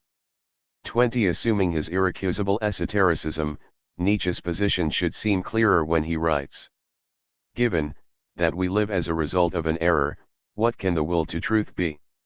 Isn't it rather a will to death? Could the efforts of philosophers and men of science perhaps be a symptom of decadent, dying out life, a kind of life excess of life itself? Queritur. And here one really could become reflective. 21. It is not art then but emancipated scientific culture that affirms the self-preservation and the democratic exaltation of the smaller self, the little or mass human being. Where, for a perspectivalist philosophy, all knowledge is belief, there is a fundamental difference between ornamental belief and the desperate faith in one's beliefs. The latter structure embodies a self-preservative project. What Nietzsche criticizes in distinguishing between life-affirmative and life-denying beliefs is the impotent institution of the latter as representative of absolute realities rather than as invented, compensating projections of an artistic vision. An artistic conscience constitutes the difference between the illusion of truth and the truth of an illusion and, that is to say, between the epistemology of nihilism and the nihilism of the scientific knowledge ideal. Reality and truth, the domination of truth. For Nietzsche, as we have seen, the scientific project is the discovery of the real as calculable. The objectivity of this ratiocinative, calculative interest is not equivalent to innocence, nor does such an objective focus justify the scientific project. 22. For Nietzsche, objectivity and justice have nothing to do with one another. 23. There is no interest-free knowledge project, and science itself, in its logicizing and mathematizing, has a special interest in a fixed image of the world. The fact that mastery over nature entails interference with natural processes as such is not denied in science. The utility of science is, after Kant's regulative analysis, the 141. Business of putting questions to nature. This inquisitorial constraint is hermeneutically suspect, but at the same time it is hermeneutically productive. As Heidegger expresses this classic phenomenological observation, science always encounters only what its kind of representation has admitted beforehand as an object possible for science. Scientific knowledge is compelling. 24. Assuming that nature answers those questions that express the interests of our culture, the philosopher can undertake to ask the objective question, what is so marvelous about nature that it responds to our questions? Or, queried from the subjective side, what excellence characterizes our cultural interests that nature turns out to have such a responsive affinity for just the questions we ask? We have seen that Nietzsche's answer would detail the following insights: we are of the world and in such a way as to interpret that world after our own image, where everything in the world works in the same interpretive fashion with regard to everything else. For the first subjective interpretation, consider Nietzsche's analysis of the scientific interest of the type of the theoretical man. This type finds the highest object of his pleasure in the process of an ever-happy uncovering that succeeds through his own efforts. 25. The logic of this unveiling requires its interminable suspension. This perpetual deflection or extension of the scientific project is its promise, or, if one likes, its promissory dimension. So conceived, the process of discovery expresses a pathological desire. 26 If the goal of scientific inquiry were nothing more than a simple uncovering or revelation of the facts, its interest would quickly be either satiated or abandoned. There are any number of facts and no ultimate terminus to the project of their discovery. The phenomenon of physiological satiation illustrates this point. While the satisfaction of desire is the death of desire, a deferred or partial satisfaction can be its quickening. 27 As the scientific process progresses toward a distant limit, some indirection must be assumed to sustain its joy or interest in discovery. As it is dependent on what I will call artifice or experimental stimulation in this way, science is far from being a pure or innocent pursuit of truth. To the contrary, science's pursuit of the truth is like 142. The pathology of voyeurism. The eye of science is like a hypertrophied, unblinking organ. 28. Speaking of science metaphorically, the objects of scientific research may then be called fetishes. 29. Nietzsche suggests that failing an artificial structure, the project of science would have to be relinquished, for the pure project of obtaining complete knowledge is endless. 30 Describing the relationship of the man of science to the unveiling of the goddess truth, Nietzsche concludes, there would be no science if it were concerned only with that one nude goddess and with nothing else.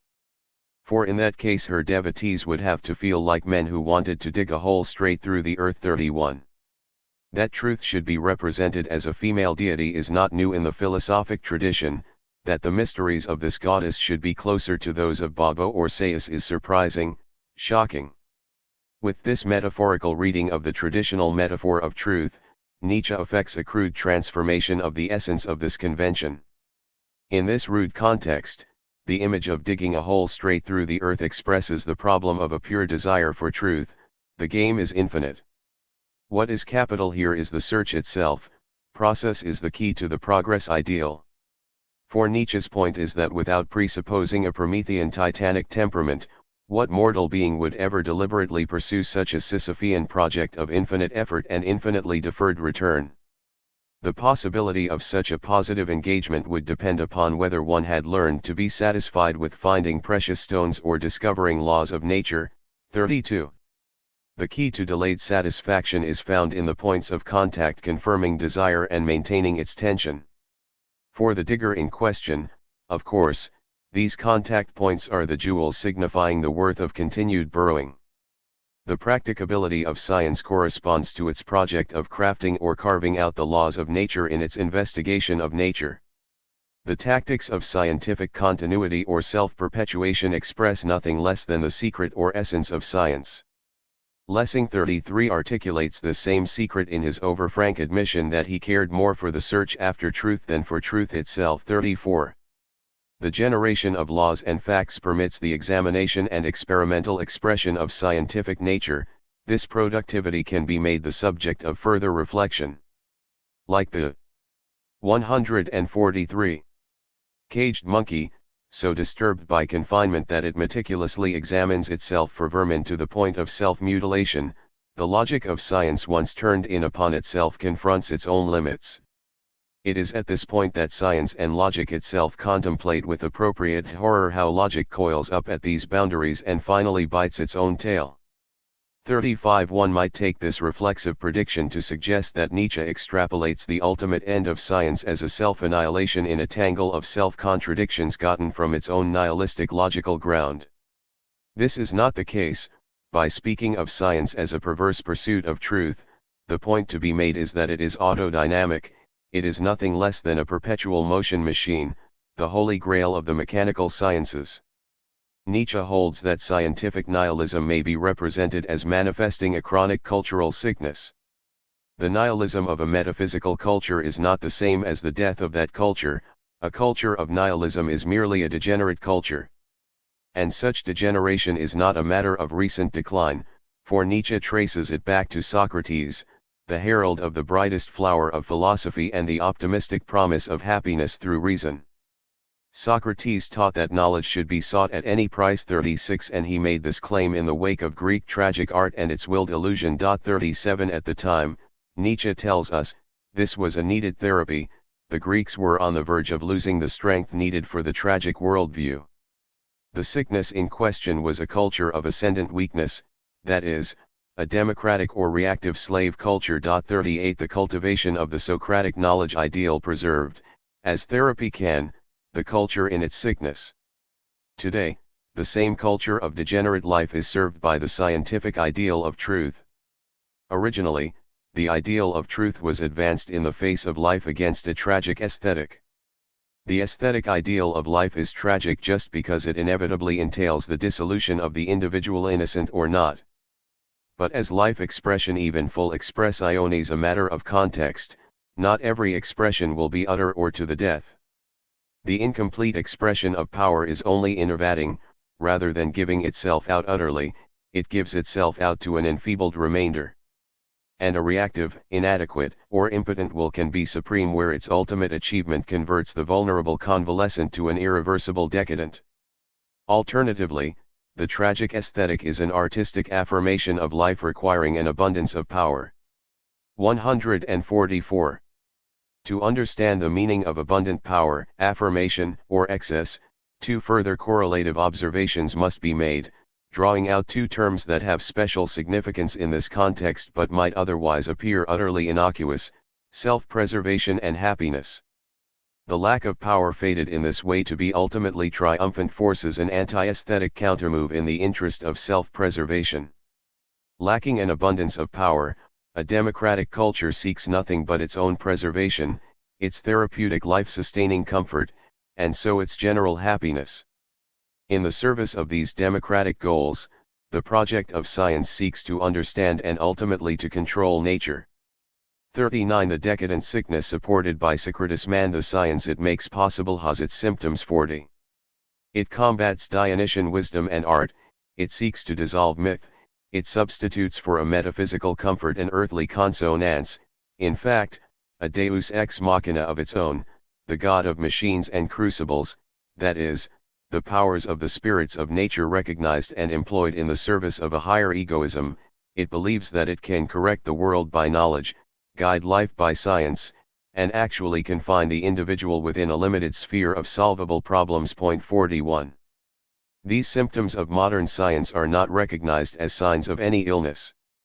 Rather have they come to be taken as the supreme signs of a healthy culture. Thus currently reviewed, myth has been dissolved and metaphysical comforts have given way to earthly ones. This is scientific progress. If the new faith in a scientifically improved world and the optimism of a scientifically regulated life happen to be less idealistic today than their Alexandrian counterparts, that is simply because they have been effectively achieved. The efficacy of such an achievement depends upon an optimistic inattention to the intractable dimensions of a complete knowledge of the real. 42 And a rational restraint of human demands. One must desire what the artifices of science can offer. This, again, is to say that there are no unimaginable technological possibilities. That is the meaning of the point suggested under the rubric of a limited sphere of solvable problems. 43. Because the scientific project is as effective as it is, the 145. Nihilistic aspect Nietzsche outlines in his symptomatology of science is dangerously difficult to perceive. 44. If the conservative ideal denies life, it must be admitted that this denial preserves life. The desire to live at any cost pushes the value of life to an extreme. Against this reduced standard and artificial love of life, Nietzsche preferred the pessimism of a Schopenhauer to the disguised danger of Socratic culture. A pessimistic artifice is better than optimism's equal or parallel artifice. So Nietzsche's suggestion that a deep optimism may be possible beyond pessimism may be read as an apology for Schopenhauer's vision.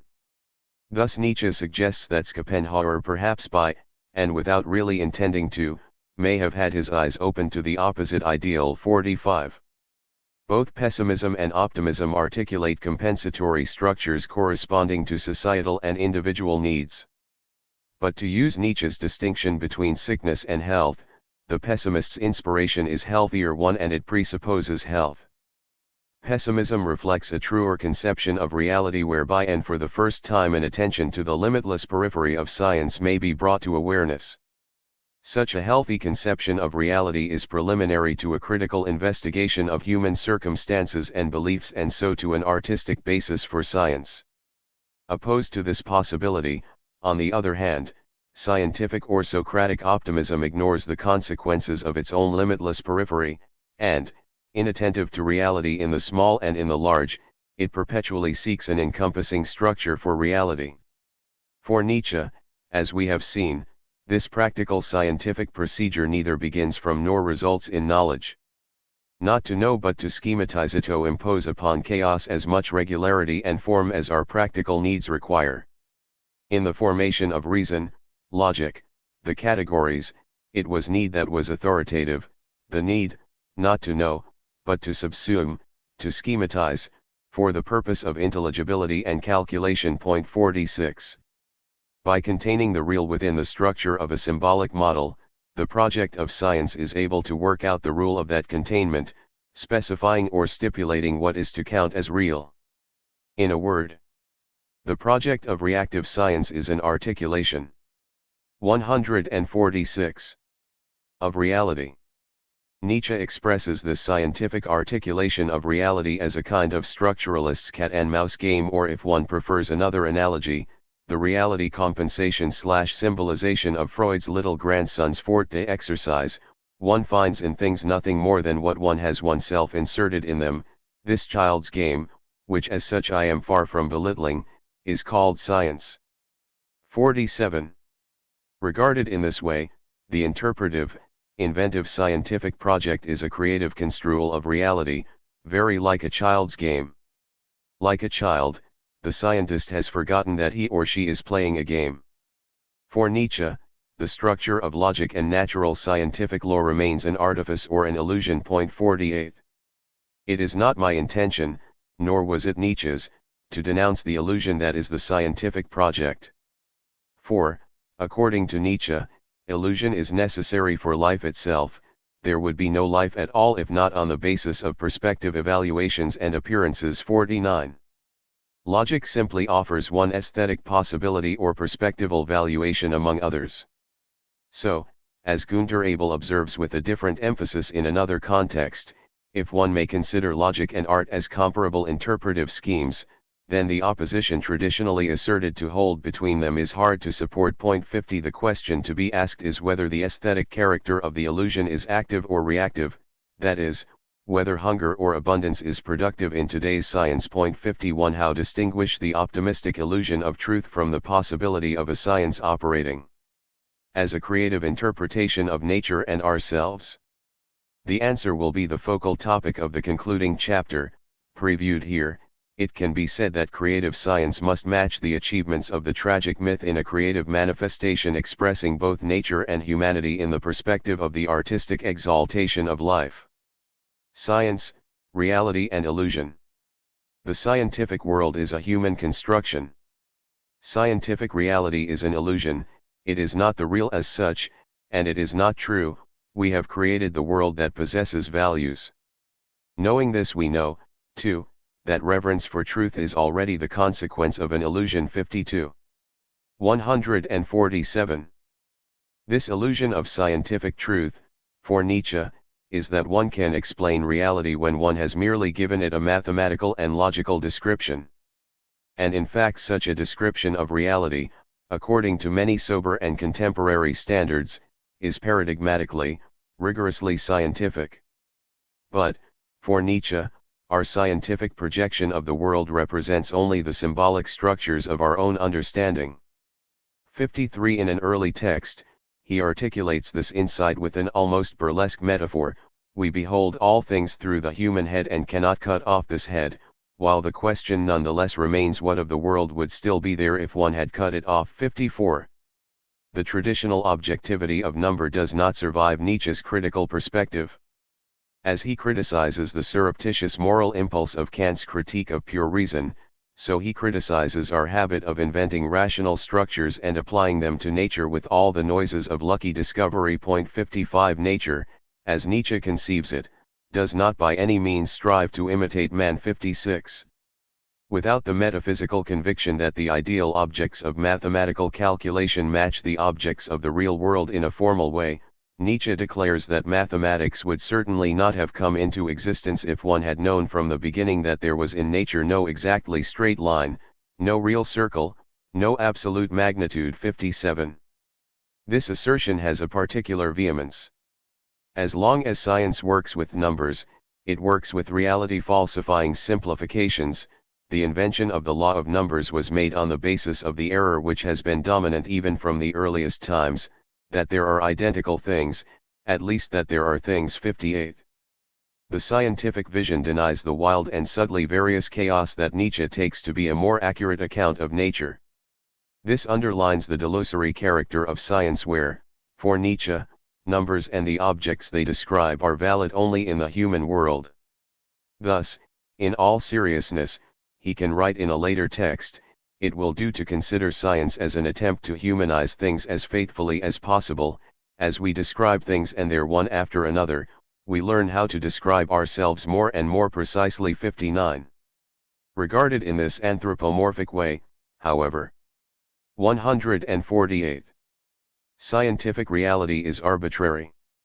Made in our own image, science cannot claim to be an ultimate representation of the world. The question is whether there could not be many other ways of creating such an apparent world, and whether this creating, logicizing, adapting, falsifying is not itself the best guaranteed reality, in short, whether that which posits things is not the sole reality. 60. The possibility of such a positive plurality of perspectives and the circumstance of our own involvement with an organic dependence upon the world means that we have every interest in as efficient a vision of the world as possible. Yet this efficiency can be attained without at the same time advancing a true vision. Why would human beings limited to their own corner, their own perspectives, Nietzsche wonders, have any interest in the world at large? Responding to this question of sufficient reason, Nietzsche continues, if an organism does in fact develop a drive to know, ought one to ask if this drive satisfies a particular organic need or life interest. This is Nietzsche's reflection. It is essential to determine what concepts and formulas must be, means for comprehensibility and calculability. Practical application is the goal, that man be able to help himself to nature science, the conquest of nature for the ends of man. 61. As the drive to mastery over nature for human purposes in the scientific project, the drive to know can be expressed only in accordance with the physical or organic limits of the human perspective. As human beings we are caught in the prison of our own perceptual/conceptual construction, a projective horizon that in turn is determined by our ecophysiological needs and constraints. Although we cannot exceed our own projective, that is, already self-exceeding, interests, the project of objective knowledge seeks a reality beyond what comes into appearance as such in its own project. One might think of science in this way as the project of the project, or the project of epistemological excess. The interest of science thus goes beyond its transcendental structure as an historical perspective and seeks the ultimate ground of its own ground. This project of the project could be taken to be identical with the fundamental project of philosophic questioning, except that the scientific approach endeavors to find the ultimate basis of its project on the basis of that project alone. This is a 149. Metaphysical, logical endeavor and cannot succeed. One cannot remain on the level of science to think the project of science, just as one cannot reveal the meaning of being on the level of beings. Beyond the duplicity of the ideal of reflexive science, Nietzsche doubts whether an aesthetic justification of the project could ever be given. For Nietzsche, reliance on reason and its categories, on dialectics, hence the estimation of logic, proves no more than its experientially confirmed utility for life and not its truth. 62. Our claim to objective knowledge may be no more than a convenient fiction, and it is certainly not an absolute truth. Life is grounded upon the presumption of a belief in enduring and regularly recurrent events. The more powerful life is, the broader is the calculable simultaneously constituted world. Logicizing, rationalizing, systematizing as aids to life. 63. The necessity of objective knowledge for life, the notion of a correspondence is, as it were, made and not found. Human knowledge of its objective interest is projected or filtered, it is not purely received. Nietzsche laughs at the notion of an immaculate perception. Thus the arbitrary character of reality reveals the creative possibility of the knowing project.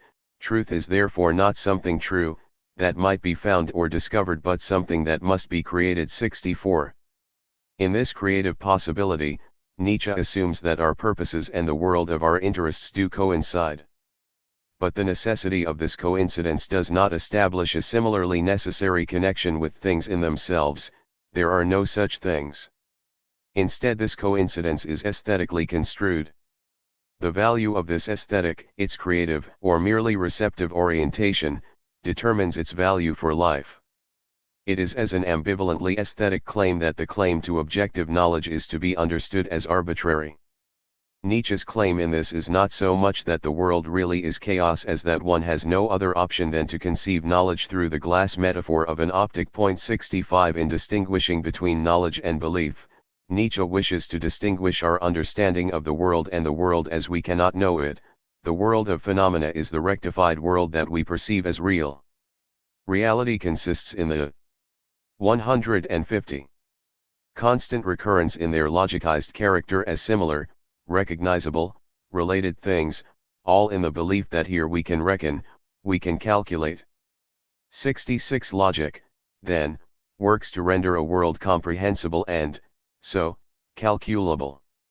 Its scientific utility is to be found in its consistency. But this is a projective fiction, we need units in order to count, but it may not be assumed that such units exist. 67. The production of measurement units, not only kilos and joules, are so designated, but species, stars, colors, and so forth are included, as well as identifiable, re-identifiable things, is based upon the concept of the self as a subject, that is, our concept of the subject as a substratum, or individuum that persists as an identifiable self through time. On this ground, we understand things and their qualities, causes, and effects. Yet Nietzsche observes, mechanics formulates the appearance of resultants with all semiotically in the sense of sensory and psychological means of expression, all without approaching the causal force. 68. What Nietzsche means by the possibility of knowledge corresponds then to the logical capacity of our senses understood as the creative expression of our senses. Science and art have the same root, and they do not differ by virtue of the superior claim of the first to represent the logical order actual in the world among the things themselves. Indeed, if advantage is to be had here, Nietzsche gives the palm to art, but only as the goodwill to appearance. 69. For Nietzsche, thinghood was invented by us from the first. 70. Reality as we take it to be in itself and the understanding we have of reality necessarily correspond insofar as this is trivially ensured by the reciprocity of any relational construction. 71. This kind of interpretive correspondence is the communication or dialogue noted by Prigogine and Stengers. Whatever we call reality, it is revealed to us only through the active construction in which we participate. 72. Nietzsche emphasizes the same interpretive dynamic construction as the interpretive character of all occurrences. There is no event in itself. What transpires is a group of appearances selected out and organized by an interpreting being. 73. But this interpretive character is not limited to the human subject. What is characterized in this expression of the interpretive character of all coming to pass is reality as it happens, es Jitkin Aranis and Sich. But we must ask how, limited to his own perspective and acknowledging this very limitation as he so explicitly does, Nietzsche 151. Nevertheless goes on to claim that there is no event in itself. How can he know this? We have seen that his project is not that of describing the absolute structure of reality. Nietzsche does not simply assert that there is no event in itself. Instead, he says that every event occurs as an eventuating eruption among beings, all happening is relational or perspectival. Nietzsche's perspectivalism thus deprivileges the subject for the benefit of the object. The world seen from within would be will to power and nothing else. 74 But this means, for the benefit of the dynamic event or happening. In the full characterization supplied through the Nachlass, the coming into being of an event is not in itself but fundamentally phenomenal, it is exposed and comprehended by an interpretive essence. What happens is never an isolated phenomenon, it comes to pass among other events that structure it, circumscribe it, or yield to its presence, all events, all motion, all becoming as a determination of degrees and relations of force, as a struggle. 75. The phenomenal character of an event bespeaks its relational and expositional character vis-a-vis other interpretive phenomena, and not for human interpretive perspectives alone. Among these interpretive occasions, the human perspective is supreme not because of any ontic excellence but rather just because it is our perspective.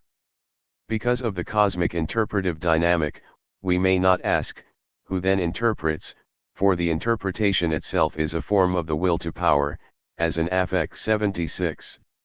The world, it is well to recall here, is will to power. 77. In this, we see again that what differentiates Nietzsche's perspectivalism from any relativistic approach and from subjectivism in particular is its insistence that interpretation or objective constitution is not the limited prerogative of the human perceiver. There is an interpretive dynamic operative in all energetic or position/temporal interactions. Every center of force adopts a perspective toward the entire remainder. Reality consists precisely in this particular action and reaction of every individual part toward the whole. 78.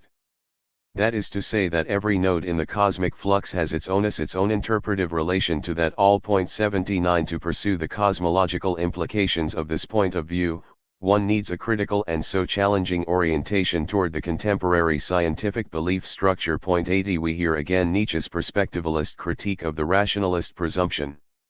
152. It is no different with the faith with which so many materialistic natural scientists rest content nowadays, the faith in a world that is supposed to have its equivalent and its measure in human thought and human evaluation, a world of truth that can be mastered completely and forever with the aid of our square little reason. What? 81. The meaning of nature and chaos, a note on Nietzsche's Chaos of Natura. 82. In a passage from the Gay Science usually invoked in connection with the idea of the will to power, Nietzsche declares that despite the relative order of the solar system and the organic life made possible in it, the total character of the world is in all eternity chaos. 83. Nietzsche's definition of the world as a chaos makes no sense unless the word chaos can be understood in its original significance as a disrupted original order. As it is defined today, chaos is an utter lack of order, or disorganization. In this connotation, the expression of chaos, rather than signifying a hesiotic primordial state of affairs, represents the failing of a primary order. In this way, chaos is an evolutionary rather than an originary term. What is currently called chaos theory reverses this expression, but even here the Newtonian thermodynamic scheme seems to prevail, and entropy represents the destruction, not the beginning of the cosmos. Nietzsche's reading of chaos brings us not to modern physics as some of his commentators have suggested but precisely, incisively back to the Greeks. 84 As the potential raw chance of nature, the chaos of original becoming is formed or interpreted from the perspective of inorganic or organic interests. From a human perspective, the resulting physical/metaphysical arrangement is the cosmos. Thus projected, the notion of cosmos varies with the relevant aesthetic cultural composition. In at least one such conception, the two terms chaos/cosmos can perhaps be given an independent definition.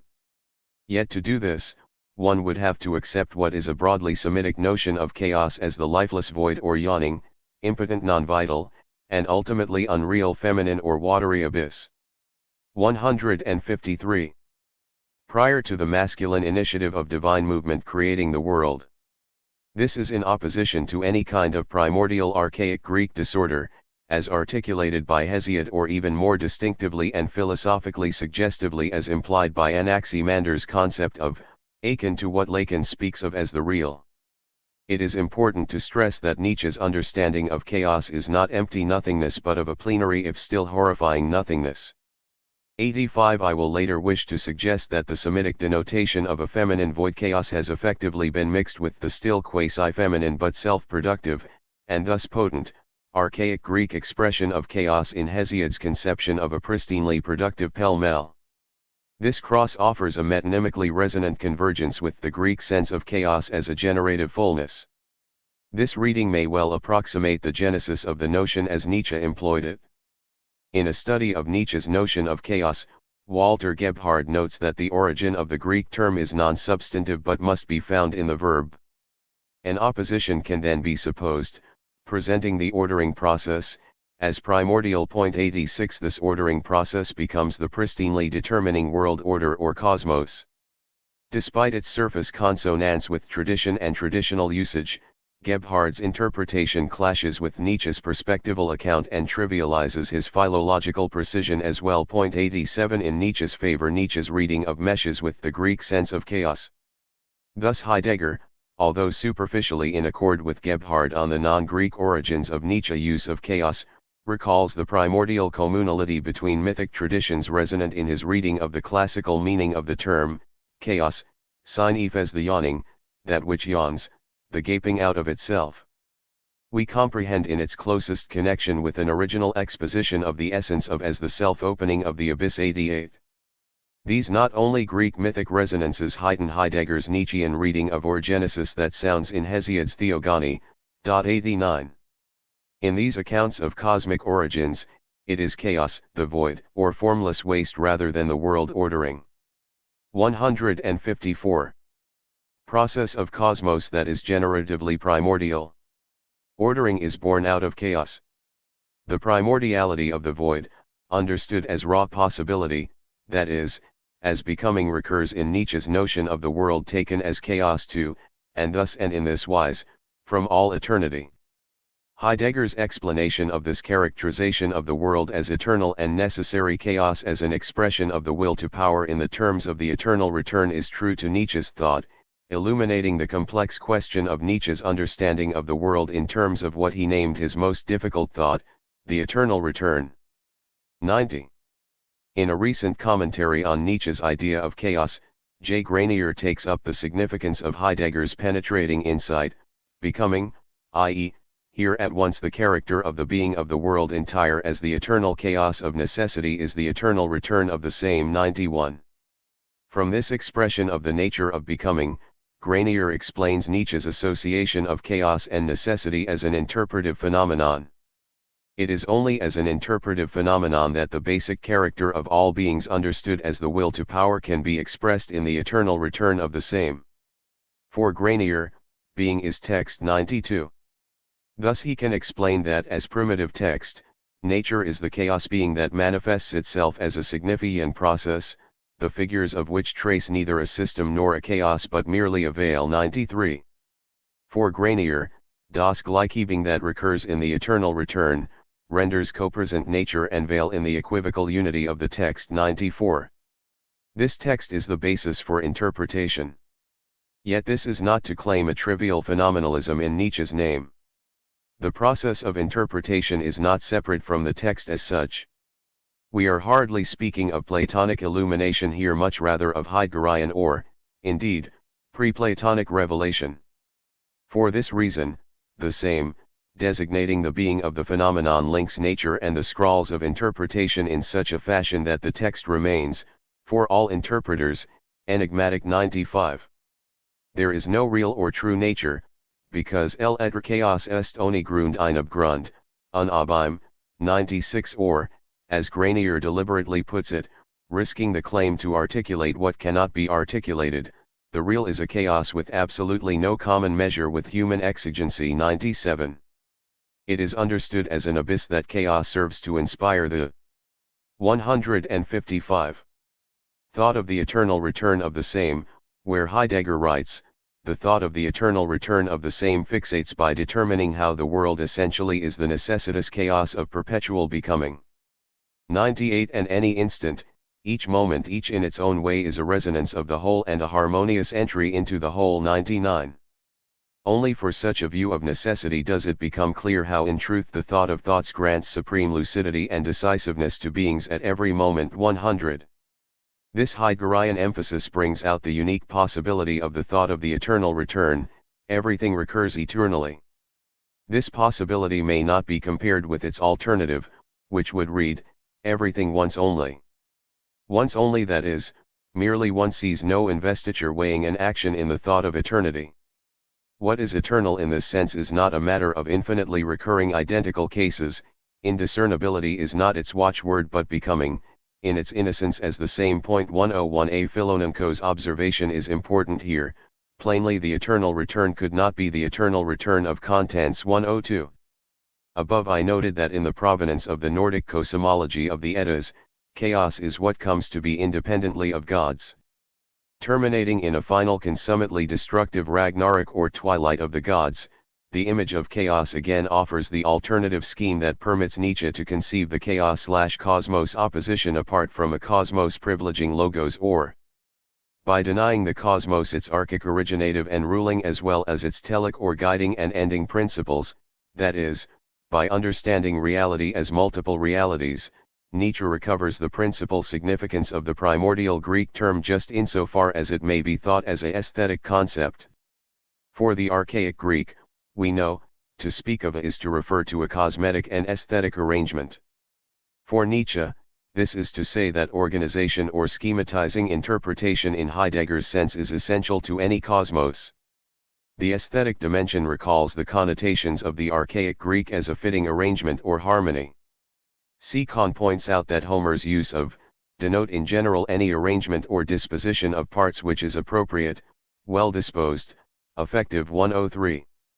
The transfer from the original significance, Kahn observes, of a neat arrangement, is an easy one to 156. The wider decorative sense of as finery, rich adornment. 104 Granier notes that this adornment presents an interpretation of the primordial text. The primordial text has nothing in common with the traditional, medieval notion of a book of nature, because the cosmos is nothing but a veil in this sense, reading text metonymically as texture, textile. This interpretation of the veil of nature, whether construed as Schopenhauer's Maya or Lacan's real, holds all the way up to the most objective level of contemporary science, because as Granier expresses Nietzsche's explicit perspective, in the final analysis, logic is no more than a way of appropriating the real, deforming it on the basis of our determined needs, which, for human beings, fix even the orientation of our perspective. 105. Beyond this veil, which has for its part a divine apple and is thought to conceal the same, lies the horror of the ambiguous, contingent world being, that is, chaos. This being is horrible, is terrifying, because its ambiguity and contingency is necessary. This insight into necessary contingence is what freezes Hamlet's action, but it is this fatal prepossession that must be counted as Dionysus's last secret. In connection with the expression of the will to power, we leave the somber realm of law to enter the world of play, what Heidegger refers to as the possible. This is the possible that corresponds to one's essential, one's utmost possible possibilities, the fully, ineluctably possible, rather than the merely partly, or irresolutely possible. Granier explains the sense of possibility/play as the duplicity of being, the play of mortal truth and illusion values, according to an infinity of interpretations, the play of chaos and life. 106. It can be misleading to speak of possibility and play, because the contemporary image of physics following the indeterminacy principle comes all too easily to mind. This connection, even on the terms of a Nietzschean philosophy of science, is not to be desired. Yet I do not mean to dismiss this connection without a distinguishing word in its favor. In the spirit of this philological excursus, the very notion of theoretical probability in physics or chemistry cannot play as lightly as Nietzsche would like. Because the finitude of probability repeats its cosmetic origin in its function in modern cosmology, it is meant to produce usable approximations, but as a means of calculation it is far from being an affirmation of chaos. 107 Echoing Mallarmé, Deleuze suggests the different kind of dancing or 157. Light-footed probability appropriate for Nietzsche's vision, not a probability distributed over several throws but all chance at once, not a final, desired, willed combination, but the fatal combination, fatal and loved, amor fati. 108 It is as an affirmation of chaos that the theory or application of probability affirms in its very possibility, although not its actual expression, Nietzsche's understanding of the most scientific comportment, amor fati. It is as an affirmation of chaos that the theory or application of probability affirms in its very possibility, although not its actual expression, Nietzsche's understanding of the most scientific comportment, amor fati. Thus, to twist the image of probability to illuminate Nietzsche's special vision, the pattern that a dancer might leave on a dusted stage should be contrasted with the drunkard's walk. The latter is the image used in stochastic discussions of non-regular series. The drunkard's walk is opposed to the dancing step. It is not only the deliberate aesthetic that converts the image, the interpretive contexts, the performance, the ecstatic play appropriate in the dance, induce the extended work of effective contrast. The stochastics expert knows that the dancer will throw all calculation. Aesthetically, the dance performance, although choreographed, is incalculable because, like any performance, it joins spontaneity and necessity. A free, expressive dance is determinately unpredictable, the occasion, the event of a necessary chaos, it is the very and saccharine image of chance. Although it is an interpretive, cosmetic image like any other, today's science takes itself too seriously, failing the good taste of conscience that would acknowledge its origin in its cultural interests, as in A Prejudice. 109 Nietzsche's fundamental critique of science is that scientific cosmology is taken to be truth, where it is no more than an interpretive perspective, or illusion, a projection of given interests. For Nietzsche, the cosmic order of modern cosmology is nothing but a human perspective imposed on an unending chaotic flux. One knows this flux only interpretively, on both rational and unconscious levels. Deleuze says, for the dice throw is multiple affirmation, the affirmation of the one and the many. But all parts, all the fragments, are cast in one throw, all of chance, all at once. This power, not of suppression of multiplicity but of affirmation of it all at once, is like fire. 110. The fire it resembles is easy to recognize as Heraclitus's fire. Borrowed from Heraclitus too is the notion of multiplicity and the affirmation of the many, all at once, in the order of measure that is the operation of the mutual determination and interpretation of the world playing as the manifestation of constantly metamorphosing wills to power. Reality and illusion, the interpretive dynamic. The real is not the reality envisioned by human conceptual schemes but the formless, unformulizable world of chaos sensations, that is, another kind of phenomenal world, one unknowable for us. 111 So far from opposing the idea of a chaos world, our constitutional capacity in its ecophysiological sensual and conceptual expression makes the assumption of experience possible. It is important to note that Nietzsche's special interest in the sciences of his day suggested that things are more complicated than the senses communicated them to be, and that this complication is effective on the same directly perceptual level.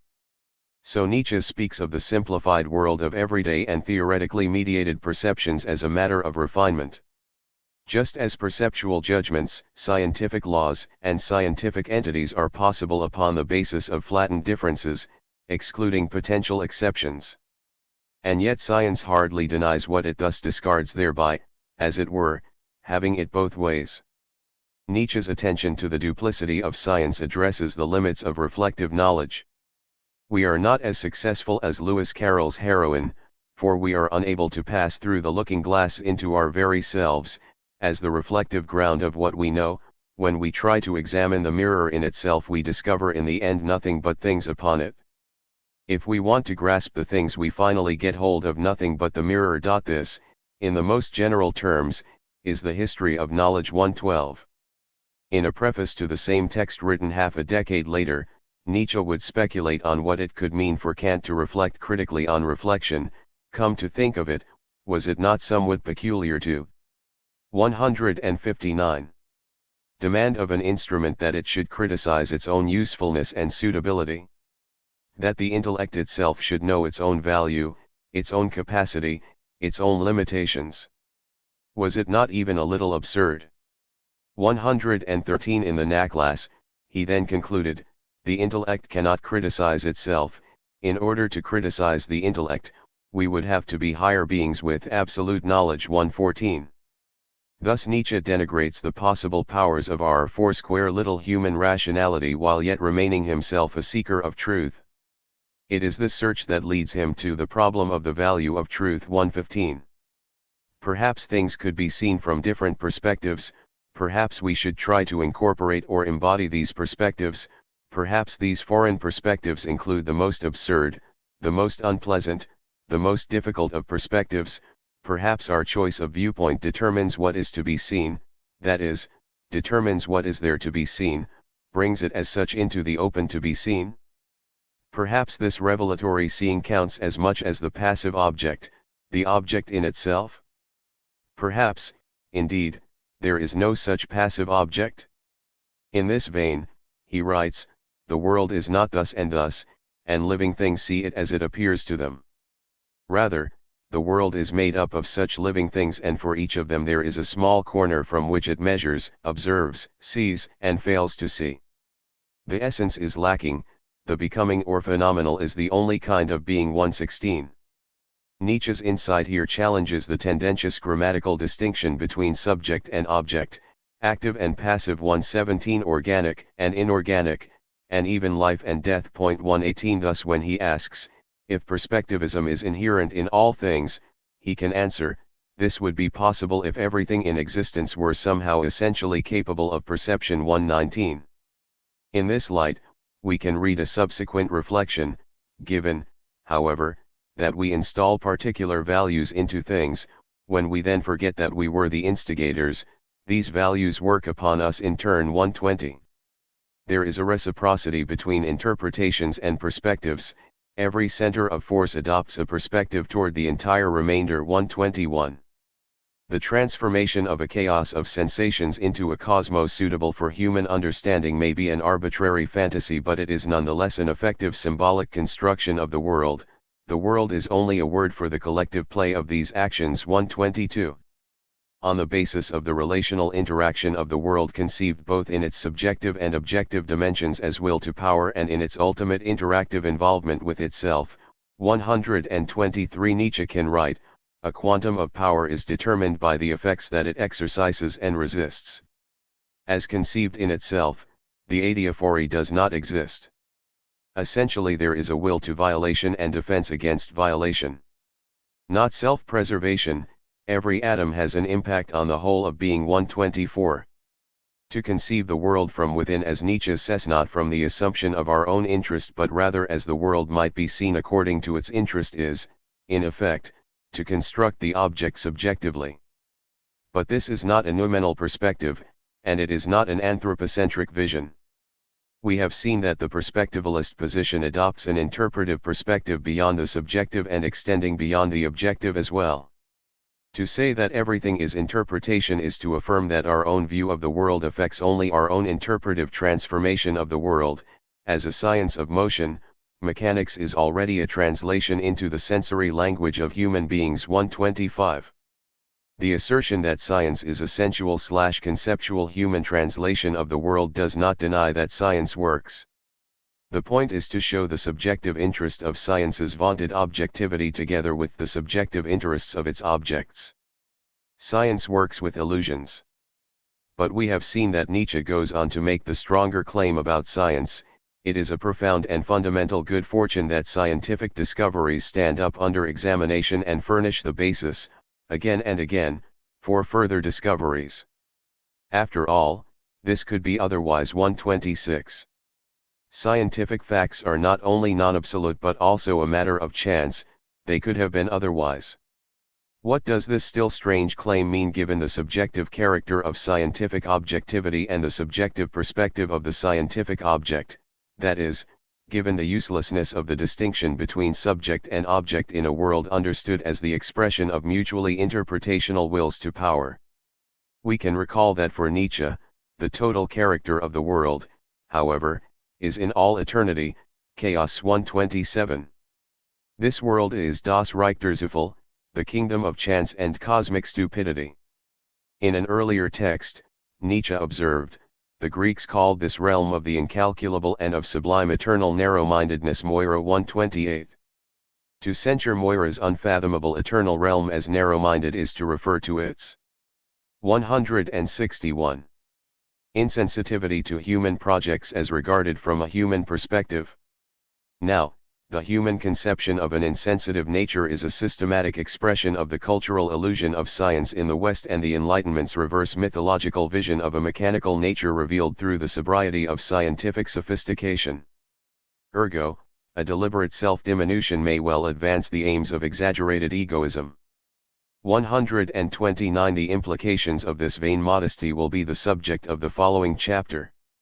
Here, we need only note that the privilege of the subject and its ideal of objectivity are errors. Once you know that there are no purposes, you also know that there is no accident. 130. In Nietzsche's vision of the world, necessity and purpose are dissociated. But in the ideal order of nature's conformity to law, what opposes purpose is accident. Without this ideal, without purpose, there is no accident and only chance with its necessity can remain.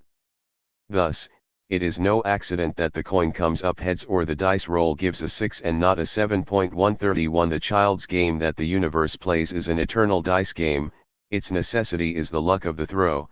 Those iron hands of necessity which shake the dice box of chance play their game for an infinite length of time, so that there have to be throws which exactly resemble purposiveness and rationality of every degree. 132. If we look at the world from our own perspective, as we must, it is still possible to catch glimpses of the real, judged from the point of view of our reason. Unsuccessful attempts are by all odds the rule, the exceptions are not the secret aim, and the whole musical box repeats eternally its tune which may never be called a melody, and ultimately even the phrase unsuccessful attempt is too anthropomorphic and reproachful. 133. And Nietzsche reminds us that from an artist's perspective, although the philologist and even the philosopher may count as the standard for rigor, here nature is no model. It exaggerates, it abstracts, it leaves gaps. Nature is chance. 134. But the prospects from this perspective for the philosopher, the lover of wisdom, are by no means discouraging. If it is impossible to determine how far the perspective character of existence extends, or indeed whether existence without interpretation, without sense, does not become nonsense, whether, on the other hand, all existence is not essentially engaged in interpretation. 135. We have a wider possibility for knowledge once we are able to admit. 162. That there may well be infinite interpretations in the world. And taken from the proper perspective of an artist, we have to consider this new infinite a new image of infinity. This perspective is elusive. Still more damning, as we have already implied, such an artistic perspective is ambiguous. Even the philosopher after Nietzsche's new ideal considers him or herself merely contemplative by nature and thereby overlooks that he himself is really the poet who keeps creating this life. 136. This unawareness must apply to all human beings, insofar as they are actively conscious. 137. That is, insofar as they are artistic beings. The human being is a testimonial to what gigantic forces can be set in motion by a little being with a multifarious disposition. For Nietzsche, we are beings who play with stars. 138. Thus, in man, creature and creator are united. In man, there is matter, fragment, excess, clay, mud, madness, chaos, but in man there is also creator, sculptor, the hardness of the hammer, the divine spectator and the seventh day. 139. It is on the terms of this boldly ambivalent affirmation and with the qualification that not all human creative potentialities can be equally, deliberately artistic that a creative aesthetic style may become a scientific, as indeed a philosophic, possibility. And again, we read that only we have created the world that concerns man, but precisely this knowledge we lack, and when we occasionally catch it for a fleeting moment we always forget it again immediately. We fail to recognize our best power and underestimate ourselves, the contemplatives, just a little. We are neither as proud nor as happy as we might be. 140. Nietzsche attends to the ever-eclipsing, barely perceptible, dangerously ambiguous life of genius and art. In this a selective solicitation resounds from Nietzsche's text, as a temptation to certain readers, those of an artistic, those of a scientific, philosophic bent. Chapter 5. Nietzsche's genealogy of science, morality and the values of modernity. The genealogy of morals and the value of science. Nietzsche's genealogical hermeneutic of the cultivation and inculturation of human life, concerning morality as the basis of culture and society, leads to an analysis of science in terms of moral value. Morality for Nietzsche is not a simple social code but evaluation. Evaluation or setting values is, of course, to be understood as interpretation, that is, will to power. The moral scheme manifests in a covert but essential way, the same lust to rule that Nietzsche regards as characteristic of every drive or will to power. Each one has its perspective that it would like to compel all the other drives to accept as a norm. 1. How does a genealogy of morals or of truth or, indeed, of science, work? What is involved?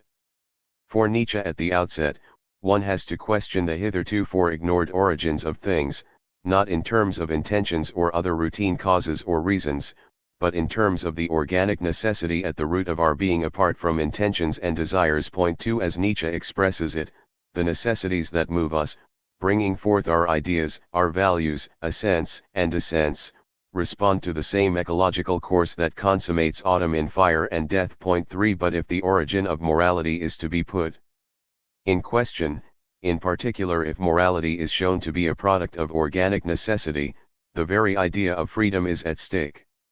If Nietzsche can claim that freedom and self-reflective distance are mere illusions, does he not claim this very insight into the essence 176 of the human being for his own philosophical project?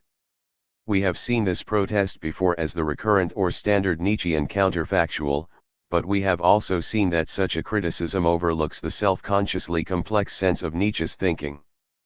For to understand this complexity in the current context and apart from the popularity of recent readings rendering genealogical analysis in terms of Foucault's very different project, Tracy B. Strong notes that Nietzsche's method of genealogical analysis shares the descriptive orientation of Husserl's, likewise differently developed, phenomenological method. Strong writes that Husserl's litany, Zu den Sachen selbst, is an exhortation to bracket all that is casuistically human and interpretive in order to arrive at the things themselves, a world of direct and non-mediated experience. Genealogy, on the other hand, does not seek out and describe the things that phenomenology holds to be the world but rather delineates the manner in which the things are made into facts. Nietzsche tries to bring out precisely how a particular world is put together and made a world. 5. Nietzsche's own words anticipating the now classic perspective of Husserl's phenomenological method, no retrograde hypotheses. Rather a standpoint of instead, 6. Are poised against anthropomorphic or even non-anthropomorphic presumptions, explaining the task, to see things as they are. The means, to see them out of 100 eyes, out of many persons, 7. Thus Nietzsche recommends a cosmological perspective as transformative, as salutary in a Nachlass projection of the history of European nihilism and its overcoming. 8. The cosmological sensitivity recommended here cannot be an impersonal, objective perspective. Because there can be no escape from the individual perspective, Nietzsche advocates multiple personal perspectives. Against such a pluralistic, today we might say, postmodern ideal, the objective ideal of science demands the impossible, that we should think of an I that is completely unthinkable, an I turned in no particular direction, in which the active and interpreting forces, through which alone seeing becomes seeing something, are supposed to be lacking. 9. In contrast, Nietzsche distinguishes and defines objectivity, not as contemplation without interest, but the ability to control one's pro and con and to dispose of them, so that one 177 knows how to employ a variety of perspectives and effective interpretations in the service of knowledge. 10. Such objectivity is a perspectival objectivity, incorporating in its vision the active and interpreting forces, through which alone seeing becomes seeing something. By advocating a cosmological perspective as the background augmenting this genealogical scheme, Nietzsche repeats his fundamental perspectivalism. Nietzsche's genealogical approach is neither metaphysical nor epistemological. Genealogy does not uncover first causes or truths, rather, and this makes it so popular among today's radical hermeneutic and postmodern thinkers, a genealogy develops and exposes suspicions at the root of things, and it is not axiological.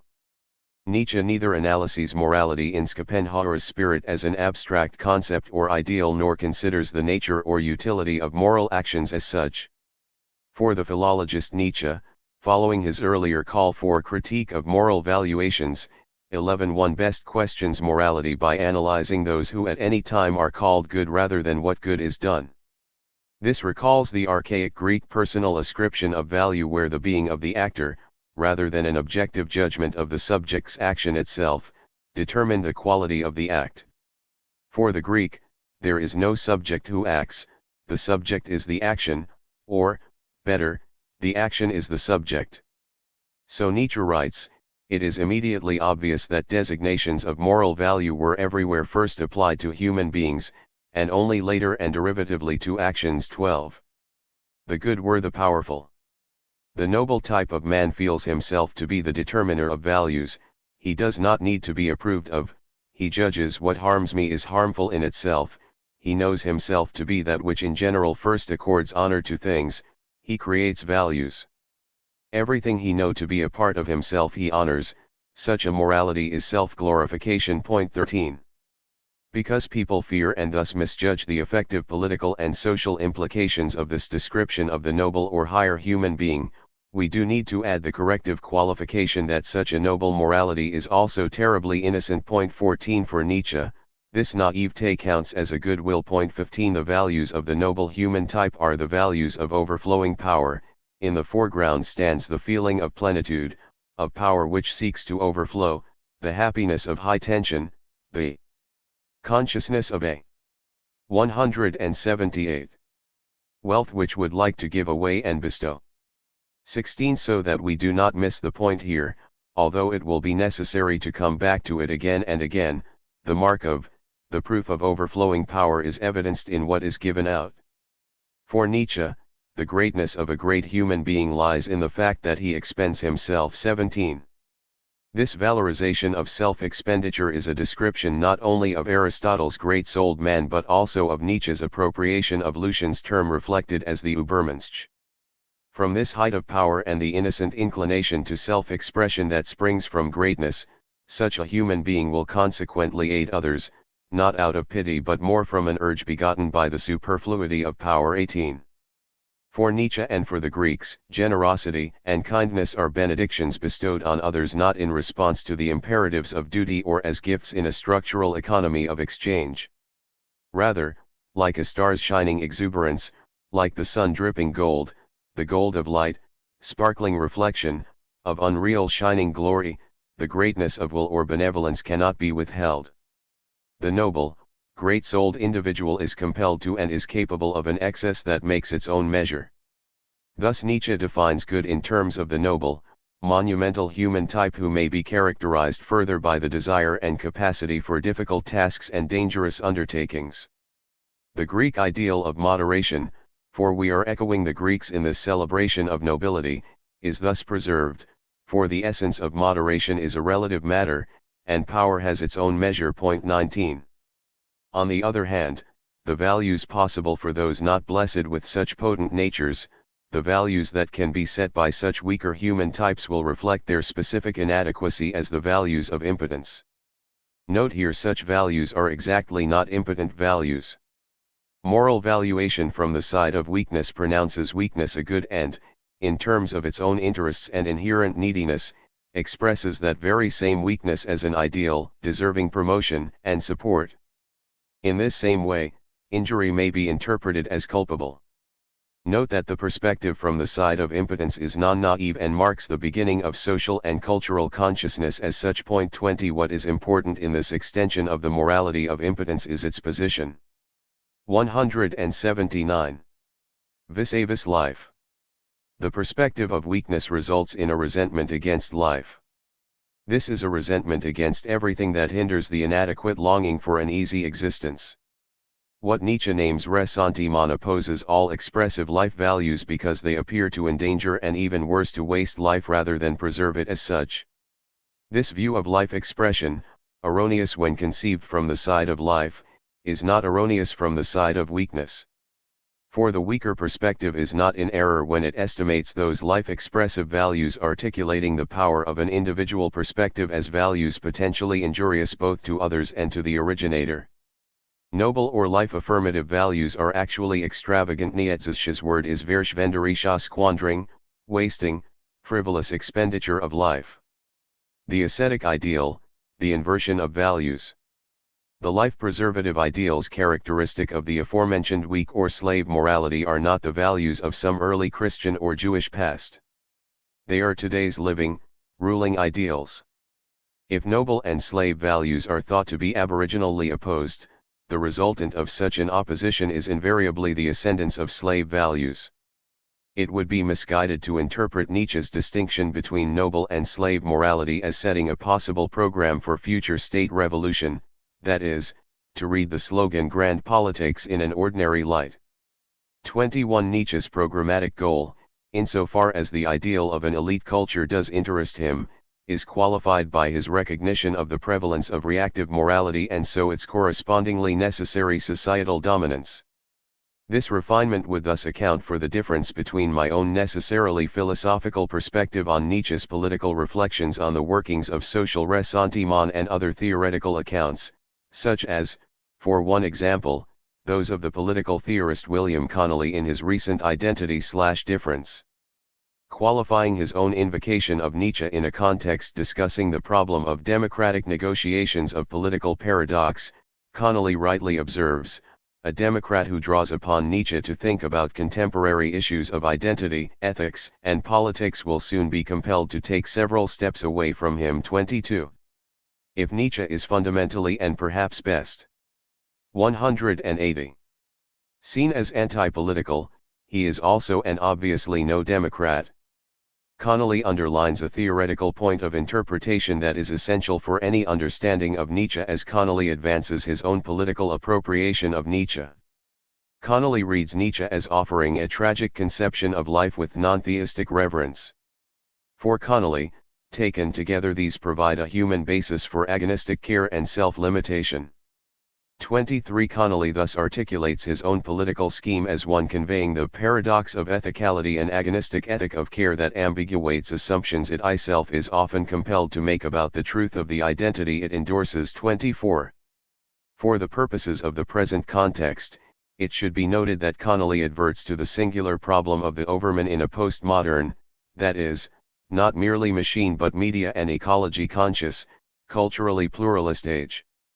For my reading, without the aid of what may be called vertical thought, expressing Nietzsche's concept of higher and lower, eso and exoteric, the concept of the overman is an empty metaphor, a forsworn possibility.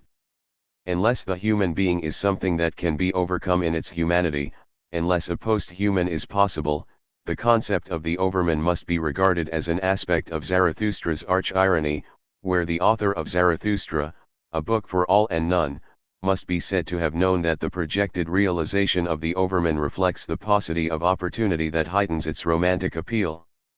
In a brilliant dialectic account of the postmodern era and Zarathustra's program for the overman, Connolly finds Nietzsche's themes and perspectives imbricated in a contradictory interplay that would be deadly if this same imbrication were not also the effective expression of Nietzsche's own point. The metaphors of wildness, hermits, eagles, snakes, caves, silence, deep wells, high mountains, solitude, mob, flight, and earth that populate Nietzsche's invocations of the overman no longer do double duty today. The hermit has become an anonymous member of a regulated multitude who are homeless, the eagle has become a protected species, the mob has become a criminal network entangled with official intelligence agencies, the deep well accumulates pollutants from road maintenance, toxic wastes, and fertilizer runoffs, urban caves have become nightly residences for homeless outcasts who restlessly haunt the streets by day, the earth has become a deposit of finite resources for late modern production. 25. 181. Connolly concludes that even the metaphors have become infiltrated by the significations they would rise above. And this point is surely well taken. But the catalogue given above shows only the preternatural self-absorption endemic to any age. More critically, we may note that there are actually only two themes in Connolly's reductive list. These are, not surprisingly for a political theorist, social problems and the environment, and the latter reduces to the first. As guileless in our day as Hesiod was in his own, we tend to overestimate the golden difference between our era nearing the high end of the 20th century and the time that was Nietzsche's own near the end of the 19th. Nietzsche would not have had to be reminded of the decline of nature in its purity, and in using such glorious metaphors for the spirit, given the text in question, it is likely that Nietzsche may have had this very contradiction in mind. In the next section we shall see why Connolly's exciting promise that as a result of the late modern possibility of human self-extinction, preservation and overcoming are now drawn closer together, so that each becomes a term in the other, the latter cannot succeed unless it touches the former. 26 must remain an optimistic syncretism that fails to think the overwhelming, difference-collapsing force of self-preservation as a value. This is all the more regrettable where Connolly otherwise recognizes the problem so well in his discussion of technological millenarianism that he addresses its breadth and command by naming it the ontological narcissism 27 of our day. Connolly details the imperializing tactics of this ontological narcissism in the pseudo-alternative between conquest and conversion 28 and in the impossibility of truly dissident or revolutionary thought as the interior side of conversion where identity and difference are bound together 29. It is Deleuze, in spite of all his Kochvian Hegelian limitations, who is able to detail with more than French Hegelian finesse that in the conflict between active and reactive values the reactive mode always triumphs. This is the price the noble pays for innocence. 30 Thus although an elite culture may be the fruit of a broader, reactive culture, an elite culture cannot serve a ruling function. 31 Such legislative goals are inevitably limited to mob interest. 32 Nietzsche offers this description of the conflict between mass culture and the so-called rare individual. The more similar, more ordinary human beings have had and still have the advantage. 182. The more select, subtle, rare, and harder to understand are liable to remain alone, succumb to accidents in their isolation and seldom propagate themselves.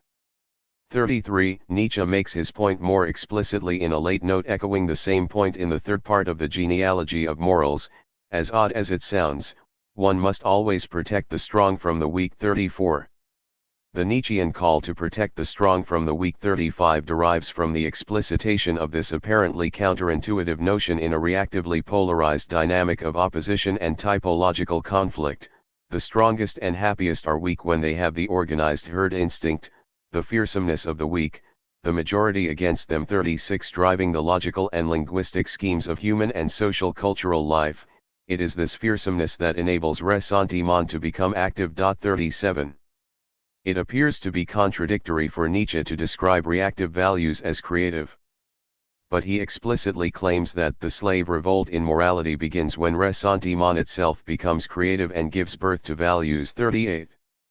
The same creative, defining power of active noble life, namely, the lordly right of giving names, 39 is now employed in the service of reactive morality.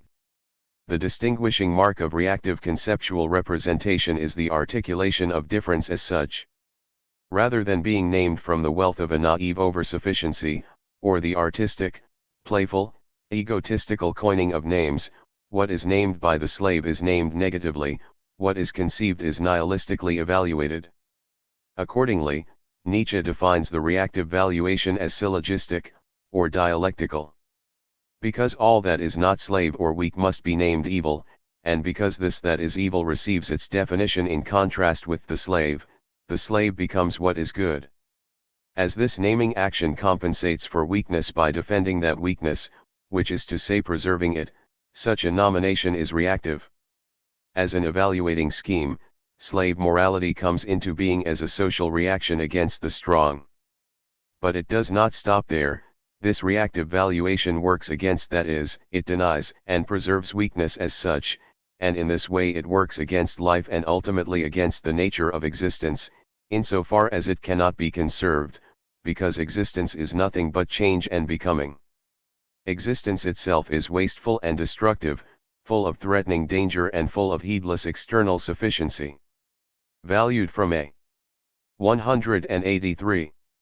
Slave perspective, the designation good is to apply to the inoffensive, the mild to all values that succor and sustain life at even its lowest level.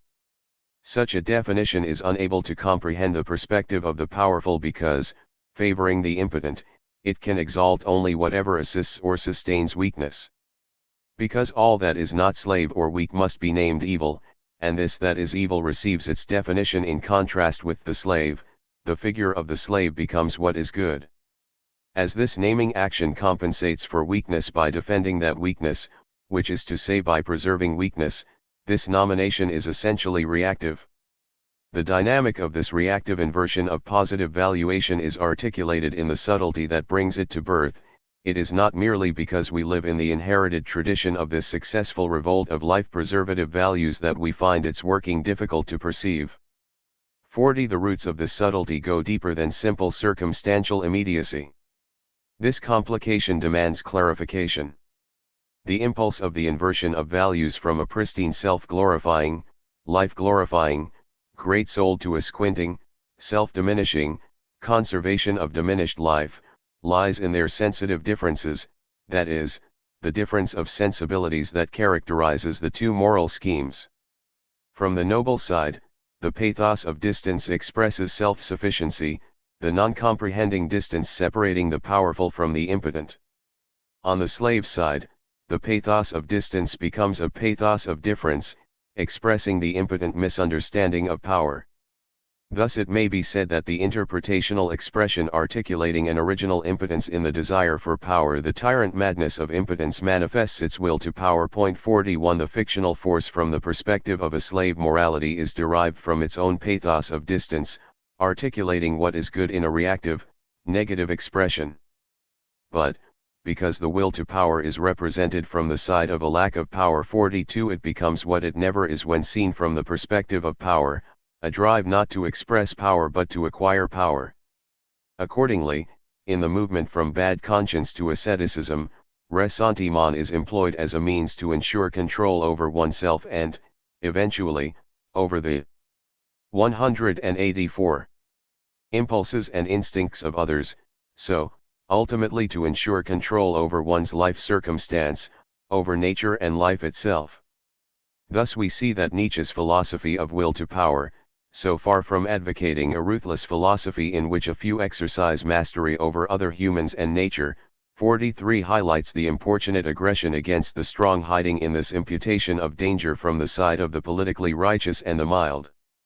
Asceticism, as Nietzsche sees it, is more than a compensation for the sick constitution. Asceticism transfigures the power economy of weakness and represents it as restraint. Thus impotence literally becomes the signifier of power, self-control as manifest strength. In this way, the ascetic ideal is not merely the therapeutic project of a weak or impotent culture, the ascetic ideal becomes the means for preserving life, not for healing, but for merely preserving the sick as sick. Such preservation requires that sickness or impotence not be regarded as sickness or inadequacy but reconstructed in the light of subjective intentionality, as the virtue of restraint. This evaluation is based on the potential for freely making and acting upon elections requiring power beyond one's nature. The working of this evaluative scheme is the achievement of a negative finessed representation, the rehabilitation of weakness as strength. With this projection of freedom, Nietzsche means to explain the recriminative glance from the perspective of the weak, which charges that the powerful individual could do otherwise than injure. The implication is that, If he or she could only be made to respect the rights of others even where those rights cannot compel their own recognition, a powerful person could conduct him or herself more carefully. This reactive perspective projects a notion of freedom which assumes the right to make the bird of prey accountable for being a bird of prey. 44. Here, the bird of prey is expected to counter its own most possibilities, as if the strong man is free to be weak and the bird of prey to be a lamb. 45. The efficacy of ressentiment is nothing other than the source of its evaluative inconsistency, here the equation between weakness and strength. It is this illusion that is operative in the moral invention of negative culpability, the notion that one could do or be otherwise than one actually does or is, the grammatical separation sundering the actor from the action. This is the foundational exigence. 185. Of slave morality become creative, the values to which it gives birth are those of the illusion of self-denial or asceticism. But this illusion is not unreal. Following Nietzsche's account, the weak really do take over the values of the strong, the bad of noble valuation thereupon become the good, while the erstwhile good become the evil ones of slave or reactive valuation. The conceptualization of this conviction in the ideal of equality before the law means that the constitution of the particular individual is irrelevant. For the strong, overabundant power can be defined as a weakness, representing a lack of control. For the weak, failures are represented as strengths, testifying to control. Thus when we read in a later text, the saint in whom God takes pleasure is the ideal caste-rate life is at an end where the kingdom of God begins. 46 We see concealed in the image of ascetic control what Nietzsche would regard as a lack of potency. By means of the ideal of the ascetic, that is, through the ascetic ideal, one who is lacking in power may yet be praised for putative restraint. Virtue is to be had, then, not in terms of what one is or what one does, but much more through what one is not and by means of what one does not do. In this, passivity is judged an action, inaction itself becomes a deed. A revaluation of this kind is possible only where the value of the individual as an individual has been eclipsed and the subject made the arbiter and source of value. Responsibility can either be between equals in a noble society or a mass responding equally to everything. In the latter case, the supreme good must be the social good rather than an individual good. This socialization, the subjectification of the individual to society, is not a difficult achievement. A mass supremacy corresponds to a natural species constructive order, moreover, it is reflected in language. 47 Only the monumental society of a heroic order briefly overcomes it. But, in the mass rule of the social herd, the value of an action is determined by its harmlessness and the range of its benefits. The significance of inaction is similarly evaluated. Here the standard of valuation, the interpretive perspective, is an external, reactive measure, categorical and not individual, dialectical and not monological. For Nietzsche, of course, all external determination is essentially reactive. Thus, Nietzsche defines the distinction between kinds of artworks in terms of the conditions involved in their production. 186. All thought, poetry, painting, compositions, even buildings and sculptures, belong either to monological art or to art before witnesses. 48. Communication and not expression is prized in the social perspective on art. Not surprisingly, Nietzsche favors monological art because it is actively generated. Such an artless self-expression 49 must be contrasted with the image and effect essential for reactive social perspective. While one man's pacifist comportment may express innate gentleness, a coward's or a weakling's presumption can stake a claim to the same temperance without risking refutation. Expression as such loses its original importance in favor of its communicative effect. In the hiatus of expression essential to the conceptual constancy of language and inactive action, the example of celibacy would prove a potent cover for impotence, or what may well be the same in homophobic societies, homosexuality.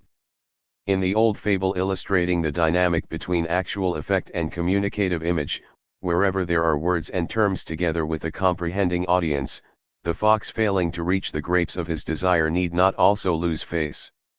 Because all of the grapes could well be sour, All of the grapes can be said to be sour, and the fox's miss thus interpreted or communicated as prudent restraint. The representation of an inadequacy as an excellence is a human trick. 50 Seen as a representation of strength, an inversion of values, the ascetic perspective reveals its motivation as an expression of the will to power, the will of the weak to represent some form of superiority, their instinct for devious paths to tyranny over the healthy. Where can it not be discovered, this will to power of the weakest? 51. In the end, asceticism emerges in many forms.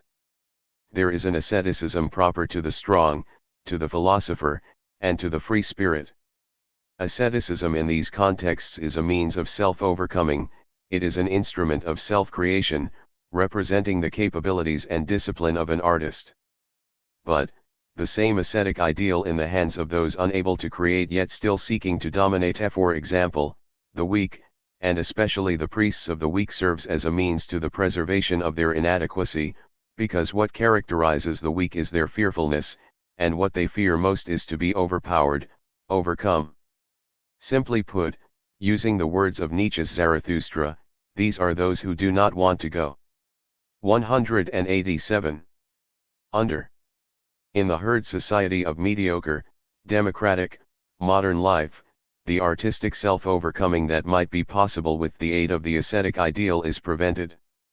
Only the self-overcoming necessary for self-preservation or useful for mediocre and safe satisfaction is permitted or, indeed, desired. The difference between self-overcoming and self-preservative structures repeats the difference between the two economies of value, good/bad and good/evil. For Nietzsche, the bad regarded from the noble perspective can be no more than a side issue, an irrelevant, dismissing assessment, while, conversely, the notion of evil bubbling from the cauldron of unsatisfied hatred is not incidental but rather its creative deed. 52 The latter inversion of life values is possible if the original value of life as the expression of power has been revalued, and what cannot express itself, what is impotent or without burgeoning, exceeding, blossoming. Life is declared worthwhile and becomes what is good. The inversion of values is not a faulty perception of true values, a fall from an original, universal state of noble grace, or an odd quirk, a passing error of the fashions of the day. Nietzsche's claim is broader than that. The supreme product of this inversion of values is nothing less than culture. The ascetic control needed for an individual ruled by ressentiment is presented as the precondition for the accomplishment of culture. Humanity had to be tamed, mastered and herded together before it could tame the world. 53 In this, Nietzsche's characterization of Western culture as the product of ressentiment or the ascetic ideal may be applied to the scientific project of culture. Ressentiment, science and culture. The reciprocal involvement of science and culture is now expressed as a manifestation of ressentiment. On the one hand, science itself is promoted by the ascetic values operative in ressentiment. Such values include all the virtues essential to scientific research on the everyday level and for any further revolutionary possibility. The goal of the scientific ascetic ideal is not the internal and self-directed focus of inverted values working for the sake of the individual. 54 These values are reversed and expressed in an externally measured achievement. On the other hand, the purposes of the inverted values operating on the level of the ascetic 188 ideal are themselves supported by a transformation in scientific practice. The scientific project provides an effective compensation for weakness. It is a perfect instrument of revenge conceived from the perspective of the inadequacy of weakness, particularly as the scientific project finds its expression and application in technology. This has less to do with tracing the roots of science in technology to the original Greek meaning of, than recognizing science as the reactive development of. The significant sense of is preserved in the English word benozik, derived from the Greek. Modern technology reflects the positive definition of in mechanical practice, but it deflects its negative connotations as it evokes in its own name. With the repetitive, vulgar focus of the reactive orientation, technology may have lost its once inherent saving power. Because technology serves brutal, mechanical interests, Its orientation toward the earth is characterized by the violence that for Heidegger attends the definition of science as unreflective representation. 55. The institutional, practical, social, and epistemic success of science as a logico-mathematic simplification of the chaotic complexity of the world and the practical advantages of its technological procedures are nothing less than support systems for weakness. Science employs the ascetic ideal in furthering its own progress, but the value of that same ideal employs science in its turn as a means to successfully preserve, sustain, and thus excuse weakness. What the religious manifestation of the ascetic ideal in the Judeo-Christian heritage of the West accomplished in the subject is now externally directed and expressed. For Nietzsche, the direction of scientific asceticism is highlighted in the prior achievement of the religious ascetic ideal. 56. In an earlier chapter I drew attention to the need for an interpretive transposition redirecting Nietzsche's comments contra Christianity to the scientific culture in the Western tradition, and I must now add that this is so because science and religion are hardly diametrically opposed projects of the human understanding but instead represent different manifestations of ressentiment along the same ideal ascetic continuum in Western culture. The Judeo-Christian priestly ascetic ideal affects nothing less than the preservation of weakness. In this the sick resentment of suffering is redirected. 189. Against itself. The dialectical equation, if suffering is bad, then suffering is an injury, forms the first stage in the logic of negative valuation. But this resentment is useless and life-discouraging unless one can interpret it. From the slave perspective, once in existence with the right, 57 the individual subject can feel the responsibility for his or her own suffering in his or her own created being. But, thinks the subject in this context, if I am responsible for my suffering, suffering is a punishment, this is the second stage. Note here that in order to attain this second stage one must presuppose a culture, that is, an already cultured culture. For Nietzsche, punishment is employed in the life of the species to breed, to cultivate, and so to civilize a people.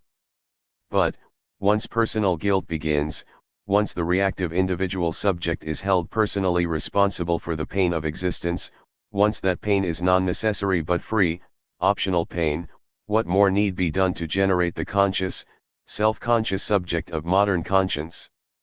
Guilt increases suffering, or, better, a subjective responsibility holds the reactive subject ready for a sensitive reception of pain.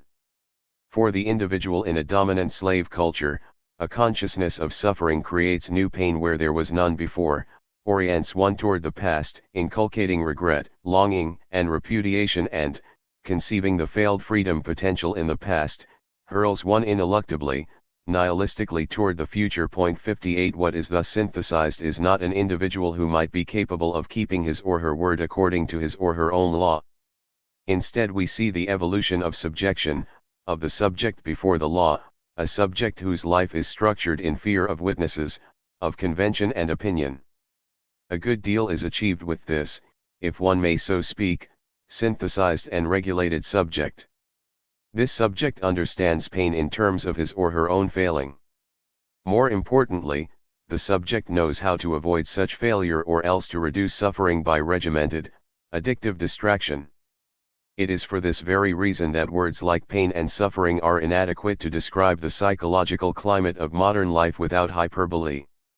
Throughout the third essay of On the Genealogy of Morals, Nietzsche writes that pain can be obliterated in wild socially regulated orgies of feeling in war, by means of seasonal festivals, with ritualistic self-examinations, penances, and so on.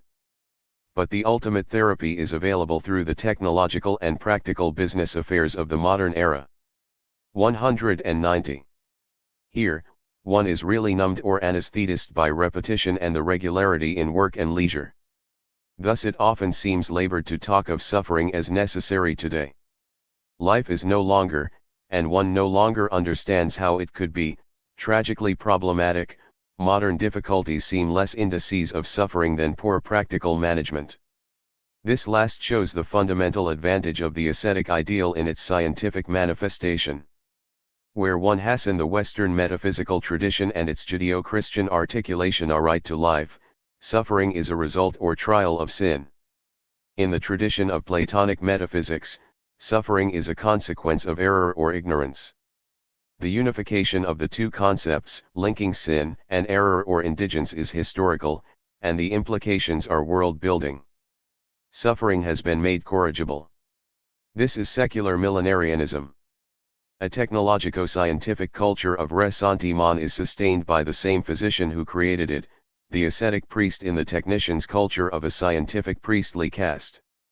The drive to uncover nature's truths may lead to contradictions, even to a loss of certainties. But that is only problematic from a critical philosophic perspective, for life otherwise becomes more and more problem-free. If the threat of annihilation continues to press on the worldly horizon, from the perspective of the everyday, so long as the relevant economy continues to work as it should, life has never been easier. Thus generally regarded, the success of technologically mediated science is proof that the scientific drive is an inexhaustible therapy for the preservation and expression of average desire. For Nietzsche, a mediocre culture is a sick culture. A culture of sickness, we recall, requires only that it be able to live its sickness, and in this sense, to preserve its weakness. 59 Accordingly, the sick herd or society requires nothing from its advocate but a means for self-preservation. Science, as the latest expression of the ascetic ideal, provides nothing less.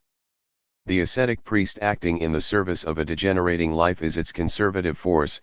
You will see my point. This ascetic priest, this apparent enemy of life, this denier precisely he is among the greatest conserving and yes creating forces of life. 60. A life that is degenerating may only be sustained through a regimen of restrictions. Against the suffering and sickness of the spirit, and against the fullness of life as well, the ascetic priest. 191. Employs means that reduce the feeling of life in general to its lowest point. If possible, will and desire are abolished altogether, all that produces effects and blood is avoided, no love, no hate, indifference, no revenge, no wealth, no work, one begs, if possible, no women, or as little as possible. 61 Ultimately then, for Nietzsche, the ascetic ideal is an artifice for the preservation of life. 62. But the slave or impotent individual needs the kind of therapy that can deal with the consequences of a reactive response to life, a response that reads every event from its own petty position and takes that limited position to be supreme. The redirection of ressentiment is as effective as it is because of this prior reactive propensity to banal self-importance. An internal direction of feeling collimates its range and at the same time reduces available perspectives. 63 What is important in this consideration of a reactive focus is the connection revealed between the drive of the ascetic ideal and the office of mechanical activity. 64 In the heightening of any one feeling all other sensibilities are ablated, deadened, by means of a more violent emotion of any kind, a tormenting secret pain unendurable, and it out of consciousness at least for the moment. 65. Nietzsche explains the instinctive hatred of reality associated with the religious manifestation of the ascetic ideal as the consequence of an extreme capacity for suffering and irritation which no longer wants to be touched at all because it feels every contact too deeply. 66. This is not opposed to Stoicism. 67 Or saintly tolerance or Buddhistic equanimity. A heightened sensibility is the precondition for such therapeutic countermeasures. To explain the rise of ascetic ideals, Nietzsche hypothesizes a feeling of physiological inhibition, that is, fearfulness vis-a-vis the exertions and consequences of life that inspires a grand struggle against the feeling of displeasure. 68. He delineates stages in the procedure. This dominating sense of displeasure is combated, first, by means that reduce the feeling of life in general to its lowest point, just to the point at which life will still subsist without really entering consciousness. 69 Yet this spiritual achievement is far from common. Hence, failing this achievement, Nietzsche, with particular prescience describes today's culture in proto-postmodern terms, writing, much more common than this hypnotic muting of all sensitivity, of the capacity to feel pain is a different. 192. Training against states of depression which is at any rate easier, mechanical activity. It is beyond doubt that this regimen alleviates an existence of suffering to a not inconsiderable degree. 70. That is, the sense-deadening goal of ascetic spirituality remains the automatic and in hindsight more than chilling consequence of a mechanical, apparently spiritless regimen, and what goes with it such as absolute regularity, punctilious and unthinking obedience, a mode of life fixed once and for all, fully occupied time, a certain permission, indeed training for impersonality, for self-forgetfulness. 71. In this ordinary way for Nietzsche the Nazi excuse of duty or unthinking obedience is on a par with the compulsion/desire to watch the news or read the daily paper with breakfast and, I might as well add here, the masculine bonding enthusiasm for sports. The everyday human being is brought to the saint's equanimity. Nietzsche explains this democratic triumph. The alleviation consists in this, that the interest of the sufferer is directed entirely away from his suffering, that activity, and nothing but activity enters consciousness, and there is apparently little room left in it for suffering, for the chamber of human consciousness is small. 72. However quickly the religious image of asceticism comes to mind as the ideal manner of achieving the goal of a diversion of feeling, no religious regimen has ever been as effective as today's bureaucratically scientific/technological lifestyle. The vulgar, bureaucratic lifestyle is more generally effective just because, for Nietzsche, spiritual achievement is rare. 73. And requires more than belief but is a lived attitude or practice. The word Christianity is already a misunderstanding. In reality there has been only one Christian, and he died on the cross. Only Christian practice, a life such as he who died on the cross lived, is Christian, not a belief but a doing, above all a not doing of many things, a different being. 74. The reactive expression of the ascetic ideal dissolves the distinction between a Christian life and Christian non-life. To summarize this surface-level connection between science and religion, we may speak of duplicity as a kind of self-collusion. Modern science holds itself unmistakably distinct from religion, and most scholarly accounts concede that science is unique.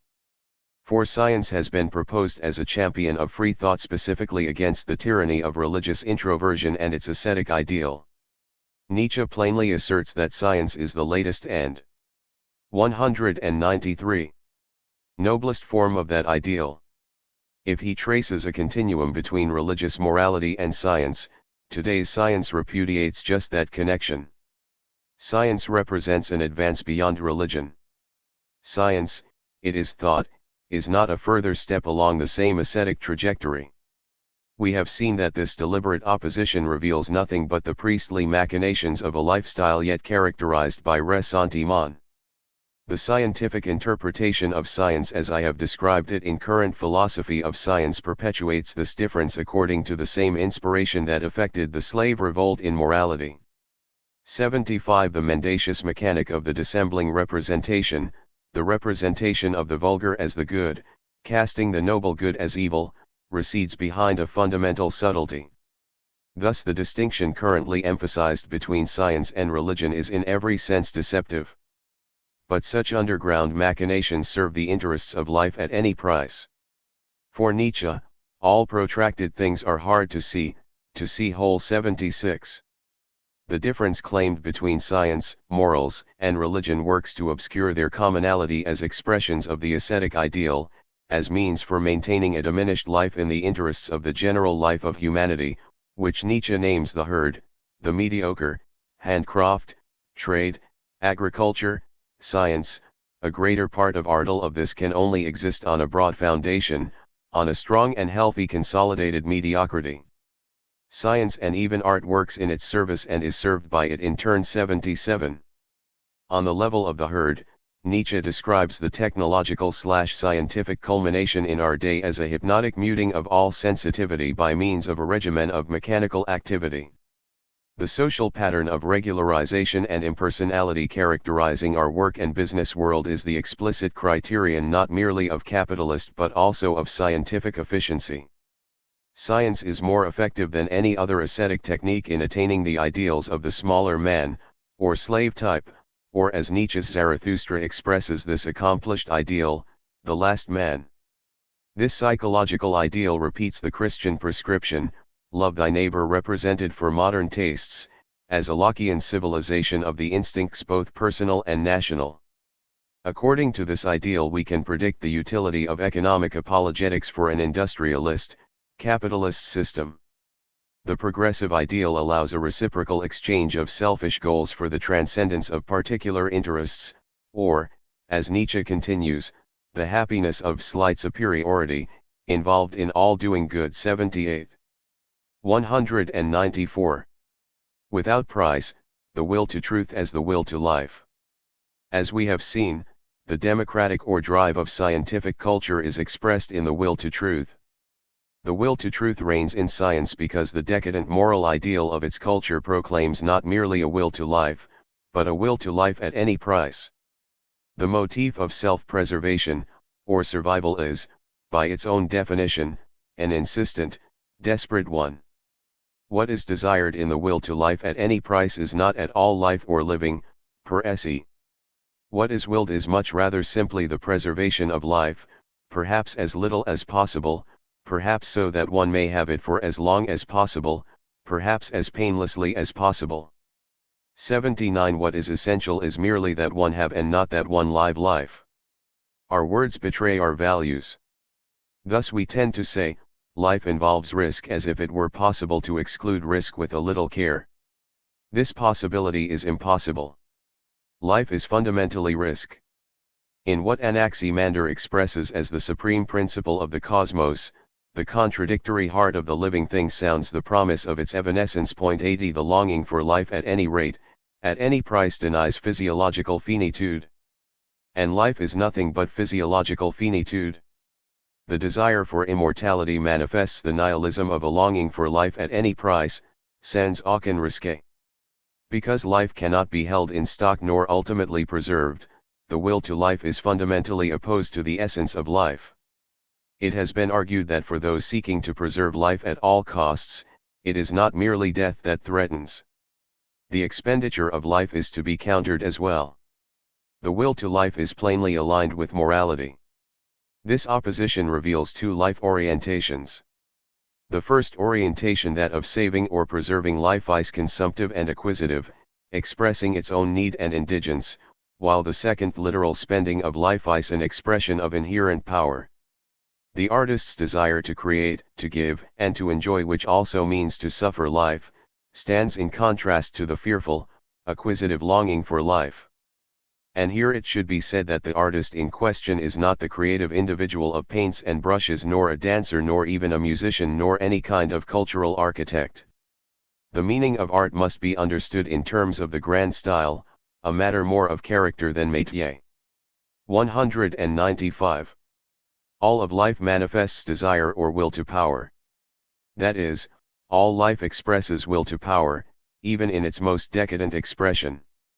Yet, a decadent expression of the will to power is radically different from the strong pessimism of the will to power that is, as Nietzsche expresses it in 1886, prompted by well-being, by overflowing health, by the fullness of existence. 81. The material acquisitiveness of a decadent will to power battles emptiness on the unidimensional plane of fantasy in its drive to possess. Nietzsche, describing the correspondence between the constant search and constant boredom of modern culture, writes, "It is a tragic spectacle to see how the dance of its thought rushes longingly toward ever new forms, to embrace them, and then, shuddering, lets them go suddenly as Mephistopheles does the seductive Lamii." 82. This is more than an account of modern culture between the agitations of the mode, but it describes the broad compass of science in its endless project, the achievement of a unified vision of the world. 83. Driving this blithe commitment to truth at any price, what is then operative in this life-preservative orientation? Need to preserve life at any price is a powerful thrust toward world appropriation. 84. This drive can be understood as Nietzsche understands psychological and organic drives. The course of logical ideas and inferences in our brain today corresponds to a process and a struggle among impulses that are, taken singly, very logical and unjust. We generally experience only the result of this struggle because this primeval mechanism now runs its course so quickly and is so well concealed. 85. We have seen that this primordial mechanism is the basis of perceptual and conceptual knowledge. The working of this mechanism corresponds to Nietzsche's expression of the will to power. This mechanism can now be defined. Elucidating the direction of the moral structure of science, desire alone should be understood simply as will. Power is correlative to desire, it is its articulation. But the will to power as a concept goes beyond desire, it is equivalent neither to an unconditioned or indeterminate will 86 nor to any kind of conatus. Thus, for Nietzsche, apart from a negative definition, the idea of power cannot be given an eudaimonistic expression, because the positive significance of power is to be found only in the activity or expression of power. The end of the active expression of power is power itself. Where the end of expressed power, where what is risked, is no. 196. More than a bid for more power, an original lack is confirmed. The expression of power, then, has a double sense corresponding to the degree and type of power. We may explicate this duality as the desire for power and the desire of power. The first reactive expression of the will to power is from the side of a lack of power and a need for power, this is neediness of desire, articulated want. The second expression of the will to power is from a superabundance of power and a need for creative expression, this is the plenitude of desire, articulated affirmation. Science and inadequacy. The vision of science popularized is the teleological project to preserve/exploit the world for the benefit of human interests and needs. Thus, insofar as science is an achievement of salvific culture, as the millenarian idol of Connolly's ontological narcissism, the popular viewpoint of science is vindicated by the factual efficiency of science. However, while the average subject is thereby at least materially redeemed, this redemption is effected at the expense of life in its fullest expression. For Nietzsche, it is a sign of degeneration when eudaimonistic valuations begin to prevail as the highest. 87. The noble, creative expression is, as we have already noted, made superfluous. And we have also had occasion to note that by noble in this context, by the elevated ideal of the Übermensch, Nietzsche means the individual directed against easy pleasure and peace of mind. The higher human being may be distinguished from the lower by his fearlessness toward and his readiness to challenge misfortune. 88. Nietzsche tells us that concealed in the goal of universal happiness, the culture of science seeks no less a goal than the transcendent revelation of truth. This measure contains the coda that returns the popularized scientific view to its specialized, relatively sophisticated purity. Thus, for a culture of ontological narcissism, science is a salvific cultural achievement in complete alignment with the Judeo-Christian tradition and its Enlightenment tradition in the West. As Deleuze precise the process, morality is the continuation of religion but by other means, knowledge is the continuation of morality and religion, but by other means. The 197. Ascetic ideal is everywhere. 89. What Deleuze emphasizes in this universal scheme is fundamental to Nietzsche's analysis of the reactive type and the means by which reactive values triumph over active values. Nietzsche explains the wish behind the duplicitous project in religion and science. God created man happy, idle, innocent, and immortal. Our actual life is a false, decayed, sinful existence, an existence of punishment, suffering, struggle, work, death are considered as objections and question marks against life, as something that ought not to last, for which one requires a cure and has a cure. 90. It is in light of this imaginary conviction that religion and science may be seen to share the same foundation. The determinism of science and the belief in the fact of salvation stand on the same ground. They are alike in that, granting humanity a right to happiness, they judge contemporary life according to this measure. 91. The fundamental duplicity of this common goal is suggested by the technological wonders that passed muster for ordinary expectation as demonstrations of the scientific achievement.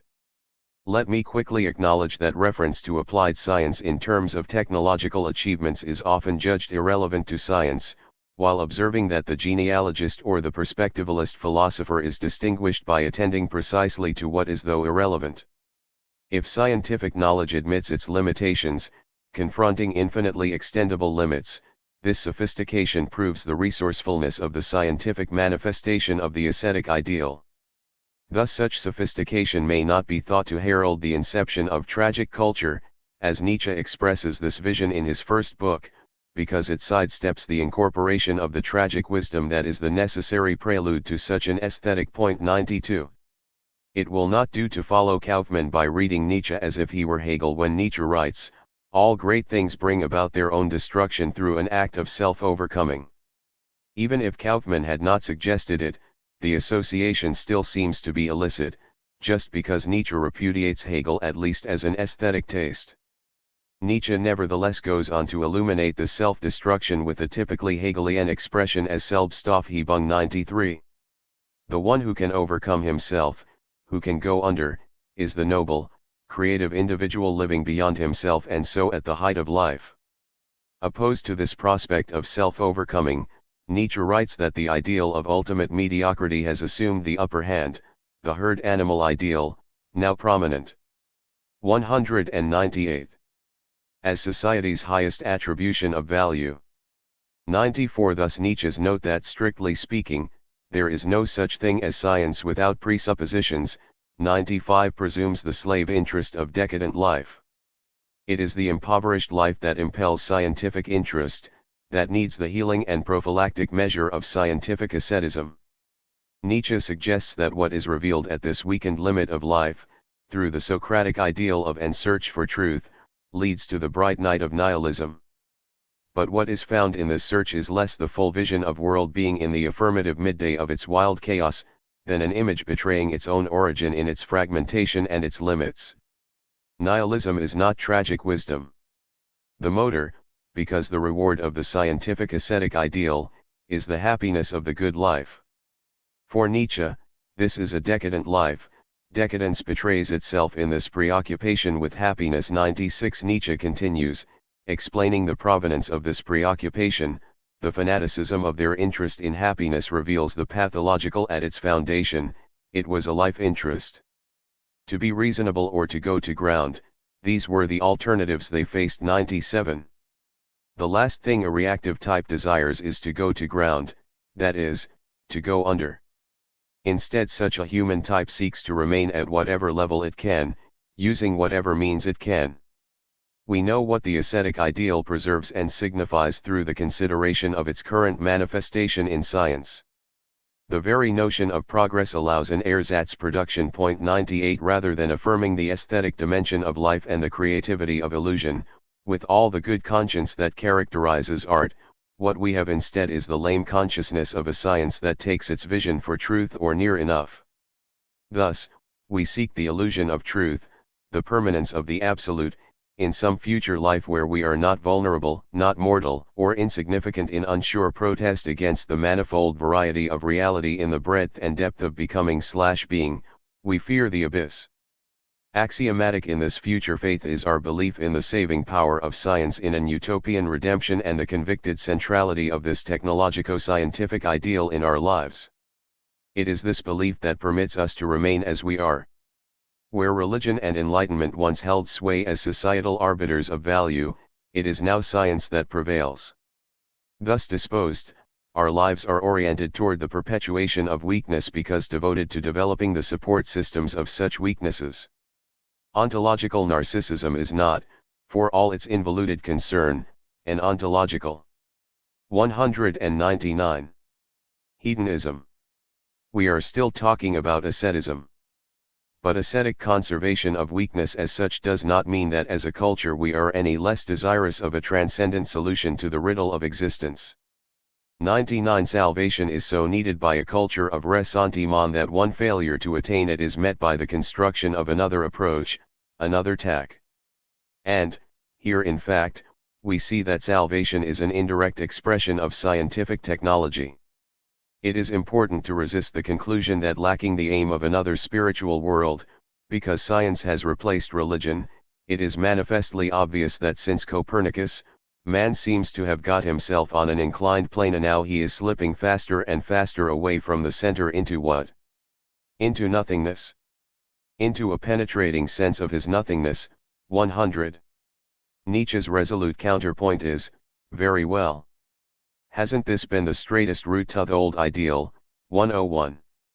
Ontological narcissism betrays the same transcendent ideal as its antecedent, theological narcissism. Today's science plays on the limits of knowledge, it exploits what it knows and uses it as a template for what it does not know. The claim to absolute truth made by contemporary science is prudently approximative, asymptotic, a peripheral movement. One does not claim to have the truth, and this is one's claim to truth. In this way science need not acknowledge its dissembling tactics. 102 What is known and what is not known are thus continuously connected. In discussing Nietzsche's Copernican revolution in epistemology, we have already seen that the claim not to know and the claim to know alike express epistemic excesses. Thus Nietzsche admonishes the champions of the current ideal that presents the evolution of truth as the value of the limit. The pride of science that represents its own austere form of stoical ataraxy, consists in sustaining this hard-won self-contempt of man as his ultimate and most serious claim to self-respect. 103. It will do to recall that, for Nietzsche, the ascetic ideal common to the aesthetic projects of both religious and scientific morality is a monolithic ideal. It permits no other interpretation, no other goal. It rejects, denies, affirms, and sanctions solely from the point of view of its interpretation. It believes that no power exists on earth that does not first have to receive from it a meaning, a right to exist, a value. 104. As the latest instance of the ascetic ideal, the worldview of science removes us from the center of the 200. Theological universe, placing us on the sidelines of the objective universe, as spectators, spectacular knowers. We thus take over the vantage point reserved for the Olympian gods by the Homeric Greek, for the Jewish God by the Talmudists, and for the Christian God by the medieval scholastics. For Nietzsche, we claim in this move to provide our own justification, and the one-time fantasies of Baron Munchausen become our own current and not so far-fetched accomplishments. Nietzsche recalls the theological motif as evidence to speak of knowledge as a means to power, to godlikeness. 105 In today's scientific knowledge, in the evaluation of knowledge as the highest ideal, we are progressing toward what Deleuze speaks of as the replacement of God by man. But what is this replacement if not the reactive life in place of the will to nothingness, the reactive life now producing its own values? 106 The ultimate salvation, as Sartre surmised, may well be the deification of the manipulative knower. Duplicity, science and the ascetic ideal. We are now in a position to consider the deeper association of science and religion through Nietzsche's account of the evolution of the ascetic ideal. Although the determining opposition of the Judeo-Christian worldview opposes life and nature 107 and to this degree is opposed to science as well 108 An ultimate rapprochement, on the analogy of the same Jewish mechanism that began the slave revolt in morality, may be anticipated. Let us see how this common reductive mechanism works.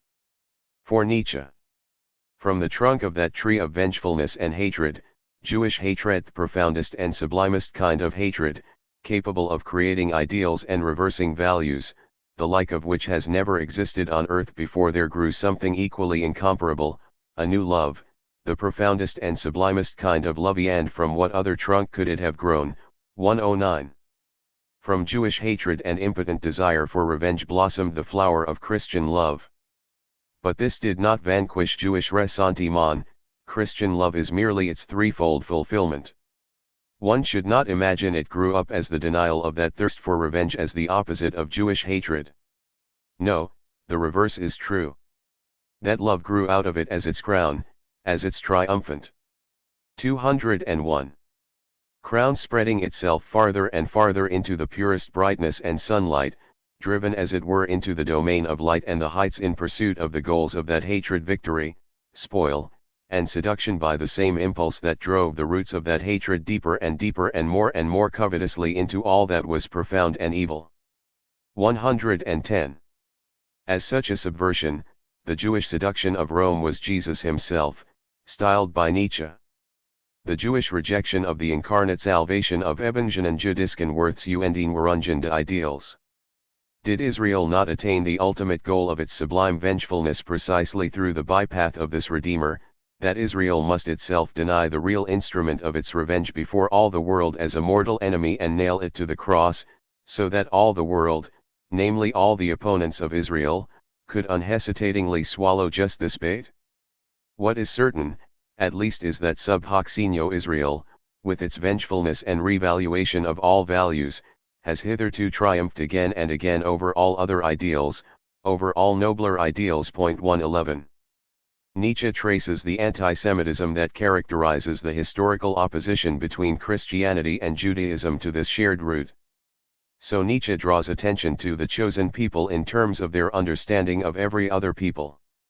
Once the chasm between Jews and Jewish Christians opened up, the latter were left with no alternative but to employ against the Jews the very self-preservative procedures counseled by the Jewish instinct, while the Jews had previously employed them only against everything non-Jewish. 112. The non-Jew does not share the same relationship with the God of Israel that the Jew enjoys. This frees the non-Jew from the responsibilities of the covenant or traditional conventions that structure this relationship. He need not conform to halakhic ritual, to do so would hardly profit him. Because chosen, the Jews can define themselves as the holy people. This definition is essentially exclusive. The non-Jew is non-sanctified and, in this context, excluded from sanctification. Yet with Paul's account of the Christian evolution/transformation of Judaism into the oppositional equation of Jews and non-Jews, slaves and Romans, men and women alike, are to be the same, as Christians, all rendered as equal before God. Thus Nietzsche can conclude the Christian is only a Jew of a freer confession. 113. In much the same way, the impulse of the ascetic ideal to deny nature and the body is converted to the interests that mark the development of science. The original opposition is retained, the scientist is in the business of mastering or subduing nature. The drive to dominate nature is not an accidental one, it too grows out of ressentiment and fear. The original vulnerability to feelings of ressentiment is preserved through science. And how could this not be the case? For Nietzsche, no matter how rigorously science appears to be practiced in opposition to religious, metaphysical ideals, where it is not the latest expression of the ascetic ideal and the exceptions are too rare, noble, and atypical to refute the general proposition, science today is a hiding place for every kind of discontent, disbelief, gnawing worm, despectio sui, bad conscience. It is the unrest of the lack of ideals, the suffering from the lack of any great love, the discontent in the face of involuntary contentment. Oh, what does science not conceal today? How much, at any rate, is it meant to conceal? 114. Scientists, as practitioners of a technique Nietzsche names self-narcosis, in the face of this lack of passion, must be conceived despite their surface character as contented, modest and worthy laborers, happy in their little nooks in the full awareness of their own contorted nature. What Sartre would later call bad faith is the prime characteristic of these cheerful ascetics. For Nietzsche, when one has to do with scientists, one typically has to do with sufferers who refuse to admit to themselves what they are, with drugged and heedless men who fear only one thing, regaining consciousness. 115. As the mechanism of contentment in the face of nothing, in the wake of nihilism, science is the latest and noblest form of the ascetic ideal. It does not merely champion the defects or deflect the poisons of inadequacy, but effectively, actually enables the perpetuation of weakness and impotence through technological advance. 203. And prevents one from suffering more spiritual pains through mechanization of activities and the satisfactions of providing an account of the world that is more and more correct, or true. And it must be said, confirming Ricoeur's convention of matching Nietzsche with both Marx and Freud, science outdoes religion. The ascetic ideal, the cost of perpetuation. The cultivation of the subject has a price, and, in its own economy of values, it works to depreciate the value of life. This must be the case where culture is a static achievement, that is, where culture is something that wants to stay the same. This conservative interest, however, is antithetical to the expression of life as will to power or possibility. Nietzsche writes, against the preservational drive as radical drive, the living being wants far more to release its power. 116. The demand for the beneficial illusion of homeostasis involves the trickery and the illusion of sufficient permanence. The organic body, itself a being in constant flux, presents itself as a static thing. More, the body is manifest as if it interacted with other static things. This play of illusion is the essence of what Nietzsche refers to as the life-giving lie of life. This expression manifests its will to power. To understand the life-giving power of illusion or the lie, as Nietzsche understands these terms, we can recollect that the ill-constituted are the cultural goal, the social end of Western culture. As the so-called herd, the slaves of Nietzsche's genealogical critique of morality and culture, compose the bulk of society, the values of society are their values, and society is constituted to preserve them. This is a reversal of the valuations that support the noble and the rare. As a consequence, the noble are today thoroughly rarefied, indeed, they have effectively vanished. This relational sequence is capital. The fundamental, willed evanescence and, more crucially in this regard, the tacit and effective impossibility of the noble means that every fascistic interpretation of Nietzsche's work and thought is impossible. The noble is not the end of culture, such higher beings cannot be maintained in society, the esoteric order cannot be supported by the exoteric. 204. To Nietzsche's mind, and qualifying his still romantic conception of genius, there are no noble or higher individuals as such. This lack is the point of entry for, because the point of the significance of, the concept of the Übermensch. Nietzsche's further project of overcoming present-day humanity is dyadic, to regard present-day possibilities in light of the decadence of everyday ideals and, from this perspective, so to overcome what is in us toward what is possible for each of us at the extreme of our being. Yet, the second projective aspect shows that even such a resolve toward our most authentic possibility is not yet noble. This resolve is merely underway, there is still too much that is human. Even for the best among us, and that will also be to say, for the best among us even on our best days, our greatest possibility may well remain that of a bridge beyond ourselves. Furthermore, Nietzsche's melancholic voice here contends that all this teetering rhapsodizing, all the evening reflection that marks philosophic promise remains irrelevant, even for philosophers. Rather than the affirmation of the greatest and rarest possibilities as the heart of the human potential, as the song of sufficient reason faced with the tragic challenge of existence and nothingness, an equalization, that is, a tacit equality, a leveling of differences, of rights and potential has gained cultural favor. In this estimation of human quality, the genius of the herd, that is, the mediocre talent accessible, useful to all, is celebrated. This focus lends scientific interests a special currency. We recall that, for Nietzsche, a decadent culture or weakened life is symptomatic of a diminished capacity for life.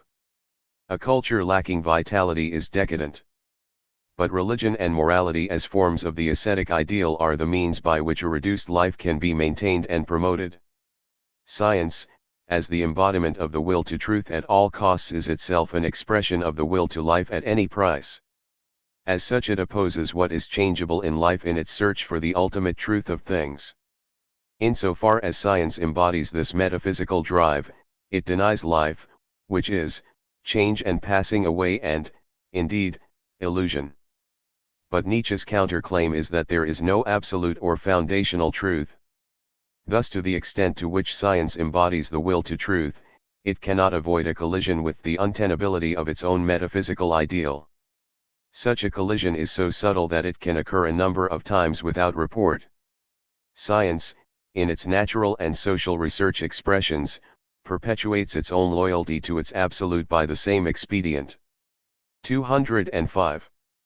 Nietzsche shows always to have been employed in the service of the ascetic ideal, that is, one renounces the appearance of one's ideal. Thus, science renounces metaphysics as it renounces any claim of its own to an absolute status. But in this, it searches for a knowledge that cannot be called knowledge in the traditional sense, and it delights in the exploration of the limits of this knowledge. This is its metaphysical sense, so transgressing its own boundaries. But all this is symptomatic of a reactive will to power. In the train of this reactive will to power, in the culture that it defends and perpetuates, a certain type, at clerical, scholarly, or scientific type, that is today the technician or the managerial type, the businessman is thereby advanced as a supreme social type. This type, needless to say, is detrimental to the noble possibilities suggested above. At the same time, the conditions for this expression of nihilism are based on the limits of knowledge. Here, of course, science's own artistic potential is revealed. Because it is the most efficient expression of the ascetic ideal, science is its most extreme form. Seeing this, Nietzsche looks to a new possibility for science. The conditions for a tragic knowledge are already in play, their repetition is found in the orbit of practical benefit. The possibility of a tragic culture, a Dionysian pessimism, and that is to say, a Dionysian aesthetic, may yet again figure on the human horizon. Still, as we have seen before, Nietzsche finds science to be, like religion but unlike art, the dissembling practice of an illusion. For Granier, science is a consoling illusion and nothing else.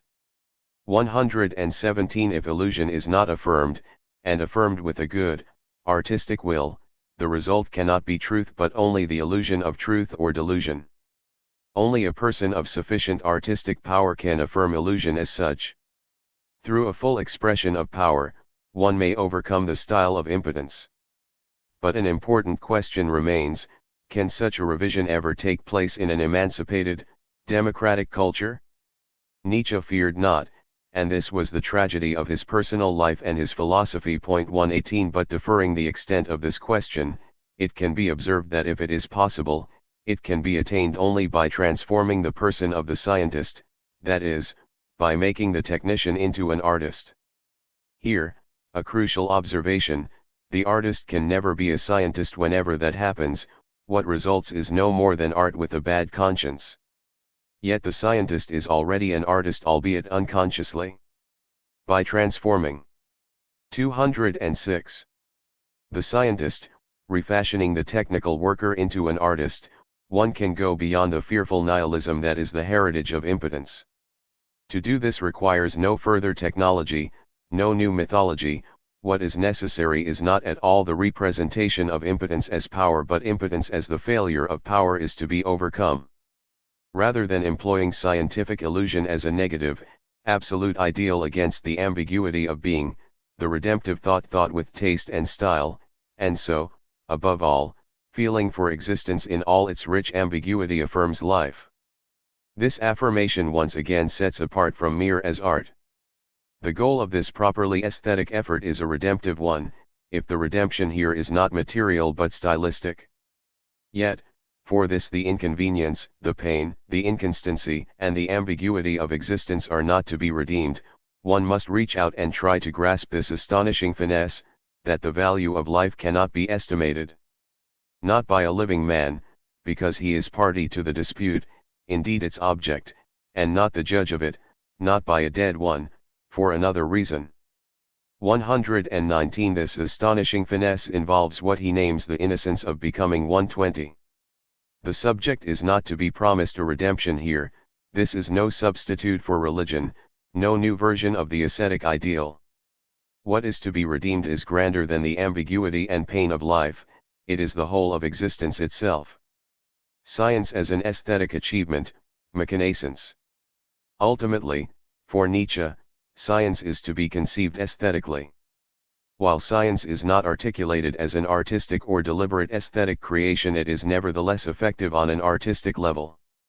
Nietzsche's critique of science, and by extension its philosophy, is directed to the common failure of science and scientific philosophy to realize an adequately aesthetic, for Nietzsche, an artistic self-conception. Instead of a conscious artistic presentation, science deludes itself about its own project, taking it to represent an absolute career. Thus Nietzsche compares the laws proclaimed by science to the magician's sleight of hand, and criticizes its fanfare. If someone hides an object behind a bush, then seeks and finds it there, that seeking and finding is not very laudable. 207. But that is the way it is with the seeking and finding of truth in the rational sphere. 121. Nietzsche finds the thought of the artistic power of creation and its implications inspiring. 122 We represent the world according to a scientific image. Reciprocally, our interest in the facts of our experience is determined by a scientific perspective. 123 For this reason, we should not be surprised to find that in fact the world presents the same appearance to us. 124 Instead, Nietzsche counsels everything marvelous that we admire in the laws of nature and that promotes our explanation and could mislead us into distrusting idealism, consists exclusively of the mathematical stringency and inviolability of time and space perceptions. But we produce these perceptions within ourselves and out of ourselves with the same necessity as a spider spins its web. If we are compelled to grasp all things only under these forms, then it is not surprising that in all things we really grasp only these forms, for they all must carry the laws of number in themselves, and number is the very thing that is most astonishing about things. 125 The experimental direction of Nietzsche's own style can once again be recognized in this passage.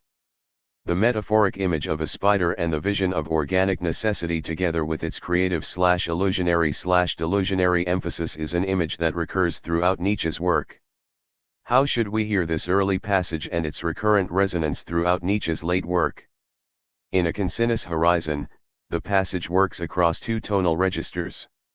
The first tone level expresses scientific loyalties and its telos in Western understanding, the second tone level operates as, is trod in accord with, an aposematic appeal to a select reader. When the reader is all too general, this tone is apotropaic. Hence, readers are set apart according to their affinities. Rare readers are challenged to think the thought beyond the writing itself, while others are seduced by content and style to either reject or idolize the text. Jean Granier expresses this two-edged expressive character in terms that are relevant to the topic of the present chapter, in his own didactic textual projection. 208. We must first of all highlight all the elements of science on which Nietzsche relies in order to demolish the edifice of metaphysics, then show how it is, nevertheless, that objective science remains subject to idealism. That done, we will retrace at the same time, the evolution of those conceptions of Nietzsche concerning the rapport between metaphysics and science, by illuminating the necessity of the inversion by which, after having celebrated the anti-metaphysical virtues of science, he was led to recognize the ultimate expression of modern nihilism in science. 126. In this way, Granier uncovers Nietzsche's stylistic ruse in his positivistic project. He explains its working further. Certain aspects of science may be easily employed as arguments against idealism, but considered with regard to its essential project, science is not thereby hindered from accomplishing the destiny of metaphysics on its own. 127. In the double play Granier describes, he observes that it might seem paradoxical. 128 That this style, on the one hand, could encourage readers with an approbative view of science, while, on the other hand, this same style could single out those rare readers who do not share in the cultural adulation of science, where Nietzsche's expressed interest is not science as such, but the larger moral phenomenon of Western culture. 129. From a genealogical standpoint, Nietzsche questions the cultural project in which science is meant to be efficacious by asking, what human type needs science? Needs safety? Needs a blunt and bland happiness of this kind? Again, what human type needs rua, Sicherheit und Konsequenz, that is, rest, security, and predictability. Plainly, this typology describes the human being marked at the very least, that is, if also a weak, sick, and decadent kind of human being, by a certain sensitivity. 130 It is this human type that needs to be protected and needs the moral precept of self-preservation. This typology would characterize most of us today. The eudaimonistic goal 131 accepted in both religion and the practice of science in the West is an index of the generality of this social focus. In Granier's words, the scientific will to know is hardly more than a subtle disguise for the ancient moral will, the expression of a need which drives man to create the fable of an intelligible world excluding change, suffering, contradiction. 209. Movement, ambiguity, and becoming. 132 Although Nietzsche affirms that the intellect is a tool for simplification, oriented toward the biological exigencies of security in a world of change and becoming, such a biopragmatic goal is neither valid nor worthwhile in itself. This is Nietzsche's hardest point. It shows too that his selectivity or his elitism can be directed to no political aim. For Nietzsche, the ideals of Western science serve the interests of life preservation at the expense of creative possibilities for the full expression of life. Vesuvius, Gefährdet Menschsein, Fruchtbarer Menschsein 133. Nietzsche suggests that a certain level of individual preservation is requisite for life expression. Arguing that life and self-preservation have been hitherto overvalued, he emphasizes full life expression instead. Yet, beyond the vulgar celebration of life value, such a plenary achievement of life is compatible with a failure to sustain the expression of that life. Hence, two interests proper to life, the preservation of life and full life expression, are neither identical nor ultimately compatible. On the uses and disadvantages of history for life, Nietzsche explains, he lives best who has no respect for existence 134. For Nietzsche, the life-preservative style of living is non-artistic in a decadent, non-creative sense. Valuing the conservation of life as if it were the highest value in life does not affirm but denies life. 135 For Nietzsche, if the organic impulse of life is an expression of power, Selbsterhaltung as such can be no more than a kind of Nebenwirkung of the life-expressive will to power. Yet with science, the indirect expression of the will to power, that is, negative or reactive will to power, the will to power of inadequacy, is rendered consistently effective. Science directly transforms the project of self and life preservation into what it never is within the raw physical dynamic of the will to power. Life preservation, incidental to the expression of life, becomes a viable, transcendent goal. Science renders the goal of life and self-preservation an achievable, already realized goal. Vulgar interests, the 210. Worldviews and world historical expectations of ontological narcissism, then, are successfully advanced at the expense of creative, artistic interests. The orientation of Nietzsche's devastating refinement of the Darwinian principle of the survival of the fittest reveals this essential common advantage. Nietzsche assumes that the struggle to survive not only is among species individuals but also includes cultures as well as the human spirit. For Nietzsche, the variety of cultures and different human types prohibit the characterization of the result of this struggle as the brute survival of the fittest. Writing in a section of Twilight of the Idols entitled Anti-Darwin, this nuanced reading of fitness is made explicit: the weaker dominate the strong again and again, he reason being they are the great majority, and they are also cleverer. 136 In this, Nietzsche affirms the importance of shared interests and the ability to communicate those interests toward the end of survival in a human world.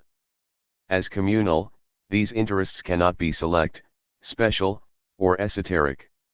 Nietzsche explains. On the whole, the easy communicability of need, that is to say ultimately the experiencing of only average and common experiences, must have been the most powerful of all the powerful forces which have disposed of mankind hitherto. The more similar, more ordinary human beings have had and still have the advantage. 137. Natural social interests are not neutral, they decide the value of values and reveal the makeup of the human spirit. Yet, once again, this is not to say that decadence is a simple sign of weakness, because it is far from that. Nietzsche explains that strong or noble individuals are subsequently weaker, more devoid of will, more absurd than the weak average. 138. Because Nietzsche's idea of a powerful or creative individual typology affirms that they are squandering races. 139 The less powerful, herd human beings as he calls them must be conceived fitter in all regards if fitness is defined in terms of survival. 140 Thus tremendous counter-forces have to be called upon to cross this natural, all too natural progresses in simile, the continuing development of mankind into the similar, ordinary, average, herd-like into the common. 141. For Nietzsche, the mediocre alone have the prospect of continuing on and propagating themselves. They are the men of the future, the sole survivors. 142. 211. This focuses the point of Nietzsche's later declaration, Darwin forgot the mind, the weak possess more mind, to acquire mind one must need mind. 143. As he continues to explain, one will see that under mind I include foresight, patience, dissimulation, great self-control, and all that is mimicry. 144. In these terms, then, the common mimic knows best how to take advantage of every cover, and he can use his tricks under all circumstances because he is, in the common jargon, a survivor. Conversely, for Nietzsche, the genius in his work, in his deeds is necessarily a prodigal. His greatness lies in the fact that he expends himself. The instinct of self-preservation is as it were suspended, the overwhelming pressure of the energies which emanate from him forbids him any such care and prudence. He flows out, he overflows, he uses himself up, he does not spare himself with inevitability, fatefully, involuntarily, as a river's bursting its banks its involuntary. 145. In the contrast between self-preservation and self-expression, we can find the significance of the well-known discriminatory standard Nietzsche proposes for creative quality in terms of the will to power. The canonic question determining artistic creativity, is it hunger or superabundance that has here become creative? 146. In an economy of power and its interpretive expression, the ideal of self and life preservation is successfully employed by those fundamentally lacking in power. But Nietzsche writes, the wish to preserve oneself is the symptom of a condition of distress, of a limitation of the really fundamental instinct of life which aims at the expansion of power. 147. This conservative orientation characterizes science, and this means that the typology of science expresses a lack of power. In the effective ethos of life-preservative morality, the absolute character of science and the drive of knowledge knows its practical limits and the complexities that compromise its desire. It affirms just these limits. The effective or practical recognition of limits to knowledge combined with the absolute ideal of truth is an expression of nihilism in Nietzsche's view. In this nihilism, we have the duplicity of a science abhorring contradictions, but, in all innocence, absolving its own project from this stricture. Strong carries this point further. What then is the epistemology of nihilism? Men arrive at it when they find both that there is no truth and that they should continue. 212. To seek. 148. An epistemology of nihilism may be an ironic description of Nietzsche's own project, but in a more trenchant fashion it describes the self-conscious, sophisticated of the scientific knowledge project. The difference between Nietzsche's critical nihilism and the blind nihilism of productive science, souveraine Unwissenheit. 149 is a matter of the courage of conscience. 150 The commonality is life-redemptive knowledge and the shared focus is the human orientation of truth. 151. While the original Copernican rendition of the research ethos of modern science overcomes the nihilism implicit in the Judeo-Christian metaphysical tradition, it involves another kind of nihilism as it represents the very same ascetic ideal, for the same banal culture of impotence and fear. Thus we can read Nietzsche's note, since Copernicus, the human being has rolled from the center into X. 152. The unknown, or X, named here is nowhere or nothing, not affirmed to be dangerous, but instead courted as an advantage. To be nowhere is to attain the best vantage point for the knowledge project of science conceived as the ascetic ideal of mediocre life preservation. What better camouflage? The danger of seeking an advantage beyond one's right or power seems ever to lead to a desire to disappear into thin air. But this advantage is fundamentally nihilistic. If one escapes life's threats by hiding in the margins, by becoming invisible, does one ultimately escape life as well? The mature Nietzsche challenges the conservative scientific perspective with increasing vigor. Death, change, age, as well as procreation and growth, are for them objections, refutations. Even 153. Death, change, age, procreation, and growth are features of life conceived in time, life as a whole, as a historical, organic finite affair. If these are objections for science, the scientific conception of life rejects the essence of life as a whole, that is, life as a dynamic, and indeed chaotic process of becoming, as the manifestation of the will to power that is life. To recapitulate here, from an ecophysiological viewpoint, the intellect is the tool of the sensitive organism serving the interests of self-preservation. As affirmed above, we are, each of us, beings of the self-preservative kind.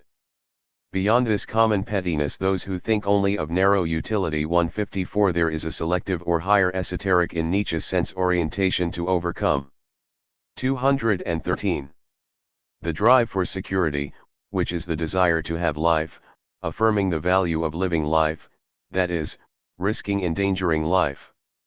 The esoteric, artistic, or poetic perspective does not shrink before the affirmation of such danger. To live life is to expend it.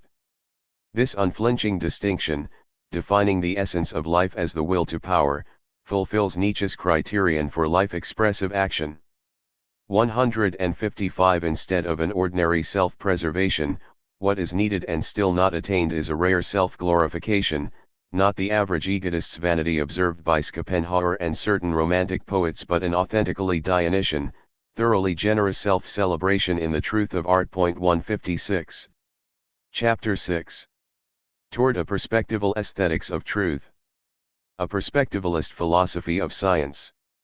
We have seen that Nietzsche represents science and scientific truths as world interpretations by underlining the constructive, interactive character of such interpretational positions.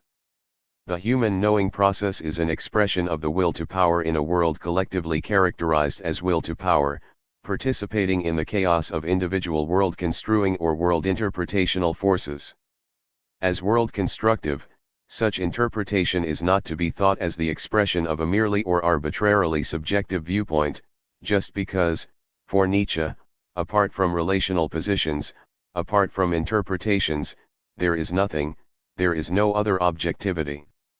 One perspectivalism deprivileges the position of the human knower-spectator and so sheds critical light on the way one comes to know what is known. The epistemic value of the known corresponds to its perspectival truth. What Nietzsche regards as the perspectival lie then is not opposed to this truth as such, for as perspectival the lie is not to be calumniated, but is rather a particular viewpoint among others. But denying its perspectival character, the perspectival illusion of truth crowns one value supreme among others, fixing reality as an absolute object of knowledge, as being, as truth. Against this static being, against the only possible stasis, the stasis of ascetic nihilism or denial, the truth of perspectivalism regards life and change without denial, as alteration, nature taken on its worst terms, that is, becoming in its most dreadful appearance. My truth is dreadful, for hitherto the lie has been called truth too. This dreadful truth is resisted by a decadent culture, that is, as we have seen the culture. 228. Of religion and science, of ascetic nihilism. This culture is grounded upon and grows out of the desire not to see at any price what is the fundamental constitution of reality. 3. The perspectivalist context of interpretation defined by a world of chaotic and necessary will to power reveals the creative interactional character of cultural and so-scientific truths. The interactive interpretive process is a precondition for the non-organic and organic knowing systems. In other words, interpretation is not merely non-subjective but is literally an empirical, physical indeed, in Heideggerian terms poetic event. 4 Because the universe as a whole resists and exceeds the grasp of the individual perspective, we may call Nietzsche an active or creative empiricist. This creative empiricism confounds it does not mitigate Nietzsche's hyperrealism, and it is the keystone of his perspectivalism. Creative empiricism not merely construes scientific entities and theories as constructive and instrumental but conceives the empirical, measurable objects of its concern, together with experimental procedures and entire institutional programs, as constructively instrumental. This view can be softened and expressed in terms amenable to traditional philosophy of science and nature. Thus B. van Frassen expresses a much tamer and more sophisticated constructive empiricism, noting that scientific activity is of construction rather than discovery, construction of models that must be adequate to the phenomenon and not discovery of truth concerning the unobservable. 5. In addition to van Frassen, We have seen that different thinkers in traditional philosophy of science offer accounts supporting a constructive instrumental, that is historical and interpretive account of scientific reality. Already cited are Duhem, Poincaré, Hansen, Feyerabend, Hacking, Heelan, and, just above, Van Frassen. Although these are not likely to support the extreme interpretive position Nietzsche adopts, the proposition that interpretation involves a direct interaction with a counteractive ethat is, reactional really suggests, although exploring that issue cannot be our project here, that such accounts may be given an articulation in terms of a Nietzschean perspectivalism. To the degree to which Nietzsche is not an idealist, his efforts to shed light on the nature of reality apart. 229. From our ideals, that is, apart from the prejudices of current culture, are a properly realist. To the degree to which he lends no special status to objective reality, transcending the traditional scientific distinctions that allow science to take itself so seriously and to take its results to be approximative truth, he is anti-realist. We have seen that Nietzsche explains the scientific reading of facts and laws of nature as deriving from bad arts of interpretation and bad philology. It is not a fact, not a text. 6. His own interpretive program demands that one ask why we cannot consider the world of our concern to be the result of the interpretive projection of our own interests, a fiction generated by our own will to power. For Nietzsche, this possibility is not to be read as a subjectivism or relativism. And he who then objects, but to the fiction there belongs an author, could he not be met with the round retort, why? Does this belongs perhaps not also belong to the fiction? Are we not permitted to be a little ironical now about the subject as we are about the predicate and object? Ought the philosopher not to rise above the belief in grammar? 7. It is in this fictional or creative sense that world interpretation is an expression of the will to power. An interpretation is a fiction only if it is thought to be a universally applicable truth, otherwise it is a projection of a particular will. The universal domain remains viable because interpretation is nothing less than world interpretation. But in this universal domain, a will to power is a will that works against the universe, which universe is likewise to be understood as a constituting collective will to power. This is Die Welt von innen gesehen, the world seen from within, the world described and defined according to its intelligible character. For this insight, Nietzsche explains, one must venture the hypothesis that wherever effects are recognized, will is operating upon will, and that all mechanical occurrences, in so far as a force is active in them, are force of will, effects of will. 8. On this account, the fictions or truths of science and art are nothing more than artifacts of mutually interpretational wills to power. The essence of truth, so understood, manifests the backwards and forwards balancing dynamic of the interpretive process. 230. A perspectival aesthetics of truth. For Nietzsche, there is no truth, there are no facts, no metaphysical or absolute world, no world of appearances as such. Instead, there is only interpretation. In an earlier chapter it was noted that this is no harmless relativism, nor does Nietzsche pretend to a super-empirical insight. It is not Nietzsche's claim that science or politics or a pot of boiling water can be interpreted according to any perspective whatever, without at the same time entering into a delusionary vision from the point of view of interpreting science or politics or the boiling water. Nietzsche's understanding of interpretation means that to engage in a science, say physics, as it is practiced or has been practiced, is to enter into an interpretational project. And interpretation is, for Nietzsche, a supremely relational matter. It is by denying this relational quality that science so far has proposed itself as knowledge of the objective world. The notion of perspectival interpretation invokes physical as well as psychological attitudes. For Nietzsche, who describes the personality as the outcome of warring drives, no fast distinction can be made between the two. Within the range of perspectives, however, interpretational efforts or structures can claim an absolute truth. It is useful to see things then, so Nietzsche writes, as atoms or monads, because this affirms the inner orientation of an individual perspective, an orientation involving the entire universe. The individual perspective projects its own absolute. Expressing or extending its power as far as it can, the individual will to power presents its perspective as an absolute.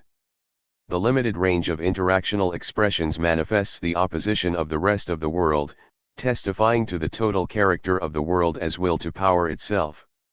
For Nietzsche, the world seen from within and as a whole is will to power and nothing else. Yet he also claims that the total character of this world is chaos to all eternity. In addition, that is, conversely, as Heidegger has made notoriously clear for his part, Nietzsche also claims that the total character of the universe, the whole seen in time, is closed upon itself. This closed process entails the eternal return of the same. In the present chapter we cannot discuss the significance of the last contradictory position, which must be left for the final chapter.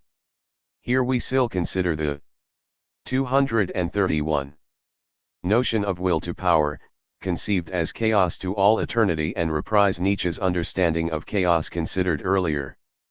The two definitions of the world with which we have to do here, that as will to power, and that definition of the world as chaos to all eternity, permit neither simple translations nor mutual elaborations with one another. Will to power, understood as thoroughly interpretive, as a perspectival rendering of the world according to an individual perspective, is not chaos but, as Heidegger notes, ordering as such. And yet how is the world as will to power to be understood to be to all eternity chaos? Let us take some care to be exact. We have already considered the complexities of the idea of originative, generative chaos.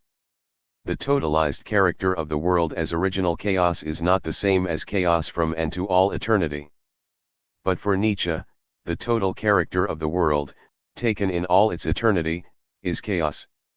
If the will to power expressed from the viewpoint of an individual perspective is expressed as the will to order the world according to that original perspective, then the chaos of the world in its collective, eternal character need not be the same as the individual will to power.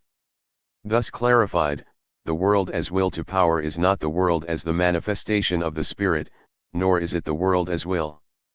The world is composed of a multiplicity of wills to power. 9. In the collective expression of these power constellations at any given moment, the world has its phenomenal character determined by the expression of the forces composing it.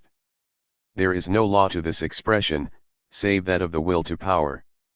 Where every power perspective seeks to express its perspective in opposition to all others, this dynamic can well be described as chaos. In this sense, the image of a chaos expresses constantly shifting power perspectives. Chaos describes the world character as perpetual becoming. We are talking less of the Germanic concept/term flux here than of flux. Thus we understand more of the Heraclitean notion of river by thinking the Nietzschean metaphor of the sea. This dual character of the world as a multifarious flux of interpretive power perspectives is to be understood through Nietzsche's perspectivalism. Each perspective provides a world interpretive position, each perspective constructs or interprets the world. 232. But this requires that the passive connotations of the term interpret be left to one side, discarding as well any special emphasis upon the original individual perspective. Interpretation is the fundamental constructive or world-making act. For Nietzsche, life is not the adaptation of inner circumstances to outer ones, but will to power, which, working from within, incorporates and subdues more and more of that which is outside. 10. Thus the problem of saying that there is no outside is a problem of perspective once again. Seen in the light of organic life, that is, altogether, seen in the light of life as such, interpretation is not a passive reaction or response to the world. To explain this point further we can extend an image Nietzsche supplies. Point 11. The amoeba engulfing a bacterium may be said, in Nietzsche's usage of the term here, to interpret the bacterium as the amoeba absorbs or incorporates it. This incorporation is the fundamental expression of the will to power as the active imposition of one perspective over another. The bacterium is interpreted by and from the perspective of the amoeba. This incorporation is an expression of interpretive power, because the amoeba overreaches its bounds and thereby engulfs and incorporates what it can. In similar fashion, it can be added, when the amoeba is overfull it responds to the weight of its own being in the world and divides. For Nietzsche, the reader of the biological theorist Willem Roux, the example of the amoeba, of protoplasm in general, is particularly fortuitous. A protoplasm divides in two when its power is no longer adequate to control what it has appropriated. Procreation is the consequence of an impotency. 12. The interactive world environment is likewise to be interpreted. The amoeba may encounter an electric shock or a noxious chemical gradient. In this case, by shrinking from such contact it also, like the earthworm discussed in the text above, effectively interprets its environment. This interpretation manifests a reactive will to power. For the amoeba, reaction is as interpretive as the action of engulfing the bacterium, and both are usually protoplasmically mediated, Nietzsche notices, through the pseudopodia. Yet this last point is not simply an observation of cytological structure astute as that is, for the pseudopodia are not there as such but are constantly changing articulations of the presence of the amoeba in and to its world. 13. Just in this sense, constructive or creative interpretation 233 must be understood as world interaction, a direct, manipulative, affective assertion of a perspective. For Nietzsche, the functioning of logic reflects this same structure and genesis. The fundamental inclination to posit as equal, to see things as equal, is modified by considerations of success. This whole process corresponds exactly to that external, mechanical process by which protoplasm makes what it appropriates equal to itself and fits it into its own forms and orders. 14. Thus conceived, Nietzsche's perspectivalism and his corresponding assertion that there are no facts but only interpretations expresses a directly world-shaping activity rather than simply an effective point of view. Does this make Nietzsche's perspectivalism rather more Kantian and more pragmatic than it is often conceived to be? Perhaps, but that is not my problem in this context. The representation of understanding interpretation as primarily an action is problematic for an alignment of Nietzsche's perspectivalism with philosophy of science. That interpretive action is determined from its original position means that Nietzsche speaks of it as a matter of perspective. Accordingly, as interpretation retains the relational connotations of this original situating perspective, the term interpretation is to be preferred over terms such as sense perception or intuitional knowledge. In the example given above, the difference between the amoeba's interpretive response to an encountered bacterium and an encountered electric shock is its corresponding physical comportment. The significant interpretive difference is that between absorbing or acting and recoiling or reacting. It is a simple yet critically important amendment to this observation to note that a larger amoeba does not react to the shock at all. 15 With its elevated threshold of response, there simply is no shock for the larger amoeba. In common parlance, such a perceptual difference is explained as a matter of perspective.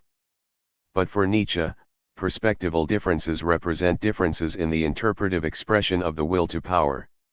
Interior to its given perspective, a particular vision reigns as truth. The particular perspective is nothing but 234. The effort to impose that vision or point of view upon the world. What is true is then what is fitting for this perspective. In line with this construction but in a more elaborate direction, Paul Chichland offers a structural, neurological illustration of the nature of this fitting regarded as Nietzsche intends it. For Chichland, if one considers the great variety of cognitively active creatures on this planet, sea slugs and octopi, bats, dolphins, and humans, and when we consider the ceaseless reconfiguration in which their brains or central ganglia engage adjustments in the response potentials of single neurons made in the microsecond range, changes in the response characteristics of large systems of neurons made in the seconds to hours rang, Ethan Van Frassen's term construction begins to seem highly appropriate. There is endless construction and reconstruction, both functional and structural.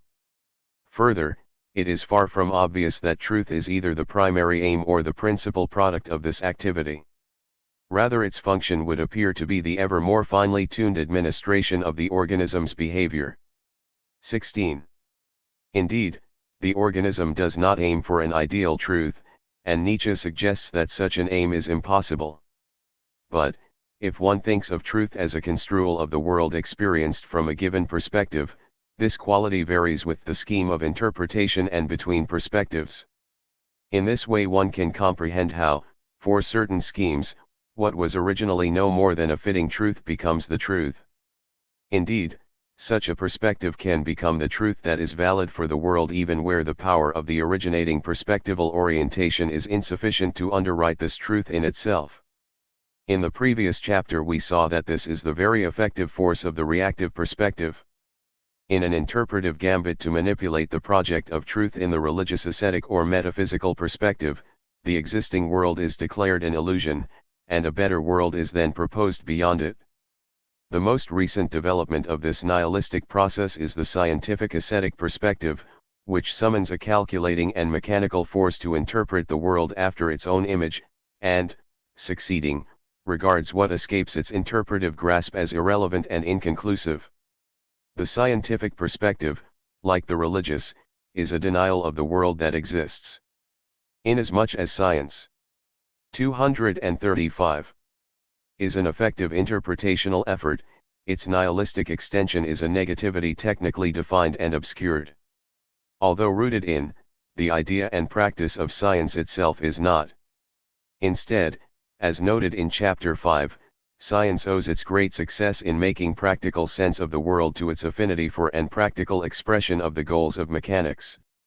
Thus I suggested above that science has more to do with in practice and connotations than the calculation of never frames the work of art in truth, and such calculation is all too often to be found behind what counts as art in practical political and business dealings. The practical efficiency of is not relevant to the project of looking at science in the light of art because, in a Nietzschean context, the problem of science cannot be conceived on the ground of science. It is from the perspective of a philosophy of science, that is, from the perspective of philosophy or art construed in the light of life, that science is to be conceived as itself a perspectival seeing. In this way, the progress of science can be seen according to the exigence of an exclusive world orientation. Truth as illusion. Insofar as truth may be regarded as a fitting expression of an interpretive construction, it is an aesthetic event. This aesthetic event is construed from the vantage point of the interpretive expression. Consequently, everything has its own truth and truths, as aesthetic representations are necessarily multiple. We have seen that the ideal projection of Western culture in science, as in religion, appeals to an absolute vision of truth. In this vision, the non-reliable emerges as a sign of error. But since the ideal of constancy, that is, an unwavering, unambiguous absolute, or ultimate ground of being guarantees the demarcation of error as its reciprocal correlate, the non-reliable can be no more than a conditional or limited or relative index of error. Because the ideal of an absolute is invoked to explain what is perceived, the relationship between the constancy of the absolute 236 and the inconstancy of the non-reliable is circular. Even on its own terms, scientific knowledge is not truth but merely an image or approximation of truth. By this assessment, Nietzsche does not mean to diminish or ridicule the scientific project in its essence but in its image of itself, that is, if it takes its project to offer an account of the objective world by means of its approximative truths. 17. If science were honorably, that is, for Nietzsche, candidly expressed, one would expect science to do more than affirm its short-sightedness or its predisposition to error. Science is well able to represent its limitations as achievements. Characteristic of the deceptive play of the ascetic ideal, a weakness is represented as a strength. One affirms weakness in this, to be sure, but such an affirmation is merely a ruse. In fact, in precise fact, weakness is conceived under another aspect, that is, as if it manifested a contrary power. Weakness according to the mechanic of the ascetic ideal can be represented as a strength. This misrepresentation works through the interpretive ambiguity of any appearance in a fundamentally perspectival, that is, diverse world. Let us consider a few variations upon the fundamental ambiguity of appearances. We all know that a surface can conceal a secret being mere appearance, or that a surface can be what it seems to be. In terms of social discourse, the original distinction between a lie and the truth can only be the liar's concern. The liar himself usually ignores such distinctions. Conversely, it is well known that when one expects prevarication, the contents need never come to light in order to be counted as hidden, which in this case is also to say, as present. Once the trick is up, once the liar has been found out, all his truths are seen to be, are now renamed as lies. This discovery tends to be as categorical as its antecedent credulity. Even where there are no real lies, suspicion will now uncover or invent one, as the boy who too often cried wolf learned to his sorrow. Truth and lie are matters of interpretation, and they have the same insistence. Because putting over a lie or standing in the truth are correlevant actions, the result is that the ideal of truth remains. Expressing this same interpretive dynamic on 237. Another, more broadly cultural level, the invisible God has the same face as the illusion of a non-existent God. Again, here more ordinarily, the confidence artist shuffles empty walnut shells with the same attention to his cover as he would if a pea were actually there to be found if once they were all turned over. The ideal of virtue determines the ascetic ideal. If the only truth is the truth of illusion, and the measure of the success of an illusion is found in the durability of the values it serves, and, further, where the art of illusion works in the service of life, truth may be understood as such an aesthetic value. Moreover, the significance of truth is its function in the illusions that support existence. The highest illusion in all this is the one that knows what it is doing. This is art. In the foregoing chapters, I have underlined Nietzsche's distinction between merely preserving life and exalting or expressing life. And in this we had occasion to observe that life expression frequently opposes the goals of simple self-preservation. In the former, life's aesthetic expression or celebration is at stake. The expression of life as such never aims to preserve existence, it seeks no more than an aesthetic justification. In the above context, absolute truth as it is conceived in accordance with the ascetic ideal, that is, metaphysical truth, lacks a creative aesthetic quality. Its aesthetic appeals to a passive spectator, it offers the promise of comfort, not celebration. Absolute truth cannot be a fully artistic or abundantly creative truth, just because it may not disregard the danger of full life expression. Metaphysical truth pretends to the truth of its illusion, it believes in its own truth and that is its strength. An artistic truth, however, offers only the illusion of truth as illusion, it believes only in the illusion of its truth and that would be, at last, the goodwill to illusion. To conceive the thought that places truth and illusion as the sides of a single coin, as markers good only for certain equivalent exchanges, is to challenge the possibility of any knowledge at all. Only the select appeal of a claim to knowledge and to truth is relevant in this economy. The charm that is the appeal of a knowledge claim is the occasion of the truth value of any claim. The centrality of charm and interest means that an aesthetics of truth does not follow Kant's definition of aesthetic value or evaluation. A perspectival aesthetic of truth is determined by its style, whether the style of impotence or the grand style of a pessimistic. 238. Insight overcome through Dionysian affirmation. An aesthetics of truth makes no claim to an absolute criterion for certainty in the illusion of truth, it is an approach to thinking truth in all its possibilities or, as Nietzsche would have it, in all its realities. The prudence of reserving judgment must give way to the joyful affirmation of the impossibility of making good potential truth claims. There is no truth. This affirmation is joyful in the same way in which a collector can delight in carnival scrip. Its curiosity value is the focus of appreciation. This originally esoteric appeal generates what cash value it may come to have because in itself it has none. The collector knows this but can go so far as to forget the value of the object of his delight as a pure favoring, as merely a pleased response to a charm. This forgetfulness, the threat of taking a light favoring as a serious value, as genuine, or true, is the only danger. The illusion of truth and the question of the eternal feminine. It must be said that an illusion, even the illusion of truth, can never succeed in masking the entire register of the real. But this is not to say that the real obtrudes in truth. What we have are multiple illusions. What is significant here is the symptomatology of a culture expressed through its truths or illusions. And in such terms, the strength of an illusion corresponds to the complexity of the problematic of suffering a life and what that can mean for a reactive culture. In this context, de Brézil writes, "It seems to me quite impossible to appreciate Nietzsche's struggle with nihilism so long as one does not see how closely connected this is to the problems of giving to suffering a positive value." Schopenhauer was right, as deeply as one looks into life, just so deeply does he look into suffering. Nietzsche's project is to accept this without succumbing to a world-denying nihilism. 18. Brézil observes that the problem of what Lacan in his turn would name the real is a persistent one. The ideal of truth works as a veil in place of the raw reality of existence. The problematic character of the real and the ideal of truth opposing it recalls. 239. The philosopher from the fact of existence to the critical project of questioning.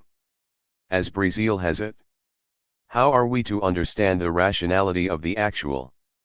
As long as one could confidently appeal to an other world as a source of values and criteria, these questions were of secondary importance.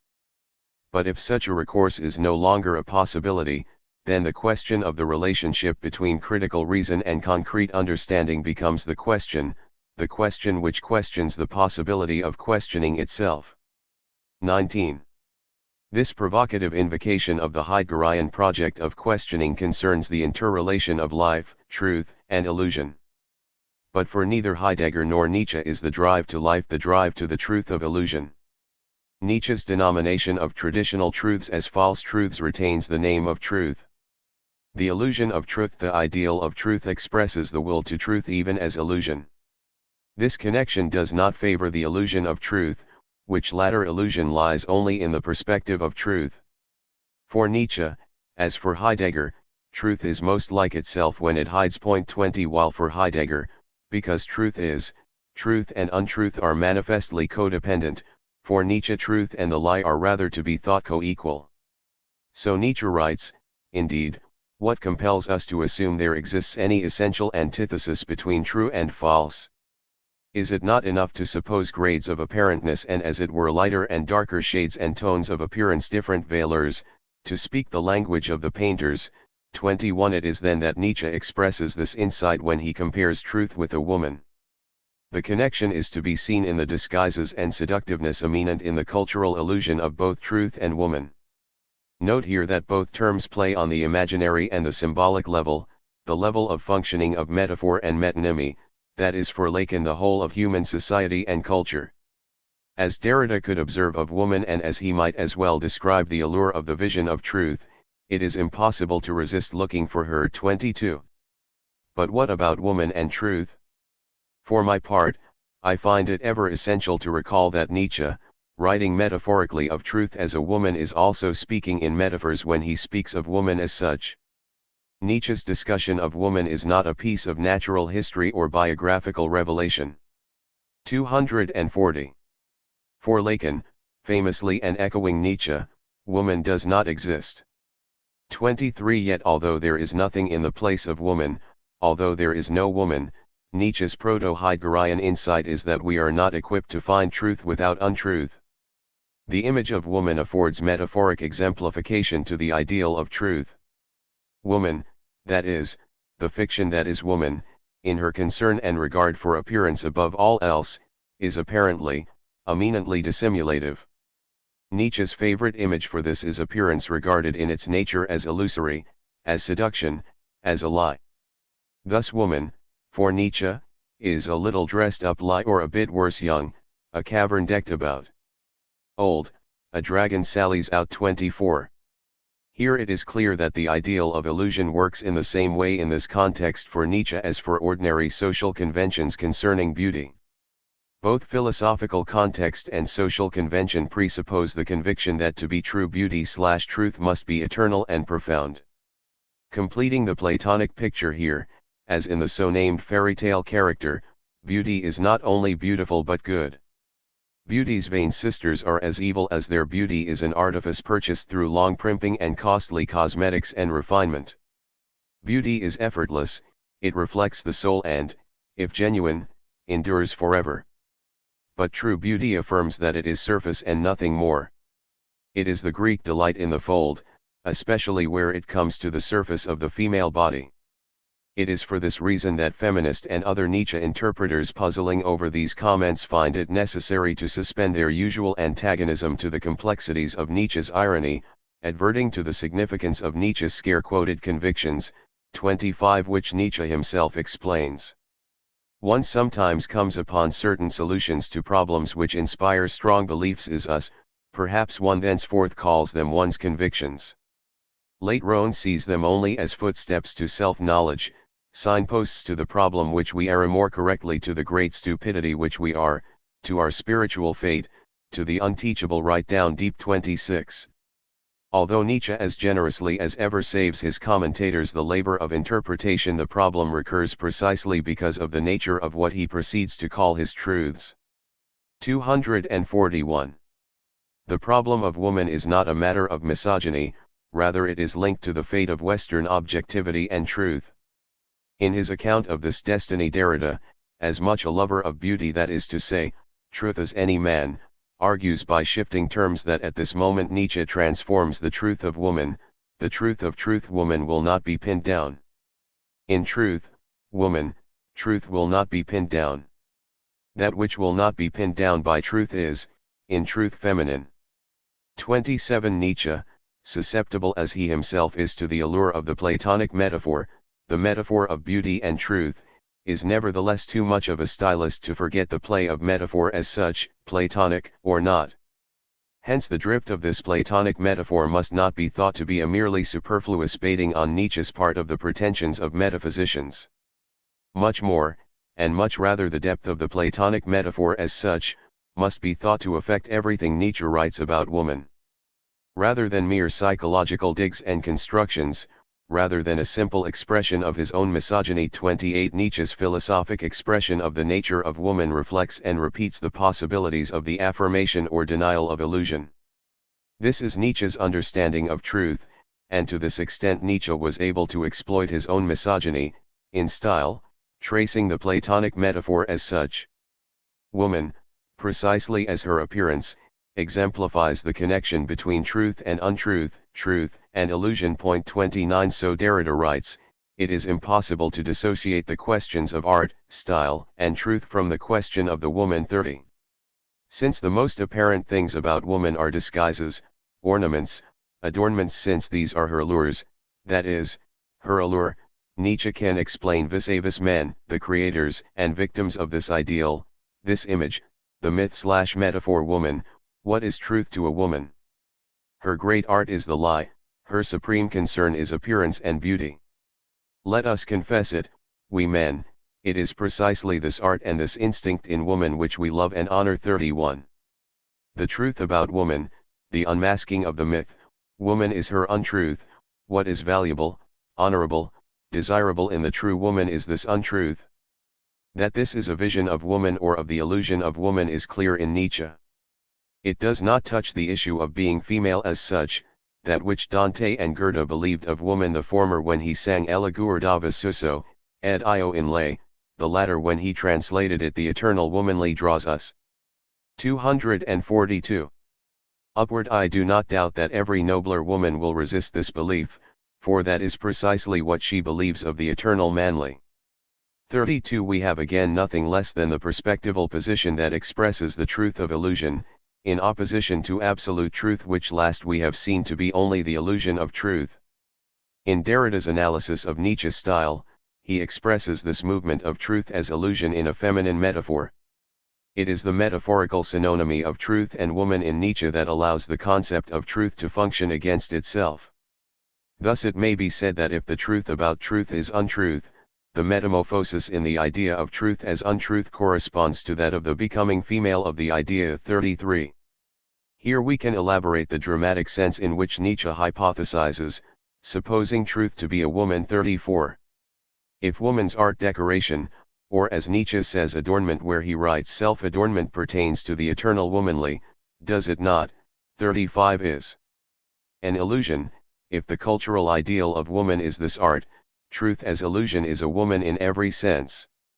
Yet it will only be as far as woman bodily appropriates a conscious, artful illusion that one may say that a woman is a woman in truth. Hence within the proper domain of this metaphor, the truth of truth is never a false woman but always, as woman, essentially false. This is because, as we have seen before in our consideration of the illusion of truth, a genuinely false woman would claim to be in truth what she appears to be, that is, to be true without recourse to illusion. Such a false woman presents everything about her as true, claims to be truly as she appears. Appearance is not then affirmed as such but rather denied as such, that is, appearance is denied in terms of illusion, and represented as truth. In the case of woman herself, that is, looking at the history of woman in the West, one smiles at this whole effort of dissimulative presentation. Thus the English version of the Latin rhyme, the golden hair Fabula wears, is hers who can deny it? / 'tis hers she swears, and true she swears, for I did see her by it. The misogynist lies when he claims to have been deceived. After all, to use a Nietzschean phrase in this Nietzschean context, one knows better. Seeing through the veil of illusion, truth is not the insistent claim of illusion as truth. Instead, truth can only be the truth of a genuine woman. A true woman is nothing, making no claim to be anything but appearance. 243. Here the romantic man knows that her seemliness is by design, a design calculating everything, but nothing beyond its own expression. There is of course no such woman, but there is then again no such thing as woman either. And in any case, we have been talking about truth. It is not for nothing that Derrida offers his avowal of the metaphor at the start of his essay on style. The title for this discussion will be The Question of Style. But my subject shall be woman. 36 Derrida therefore took the license to unveil his subject even whereas he again with reason, would admit, at the end, the project of such an unveiling would amount to destroying a fetish. 37 On the issue of style and woman, of woman and truth. Contra moralitatem. To write against nihilism, as Nietzsche does, seems to serve the metaphysics and ideals of our time. The contemporary attitude opposing nihilism is motivated by the vainest of reasons, indeed, by vanity itself raised to a social level. On the basis of democratic self-interest 38 one employs relational prophylactic measures to limit the destructive tendencies of science.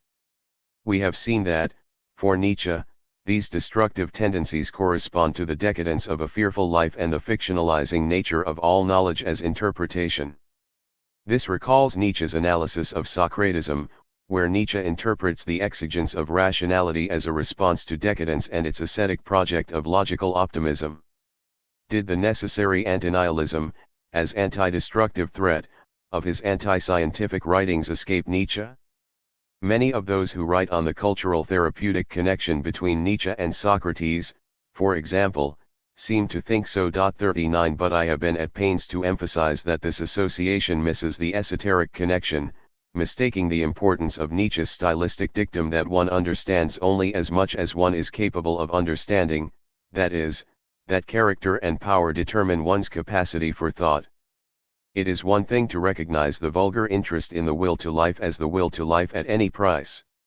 Yet it would be another thing to define the threat of nihilism exclusively in terms of life endangerment. 244. If Nietzsche details the necessary self-violation of logical and scientific analysis, if he observes the denial of life required in the service of the ideal of life for all and at all costs, the self-canceling and self-diminishing project is to be opposed for reasons beyond petty vanity.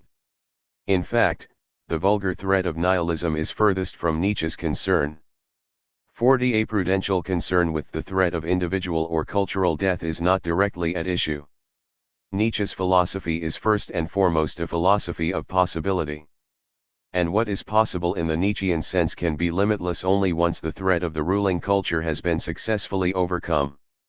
Nietzsche did not believe he had succeeded in this project. This reservation underlines the difference between Nietzsche's opposition to nihilism and the broader basis for our normal antipathy to the thought and image of cultural decline. Here, it is probably necessary to repeat a clarification that is as tired as it is ineffective. Nietzsche really was not championing the need for a new German Führer, nor was he proclaiming the Germans to be a master race.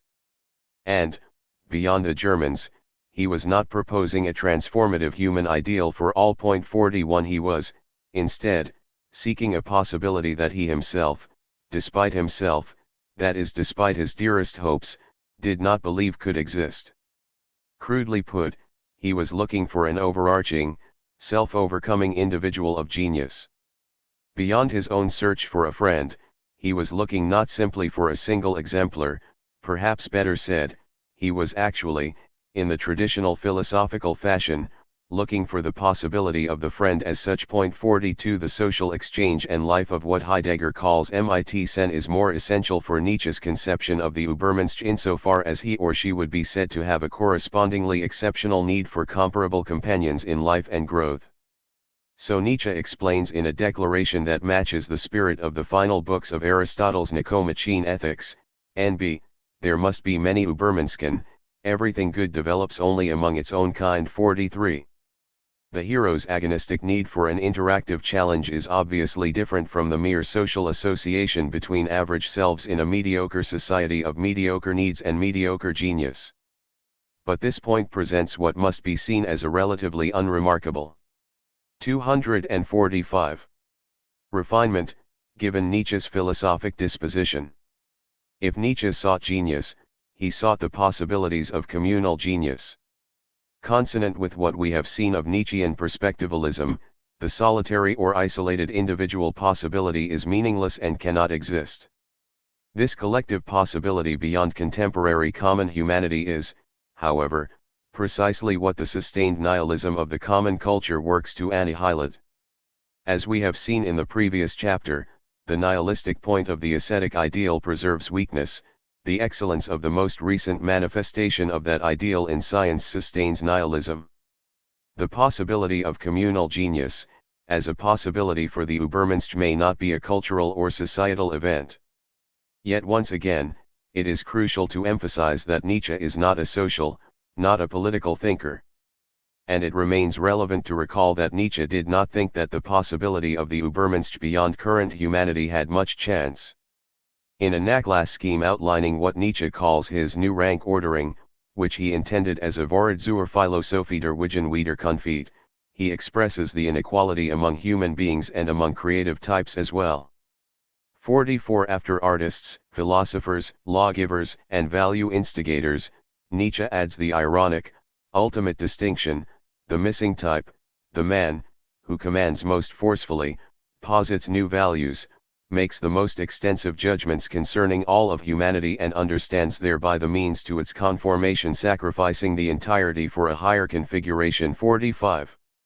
Seen from this perspective, together with what we have noted of Nietzsche's concinnity, the work Thus Spoke Zarathustra must be considered eminently parodic or ironic, an ultimately postmodern piece of fancy. Nevertheless, an explanation of Nietzsche's opposition to nihilism may be found in an expression of his final Dionysian affirmation. Dionysian affirmation is effectively the same as Dionysian pessimism, and yet and this is capital it could be effectively different. The aesthetics of illusion. Nietzsche first expresses the role of truth as illusion in the birth of tragedy. This illusion covers over the reality of nature as the 246 chaos of becoming, or, in the Schopenhauerian metaphor here employed, the will. For Nietzsche, all that comes into being must be ready for a sorrowful end. We are forced to look into the terror, so the individual existence we are really for a brief moment primordial being itself, feeling its raging desire for existence and joy in existence, the struggle, the pain, the destruction of phenomena, now appear necessary to us, in view of the excess of countless forms of existence which force and push one another into life, in view of the exuberant fertility of the universal will. 46. Here, Nietzsche traces the origin of the Apollonian ideal in a flight from the real, taken in Lacan's usage as a flight from the horror of existence. The Greek knew and felt the terror and horror of existence. That he might endure this terror at all, he had to interpose between himself and life the radiant dream birth of the Olympians 47. The truth of Apollo thus represents in the invention of the gods and the corresponding ideal of beauty and the individual, the truth of the absolute. This is also the truth of the object, the nameable, knowable, and, most crucially of all, the countable unnumberable, measurable, calculable thing. The possibility of reckoning and taking account of nature thus begins with individuation. The absolute, in its illusory guise as the theoretical, scientific measure can be taken to be identical with empirical reality, and we, completely wrapped up in this illusion and composed of it, are compelled to consider this illusion as the truly non-existenti, as the perpetual becoming in time, space, and causality, in other words as empirical reality. 48. The attitude of this illusion is not identical to our own post-Galilean empirical reality. In the heroic worldview of the ancient Greek, the presentation of life as a satisfying spectacle from the Olympian viewpoint was meant as a justification of life as such. The tragic view that makes life bearable is the viewpoint of the pleased company of the gods. Their delight, which for the Homeric and Sophoclean Greek is also a human delight, justifies the spectacle. From the viewpoint of the ancient Greek, the living human being or hero presenting himself in such a way was an actor indeed, doing what the dramatic aesthetic of the scene required. 247. And doing it in such a way as to pattern the scheme for once and always. The well-played scene is eternal. Evidently, it is this Shakespearean perspective, the thing of the spectacle, that is recalled in the context of Nietzsche's thought of the eternal return. Moreover, in keeping with Heidegger's contention that the thought of the eternal return must always be thought in conjunction with the doctrine of the will to power, we may expect to find some correlate of this immortal scene play in the notion of the will to power itself. And we do, insofar as the creative impulse of the will to power expresses its power from the side of power as an expression. In accordance with this active, creative emphasis, the dramatic or heroic view of life requires an extraordinary, originally powerful individual. 49. The type capable of surviving a life lived as a spectacle. The capacity to survive the agony of existence in its full tragic expression, that is also to say, with grace and stylize the cultured ideal of Dionysian ecstasy and the art of tragedy itself. In its everyday impact, in a world already structured by the Apollinian vision, the Dionysian experience served to break the round of life by means of a conflict. This means that a time out of ordered time was established. This time out of time expanded the experience of the moment. The expansion of the moment, the ecstasy, disrupted the traditional Apollonian commemorative anticipatory time of human events and rituals. 50. In this momentary and ecstatic way, the Dionysian ecstasy revealed life itself through an altered flow of time, a time apart from the past prolonging memory of human dissatisfaction. The human subject was offered a vision beyond the images of individuality, masks of tragic life. We have here two temporal sides of art, the Apollonian in images or words, the Dionysian in music and intoxication, that is, again, the beautiful illusion and the maddening illusion. The talk of ecstasy is often glossed as a state of intoxication, an ecstatic state both in the Heideggerian sense of being beside oneself and in the normal usage, which indicates a state of drunkenness. 51. David Krell expresses the Heideggerian/Nietzschean image of ecstasy with the translation of Roche with the word rapture. This word with all its connotations evidently does philosophers waiting in cold godless seas in a desolate postmodern landscape worlds of good, but it is not Nietzschean enough, not even when we read the word rapture.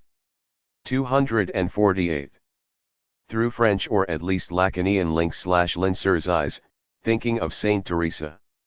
Roche for Nietzsche is something else again.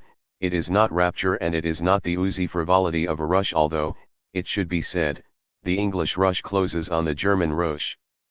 For the present consideration of the perspective upon existence and time in the original cult experience of Roche, it must be recalled that, intoxication offered the organism a special vantage point on experience as such, where this intoxication was a communal event. The altered character of experience had a special cultural significance, and this collective frenzy had a specific focus in the mystery of the God.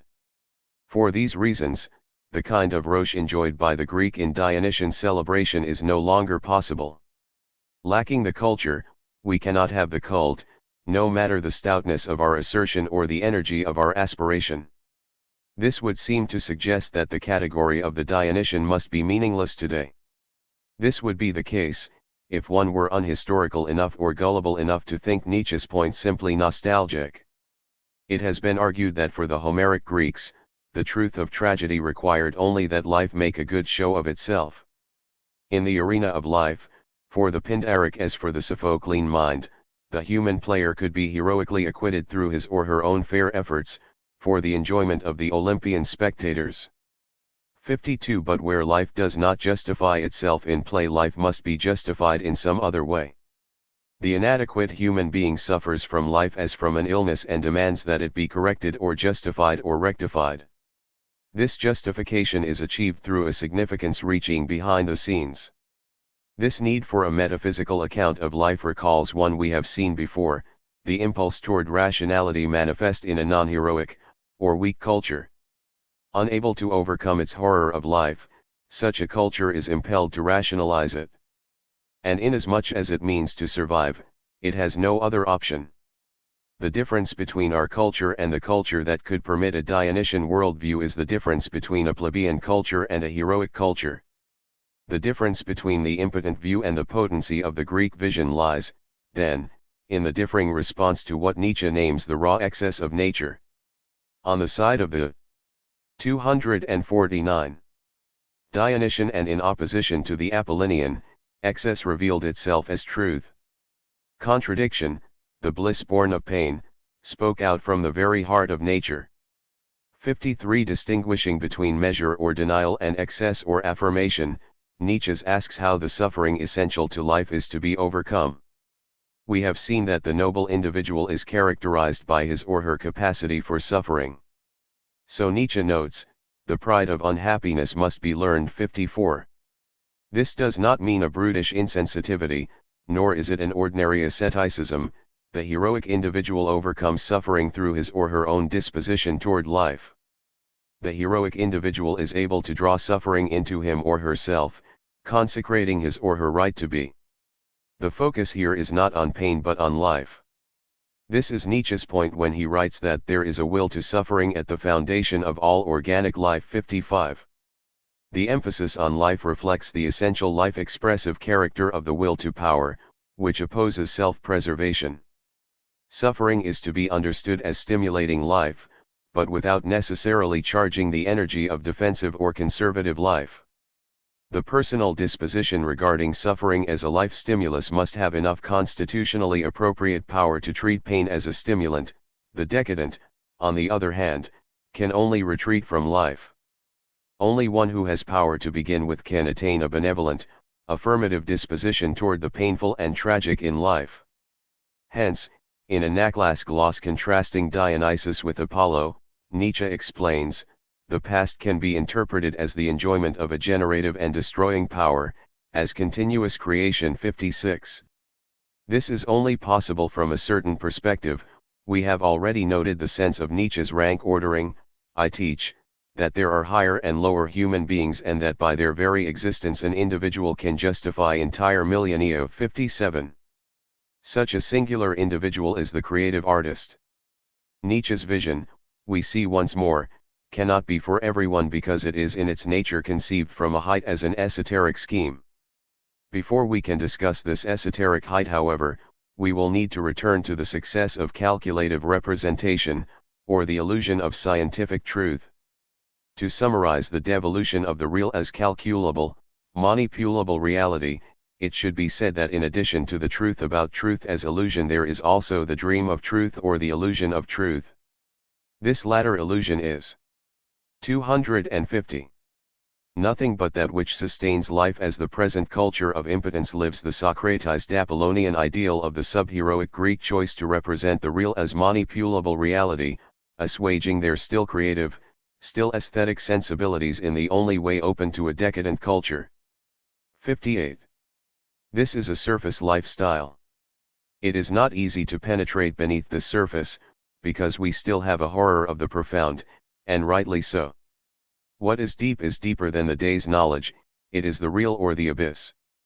Thus, despite a contemporary preoccupation with the opposition between historical interests and absolute findings, that is, despite our sophisticated interest in undermining the rational aspect of the real in order to impose our own constructive vision upon it, Nietzsche's philosophical undertaking must be admitted to remain unappealing.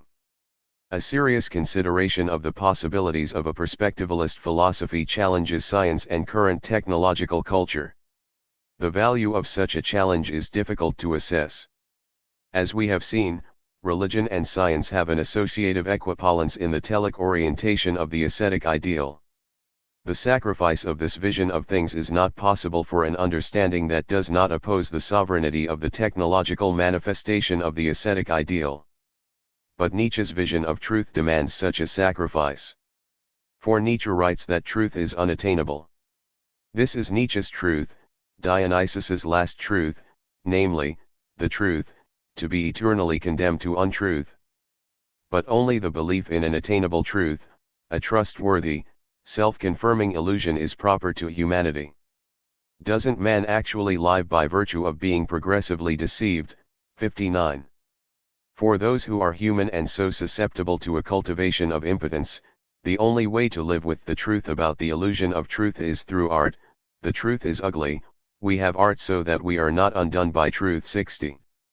The redemptive art intended here is a deliberate art, aware of itself as art, in which precisely the lie is sanctified and the will to deception has a good conscience. 61. Truth must be found in naming the illusion as illusion, for all life is based on semblance, art, deception, points of view, and the necessity of perspectives and error. 62. Beyond that small shining employment of our truth ideal, that is, beyond its critical, reflective application, it has no value.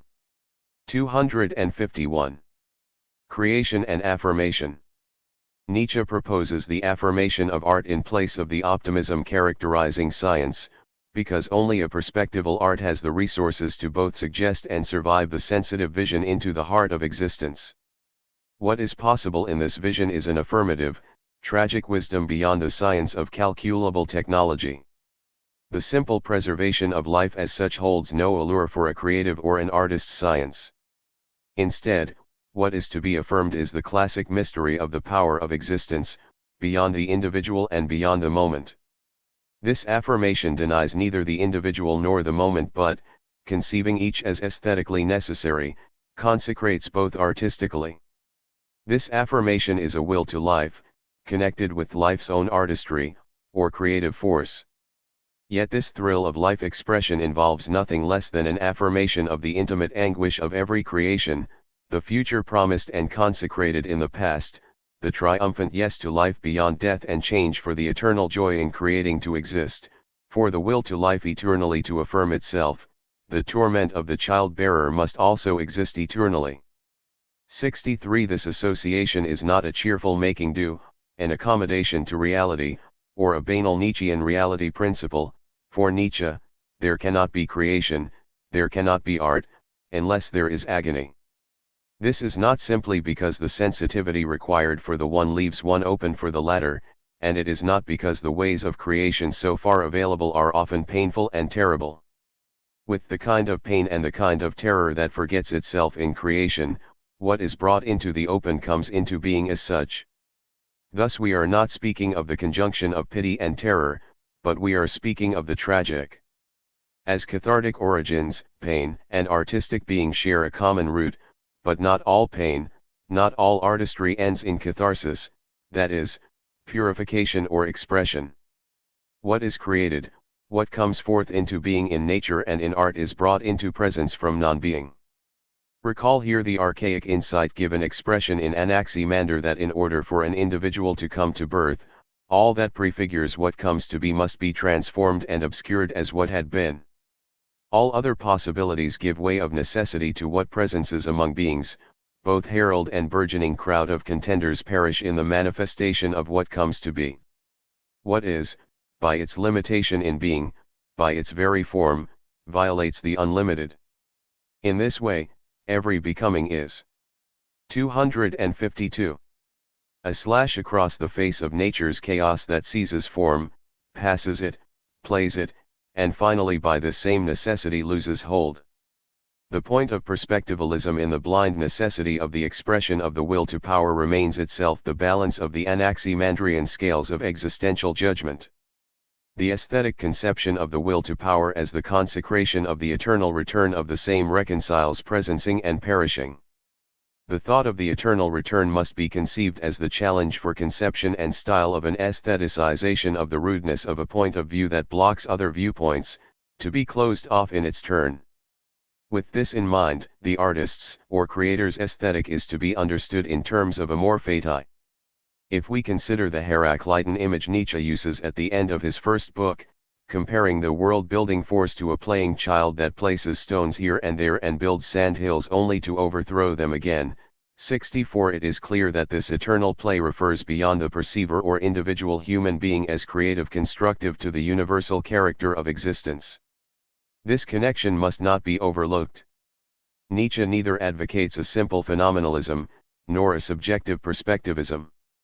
Instead, the origin of the emphasis may be found in Heraclitus, C. Kahn translates, lifetime is a child at play, moving pieces in a game.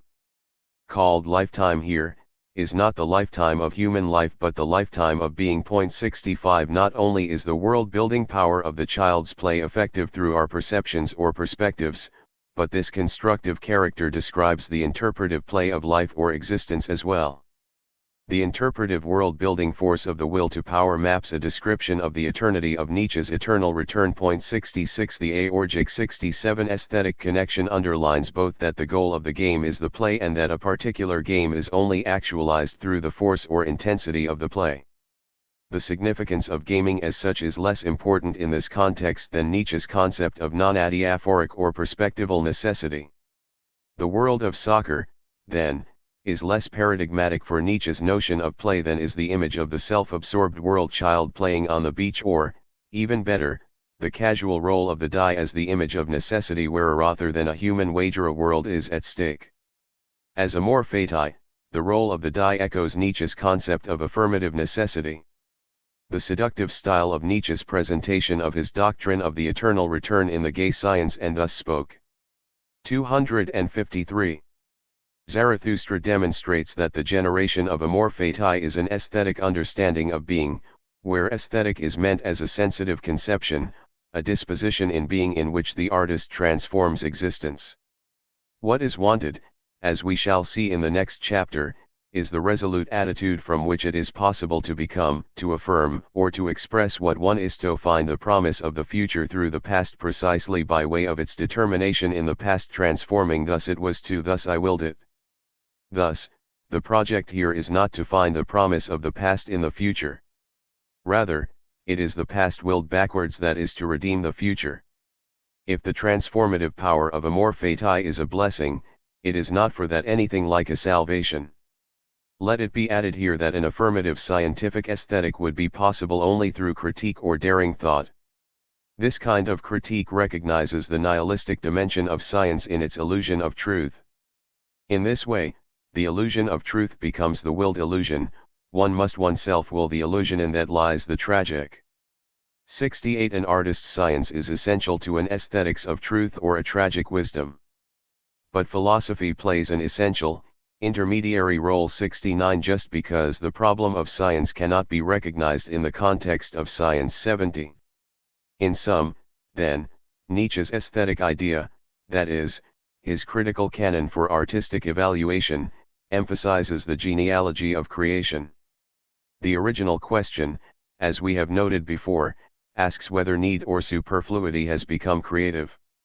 The distinction is important, not because art is more or less necessary in the one case than in the other. In both cases it may be said that the artist has no choice but because the compulsion reaches beyond itself where one becomes creative out of overflowing power. This distinction is later expressed as an issue of self-overcoming, amor fati, and in still other terms, Nietzsche will speak of the Übermensch, of the transfigured, higher human being. Earlier, it was noted that the artist's aesthetic is opposed to the concept of traditional aesthetics as a spectator's or evaluator's aesthetic. The spectator must become a player and the artwork the field of play. The position of distant or pure judgment is not at stake, and appreciative delight is not at issue. For Nietzsche, the highest aesthetic value is Roche, or the celebration of abandon calculated, aesthetic abandonment. This is the artist's own pleasure. 254. Because Nietzsche seeks the aesthetic creative view, the tragic view of Dionysian pessimism emerges in direct opposition to the denial of life in religion.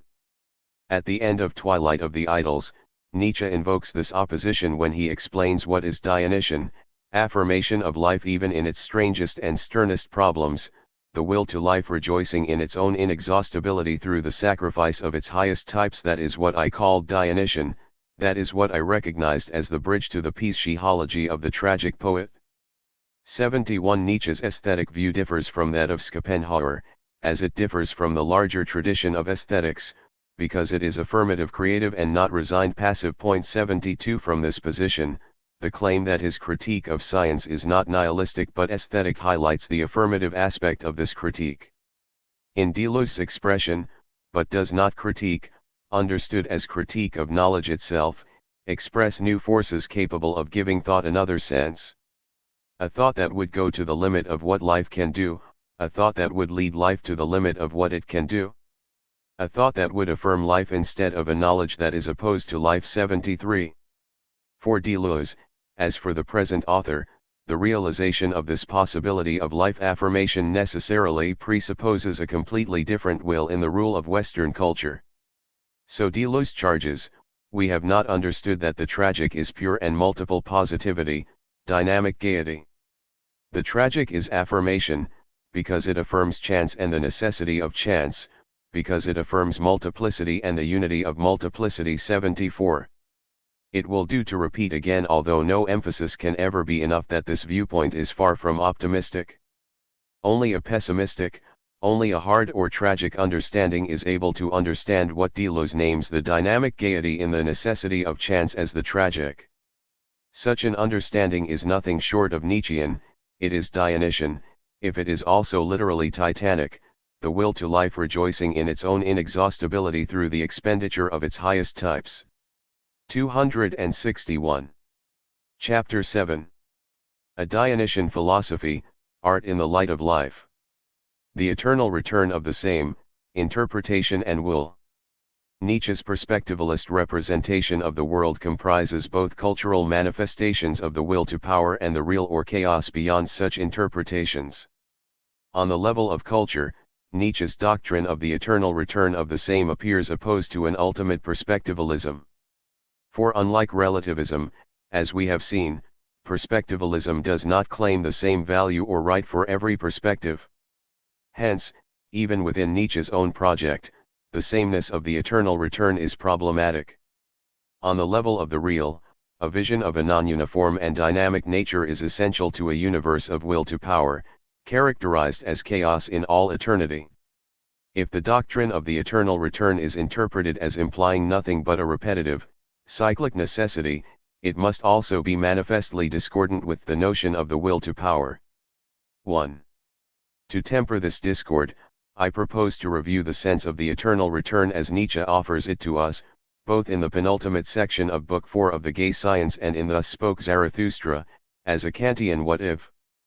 This thought, which Nietzsche named in Ecce Homo the highest formula of affirmation, corresponds to a waiting challenge, a question, or, once again, for Kantian ears, a crisis of judgment. 2. This wait or crisis of judgment must be heard in an aesthetic cosmic dimension.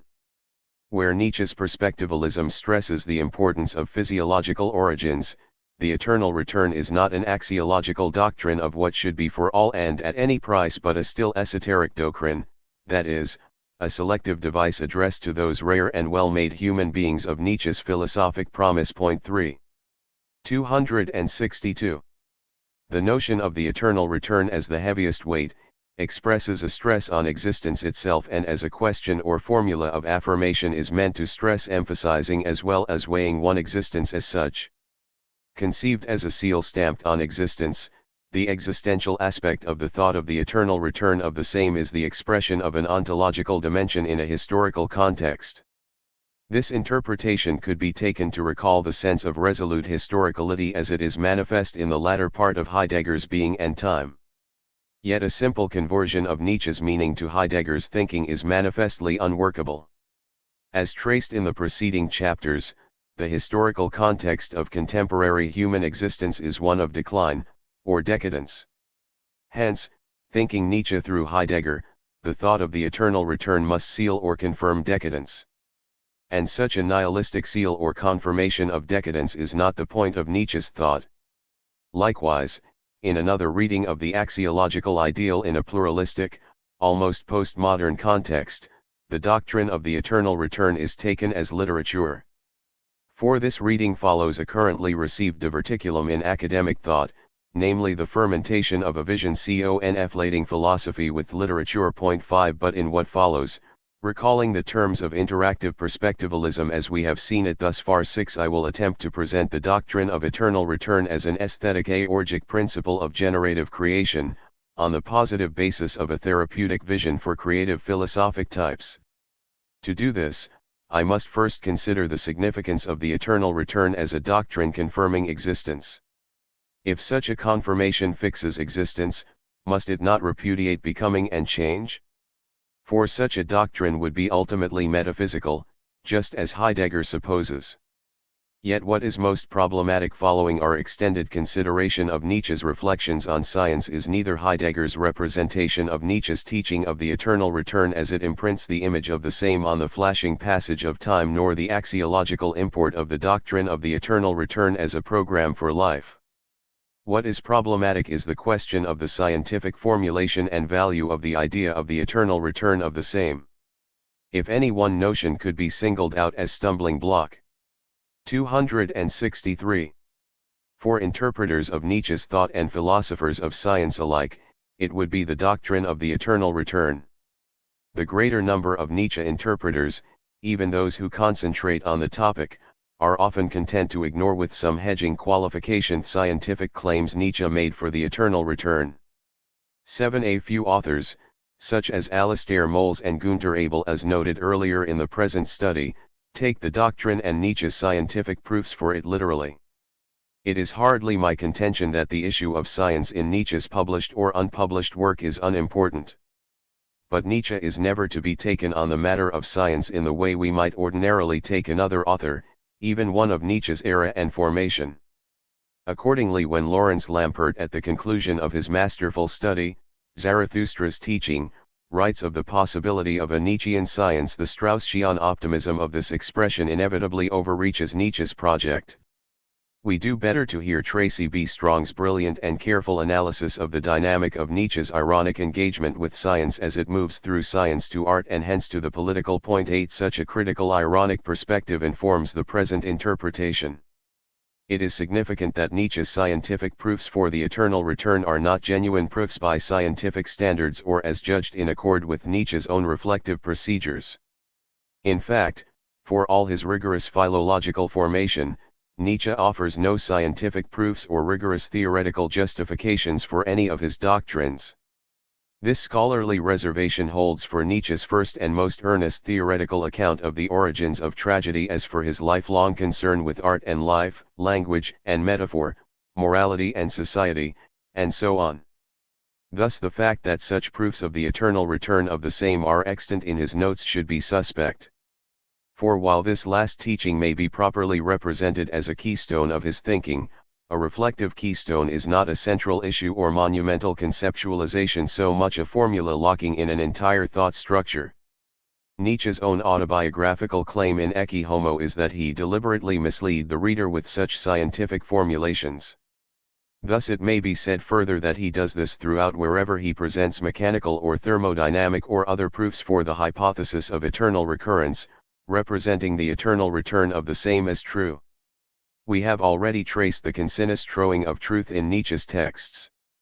The topic of the 264 eternal return changes little in this resonant dimension.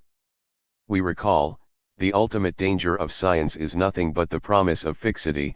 What scientific technology affects is sameness, the actual installation of what is called happiness.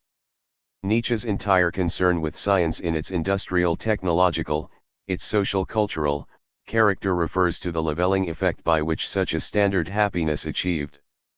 The question raised by the issue of art in the service of life raises the further question of the interconnectedness of things, a question we will need to leave for the conclusion. A seal set on shifting, ever-becoming appearance fastens and marks it with the character of being. This fascination with static being characterizes the dominant, reactive will to power of Western culture. Thus Nietzsche writes, in the so-called recapitulation Nachlass note, to seal becoming with the character of being that is the supreme will to power. 9. Heidegger employs this declaration to draw a line between Nietzsche's doctrine of the eternal return as an expression of will to power and the possibility of an illumination of the eternal return through the essence of technology. 10. The same line, of course, notoriously distinguishes Nietzsche for Heidegger as the last metaphysician of Western culture.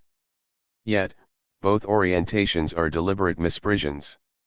Heidegger does not expressly advert to the difference between the will to power as it is the reactive expression of impotence and need, and as it is an active expression of overflowing abundance.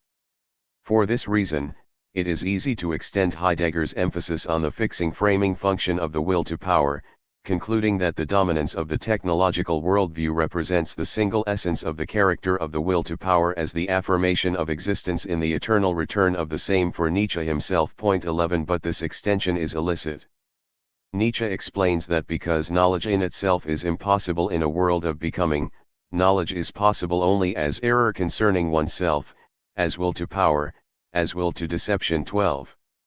Where knowledge and becoming exclude one another, knowledge depends on error. 13. In the scientific culture of the West, the starting point and end result of a will to know is the limited illusion of fixed, certain knowledge. Art too may be viewed as the will to overcome becoming, as eternalization. 14. As the cult of appearance, art has special importance for Nietzsche. This importance, however, is derived 265. From the basic perspectival circumstance of human existence, that is, in a world where there is no being. 15. In this latter Dionysian world of change, the project of mastering what becomes has more than one ultimate expression. Withal, the very idea of stamping becoming with the character of being must be conceived as fundamentally ambiguous. The project of setting a seal on becoming, as a weight to be set on existence, remains open to resolution either as calculative knowledge, or else as art. But these settings are equivocal seals or imprints, they may not be conceived as identical weights. For the selective power of art provides an interpretive determination that can be distinguished from the narrowing calculation used to effect the progress and technical advances of modern science. Nietzsche attributes an unmistakably moral, unmistakably social interest to the latter, while the former corresponds to an ultimately asocial but ineluctably non-individualistic tragic perception of the multiple realities of what is real. In this measure, art transcends the moral, social ideal of science. Thus, to ascertain what is, how it is, seems something unspeakably higher and more serious than any thus it ought to be, because the latter, as a piece of human critique and presumption, appears ludicrous from the start. It expresses a need that desires that the structure of the world should correspond with our human well-being. 16. For Nietzsche, perhaps this thus it ought to be is our desire to overcome the world. 17. The reflection on this possibility is a result of what he calls a will azurwarit, here expressed as a fundamentally nihilistic orientation toward an absolute. Nietzsche reads such a will to truth as the impotence of the will to create. 18. The will to truth, operating from a position of weakness and expressed as a will to permanence, is directed toward this worldly things, particularly in its latest technologico-scientific expression. This ideal of happiness denies becoming, for just as knowledge and becoming exclude one another, fixity is the aim not only of knowledge but of a contentment ideal that is increasingly realized in the current technological era as the happiness of the greatest possible number, even if this happiness is also the least kind of happiness. Such happiness requires fixity or guarantees. 266. And change and happiness exclude one another. 19 Such minimal but guaranteed happiness accords with the aim of scientific progress in the West. Thus in its latest and noblest manifestation, the ascetic ideal preserves its vulgar origin in the technologico-scientific project of fixing becoming. This fixation characterizes the violence of technology and the manipulative illusion of interpretive impotence. Ressentiment and amour fati. Grounded in technological world interpretation, the illusion of reactive culture effectively fixes reality. This congealing achievement does not cancel the value of Nietzsche's reading of reactive culture as illusion. Regarding the nature of the real as perpetual becoming, the process of chaos is yet amenable to interpretation according to human standards and is effected with logical filters, concept nets and selective, manipulative experimental procedures, and technical artifices. The interests of an interpretive expression of scientific reality are those of a decadent culture. Thus Nietzsche could declare, "For 17 years I have not wearied of exposing the despiritualizing influence of our contemporary scientific pursuits. The harsh hellish condition to which the tremendous extent of science has condemned every single person today is one of the main reasons why education and educators are no longer forthcoming." Point 20. Nietzsche means to expose the social advantage served by science as that of a general, mediocre, or banal culture. But he means to express more than a merely personal disaffection by speaking of banal culture, the European culture of his day, in this way. It is worth considering a note entitled On the Order of Rank to understand the significance of mediocrity for Nietzsche. What is mediocre in the typical man?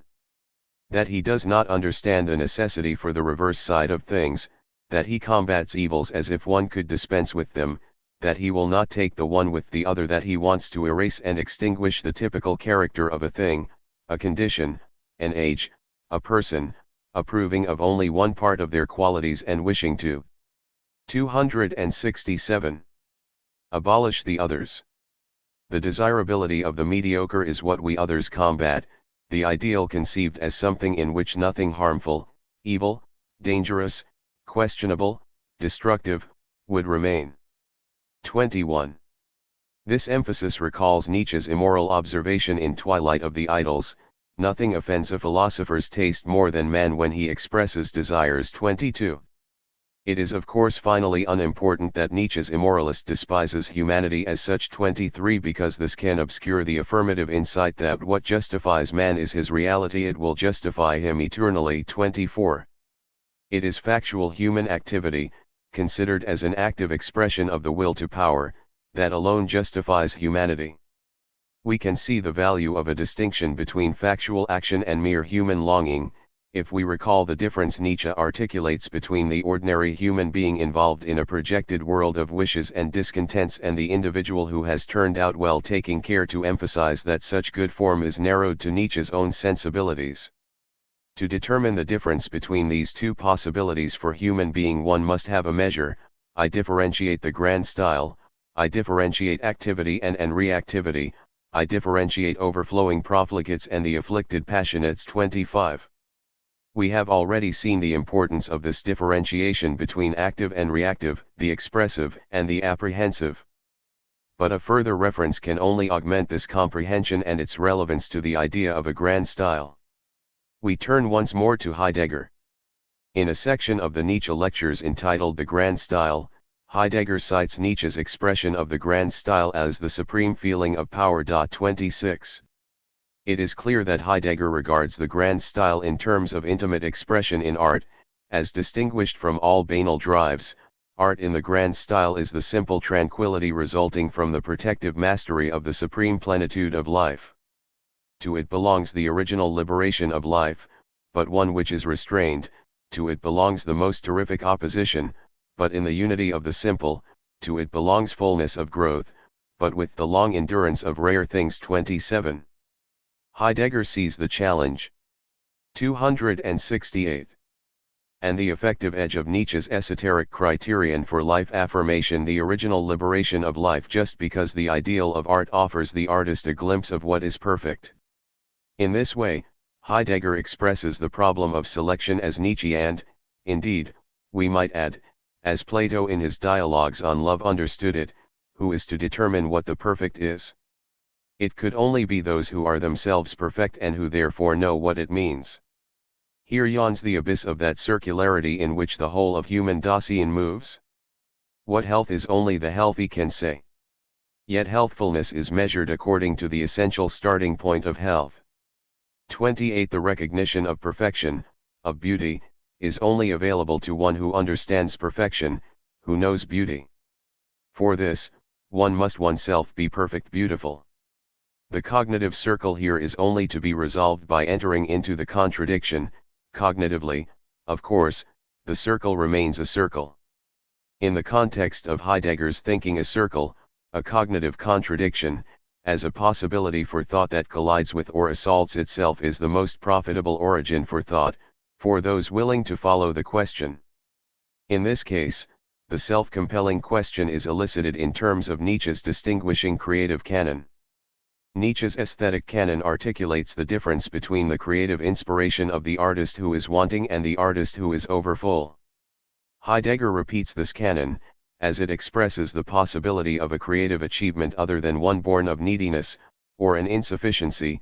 The contrary possibility is that the creative is not a lack but plenitude, not a search but full possession, not a craving but a dispensing, not hunger but superabundance. 29. Conversely, the creative power of insufficiency is thoroughly indigent, it is not active but always reactive, utterly distinct from what flows purely out of itself and its own fullness. 30. This means that if Heidegger makes much of Nietzsche's so-called recapitulation note whereby the highest will to power marks becoming with the impression of being, as that which perdures, he is far from misconceiving it in every sense. Heidegger rightly saw that this expression can be understood either as the highest will to power from the side of inadequacy or that from the side of overabundance. It is the latter that is to be expressed as art in the grand style. Ressentiment-inspired projects may be defined and are themselves effective as instances of 269. The will to power. Where we understand will to power as interpretation, each force expresses its being only as a force and so requires opposition.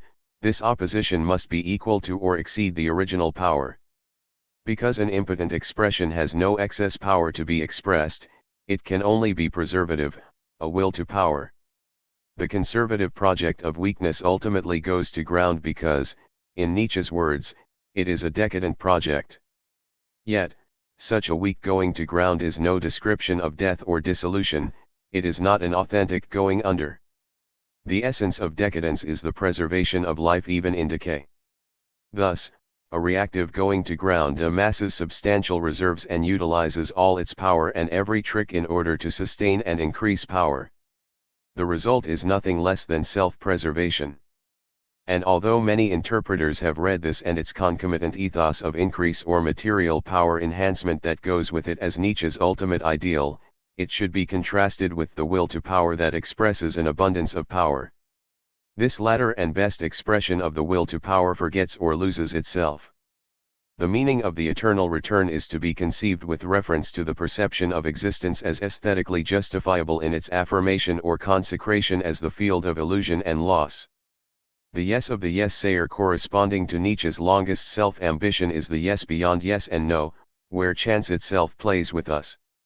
31. Yet such an affirmation of existence, glorious as it is, superficial as it is fundamentally tragic. And Nietzsche concedes and never ceases to emphasize, even where the tone is affirmation, this conception of the world ist absonderlich duster und unangenehm. 32. Here, we can see that the aesthetic representation of the eternal return as the heaviest weight, as a seal set on existence, fixes each event as a benediction or Homeric consecration, affirming existence and its having been. This sanctifying affirmation is the critical difference between a weight set on the dynamic of existence in the thought of the eternal return and the projects of ressentiment that delimit nature in the common interest. In Nietzsche's doctrine, the end of fixity is not sought, the weighting or setting of existence remains purely cosmetic if we can understand cosmetic in its original, cosmic, ordering sense. This weighting works in a cosmic, aesthetic sense to set off and to offset the individual. 33. An affirmation of becoming and change. 270. celebrates the individual being as participating in the project of existence, as reflecting in itself the same eternally creative, eternally destructive transitoriness that belongs to life. That things are just what they are, coming into and going out of being, at once sources of delight and occasions for suffering, articulates the same irreversible round that inspires the fear and the flight of ordinary idealization. Yet, it is this very repetition heightened as the same that Nietzsche seeks to affirm. Consequently, eternity is alienated from the ideal of an insurmountable project of permanence.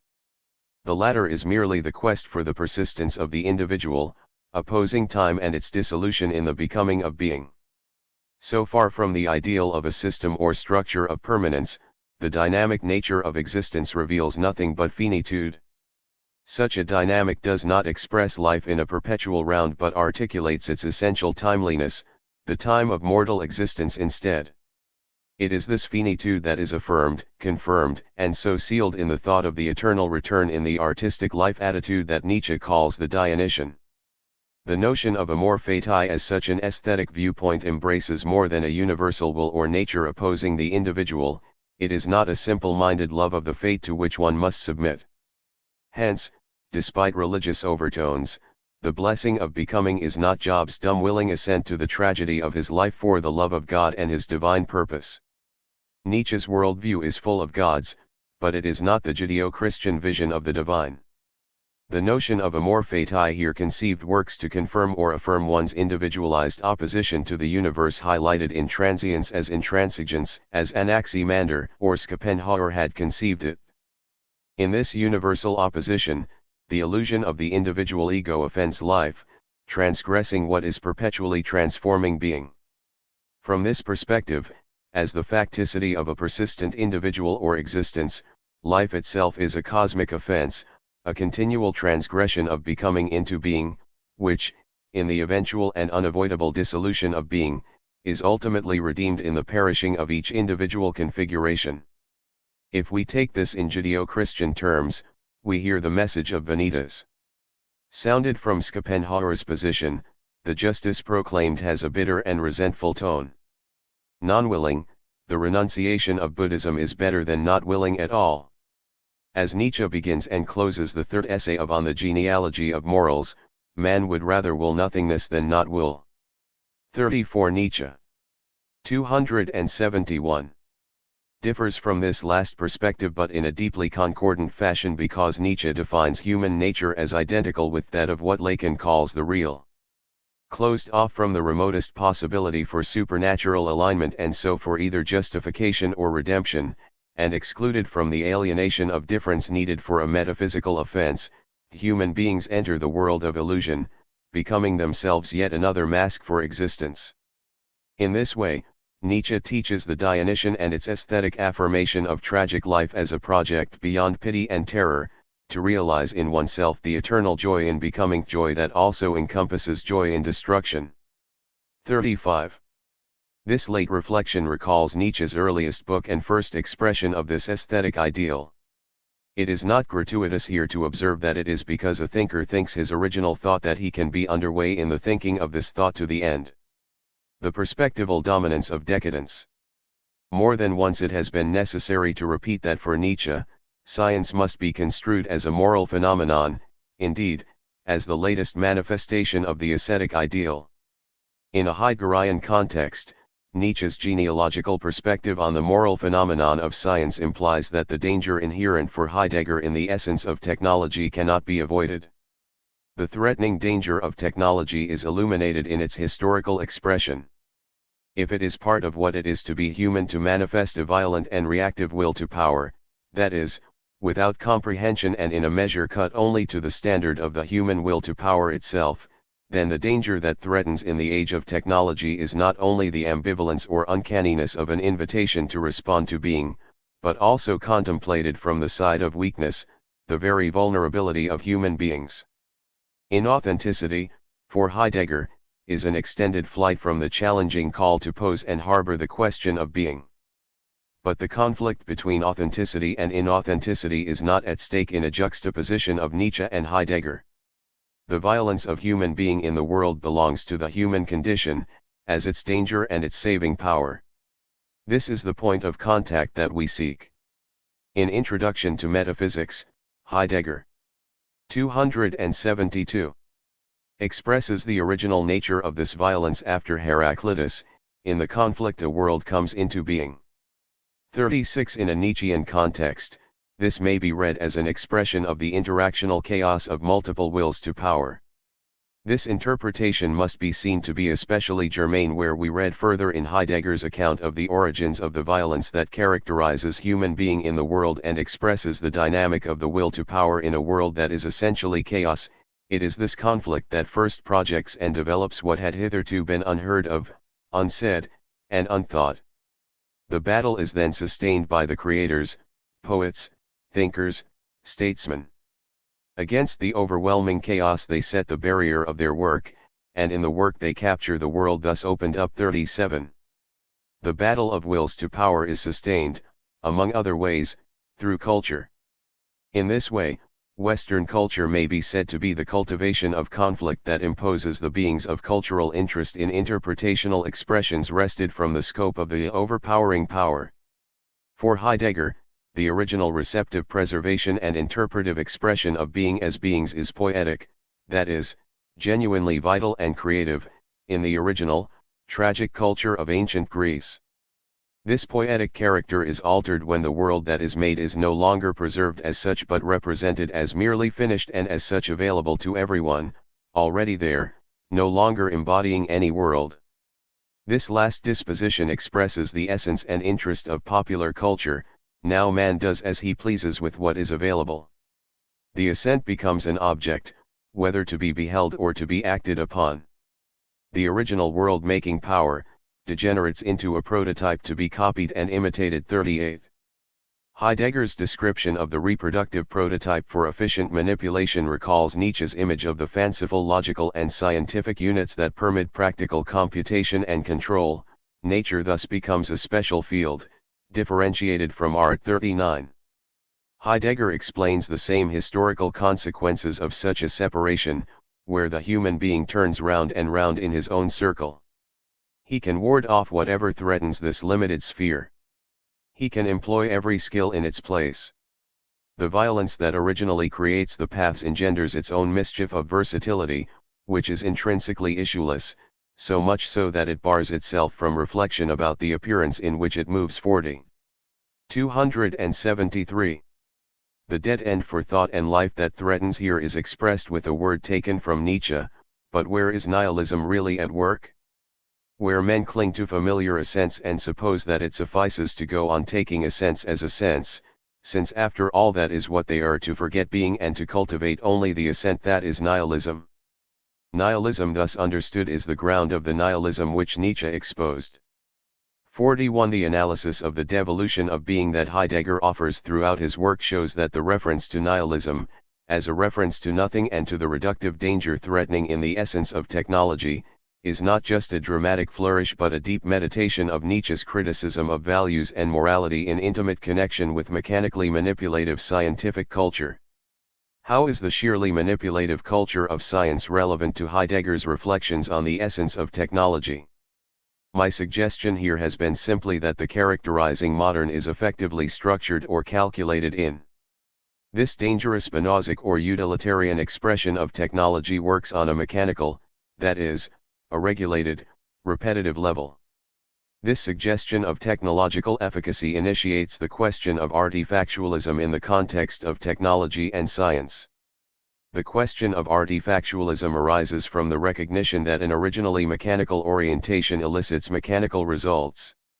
Likewise, chemical, physical, or historical orientations can call forth correspondingly artificial results. Every physical seeking grasps or apprehends what is sought. The seeking as such is fashioned as a specific template, used to cut out what is sought from what is. The point of this intentional analysis of seeking is not to impugn the validity of science but merely to illuminate the artifactual origins, the formed, factitious, or fashioned source of its efficiency. This genealogical understanding is essential because efficiency is exactly what is wanted by science. Heidegger explains in The Question Concerning Technology that the modern physical theory of nature prepares the way first not simply for technology but for the essence of modern technology. For already in physics the challenging gathering together into ordering revealing holds away 42. 274. He concludes that this kind of calculating informational orientation may not be abandoned, not even in the light of the interpretive approach proposed by quantum mechanics. It is challenged forth by the rule of enframing, which demands that nature be orderable as standing reserve. Hence physics in all its retreating from the representation turned only toward objects that has alone been standard until recently, will never be able to renounce this one thing, that nature reports itself in some way or other that is identifiable through calculation and that it remains orderable as a system of information. 43. The objectifying approach to mastering nature and setting its reality to work is fundamentally banal, that is, dependent upon the foreclosure of the question of being. When Heidegger explains that enframing is the gathering together that belongs to that setting upon which sets upon man and puts him in position to reveal the real, in the mode of ordering, as standing reserve, 44 he employs the illuminative insight of the interpretive character of the will to power as it simultaneously expresses the character of the interpreting force, along with the interpreted object. In this case the scientific, technological human being is the interpreted interpreter. As soon as what is unconcealed no longer concerns man even as object, but does so, rather, exclusively as standing reserve, and man in the midst of objectlessness is nothing but the orderer of the standing reserve, then he comes to the very brink of a precipitous fall, that is he comes to the point where he himself will have to be taken as standing reserve. 45. We have seen that Nietzsche's different and less timely analysis of the essential reductive or ontic nihilism of the scientific, technological interpretation, articulates the interpreter within the same will to power. If the point of theory-making and computation in science and technology is the production of calculable results, the presentation or utility of such results is characterized by an irrecusable banality. There can be no ambiguity and no esoteric rarity or genius in such a scientifically reproducible, technologically manageable account of nature. This banality is unavoidable in a culture that seeks calculable, predictable results in the first place. From Nietzsche's genealogical perspective, one must know who expresses a 275 desire to know, in order to evaluate the nature of what is achieved as the known. The Heideggerian analysis of technology reveals one sense of the ultimate danger of technology as calculative knowing and the discovery/covering over of the concealed/unconcealed, in the representation of human being as standing reserve. But, in this expression Heidegger proposes the saving hope of a recovery of the sense of being as emergent concealment, as this position is in a sense opposing Nietzsche's elitist interest preeminently given over to think the humanistic importance of human correspondence to the event of awareness as such. This seems to be a humanism in the worst scholastic or academic sense. But as William J. Richardson emphasized in his classic essay on Heidegger and science, the very idea of humanism is inherently ambiguous in the modern context. 46 Heidegger observes that the incorporation of human beings into the scientific, technological domain threatens to limit human value to mere physical, chemical, biological, or economic value. This observation should not be reduced to the pronouncement of ordinary humanism. The degradation of human value forecloses the realization of the exclusively human possibility of thinking being beyond beings as such. This is a humanism subordinate to and responsible for the provenance of being. Heidegger's humanism, if we call it that against Heidegger's own expression and merely in order to distinguish between Heidegger and Nietzsche, is not of the reactive kind, so deplored in Nietzsche's criticism of decadent, ascetic culture. For Heidegger observes that the tendency to treat human beings as so much standing reserve works to install select human knowers in a supreme position vis-a-vis all beings, meanwhile man, precisely as the one so threatened, exalts himself to the posture of Lord of the Earth. 47. This lordship is, for Heidegger, an illusion. This illusion is a part of the threatening danger from the human side that closes off the possibility of a responsive openness to being. Heidegger's concern is with the illusion of value at stake and the transcendence denied in the scientific ideal of truth.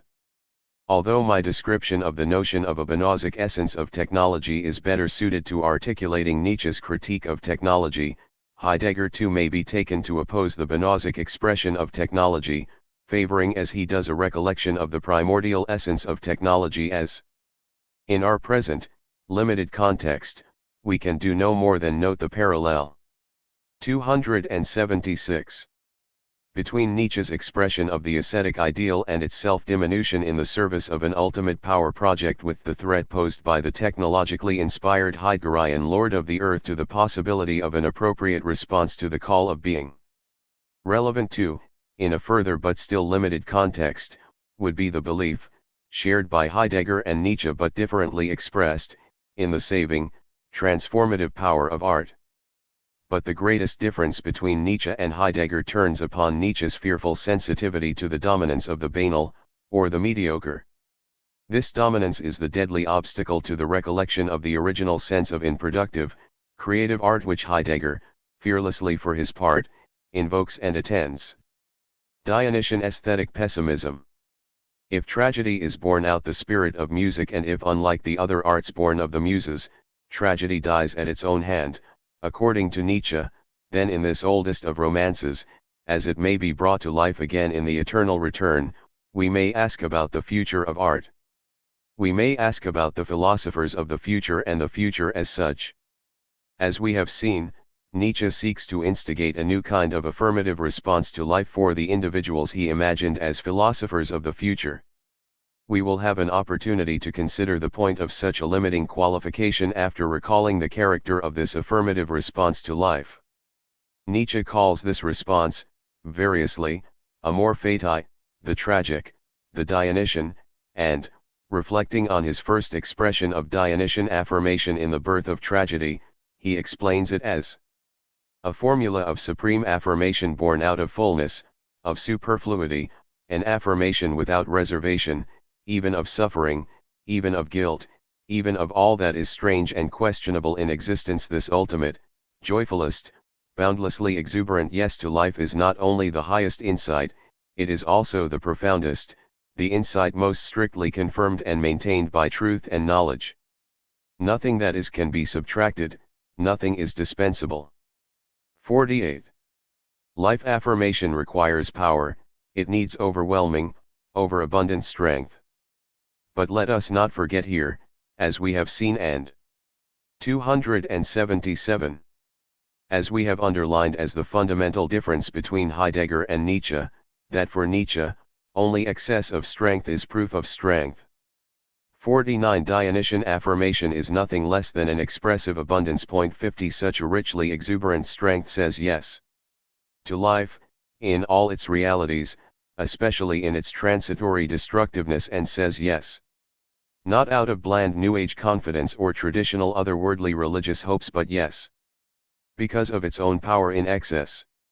So, as we noted at the end of the preceding chapter, Nietzsche declares affirmation of life even in its strangest and sternest problems, the will to life rejoicing in its own inexhaustibility through the sacrifice of its highest types. That is what I called Dionysian, that is what I recognized as the bridge to the psychology of the tragic poet.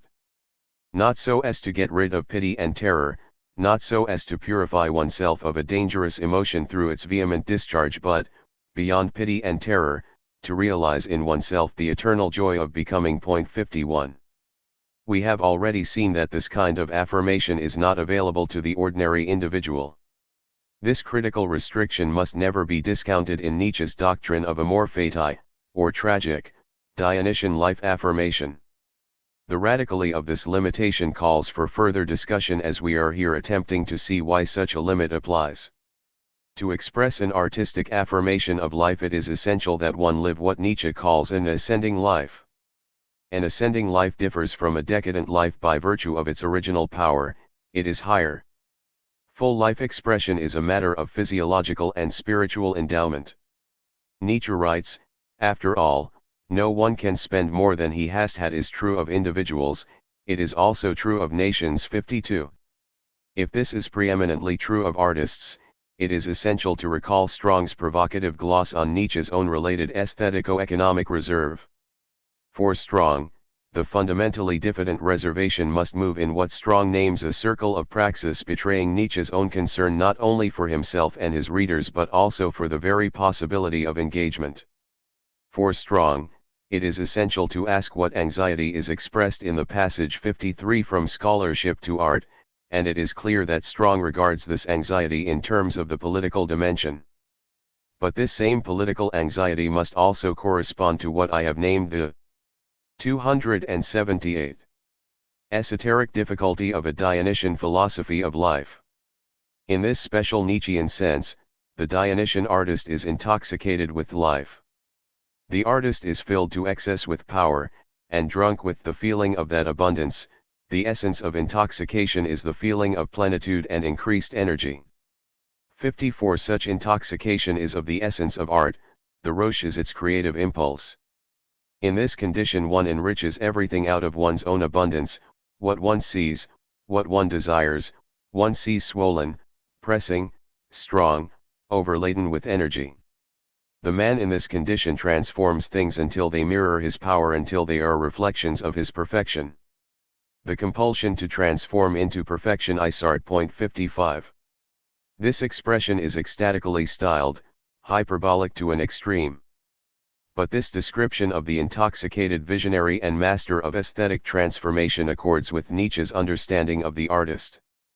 This is nothing like a fluffy romanticism, and Nietzsche tells us that himself. Instead, Nietzsche's tragic aesthetic is more dangerous and much crueler. In the face of tragedy, the warlike in our soul celebrates its Saturnalius: whoever is accustomed to suffering, whoever seeks out suffering, the heroic man extols his existence by means of tragedy. For him alone does the tragic poet pour this draught of sweetest cruelty. 56. The tragic possibility of the Susisten Grausamkeit requires a perspectival position of tremendous power. This is the position of ascendant life, and from this position, much may be risked, much demanded, and much squandered. 57.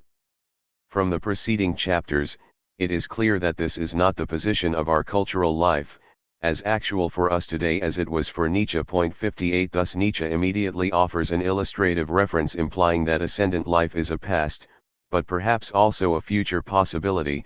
What was formerly a spice of life would be poison to us. 59. It is a poisonous life stimulus, an affirmation in the face of what is questionable and horrible in life that determines what is rare and great for Nietzsche. Can such an overtly offensive ideal have any relevance for us? Better, perhaps, to ask if we can find any relevance for it at all. Nietzsche's original image highlights the obliquity of his position. For Nietzsche, the primordially affirmative artist player of 279. Life is the world child Zeus. The play of life is represented in a preface to an unwritten book, taken according to Heraclitus's world insight as the eternal jest of world destruction and world creation. 60. In philosophy in the tragic age of the Greeks, this insight is singularly understandable to one who, like Heraclitus, is related to the contemplative God. Before his fire gaze not a drop of injustice remains in the world poured all around him. In this world only play as artists and children engage in it, exhibits coming to be and passing away, structuring and destroying, without any moral additive, in forever equal innocence. 61. In Heraclitus' innocently creative vision, the world is the game Zeus plays. 62. But what kind of play, what kind of game is this? A game that is primordially for a god cannot be a game for everyone. In the natural world, as we have seen it to be a perspectival world of power, such playing is possible only for children and artists. 63. Does this mean that any of us, insofar as we are artistic or childlike, play the original world game? Are all artists, together with all children, special, Dionysian beings? To be Dionysian, that is, to be an artist or to be a child? The answer to these questions must be no, for, in fact, we are interested only in a special qualification of the being of the artist and the child, any artist, any child. Both artist and child embody becoming. Insofar as this is fully and genuinely the case, that is, insofar as becoming holds innocent sway, the child's game, the play of art is creation. Such is the game the eon plays with itself. Transforming itself into water and earth, it builds towers of sand like a child at the seashore, piles them up and tramples them down. From time to time it starts the game anew. An instant of satiety and again it is seized by its need, as the artist is seized by his need to create.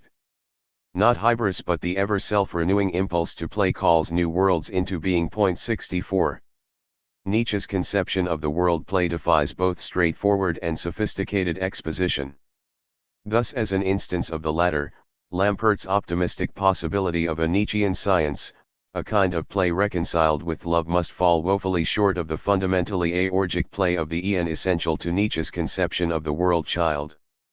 Such childish, loving world playfulness cannot at all be said to 280 hold for every child, neither does it hold metaphorically for every child at every moment, and it is even more naive if utterly fashionable to think of practicing artists in this way except on good days. On such good days of easy and unrestrained creation, the artist's creative play reveals a world of possibility which is offered to us as an artistic articulation of the innocence of becoming. 65. This expression affirms life in the utter extension of a good day gone well. This is the classical, Arcadian meaning of the perfect, a disposition ready to bless everything, a transfiguring moment, the moment of great and tragic style. The affirmative disposition of the artist here is the singular achievement of the Übermensch promoted by Nietzsche's Zarathustra. Nietzsche describes this ideal. The species of man he delineates reality as it is, he is strong enough for it, is not estranged from or entranced by it, he is reality itself. He still has all that is fearful and questionable in reality in him, only thus can man possess greatness. 66. This is the Nietzschean meaning of Gelassenheit. One is necessary, one is a piece of fate, one belongs to the whole, one is in the whole. There exists nothing which could judge, measure, compare, condemn our being, for that would be to judge, measure, compare, condemn the whole, but nothing exists apart from the whole. 67. There is no Archimedean, absolute, objective standpoint in the world seen as will to power.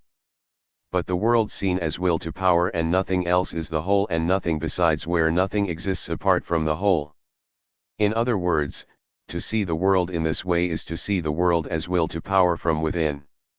This perspective remains alien to us as modern academic thinkers, as the inheritors of Socratic rationality in the ascetic tradition of science, where our ambition is to stand apart from the world. As scientific decadents in this sense we are unequal to a Dionysiak's life affirmative vision. While, conversely, recognition, affirmation of reality is for the strong man as great a necessity as is for the weak man, under the inspiration of weakness, cowardice, and flight in the face of realitith ideal they are not at liberty to know. Decadence need the lie. It is one of the conditions of their existence. 68. 281. Compared with the Renaissance, a classic time of prodigal power for Nietzsche. We moderns, with our anxious care for ourselves and love of our neighbor, with our virtues of work, of unpretentiousness, of fair play, of scientificality, acquisitive, economical, machine-minded, appear as a weak age. 69. Beyond contemporary decadence, Nietzsche seeks a superior possibility. In this he knowingly opposes the democratic ideal of equality.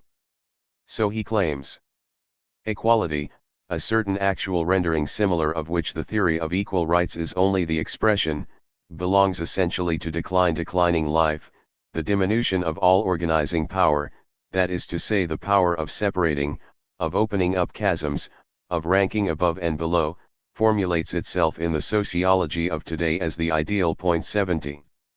For Nietzsche, different from the modern decadent ideal, the chasm between man and man, class and class, the multiplicity of types, the will to be oneself, to stand out, that which I call pathos of distance, characterizes every strong age. 71. The articulation of types in the pathos of distance does not articulate social standing, for social distinctions belong to the herd typology. Instead, the pathos of distance delineates the expression of power. As an active, creative manifestation of the will to power, the expression of power is the expression of life in unstinting, unflinching expenditure and sacrifice, not out of or in terms of an ascetic ideal. Here we can see, as before, an important difference between the kind of extraordinary possibility Nietzsche evokes and the ordinary possibilities and goals of everyday life. Thus Nietzsche defines his conception of freedom: the value of a thing sometimes lies not in what one attains with it, but in what pays for it, what it costs us. 72. When greatness is at stake, when genius, art, and life in the grand style are at stake, nothing can be withheld, because nothing is to be reserved beyond the endeavor itself. Rather is it its own justification. The great human being is a terminus, the great epoch, the Renaissance for example, is a terminus. The genius in his works, in his deeds is necessarily a prodigal. His greatness lies in the fact that he expends himself. The instinct of self-preservation is as it were suspended, the overwhelming pressure. 282. Of the energies which emanate from him forbids him any such care and prudence. 73. What Nietzsche means by progress must always be understood in the light of this conception of genius. And genius is always to be understood as distinct from the ordinary way of human being. So he explains, I too speak of a return to nature, although it is not really a going back but a going up. 74. Common humanity must be overcome just because its overall tendency is to decline. Mankind does not represent a development of the better or the stronger or the higher in the way that is believed today. Progress is merely a modern idea, that is to say a false idea. Onward development is not by any means, by any necessity the same thing as elevation, advance, strengthening. 75. Nietzsche interprets talk of equal rights as a self-dissimulating species of injustice and as a covert attack against rarer possibilities. There exists no more poisonous poison, for it seems to be preached by justice itself, while it is the end of justice. Equality for equals, inequality for unequals, that would be the true voice of justice, and, what follows from it, never make equal what is unequal. 76.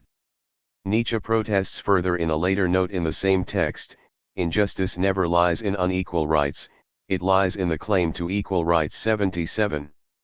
The tendency to ignore rank order in the extension of possibilities for life affirmation and life negation leads to a misunderstanding of the essence of Dionysian affirmation and muddles the significance of Nietzsche's doctrine of the eternal return. Once again, one may not apply Nietzsche's categories or possibilities to every man. For if one does, one easily concludes that every man could well go under, or, more commonly and understandably, one concludes that anyone might be capable of becoming a new Übermensch. This erring assessment is equivalent to conceiving Nietzsche's philosophic project as a kind of exotic preparation for today's various self-realization programs. Almost every commentator plays negative theologian here and says that such a popularizing program is not what Nietzsche means. I have found it essential to go further than this gnomic denial to say why Nietzsche may not be read in this way. The principal obstacle is the unpleasantness. 283.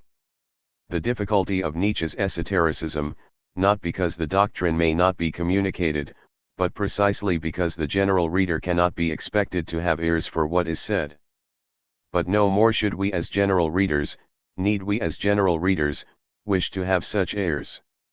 For where there are fine little ears, like those Salome fancied, there are also the ears of the Brainja, ears that can be pulled like our own. The expressly asinine extension of Nietzsche's thought conception inevitably levels the quality of tragic genius and denies even the possibility of a grand style. Opposed to such democratic tastes, Nietzsche's depiction of the great individual emphasizes the tragic or what is dark and cruel, and the scene of senseless and abysmal suffering. A spirit thus emancipated stands in the midst of the universe with a joyful and trusting fatalism, in the faith that only what is separate and individual may be rejected, that in the totality everything is redeemed and affirmed he no longer denies. But such a faith is the highest of all possible faiths, I have baptized it with the name Dionysus. 78. However, in reference to every man, Nietzsche's Dionysian consecration echoes little more than a promise of death. The promise of death, the opposite of eternal life, does not appeal to everyday or ordinary spiritual prospects. Nietzsche suggests the average faith in the future, in rough terms when he writes in the Antichrist against the doctrine of immortality as a principle of equality. Such a raising of every sort of egoism to infinity, to impudence, cannot be branded with sufficient contempt.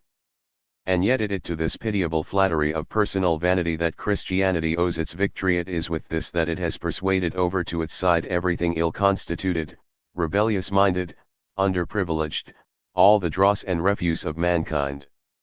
Salvation of the soul. In plain words, the world revolves around me. 79. Against this equality and its pretensions, Nietzsche is more than blunt, but nasty, effusively unkind. Immortality granted to every Peter and Paul has been the greatest and most malicious outrage on noble mankind ever committed. 80. Thereby, so Nietzsche claims. 284. The possibility of the aristocratic is undermined. To be sure, the aristocratic is not undermined because the doctrine of the immortality of the soul opposes the oppression of lower orders. That is not the point. We may not forget the uncanny self-preservative power of the lower order. In fact, in real life, this lower order is not at all oppressed or prevented from glorifying itself, to the contrary. Hence Nietzsche's interest in this context is to reverse such a claim. 81. The standard projection of the ascetic ideal seeks its own preservation. It seeks power in the same dynamic we have analyzed before in this context, the will to the end. The nihilistic will wants power. 82.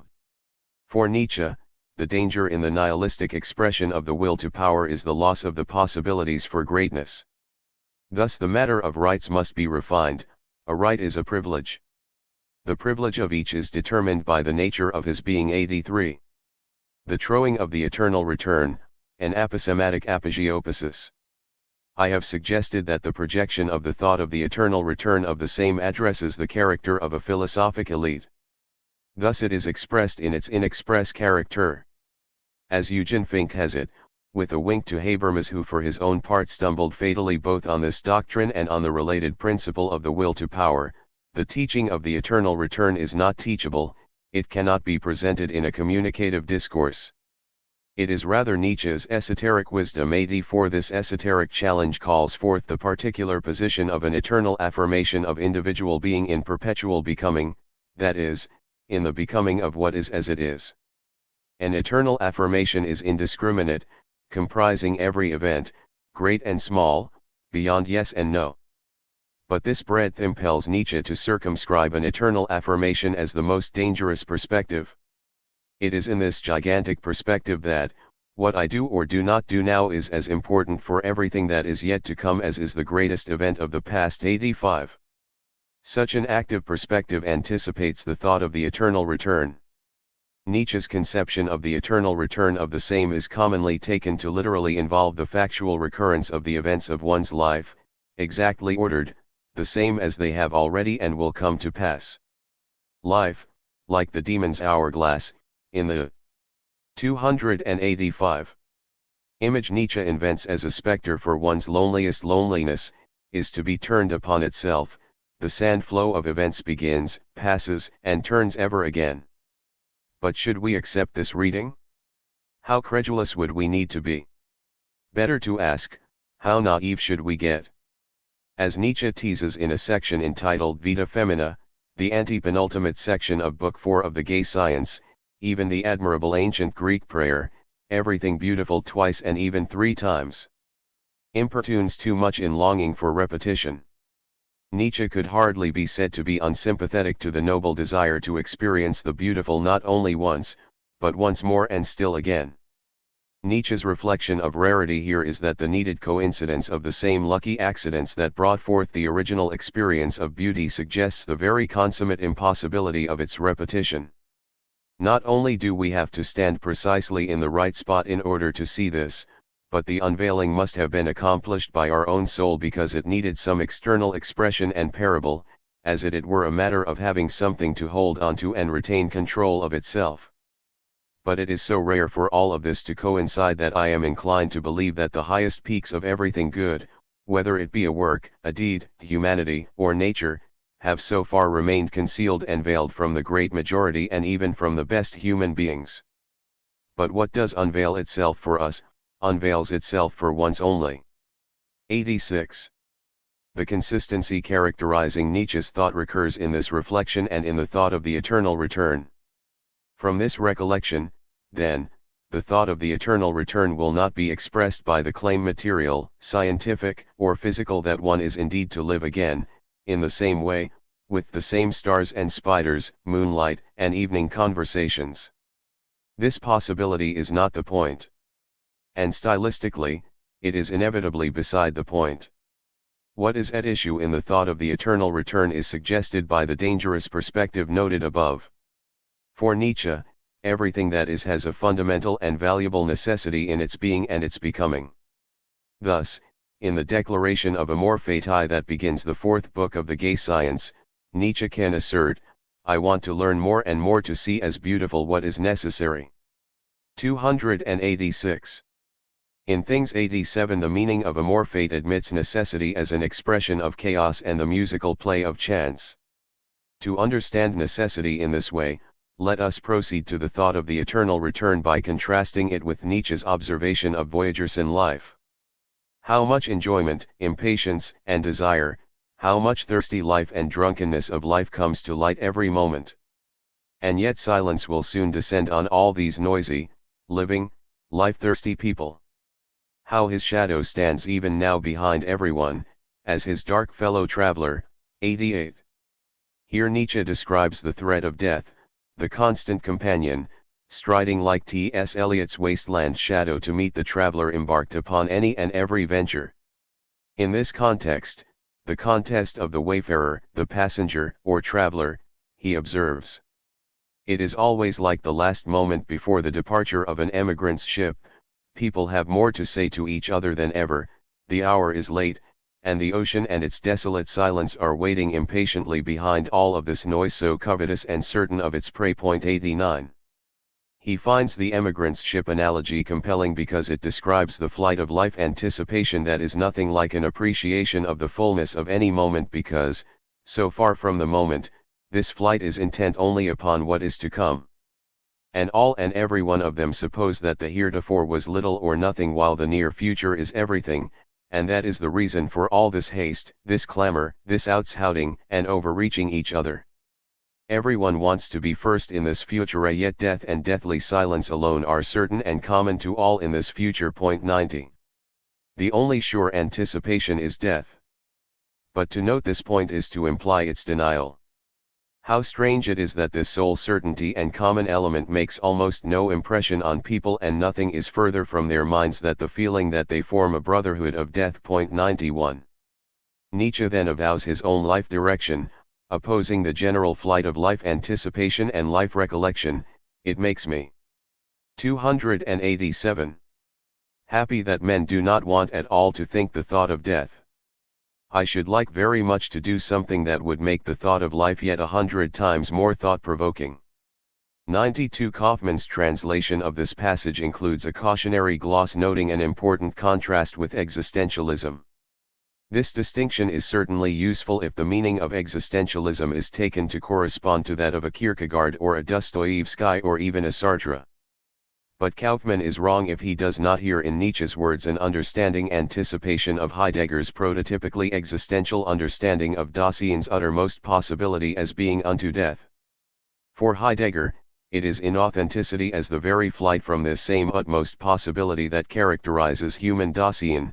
Proximally and for the most part Nietzsche describes this flight in its trajectory and ordinary expression, and its antithesis for Nietzsche, just as for the spirit of Heideggerian authenticity and Gelassenheit, is life. Behind the thought of the eternal return stands a positive emphasis. Each living moment is of incomparable weight and inestimable value. By the thought of the eternal return, conceived as amor fati, Nietzsche would like to make the thought of life even 100 times more appealing. If the thought of the eternal return retains its melancholy, this must be referred to the improbability of its general success as an invitation to think the thought of life as such. The question in each and everything, do you desire this once more and innumerable times more? Would lie upon your actions as the greatest weight. Or how well disposed would you have to become to yourself and to life to crave nothing more fervently than this ultimate eternal confirmation and seal. 93. Thus the thinking of the eternal return of the same is directed against the seekers of the future, the men of the future, the last men. The thought of the eternal return must oppose, indeed it threatens to crush what is small in us, discontented, longing, and, in a Heideggerian word, inauthentic. 94. What is inauthentic is everything that is in us that repudiates what we are and thereby repudiates the cyclic limitation of life, that is, the same. But what is inauthentic is, in Nietzsche's words, merely all too human. What is inauthentic in us is everything in us. Thus we do not affirm finitude but deny it. And the whole of our desire is in the service of this denial. In this what we want is always something more, something else, we want in the very impotence and bile of. 288. Our desire something other than life's eternal round. Against those caught in the past in their hope for future compensation, Nietzsche writes: let us leave such chatter and such bad taste to those who have nothing else to do but drag the past a few steps further through time and who never live in the present, which is to say the many, the great majority. We, however, want to become those we are. 95. As we know, the motto from Pindar is key to Nietzsche. He subtitles his autobiography, How One Becomes What One Is. The exhortation, to become what one is more than a favorite saying but suggests the extended sense of the concept of amor fati and the projective image of the thought of the eternal return. In this, one can never forget the aspect of cyclical life as cruel and triumphantly benign, as horrifying and beautiful, as tragic and joyous affirmative. Reviewing this listing, the paired aspects appear top-heavy to us, the cruel, the horrifying, the tragic. These are the possibilities that weigh on us. The perspectival illusion responsible for this weighting is natural, and despair is the quietistic answer to tragic fate. And apart from tragic despair and revulsion at the blatantly horrible or cruel, the more common responses of boredom and diffidence answer the rest of life's indecisive recurrence. So Nietzsche explains the effects of thinking to the deepest registers of life as feeling. In an enormously generalized way, all the grief of an invalid who thinks of health, of an old man who thinks of the dreams of his youth, of a lover deprived of his beloved, of the martyr whose ideal is perishing, of the hero on the evening after a battle that has decided nothing but brought him wounds and the loss of his friend. 96. All this belongs to the many faces and the many numbing hours of the human tragedy in its ordinary depths much more than in its heroic heights. To think the projected life of these moments leads to pessimism in every profound sense. Yet Nietzsche goes on to speak of the project of bearing the pain of human existence. But if one could endure this immense sum of grief of all kinds while yet being the hero who, as the second day of battle breaks, welcomes the dawn and his fortune, being 289. A person whose horizon encompasses thousands of years past and future, being the heir of all nobility of all past spirit, an heir with a sense of obligation, the most aristocratic of old nobles and at the same time the first of a new nobility like of which no age has yet seen or dreamed of, if one could burden one's soul with all of this oldest, the newest, losses, hopes, conquests, and the victories of humanity. 97. In this way, Nietzsche expresses the horizon of eternity. It is this horizon that promises in the moonlight of the thought of the eternal return, and it is this horizon that glitters in the great midday of its realization. To see oneself as the heir and crown of eternity, Nietzsche writes, is the goal. If one could finally contain all this in one's soul and crowd it into a single feeling, this would surely have to result in a happiness that humanity has not known so far, the happiness of a God full of power and love, full of tears and laughter, a happiness that, like the sun in the evening, continually bestows its inexhaustible riches, pouring them into the sea, feeling richest, as the sun does, only when even the poorest fisherman is still rowing with golden oars. This godlike feeling would then be called humanity. 98. The God in question, the godlike feeling, is what Nietzsche names Dionysian. I introduced this consideration of the eternal return with Nietzsche's reflections on death. When I mentioned pessimism in the interim, I did mean to underline the possibility of a Dionysian response to life when one understands its depths, because the sight into the depths is a sight into the abyss leads to despair. The moment of tragic despair is more than the time for discontent, resignation, or resentment, but can be the prelude to an affirmation. Beyond despair, in the dawn that can follow the darkest night, another ideal may break. It is not impossible to think that Schopenhauer himself, as Nietzsche's symbol for the tragic hero of the pessimism of strength, could have been thus inclined, perhaps despite himself, perhaps only in Nietzsche's fancy, to an ideal opposing Schopenhauer's weak pessimism, with its world-denying conclusions. To the ideal of the most exuberant, most living and most world-affirming man, who has not only learned to get on and treat with all that was and is, but who wants to have it again as it was and is to all eternity, insatiably calling out de capo not only to 290 himself but to the whole piece and play, but fundamentally to him who needs precisely this play and who makes it necessary, because he needs himself again and again and makes himself necessary. What? And would this not be, circulus viciosus Deus? 99. The God again, the vicious circle, the labyrinth entered here, is, again, Dionysian. But this possibility can be understood only in terms of what Nietzsche means by eternity. How is affirmation to be suggested? By repeating to one's own life, in its great and petty moments, again and again, to eternity musically, as it were, de capo. I have earlier had occasion to declare and more than once to indirectly echo my concord with Filonenko's interpretation of the eternal return, citing his commentary as poised against both Schopenhauer and the Pythagoras represented in mystical guise, where Filonenko claims that the eternal return cannot be the eternal return of the events 100. Well and good. Yet, what sense can remain as eventual content for the cry, de capo? Is it only the philosopher's arbitrary embellishment? Is the thought of the eternal return to be nothing more than an existential/axiological imperative? But what of the cosmological/ontological dimension so integral to perspectivalism? These are of course rhetorical questions.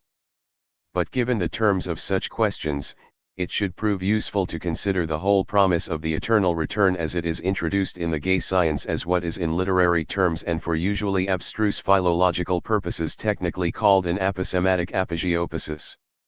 That is, a kind of incomplete suggestion, deliberately left incomplete in order to suggest a certain danger. To be sure, the expression hardly remains uncompleted in Nietzsche's notes, for he writes, "My teaching says, the task is to live so that you must wish to relieve your life, which you will in any event." 101. This putative completion of the experimental thought of the eternal return, appears to obviate the what-if character of the published statements. The essence of the afterthought, which is in turn followed by an ellipsis and echoed by a paraphrase, claims the actual, physical return of the events of one's life as in fact inevitable, du wirst es jedenfalls es gilt die Wickheit. 2. 291. Resolve this difficulty, I propose to consider its patent consinity with the sense of the thought of eternal recurrence as a leitmotif in Nietzsche's Zarathustra. Zarathustra recounts a story from the depths of a 2-day silence to the bored sailors in of the vision and the riddle, telling the riddle that is the vision of the most solitary man. 102. Zarathustra's story is the dispositional courage needed for the path upward, in spite of the spirit of gravity riding upon the climber's shoulder. This is not the same as the Das große Schwergewicht, but is nonetheless related to it as pessimism is related to the life-affirmative ideal, amor fati. The courageous disposition that opposes the spirit of gravity, surpassing discouragement, overcomes both pain and pity and proves the human unique among the animals. Furthermore, Nietzsche writes, courage also destroys giddiness at abysses, and where does man not stand at an abyss? Is seeing itself not seeing abysses? Pity is the deepest abyss, as deeply as man looks into life, so deeply does he look also into suffering. 103. The connection that stands between the opposition to the spirit of gravity and the opposition to the pessimistic world-annihilating ideal remains. Courage, however, is the best destroyer. Courage that attacks, it destroys even death, for it says was that life. Well then. Once more, 104. This is not a universalizable maxim, and it is of capital importance to emphasize that Nietzsche does not mean it to be and says so expressly. He who has ears to hear, let him hear. At this point, the second part of the vision begins, the second half of the riddle. At this juncture, the decision is made between the spirit of courage and that of gravity. More important, however, is the appended differentiation that is not an excuse for Zarathustra's refusal to carry the dwarf further, but I am the stronger of us Toyu do not know my abysmal thought. That thought you could not endure. 105. This distinguishing mark, Zarathustra's abysmal thought, is the thought of the eternal return. The dwarf, the spirit of scientific gravity, is not equal to the thought of the eternal return but would be crushed by it, so says Zarathustra, for the dwarf cannot see the significance of the doorway, Augenblick, that is to say, he cannot see the conflict or the collision between past and future. The Augenblick tells this riddle. 292. Two paths come together here, no one has ever reached their end. This long lane behind us, it goes on for an eternity. And that long lane ahead of us is another eternity. They are in opposition to one another, these paths, they abut on one another, and it is here at this gateway that they come together. 106. Zarathustra's challenge to the dwarf asks him if he believes that the opposition between an eternal future and an eternal past is likewise an eternal opposition. Everything straight lies, all truth is crooked, time itself is a circle. 107. Thus in its dwarfed expression, its crippled pithiness, we can see that the gravely scientific doctrine of the circularity of time, the claim concerning the crookedness of truth, cannot be the same as Zarathustra's teaching, and it is not Nietzsche's. Nor does it provide an answer to the riddle. Even as Zarathustra describes what appears to be a circle, he speaks to something beyond the tangential moment between the linear and the circular. The opposition in question is the collision of past and future. The solution required is better seen in the light of the next vision. The illumination of the riddle is transmitted through the puzzling image of nihilistic transfiguration. The inevitably repellent opening tableau shows a young shepherd fallen asleep, somehow bitten fast on his tongue by a snake and now choking. This is the riddle of the most solitary man, that is, a man who sleeps, if he does not also conduct his life, with his mouth open. In his vision, Zarathustra first attempts but fails to pull the snake free and at last cries, "Bite! Bite! Its head off!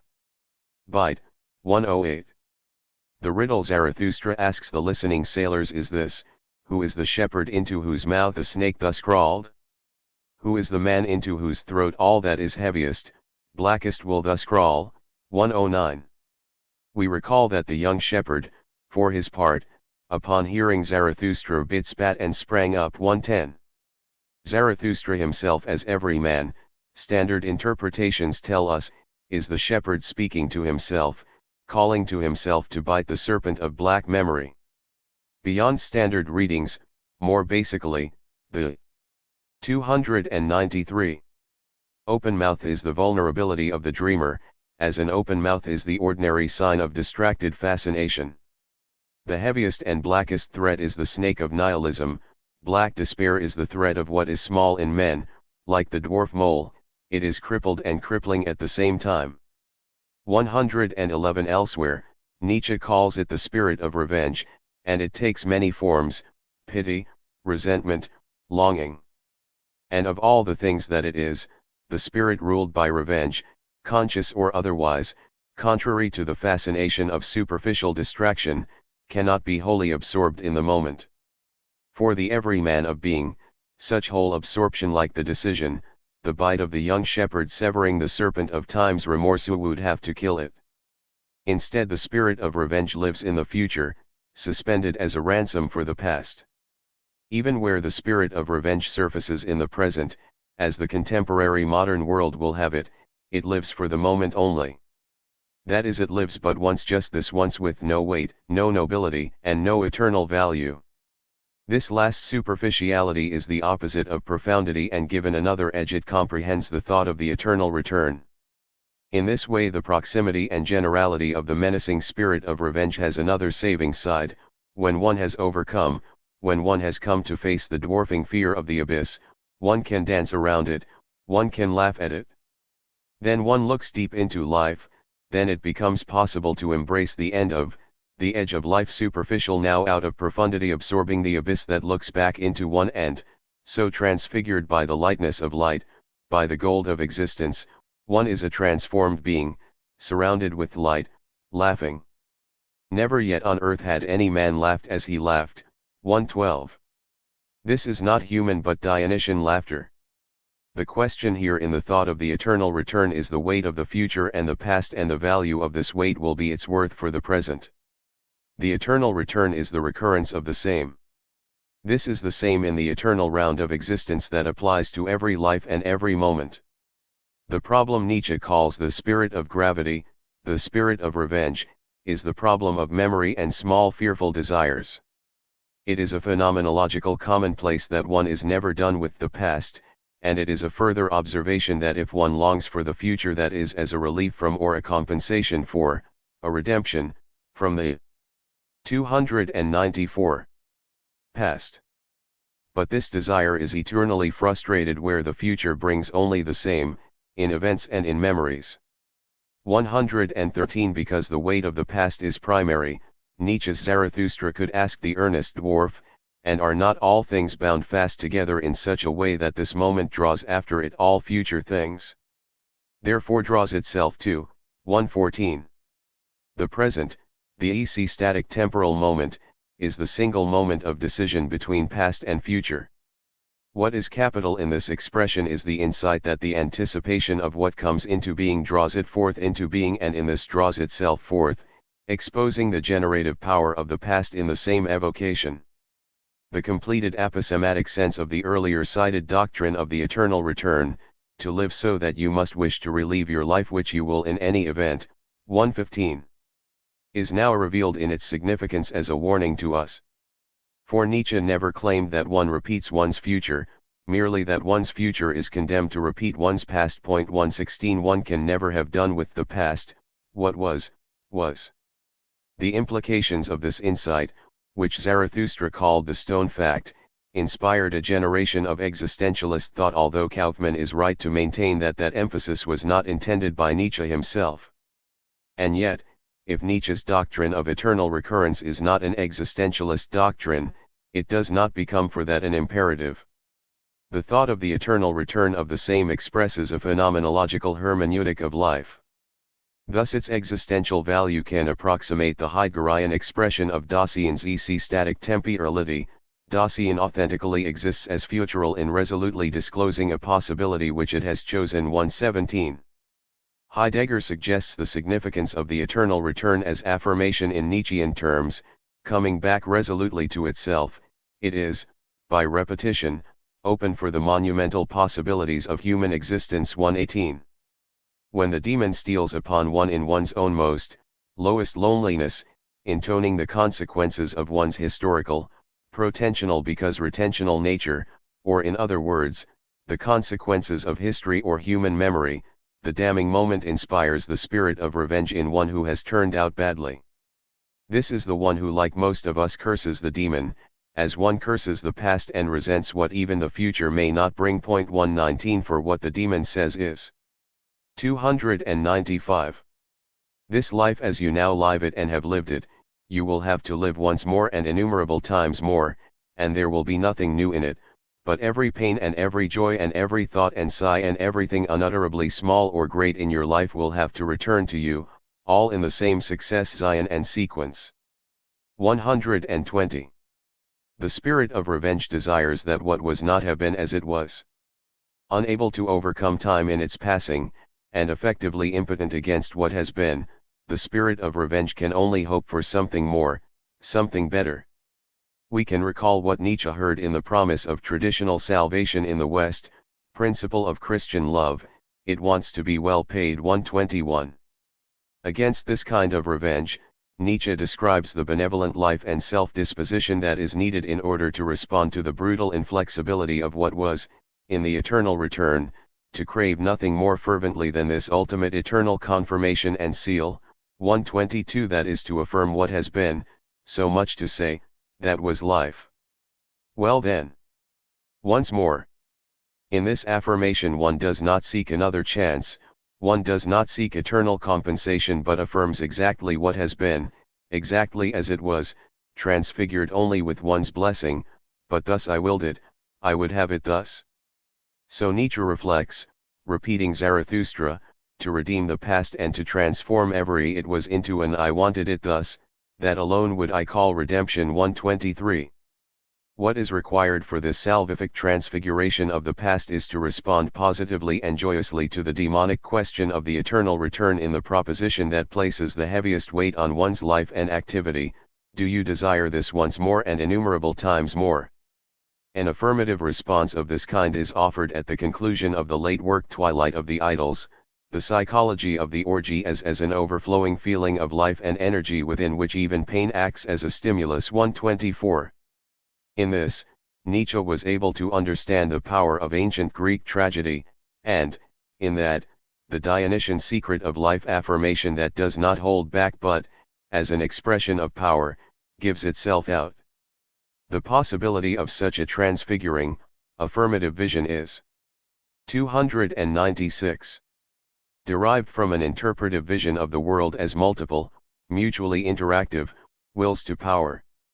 Yet this is only to say that for the reflective human being, as interpretive and historical there is not, never has been, and never will be a possibility of life, lived once and only once. What remains, apart from an eternal life beyond this life, is rather to live for once and always. To propose that life be lived in the light of the eternity that returns means that this light is not the light of a world beyond the world or a time beyond time. This view of eternity offers a redemption through deliberation or courage. Such is the deliberation of the creative action characterizing the resolute hero the day after an undecided battle, in the light of suffering, of physical and spiritual pain. The difference is the one glory makes in the long light of eternity. All pains and all joys are shortened in the great midday. The one thing that casts no shadow is the moment, and it is the moment that is to be affirmed in life, in what is as it is because it is, in the thought of the eternal return. In this way, Nietzsche could explain that Zarathustra's ideal was an individual who saw flux and death and birth and life feel as reality, as many realities, as the real. The only human redemption possible must be attained through this aesthetic side of the real. This vision teaches how one is to go under, and how one overcomes oneself, because it teaches the ineluctability of death in life. Yet, as we have seen, it would be wrong to claim that the redemptive world and life affirmative power of this thought is meant for everyone. Most people, and that still means most of us, that means most of the time, remain intent upon nothing else but nihilism in the ascetic, decadent sense Nietzsche describes. That is, most people are intent upon what is not, as it is not, because it is not, because what they desire to have they do not have. Thus Zarathustra names people in this banal dimension of inauthentic life characteristic of all us tarantulas. Where Heidegger's expression of inauthenticity is meant to carry no axiological censure, Nietzsche's expression is not so limited. Tarantulas are spiders, they spin. In fact, of course, tarantulas do nothing of the kind. And, just as self-evidently, Nietzsche was more interested in the philology of spinnen, of 297. Weaving inventions, fancies, lies than he was in the physiological differences between spiders hanging in Nietzsche's own moonlit northern doorways and those found in southern deserts and tropics. What matters in such fanciful spinning is that, overcome by the spirit of revenge, the spirit that is all too human undercuts all self-overcoming. Thus the thought that man is something that should be overcome cannot occur, cannot be thought, cannot be borne by the common person. The disposition toward life and living required to bear and to incorporate the thought of the eternal return of the same is not possible for the average individual. One lives and works precisely so that things will get better. According to individual fortune, one remembers the halcyon, forgets the dismal past, but one never blesses it. Even when one lives historically, one seeks the future and its redemption. A future focus remains a human reality. Thus expressed, the progress ideal, the ascetic ideal of rationality and attainable happiness, appears as a statement of living discontent, and it is an index of displacement and alienation. 125. The average man or woman lacks, as most of us do, the resources economically, socially, politically, physiologically necessary for a benign disposition toward the moment. The reason for this may well be a matter for reproach where the individual may not be said to have been in the moment to begin with. But it is a trick of the oldest and basest version of the ascetic ideal to claim that it is only one's inner spirit that matters, to assert that the material world is irrelevant for those whose lives are elsewhere. In answer to this, it is enough to affirm that the achievement of the moment remains an ideal for ascetic as for enthusiast. For the sake of this achievement, Nietzsche could admire Pindar's melancholy joyful admonition to the hero sent upon a glistening track, the champion needing and summoning every last effort to achieve the balance of the moment, and as reward for his temporary accomplishment, envied by the gods. Such admonitions are, such admiration is, justly reserved for heroes. Most of us, most of the time, like the dwarf perched upon Zarathustra's shoulders, or squatting beside him in the dust, see only backward and forward, but do not see the moment. For this reason we remain proximally and for the most part, inauthentic, to employ Heideggerian language in an approximative context once again. But, separate from most of us, from what we are for the most. 298. Part. There are those rare moments that do turn out well, and there are those exceptional individuals who have turned out well. The harmony of such an individual delights as a work of art, as such an individual interprets his or her own delight. Nietzsche explains. And in what does one really recognize that someone has turned out well? In that a human being who has turned out well does our senses good, that he is carved out of wood at once hard, delicate and sweet-smelling. He has a taste only for what is beneficial to him, his pleasure, his joy ceases where the measure of what is beneficial is overstepped. He divines cures for injuries, he employs ill chances to his own advantage, what does not kill him makes him stronger. Out of everything he sees, hears, experiences, he instinctively collects together his sum, he is a principle of selection, he does honor when he chooses, when he admits, when he trusts, he knows how to forget, is strong enough for everything to have to turn out for the best for him. 126. This is meant to be Nietzsche's own self-description, and it is the story of an artist. Such an individual could well find a moment of overpowering, self-overpowering benevolence. In this moment one looks upon everything with a divine beaming glance that sees through to the depths. This glance consecrates without envy, without pity, and without hope. It is not resignation, it is not wanting. Thus distinguished, we have the Dionysian blessing of an affirmative disposition beyond affirmation and negation, the yes beyond yes and no. And if this affirmation does not conduce to a Nietzschean science, just as it cannot engender a Nietzschean modernity, it is not useless, as for it is the substance of a Nietzschean philosophy, indeed a Nietzschean philosophy of science or life. For as philosophers we do need to know what in us wants the truth, what wants scientific regularity, technological mastery. Knowing that about ourselves, as philosophers of this most dangerous perhaps, we are not automatically healed or redeemed. But where more lies in the question mark we place after ourselves than in any other insight, we raise the saving virtue, the grace of suspicion. It is the modesty that is the precondition for heroic valor, the very ironic, tragic meaning of the Delphic know thyself. This is science on the ground of art in the service of life.